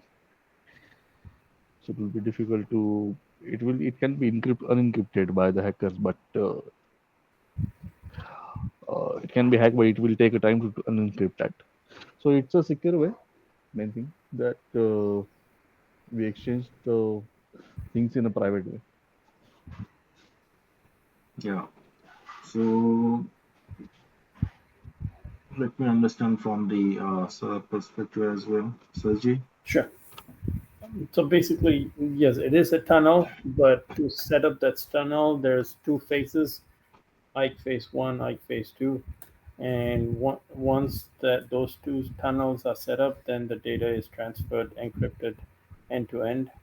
There is a process called Haggle, hashing, encryption, authentication. There's a few other steps to create that tunnel phase one. To start the phase two, I think there's a six step process and a and a 3-step process. I think the second phase two is the faster one.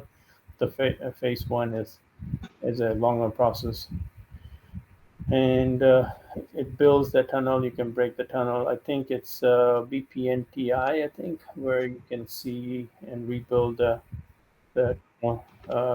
if you have any issues. So, Mm-hmm. Have you have you guys heard about the protocol called IPsec? yeah, IPsec and there's two kinds. I think IPsec and a SSL. No, VPN. Yeah. Yes. So in this call or weekend lecture, Mhm. we will mainly focus on IPsec. Okay. Yeah. So most of the troubleshooting, what we need to do is more with the IPsec only, Okay. right? Right. So I think you guys have some idea, but uh, we need to understand the things and you know use the proper uh, terms and the should call well. So let's deep dive into this. Okay. So checkpoint VPNs. I'll be talking particularly on this, but before that, we'll understand some basics. Okay. Let me insert one blank slide here.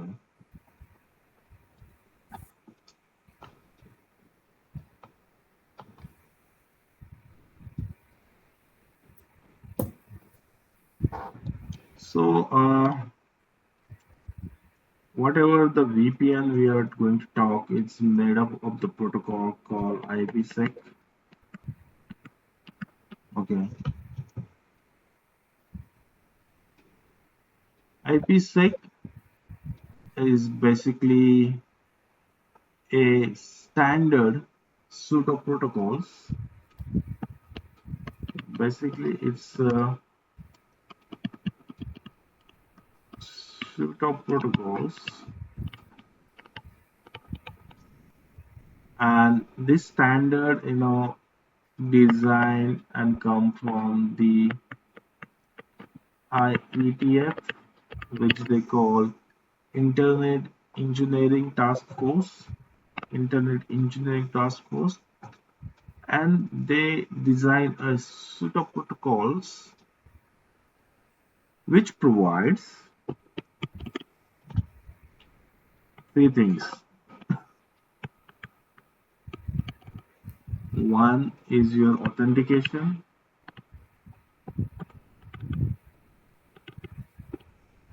one is your integrity, and one is your confidentiality.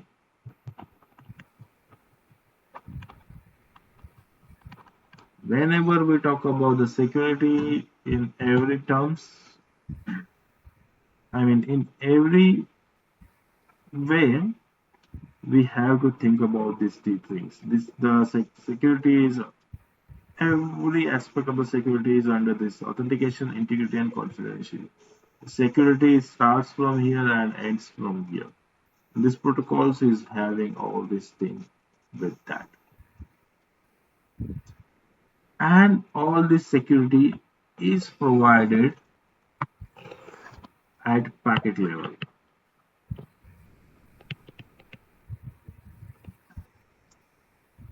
Now, what do you mean by authentication in terms of the IPsec? So, authentication feature of the IPsec verifies that the packet is received from the actual sender. So, whatever the packet we are talking about or sending across the tunnel, it verifies it's received from the actual sender. That is the authentication part of it. Now, the integrity, it ensures that the contents of that packet did not change during the transit. So whatever the packet we are going to transfer into the tunnel, the contents of that packet, not changed during transition.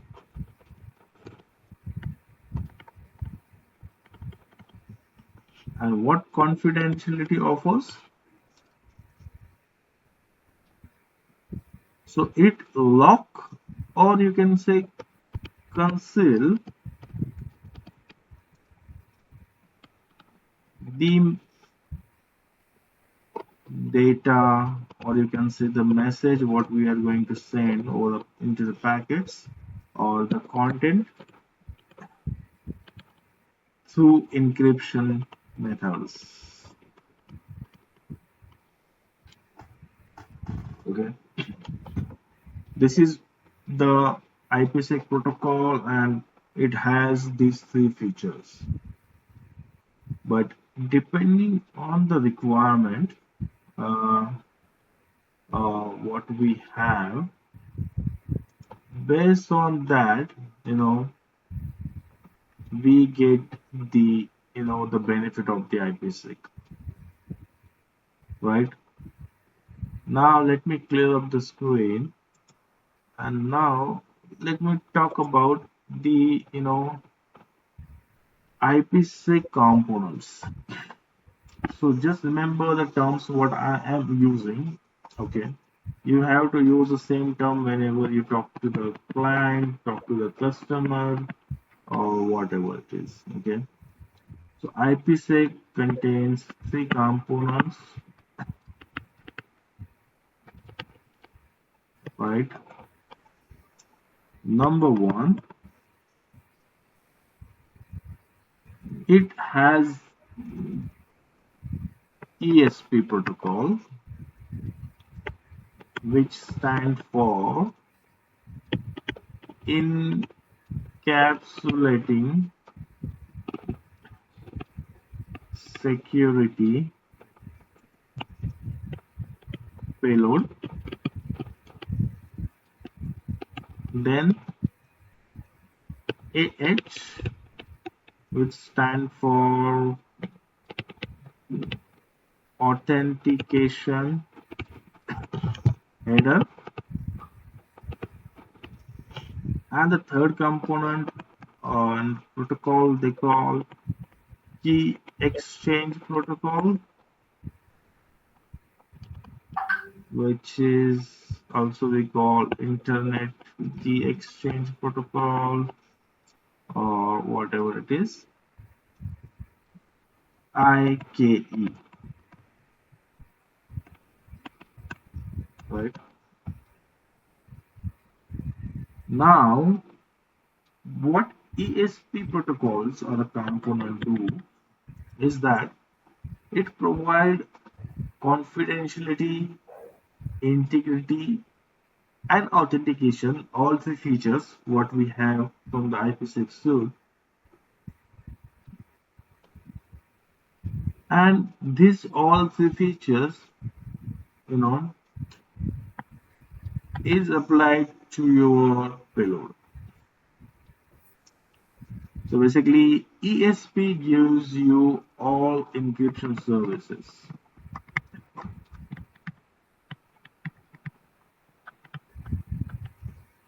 right? Authentication header component provides, as the name indicates, it provides authentication. Also, one more component provide, which is integrity.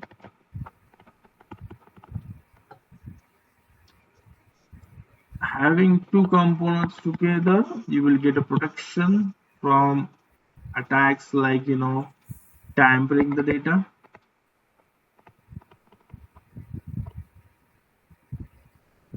and unauthorized retransmission of your packets. Again, it's the same thing what we get into the authentication and the integrity part. And the last thing, IKE, which call Internet Key Exchange Protocol, which provides basic things, which is very crucial. We call it key management.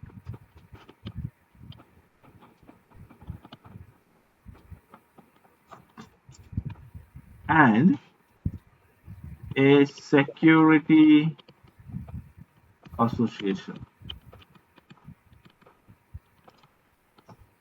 Whenever we talk about a tunnel and see the stuff inside that, you need to have key management in place and security association in place. We will be seeing this in deeper, but security association is more of your forming the tunnel and uh, looking into that more closely, how the association between the both the side tunnel is there. So security association is an illogical connection between two devices who transferring the data. It provides a protection to the data for unidirectional way. Okay, this is what your security association is, right? This is the basic theory behind your IPsec protocol. Okay, this all sum up like what is your IPsec protocol. Okay, any question here?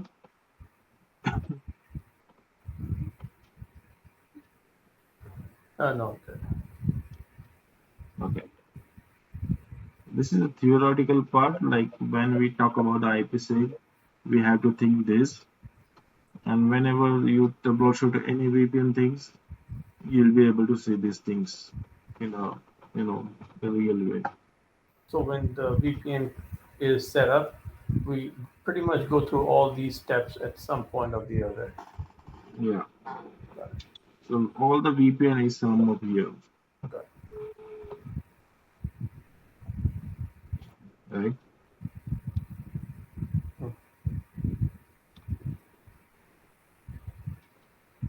Let me clear up the screen. Let me delete this slide. Now, checkpoint VPNs. So the checkpoint provide you VPN in forms. One is your IPsec VPN, where we will talk about the client side, which is also called remote side VPN, and it also provides you site to site VPN. Okay, and you get a form of VPN from the SSL protocol, SSL VPN. They also call mobile access VPN. It's more of your remote access VPN kind of thing, you know, but it's more of your clientless. What do you mean by clientless? So this is your PC, and this is the your internet, and this is your corporate network, you know, here.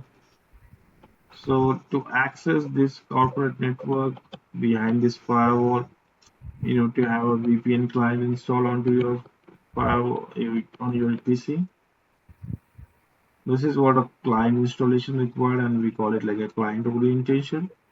But when we doesn't require a client installation and the communication is over a SSL VPN, that time what we do only over a website, we type the URL of your firewall SSL VPN thing, and from URL itself the things get happen like the connection to this network, you know, downloading the client, loading the client for that instance. That is what we call clientless thing. Okay, this is what comes under the SSL VPN thing. But our main focus here, because whatever the troubleshooting we used to have, it's more on to the IPsec, and whatever the calls we receive is all about this client to site or site to site VPN, which is with respect to the IPsec. Okay, and this is how the VPN thing looks. So you have your one firewall. Say for example, you have offices. One is in India and one is in US. So your one office having a firewall, another office, which we also call like a branch office, also having a firewall, and it has a network behind it, right? So forming a connection, a secure connection over internet between these two networks, site A and site B, is delivered by this IPsec protocol in the VPN things. And whatever the traffic will pass between these two sides, that traffic will be encrypted. And how to make those traffic encrypted, we'll be seeing in a bit. But understand this is what the VPN is all about. Let me go to the next slide.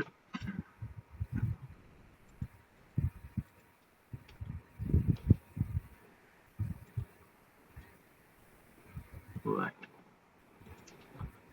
Let's talk about the IPsec VPN. Also, specifically, let's talk about the site-to-site VPN.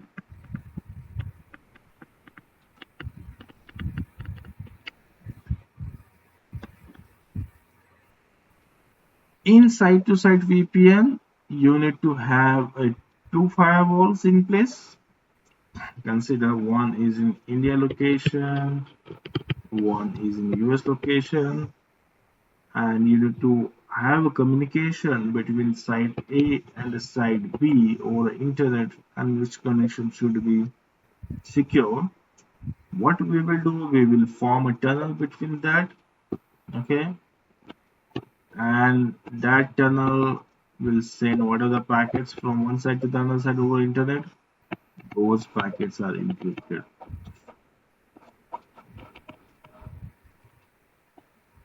When I talk about the encryption, guys, or encrypted, you know what I'm talking about. I'm talking about the cryptography.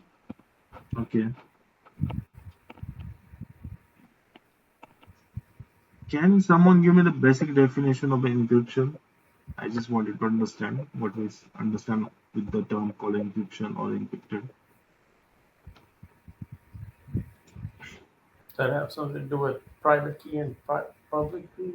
One side has the private key, and one side has a public key.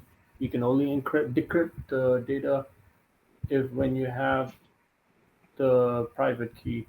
Public key can be given to anybody. Um, Yeah, that it's more deeper way. Mm-hmm. The basics, what I was asking, Mm-hmm. the data. Mm-hmm. So this is ABC. Okay. When I apply encryption algorithms here, okay, this data will convert into some form. Okay. Mm-hmm. So whatever the number, sign, whatever it is, and this data become unreadable to the human, right? Basically, what we are doing, this is Scratch a that. clear, yeah, this is a clear text. We making putting that text in a ciphertext. I mean, making that text as a ciphertext. Text. What do you mean ciphertext? It's a form of text or form where you will not see the original part of it, of the your data.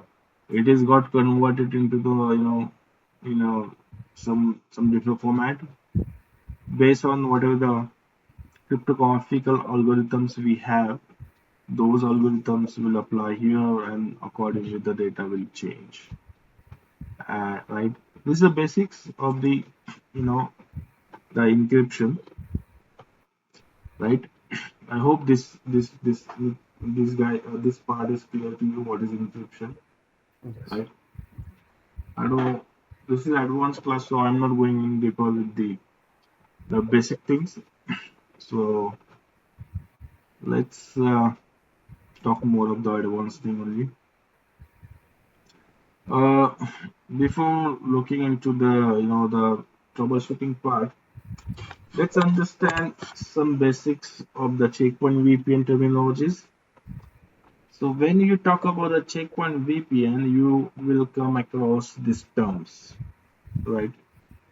One is your encryption domain.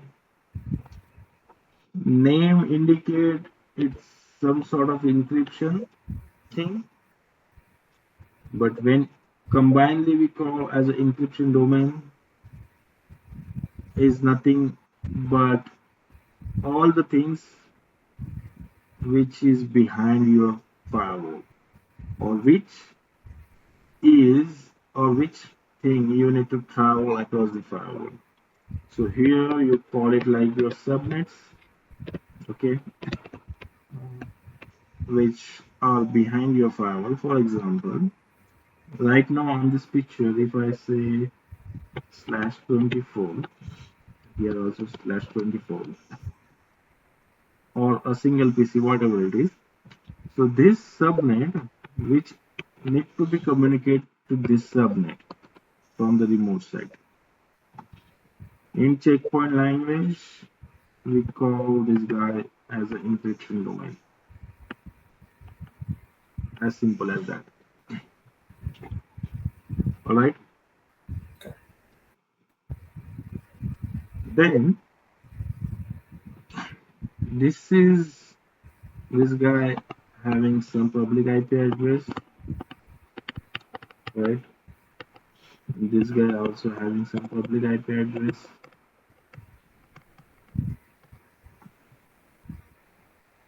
It may be having some name, so I'm calling it like say India firewall. I'm calling it as a US firewall. Okay, these two guys, they are VPN pairs to each others. So basically, whichever the gateway participating into the VPN communication, they call them as VPN pair. Okay.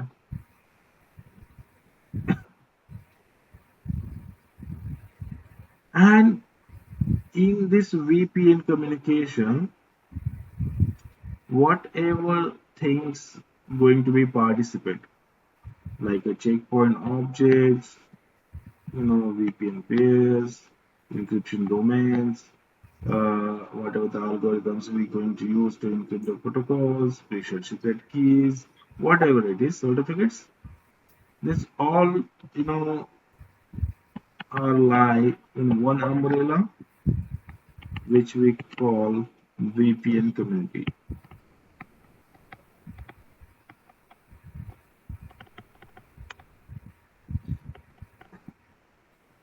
Okay, clear so far? Any doubt? Mm, this VPN community is everything. So is VPN community from both sides included also? A and B, everything. Of course, not, because the B side is a different side. Okay.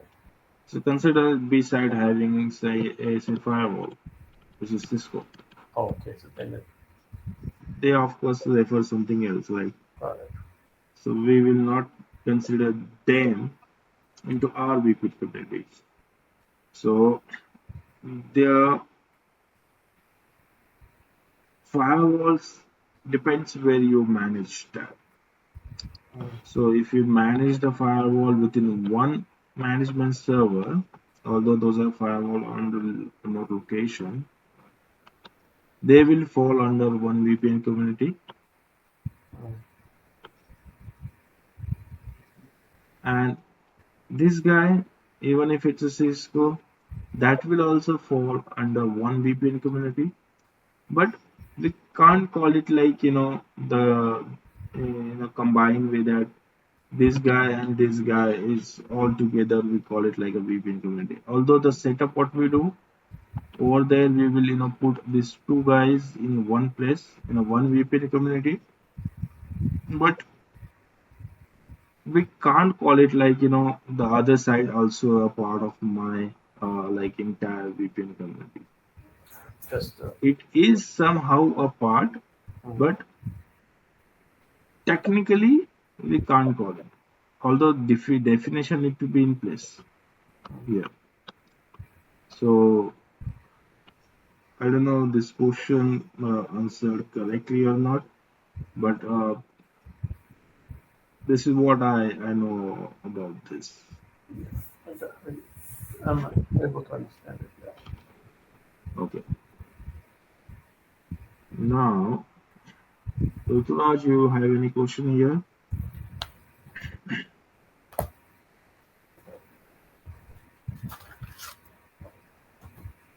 If not, we can move to the next point, because these terms are important. These are the terms which we're going to see on the next slides. Let me clear up the screen. Now,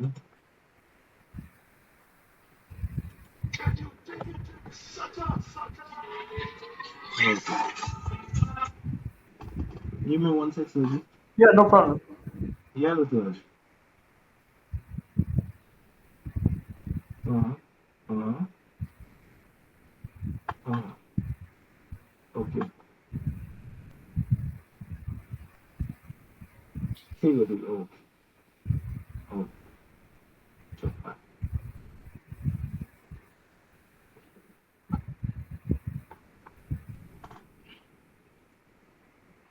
Okay, so Ruturaj got some urgency, so he need to go out.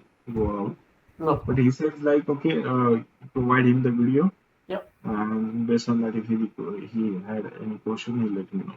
Yeah. No problem. Okay, Sounds good. right. Now, client to site is your remote access VPN. Okay, Uh-huh. remote access VPN is also behaves the similar way, you know. In remote access VPN, you will try to connect from your, say, individual PCs or individual machine to the your entire network or corporate network which is behind your firewall. But the tunnel which forms between your PC and this guy, using the same algorithms or steps what we usually define during the configuration of remote access VPN or site to site VPN, the concepts between the behind the algorithms we use, cryptographical things we're going to use, will remain same. Only the nature of using the things get changed based on whatever the things checkpoint has provided, the modes of the setting of these things. But the fundamental behind of this tunnel will remain same. When we talk about the client to site VPN or when we talk about the normal VPN. Okay. Okay. All right. So let me go ahead to the next slide.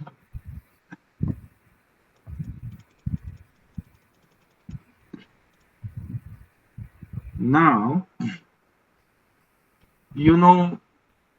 when we run AW monitor things,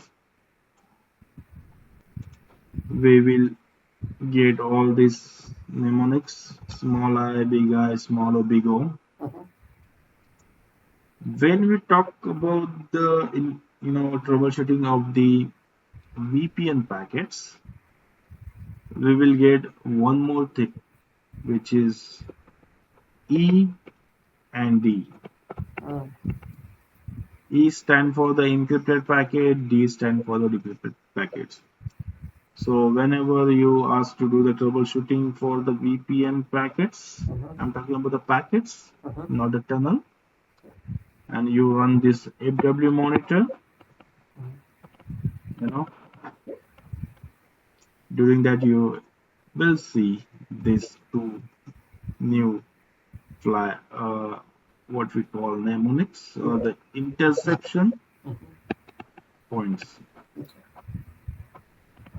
So when the packet travel from say your client to your server, when the packet hits and the policy get verified, you will see I.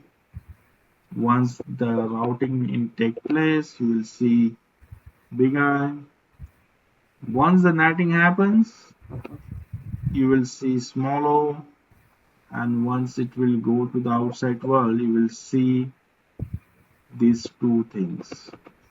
One is O and E. So the packet that need to be encrypted, it need to be encrypted at your outbound interface here. So after your NAT happens, that packet get encrypted, not before that. So routing, policy things, all those things need to be verified before your packet get encrypted. So encryption happens between the small O and the big O. Right. Okay.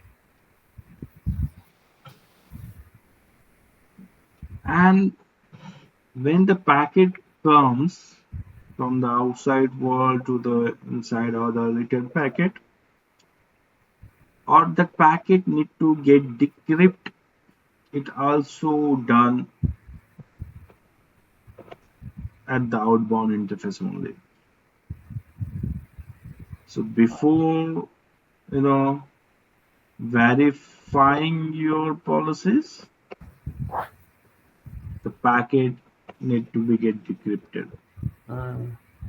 Why? You won't be able to see anything. Right. It's already encrypted, right? Yep. So to touch base to how the policy will understand whether that packet have what things. That's why it need to be get decrypted. So this is what we will see during the troubleshooting of VPNs, these two packets, and based on that you come to know whether the packet is getting encrypted or decrypted. Makes sense. Clear? Now,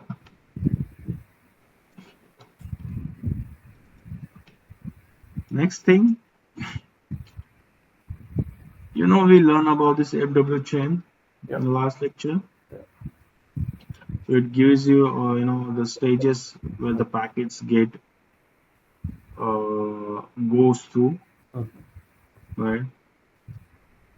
If you run this command in your environment, having the VPN enabled, you always see VPN out change, which we call for the external interface or the outbound interface. Over there only you are able to see these things. VPN net outbound, VPN encrypt. This is basically your decryption. This is basically your encryption. But the important point I want you to note, it lies on where? Outbound. Yes, that's what we discussed, right? Oh. That's what that E and D will see during their Blue monitor, right? So far, any question? No. Now we will touching the real things.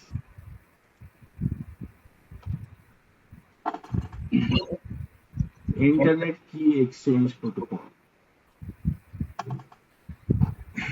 So IPsec having three components, one ESP, and the one is your Internet Key Exchange Protocol. Internet Key Exchange Protocol is provide you security association, that provide the set of algorithms and data that establish the parameters to use your other two components, which are AH and ESP. Okay. So security association provides the necessary framework for authentication and key exchange, so that actual keying material which exchange between two sides get exchanged properly. As we know, this flow is unidirectional. So IKEY's flow is unidirectional. You know what is unidirectional? It's one directional. Yeah. One way. That's why we require a pair of SA to form a tunnel that is bidirectional. I know it's confusing, but just understand. When you run command like VPN2, you heard about this command? Yeah. You will see different options there. And when you run one of the options, say I want to see the SA for say this peer, like that, and when you put IP address, you always see two SA there, right? But ikey.elg is unidirectional, right? How you are seeing the two SA? You only able to see two SA there when there is a tunnel established. So to have those tunnel in place, bidirectional communication need to be happen. But how it will happen and how you will see that? So this is the proof that you have a two SA. So you call it like it's a bidirectional now. But if you only see one SA, you will see okay, one sided, the tunnel communication is initiated, but not the both sides. This is this is how we see the things during the troubleshooting part of it. Okay. Now, IKEY negotiation basically consists of two phases. One is your main mode, phase 1, Uh-huh. and the phase 2, they call it quick mode. And the negotiation between these two process or the phase is observed under the file called ikey.elg. You heard about this file? No. Okay. So the ikey.elg is a file which is generated when you run the VPN debug. Mm. And when you run the VPN debug, the data of those packets which travels between this phase 1 and phase 2, Uh-huh. those all details get stored into this ikey.elg file. Okay. Okay. Now, what is there into this ikey.elg file, right? Uh-huh. Uh,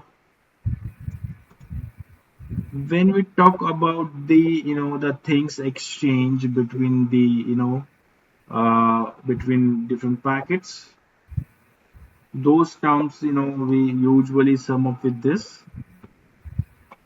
This is not the terms come from some entity. It's just the terms derived like you, me, like the engineers. They just made their life easy. Just Yeah. written this term in this way. So we call it like a haggle. Uh-huh. In that haggle, H stand for the hashing. You know, in a cryptographical world, we have the hashing algorithms. We talk about the IPsec actual features. One is your authentication, integrity, and one is your confidentiality, Uh-huh. right? Okay. The integrity part of it is nothing but the hashing, you know. Got So you will get those things using the algorithms like MD5, SHA. it. So the data is Uh, not dot change. yeah, data is got not changed. It will get concealed Mm-hmm. and get protected. Got it. Then A stand for authentication. So we have the certificate based authentication, we have a pre-shared key authentication. G stand for the group, Diffie-Hellman I heard about that. algorithm. So those Diffie-Hellman algorithms having different, uh, uh, groups, and that group becomes, we call it like a G in this haggle. So this is basically Diffie-Hellman algorithm. The algorithm, for example, iterations are there to, protect your data, which is under that Diffie-Hellman algorithm. There are a lot of things behind this. If you Google it, you'll understand what is Diffie-Hellman algorithm. Right. Mm. Okay. For now, just understand it's a group on which group you need to have those encryptions. I mean, the data to be get encrypted. Okay. Then L stand for lifetime. So in checkpoint world, we have a lifetime in a KB or a second, and somewhere we have in a minutes. What lifetime means? It is the time, like how long your tunnel get live Mm. between two firewalls. That is what we need to define. Our last one is the actual encryption algorithms, using what we will provide a confidentiality. Like we are doing the data, clear text data into ciphertext data. Oh, okay. But you Okay. use the hashing mechanism to encrypt the data. Uh, Encrypt the data will be happen from the encryption algorithms. Oh, okay, got it. Okay, Mm-hmm. so you are not able to see that data, right? Mm-hmm. But this hashing will provide integrity. That what do Oh. we mean by integrity? For example, this is your data Mm-hmm. packet, IPv4 packet. Mm-hmm. You have IPv4 header and the other things, and at the end we have a payload. Mm-hmm. Okay, so this payload get encrypted using this encryption algorithm. Mm-hmm. Okay, Okay. but this entire header, It gets a key. yeah, it get protected via hashing. Got it. Okay. Okay, Yep. Got it. right. So And let me, that's checked on both ends. And so if yeah, both ends are yeah, correct, then it's correct. All right. All right. yeah, that's true. Now, phase one exchange six packets Mm-hmm. uh, in three stages. I have a detailed slide where which packet means what. But now just understand it exchange six packets, okay, in three stages. Stage one, uh, peer negotiate algorithms where you have authentication methods, Diffie element groups. Stage 2, each gateway generate a Diffie element private key and public key and calculate the shared keys. And stage 3, peer authenticate using the certificate or PSK. In the six packets, these are the three stages which happens.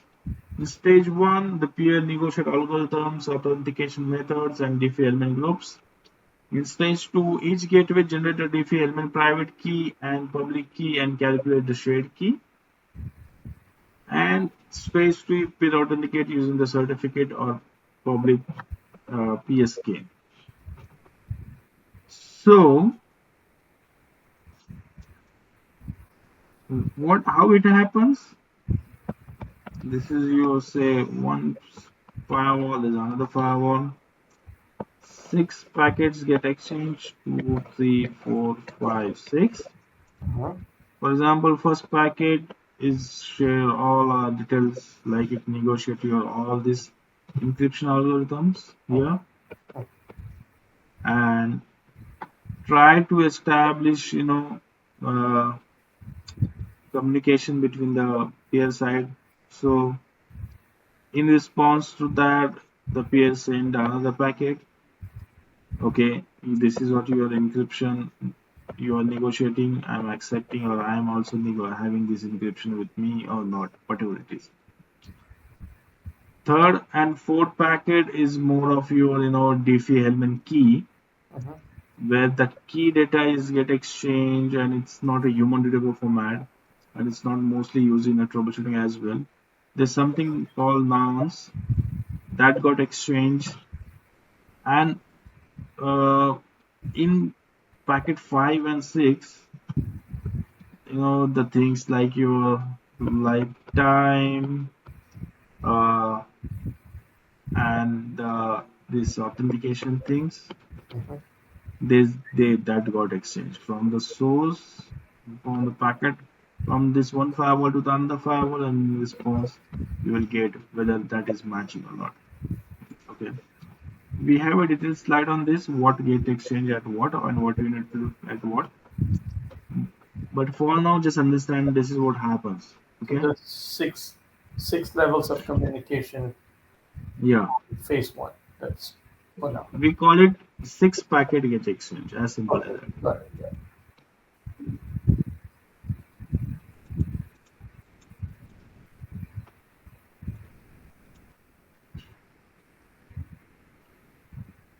The I key exchange.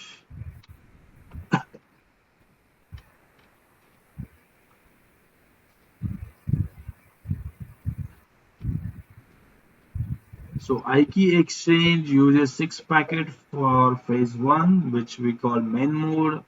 and the 3 packets for the phase 2, which we call quick mode.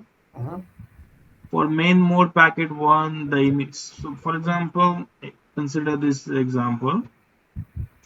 We're trying to send this is your public IP address of your gateway. So consider that the initiator is this guy 172.24.104.1. It will provide the first packet information, which is what you have like encryption algorithms, hashing algorithms, and the second packet will give you response on that, right? Likewise, the third and fourth packet get exchanged, and fifth and sixth packet get exchanged, like we discussed. But when we talk about looking into this thing in a real time into the the tool called IQ you will see things like this. No, that's a tool. Okay. So now, do you have any file like IKLG file with you? No, but you may be able to download one sample. Can you download now? Let Is me it see. possible? Because Yeah, if you download, I can open into the IKV file and we'll talk on that. sure.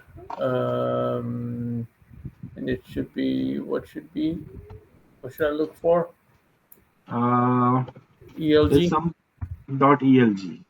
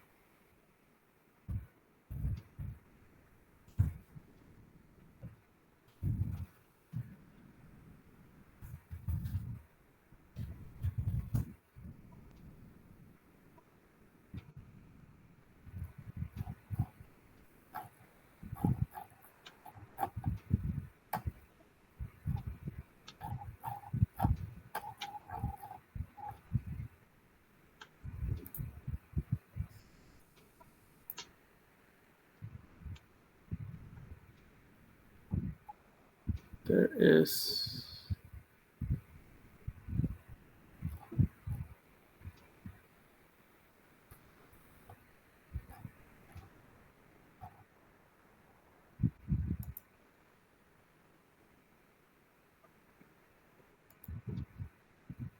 I don't see anything in my computer. I'm trying to see if I can find any. It's more of your, it's not like that we usually get. It's more of your when you do the troubleshooting. Usually the customers they provide you those files, and you will see into those files and come up with a conclusion. Like. Um, So, anyways, it's fine if you're not able to see get that file Yeah. because the same screenshot provide you the same thing what the file will give you. Yeah. Okay. So if you look here again closely, it will give you, for example, this is what my IP address. Okay. So basically, not it's my IP address; it's a peer IP address. Okay. For this peer, we are trying to see the stuff. If you closely look, you will see packet P1 main mode, and under that you will see the 6 packets. So here is the packet 1, 2, 3, 4, 5, and 6. Right? And 6 packets have different meanings, different significance. So packet 1, okay, as we talk about, when you look into this transform key, you will see what it get exchanged. So it talks about your basic encryption algorithms, key length, hashing algorithms, Uh-huh. all this material, you know, we call it like a transform set. Uh-huh. This gets exchanged between your source to the destination, and your one firewall to the other firewall. And that's in the first level, first packet exchange. Yeah. Okay. And if you look at this arrow, Uh-huh. this arrow indicate like which direction the like from where we have this details from. So when we see the arrow pointing towards some the other side, that means we are sending these details, Mm-hmm. right? So now here arrow is pointing to the other side. That means this data, what we are sending to the your peer. So 172.24.104.1, this guy, Mm-hmm. he will receive this as a transform set to agreed on. Mm-hmm.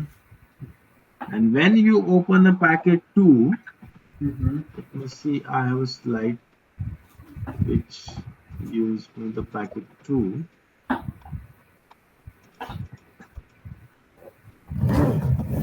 Yeah. When you see the packet 2, you will get the response. So see the packet 1, what we have? AES CBC 256 SHA-1 pre-shared key, all those details, The reply should be the same. and reply should be the same. Got it. So sometimes what happens, Uh-huh. here itself you will see, okay, the packet 1 failed, Mm. like packet 2 failed. Mostly we will get packet 2 failed, right? Mm-hmm. That means whatever the algorithms we are exchanging between the peers Mm-hmm. is not matching. Correct. So looking at these details, you come to know, okay, we have to look into this thing now, right? Mm-hmm. Packet 3 and 4 perform key exchange and include a large number never used before called nouns. So whatever the key details exchange between your packet 3 and 4, Mm-hmm.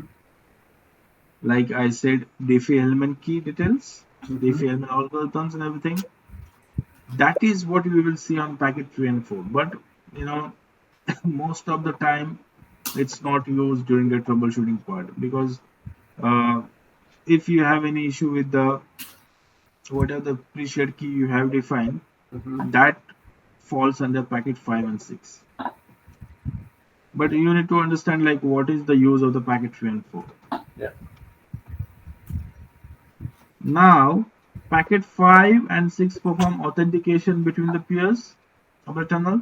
Mm-hmm. The peer IP address shows in the ID field under the packet 5. So here if you go to the packet 5, Mm-hmm. you will see what is your peer IP address, and basically packet 5 is more of your this thing, your pre-shared key or the lifetime what you're going to exchange between those your both the firewalls. Mm-hmm. If there is some issue onto that, you will see this packet get failed Mm. during the troubleshooting, right? Got it. Packet 6 shows the peer agreed upon the proposal and authenticate the initiator. It's more of your, sometimes, due to the misconfiguration, you put your uh, peer IP address wrongly. That thing also you will see here, whether you're receiving from the correct peer or not. What exactly issue is there, Mm. right? Any question in phase one? It's straightforward. There's nothing much into here. Yeah. Looking at this picture, you will understand like how the things works, right? Yep. Okay.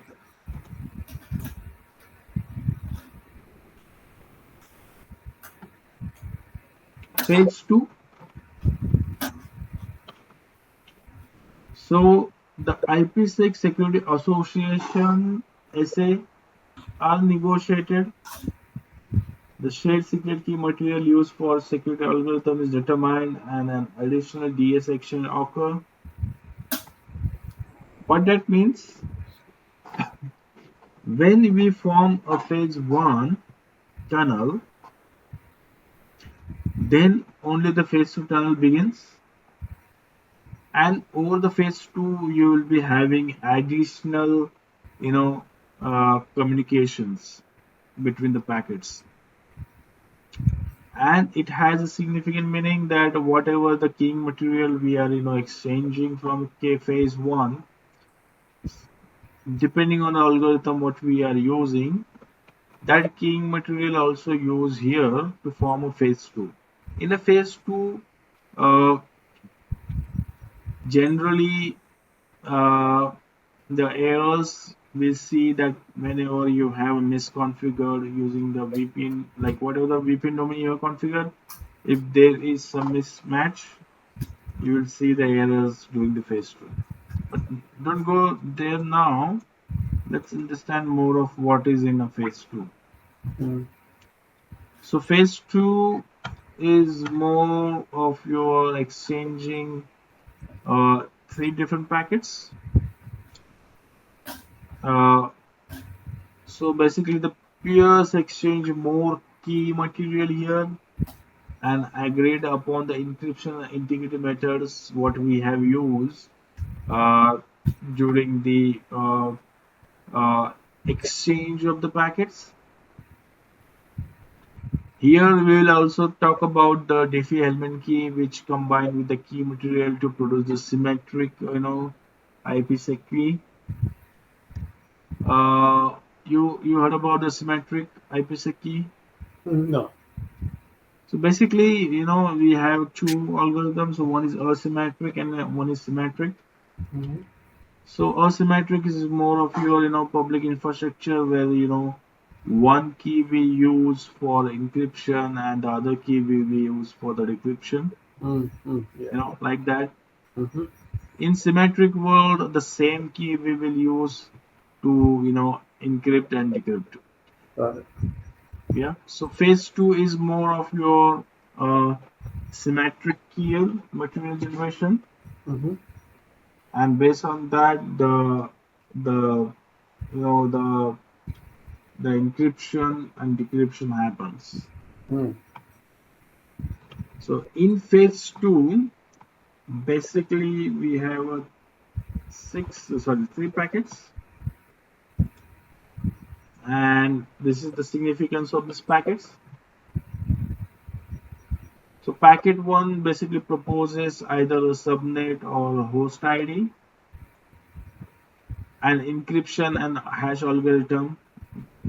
And if you see here, you will see the packet one is more of your exchanging the data, like lifetime authentication algorithm, integrity encryption algorithm. So basically, in general, the exchange will happen like whatever the data we need to travel between the your firewall 1 and firewall 2. Like in the phase 1, we send a set of transform sets. Likewise, in the phase 2 also we send the same thing, because this is a part of the tunnel, and this tunnel also need to be happen, so that things need to be get verified. But for the troubleshooting part, we don't talk about those things here. Whenever we see any failure onto this IKey phase 2 is more of your different things, like we send the encryption domains, uh, If there is a mismatch on those encryption domains, we'll see the failure over there.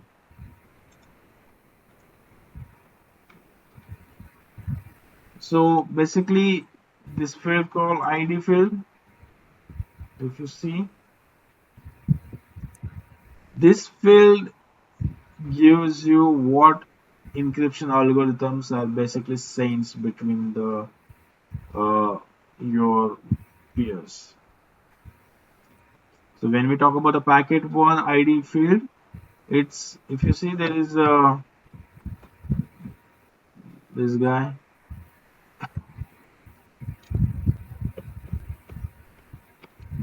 So consider this is the subnet which you configure for your one side. Mm. And when you talk about the packet one, so this is what we are sending to the other side, right? The encryption domain. Mm-hmm. Likewise, the packet 2 also having the same thing. And if you see the subnet here, right, this is what we are receiving from the other side. So whatever the subnets or encryption domain you are configuring for the other side and your side, if there is a mismatch, you will see the packet failure here, Mm. okay, in phase 2. Got it. It's all about the packet 1. Packet 2, uh, packet 2 from the responder agrees to its own subnet or the host IP encryption. That is fine, because the one is that sending these details and receiving the details.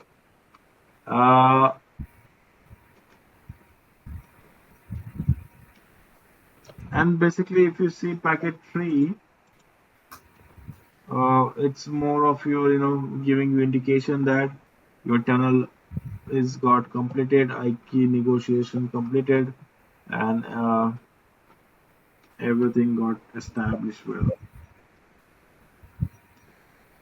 So far, any question on this? So this file is in the firewall logs, or it sends the logs every time there's a VPN connection, or it continuously records it? No, this file you need to generate. We'll talk Oh, about you this need to in the buy it. next slides. Got it. Got it. Right. This is not by default getting generated. Oh, So right. for now, Yeah. these files, the one which we talk about, ik.elg, Uh-huh. that has to be come up out of your troubleshooting. I mean, when you run those VPN debugs, Okay. this file get generated. I'll talk about this in next slides. No problem. Okay. So take a 5 minutes break, Mm-hmm. and we'll talk more onto this. Sure. Be right back. Okay. Thank you. Yeah.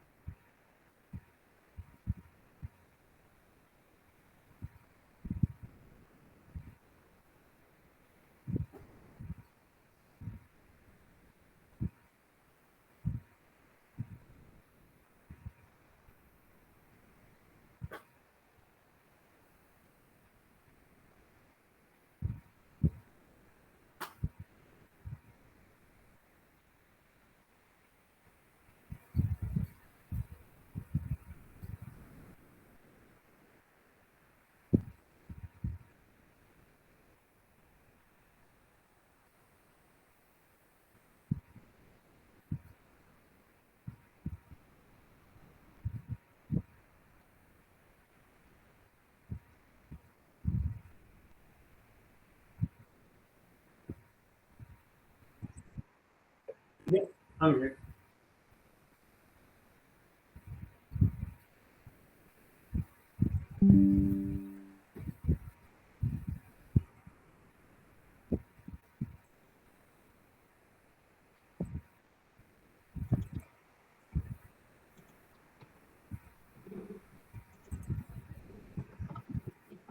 Now let's talk about the VPN debug. Mm-hmm.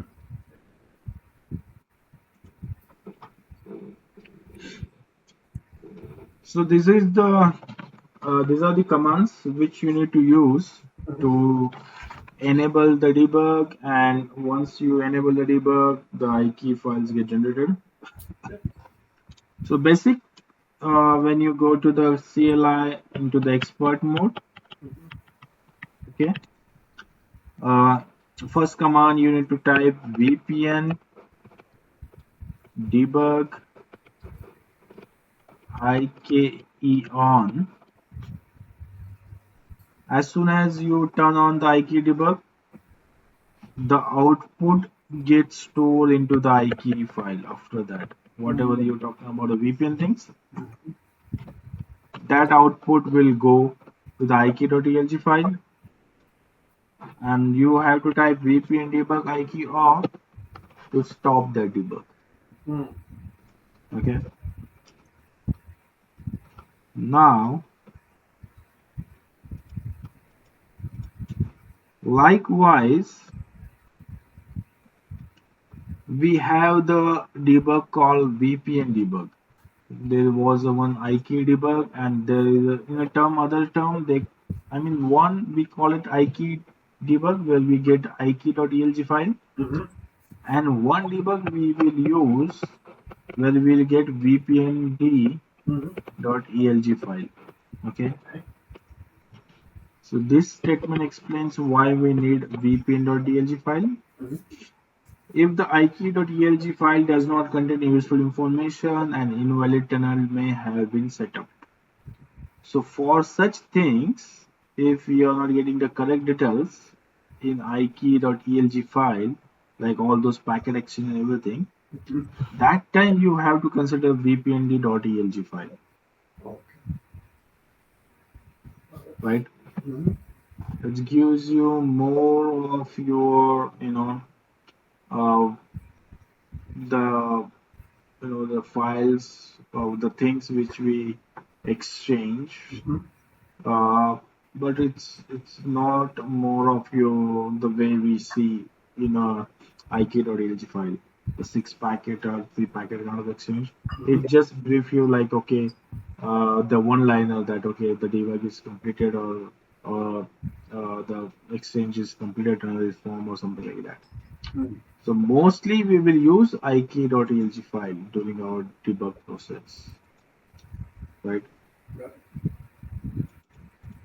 And this is the actual thing what we get from the VPND.elg file, or what the situation we need to have that VPND debugs in place instead of the IKELG. So one, these are the responsibility of your VPND daemon, but having all those things here which is listed, we will not see into that VPND ELG file. But to understand the responsibility, what that VPND daemon is used for, these are the things. So negotiation IKE SA, initiator and receiver of IKE protocols, negotiating the IPsec SA, authentication of the peer VPN gateway or remote access users, handling VPN tunnel connectivity testing, handling RDP IPsec gateway discovery connectivity testing, providing logs to the FWD daemon for different events and the action it performs. So this is what the basic responsibility of that daemon, the way we discuss the other daemons, but these details will not capture. I have put it this slide in just in case we need to understand what VPND process provides. So now the debugs, when we run this debugs, where that debugs get stored.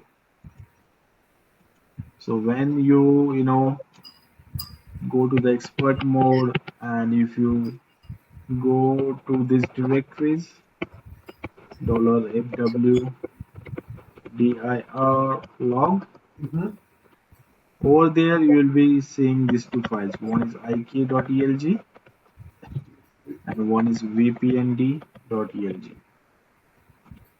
Okay, these files you need to take to your PC, and from there you have to use the iKeyWay tool to see these files. Okay. Got it.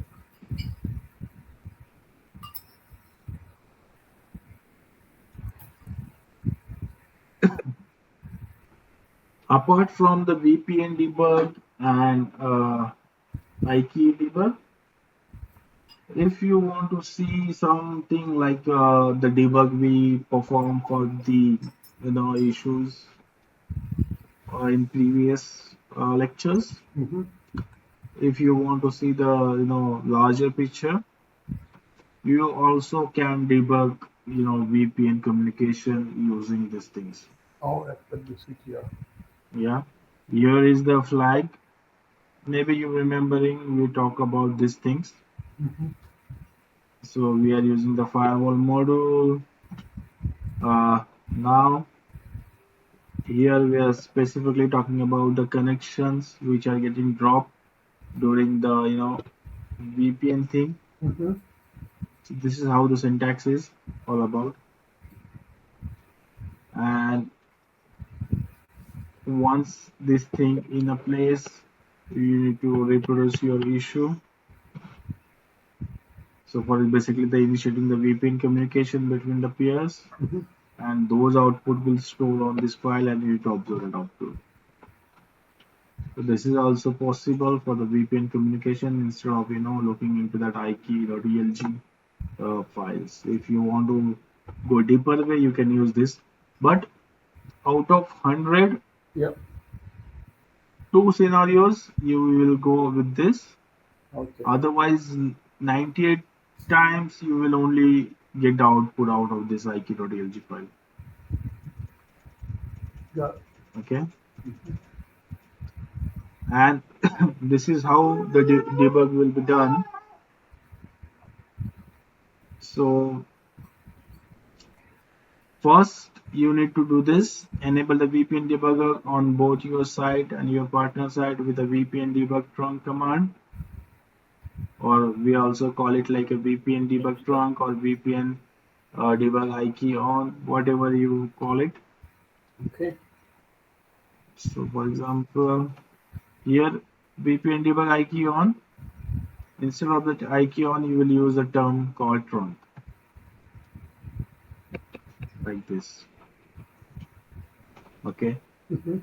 It gives you the same output what this gives. The only thing is that trunk means it involves both the things, VPNB and IKE.elg. Okay, if you want to go to the specific one, you will use this, and if you want to have a combination of both at the same time, you will just run this command: VPN debug trunk on, something like that, right? Okay. Now once you run that, you have to use the command called vpn2 or vpn tunnel util command to remove all the SA for either the peer with which you are about to create a tunnel or all tunnels. So for example, currently you have say VPN tunnel got established, and all of the sudden after a few days you are not able to see the traffic passing from the tunnels. Now you need to observe what is going on that. But you know what, the tunnels already form this SA, right? So you have to break that. So how you will do that? You will use the VPN2. For such situation, these steps are important. Okay. The first is enabling your VPN debug, VPN IK on or VPN on those files, and then use this to delete the SA between that. Then once that is done, just ask your peer to initiate the tunnel to your side. For example, just ask him to go ahead and generate some traffic from your end to my end, and uh, you have to stop the debug. So use the IP amount of it now, initiate the tunnel from your side as well. So use VPN to remove all SA for either the peer with you or about to create a tunnel. That is fine. This steps doesn't require. So I'm just deleting here. So once that guy, the other side guy, started debug, you also start some packet initiation from your side. And once that is done, that is we call like reproducing the issue. You have to disable your debugging from both the side, right?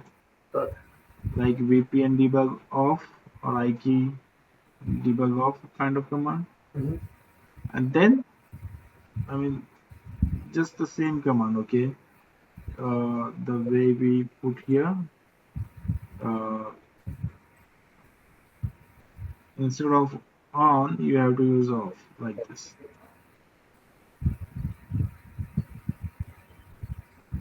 And once that is done, you have to examine these files. The way we saw those 6 packets, 3 packets like that, right? Right. And the last thing is that these are the few commands which are important during the VPN things. So it's just self-explanatory. Most of the time we will use VPN2. It displays all the list of the managed VPN tunnel sessions. VPN2 can be used to stop all VPN tunnels individually. So whenever you run this VPN2 command, you will see these things, right? What are the tunnels are there? What are the ASs are there? Everything, right? So this is all about the VPN. Let me know if you have any question here. Right now, if you have like multiple tunnels, Mm-hmm. and let's say one tunnel is down, but the Mm-hmm. rest of them are up, how would you narrow it down to that tunnel? That may be something that you have to do it on a live troubleshooting session or something like that. Yeah, but we can understand the things. Mm-hmm. So consider you have a multiple tunnel. Mm-hmm. Let me take one this slide.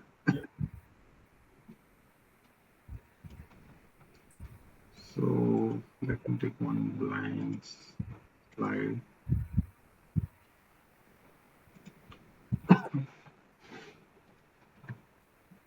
So consider this is your firewall, and this firewall having a tunnel from these all sides Mm-hmm.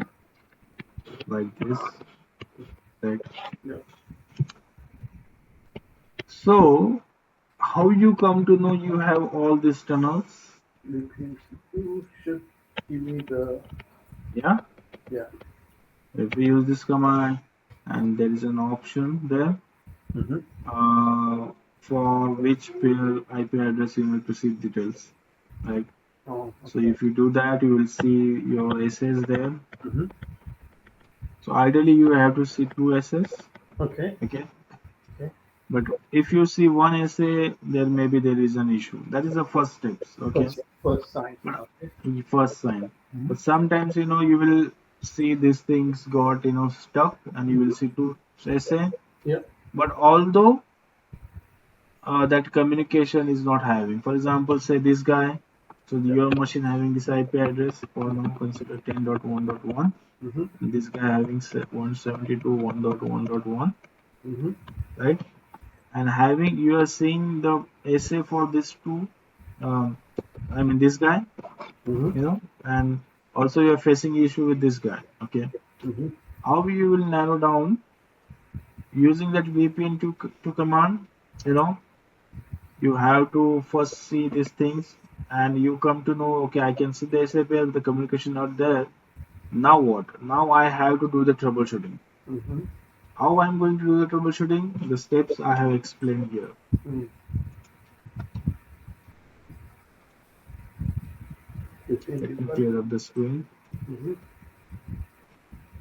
Yeah, that's what I always say. The approach is same, whatever the problem you have. Mm. So what we do, enable the VPN debug on yours both the side. Mostly, if the other side is not a checkpoint side, we will not ask him to do this. But if it is a checkpoint side, we'll ask him, do the debug same from your side as well. But if the VPN is down and you're managing both ends, but the VPN is down, Yeah, you won't be able to get to the other side then. you're not able to get the other side. That is perfectly fine Uh, because of the VPN is down. right. But you can at least run debug from your side. Right. Okay. Got it. Yeah. Uh-huh. So it's not necessarily that ikey.elg file need to have from the both side. If you have only from one side, Uh-huh. it is more than enough. I've Uh, shown you those arrows yeah. Yeah. like this, like that. So this arrows indicates like you're sending the data. This is receiving the data like that. Got it. So the same thing you need to apply. Just enable the debug. Use this VPN to command. And for example, the SA between that 172 guy, just delete that. So whatever the SA was previously got there and which was just stuck and it's not doing anything, Mm-hmm. that will get removed. And once you ask the other guy, initiate the communication. Mm-hmm. If everything works well, the SA will form. Otherwise, whatever the communication he's initiating, you will find those outputs in here. I cannot eligible. Whether which packet out of the 6 packets or phase 2, 3 packets, getting dropped, causing an issue like that. That way you know the narrow down these issues. I don't know Yeah. if I ran into something similar to it where everything was working fine and suddenly it just dropped or got stuck. And Yeah. yeah. So why that happens is Uh-huh. one issue is that the other side they maybe perform some changes into their VPN configuration. Uh-huh. If that is not the case, you know, the that SA which is forming between both the side, Uh-huh. they got expired due to one or the another reason. So sometimes we need to go to that VPN too, and we need to refresh that. Refresh that, yeah. And if everything is well, the refreshment is you just have to ask him to once you deleted the this essay, just you need to ask them that okay, just send some packet to our side, and this essay will again get found. It was something about step number 7 or something where it Hmm. reset the session. Yeah, so we can write that also. Yeah. Yeah, right. Well, But in checkpoint world, rarely this happens. uh-huh. But in Cisco world, most of the time we have to do this, resetting the things. Got it. Yeah. Now we'll look into the, the, I mean, firewall path. Uh, firewall, I mean the configuration part. I just wanted to walk you through like what things are there. You Mm-hmm. know, Let me just use some demo mode for now. No problem.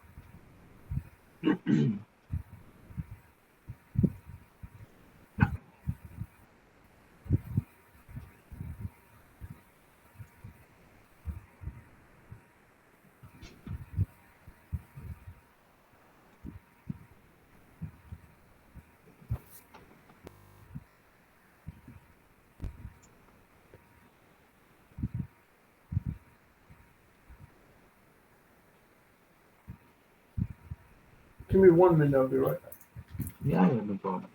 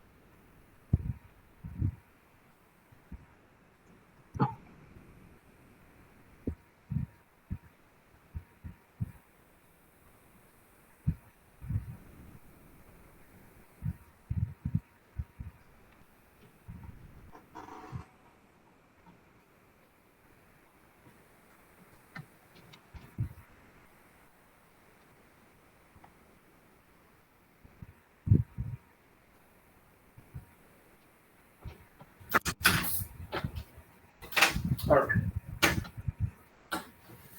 Okay. Yeah.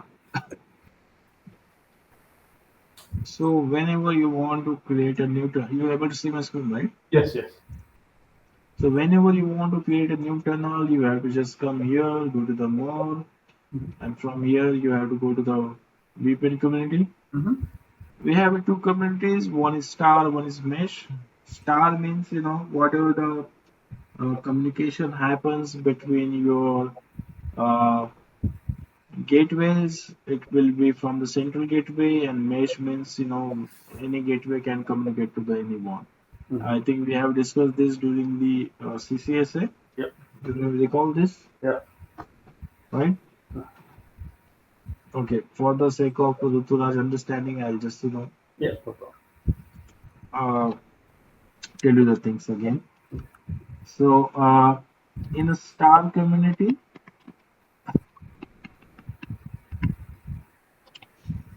we have say the arrangement called hub and spoke. So you have one central gateway or multiple central gateway, and you have the satellites gateway. Okay. So for example, this satellite gateway want to communicate to this satellite gateway. It will not happen from here. It has to be from the central gateway, right? That arrangement need to have when you define anything under this star community, right? You recall that? Yeah. And when we talk about the mesh, so any gateway can communicate to the any gateway. There is no barrier that the communication has to be done from the central gateway, right? As simple as that. So depending on your requirement, you have to have a community. So if you go to the new, more, and the VPN community, which community you have to form, right? So for now here we'll use the reference of the previous community. So say site to site. I'm just opening this community. And once you open this object, create this object, these are the things you will see. So first thing, very first comes, what are the gateways will participate? So it will have your gateway, the one, and the one which is at the remote side. You need to add both gateway here. But how you will add those both gateway? You need to have the object of those gateway need to be created. So one way, the way we establish seek and everything, our gateway object is created. But if you want to create the other gateway object, or we call it like interoperable device, or the other firewall gateway object, or the other side, a gateway object, you have to go to the new, then more, and there is an option uh, which they call interoperable gateway. I don't know why I'm not seeing here, or it got changed.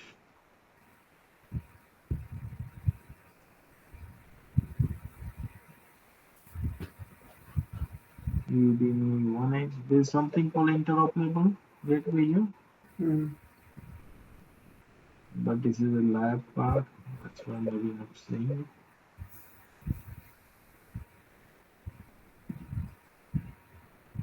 I don't know. But there is an option for that. It's an interoperable gateway. So if it's say other than the checkpoint Oh. firewall, you have to use that option. Otherwise, you will use it like a checkpoint gateway itself. Okay. So once that is done, you have to come here. You have to add those gateways, right? And if you go to the properties of this gateway, you will come to know under the network management, there is something called VPN domains. So what VPN domain you need to have behind it? You know what is VPN domain? encryption domain, subnets. Behind. Which subnets you need to travel during the VPN tunnels? I mean between the VPNs. I mean between the gateways via the tunnel. You those subnets you will define here. Got my point? Yeah. Right.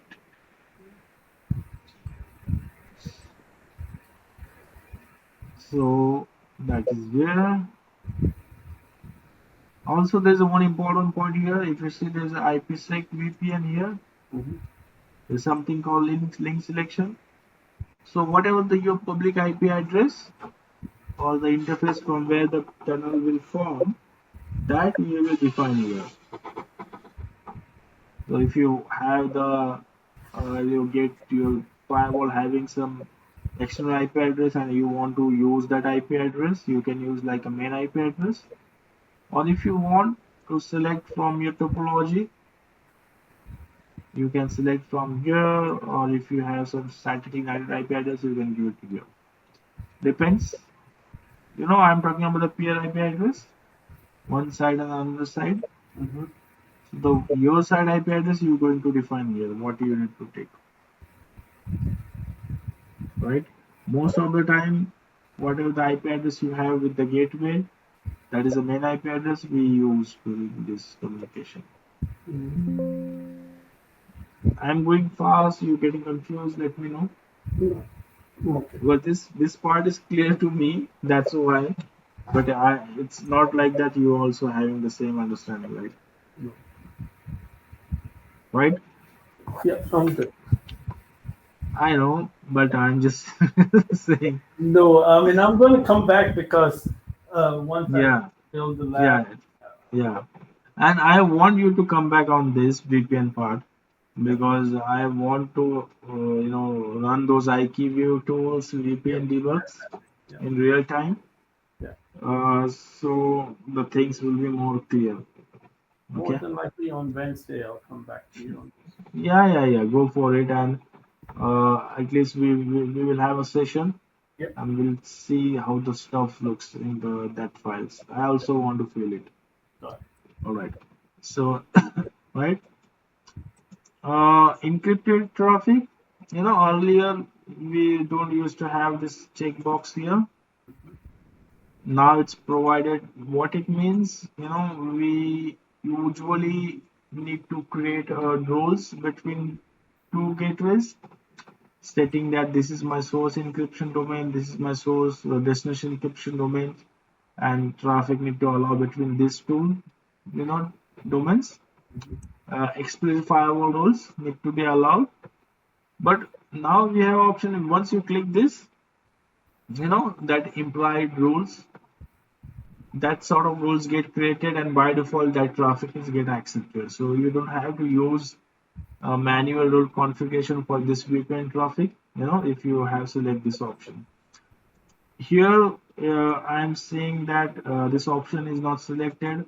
So that's why if you go to this gateway and see where this gateway use, you will see one of the rules uh, into the VPN uh, part. Let me go to there where it use uh, right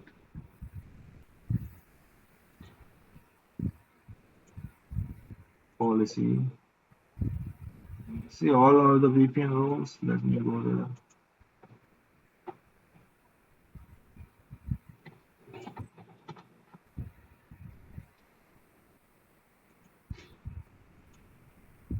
If you see here, this is the explicit rule created. This is the your interesting traffic, and this is the community we are looking at. This traffic is getting allowed, but when you select this box, you don't have to create this rule. It's automatically get created in a background in implied ways. Okay, that was the purpose of this. Got it. Now here you will define the encryption settings. So encryption methods, phase one configuration, phase two configuration. Uh, if you want to have the use perfect forward secrecy, you can use that.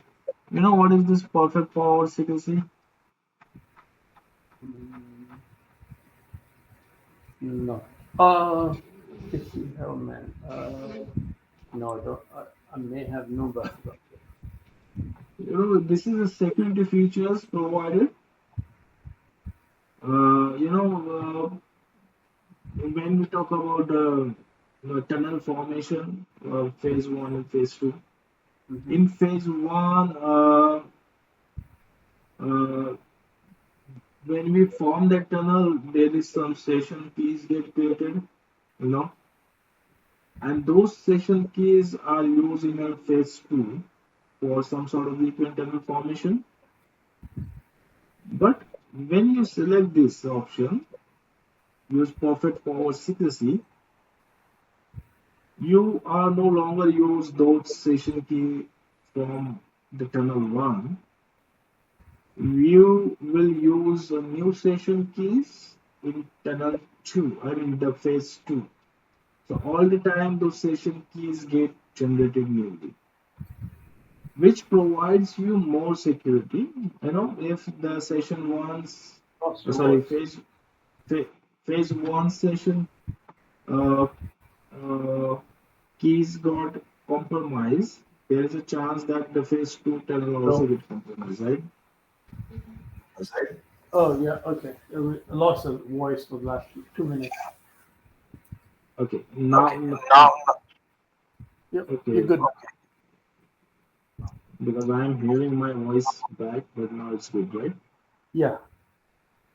So uh, when we use perfect forward secrecy, if you want to have a more security, basically in a tunnel formation, in a normal case without using perfect forward secrecy, there is something called session key generation during the uh, tunnel formation.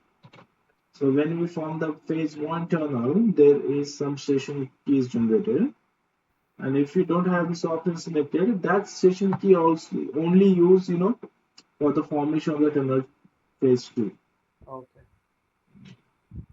But consider in a situation that somehow your session key of the phase one got compromised, there is a chances that the phase two also get compromised because of the session keys.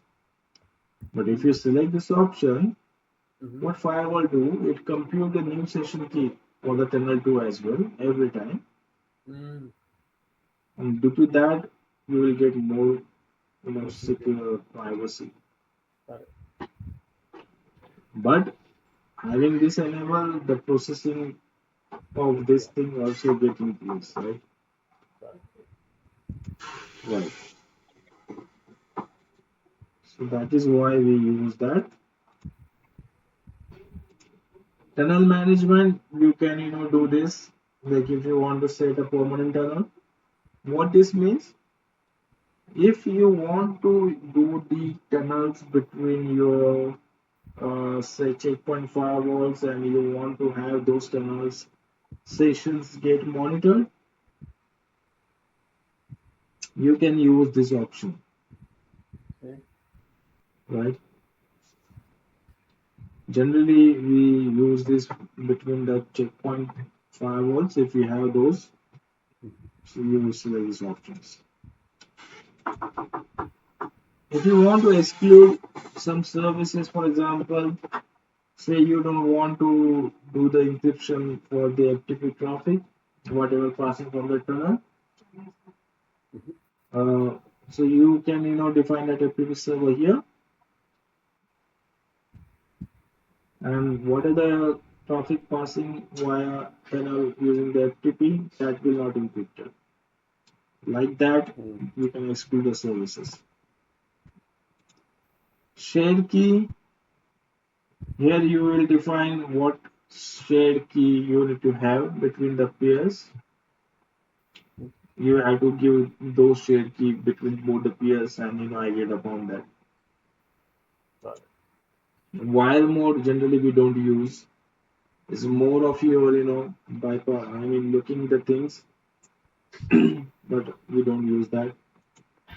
In advance, you will define your phase one, phase two lifetime, Mm-hmm. and there's something called NAT, disable NAT inside the VPN community. When you select this, that means that NAT inside the VPN community is disabled. And when it's not selected, it's not visible. So this is where I think the minutes. Remember something when we had a connection drop, but Uh-huh. the minutes of phase one and phase two. Is this something you can set it infinite, or do you have to set it up to the minutes? Depends. You don't have to set it as infinite. Okay. It's not something called like if you have a limited given a time, so during that time only the tunnel will be up, and if that time is expired, the tunnel will down. It's not like that concept. Oh, It's something is for the you know uh, the initial tunnel formation, and after this time, the say the session get reestablishing or new session key get formed, something like that. got it. Okay. But it doesn't affect your actual tunnel. It tunnel it's always be up. Hmm. It's just Okay. it generates a new key or something at that time. Yeah, that's it for the security purpose. Uh, disable NAT inside the VPN community means when you select this guy, it means disable NAT inside the VPN community. If you don't select this, it means that NAT is enabled inside the VPN community. Hmm. So always remember, if you are not talking about the doing some sort of netting between your VPN encryption domains, Mm-hmm. you always have to check this box. Got it. Okay? And that's it. Once that is done, a VPN community is formed. You know, you have to use this VPN community between your source and destination, and your tunnel will be up. That's it. This is it for the VPN things. Troubleshooting, understanding, what we have. Just go for the lab and come back, and we'll look more into this in details. Yep. Wednesday, I should have the lab set up two VPN communities.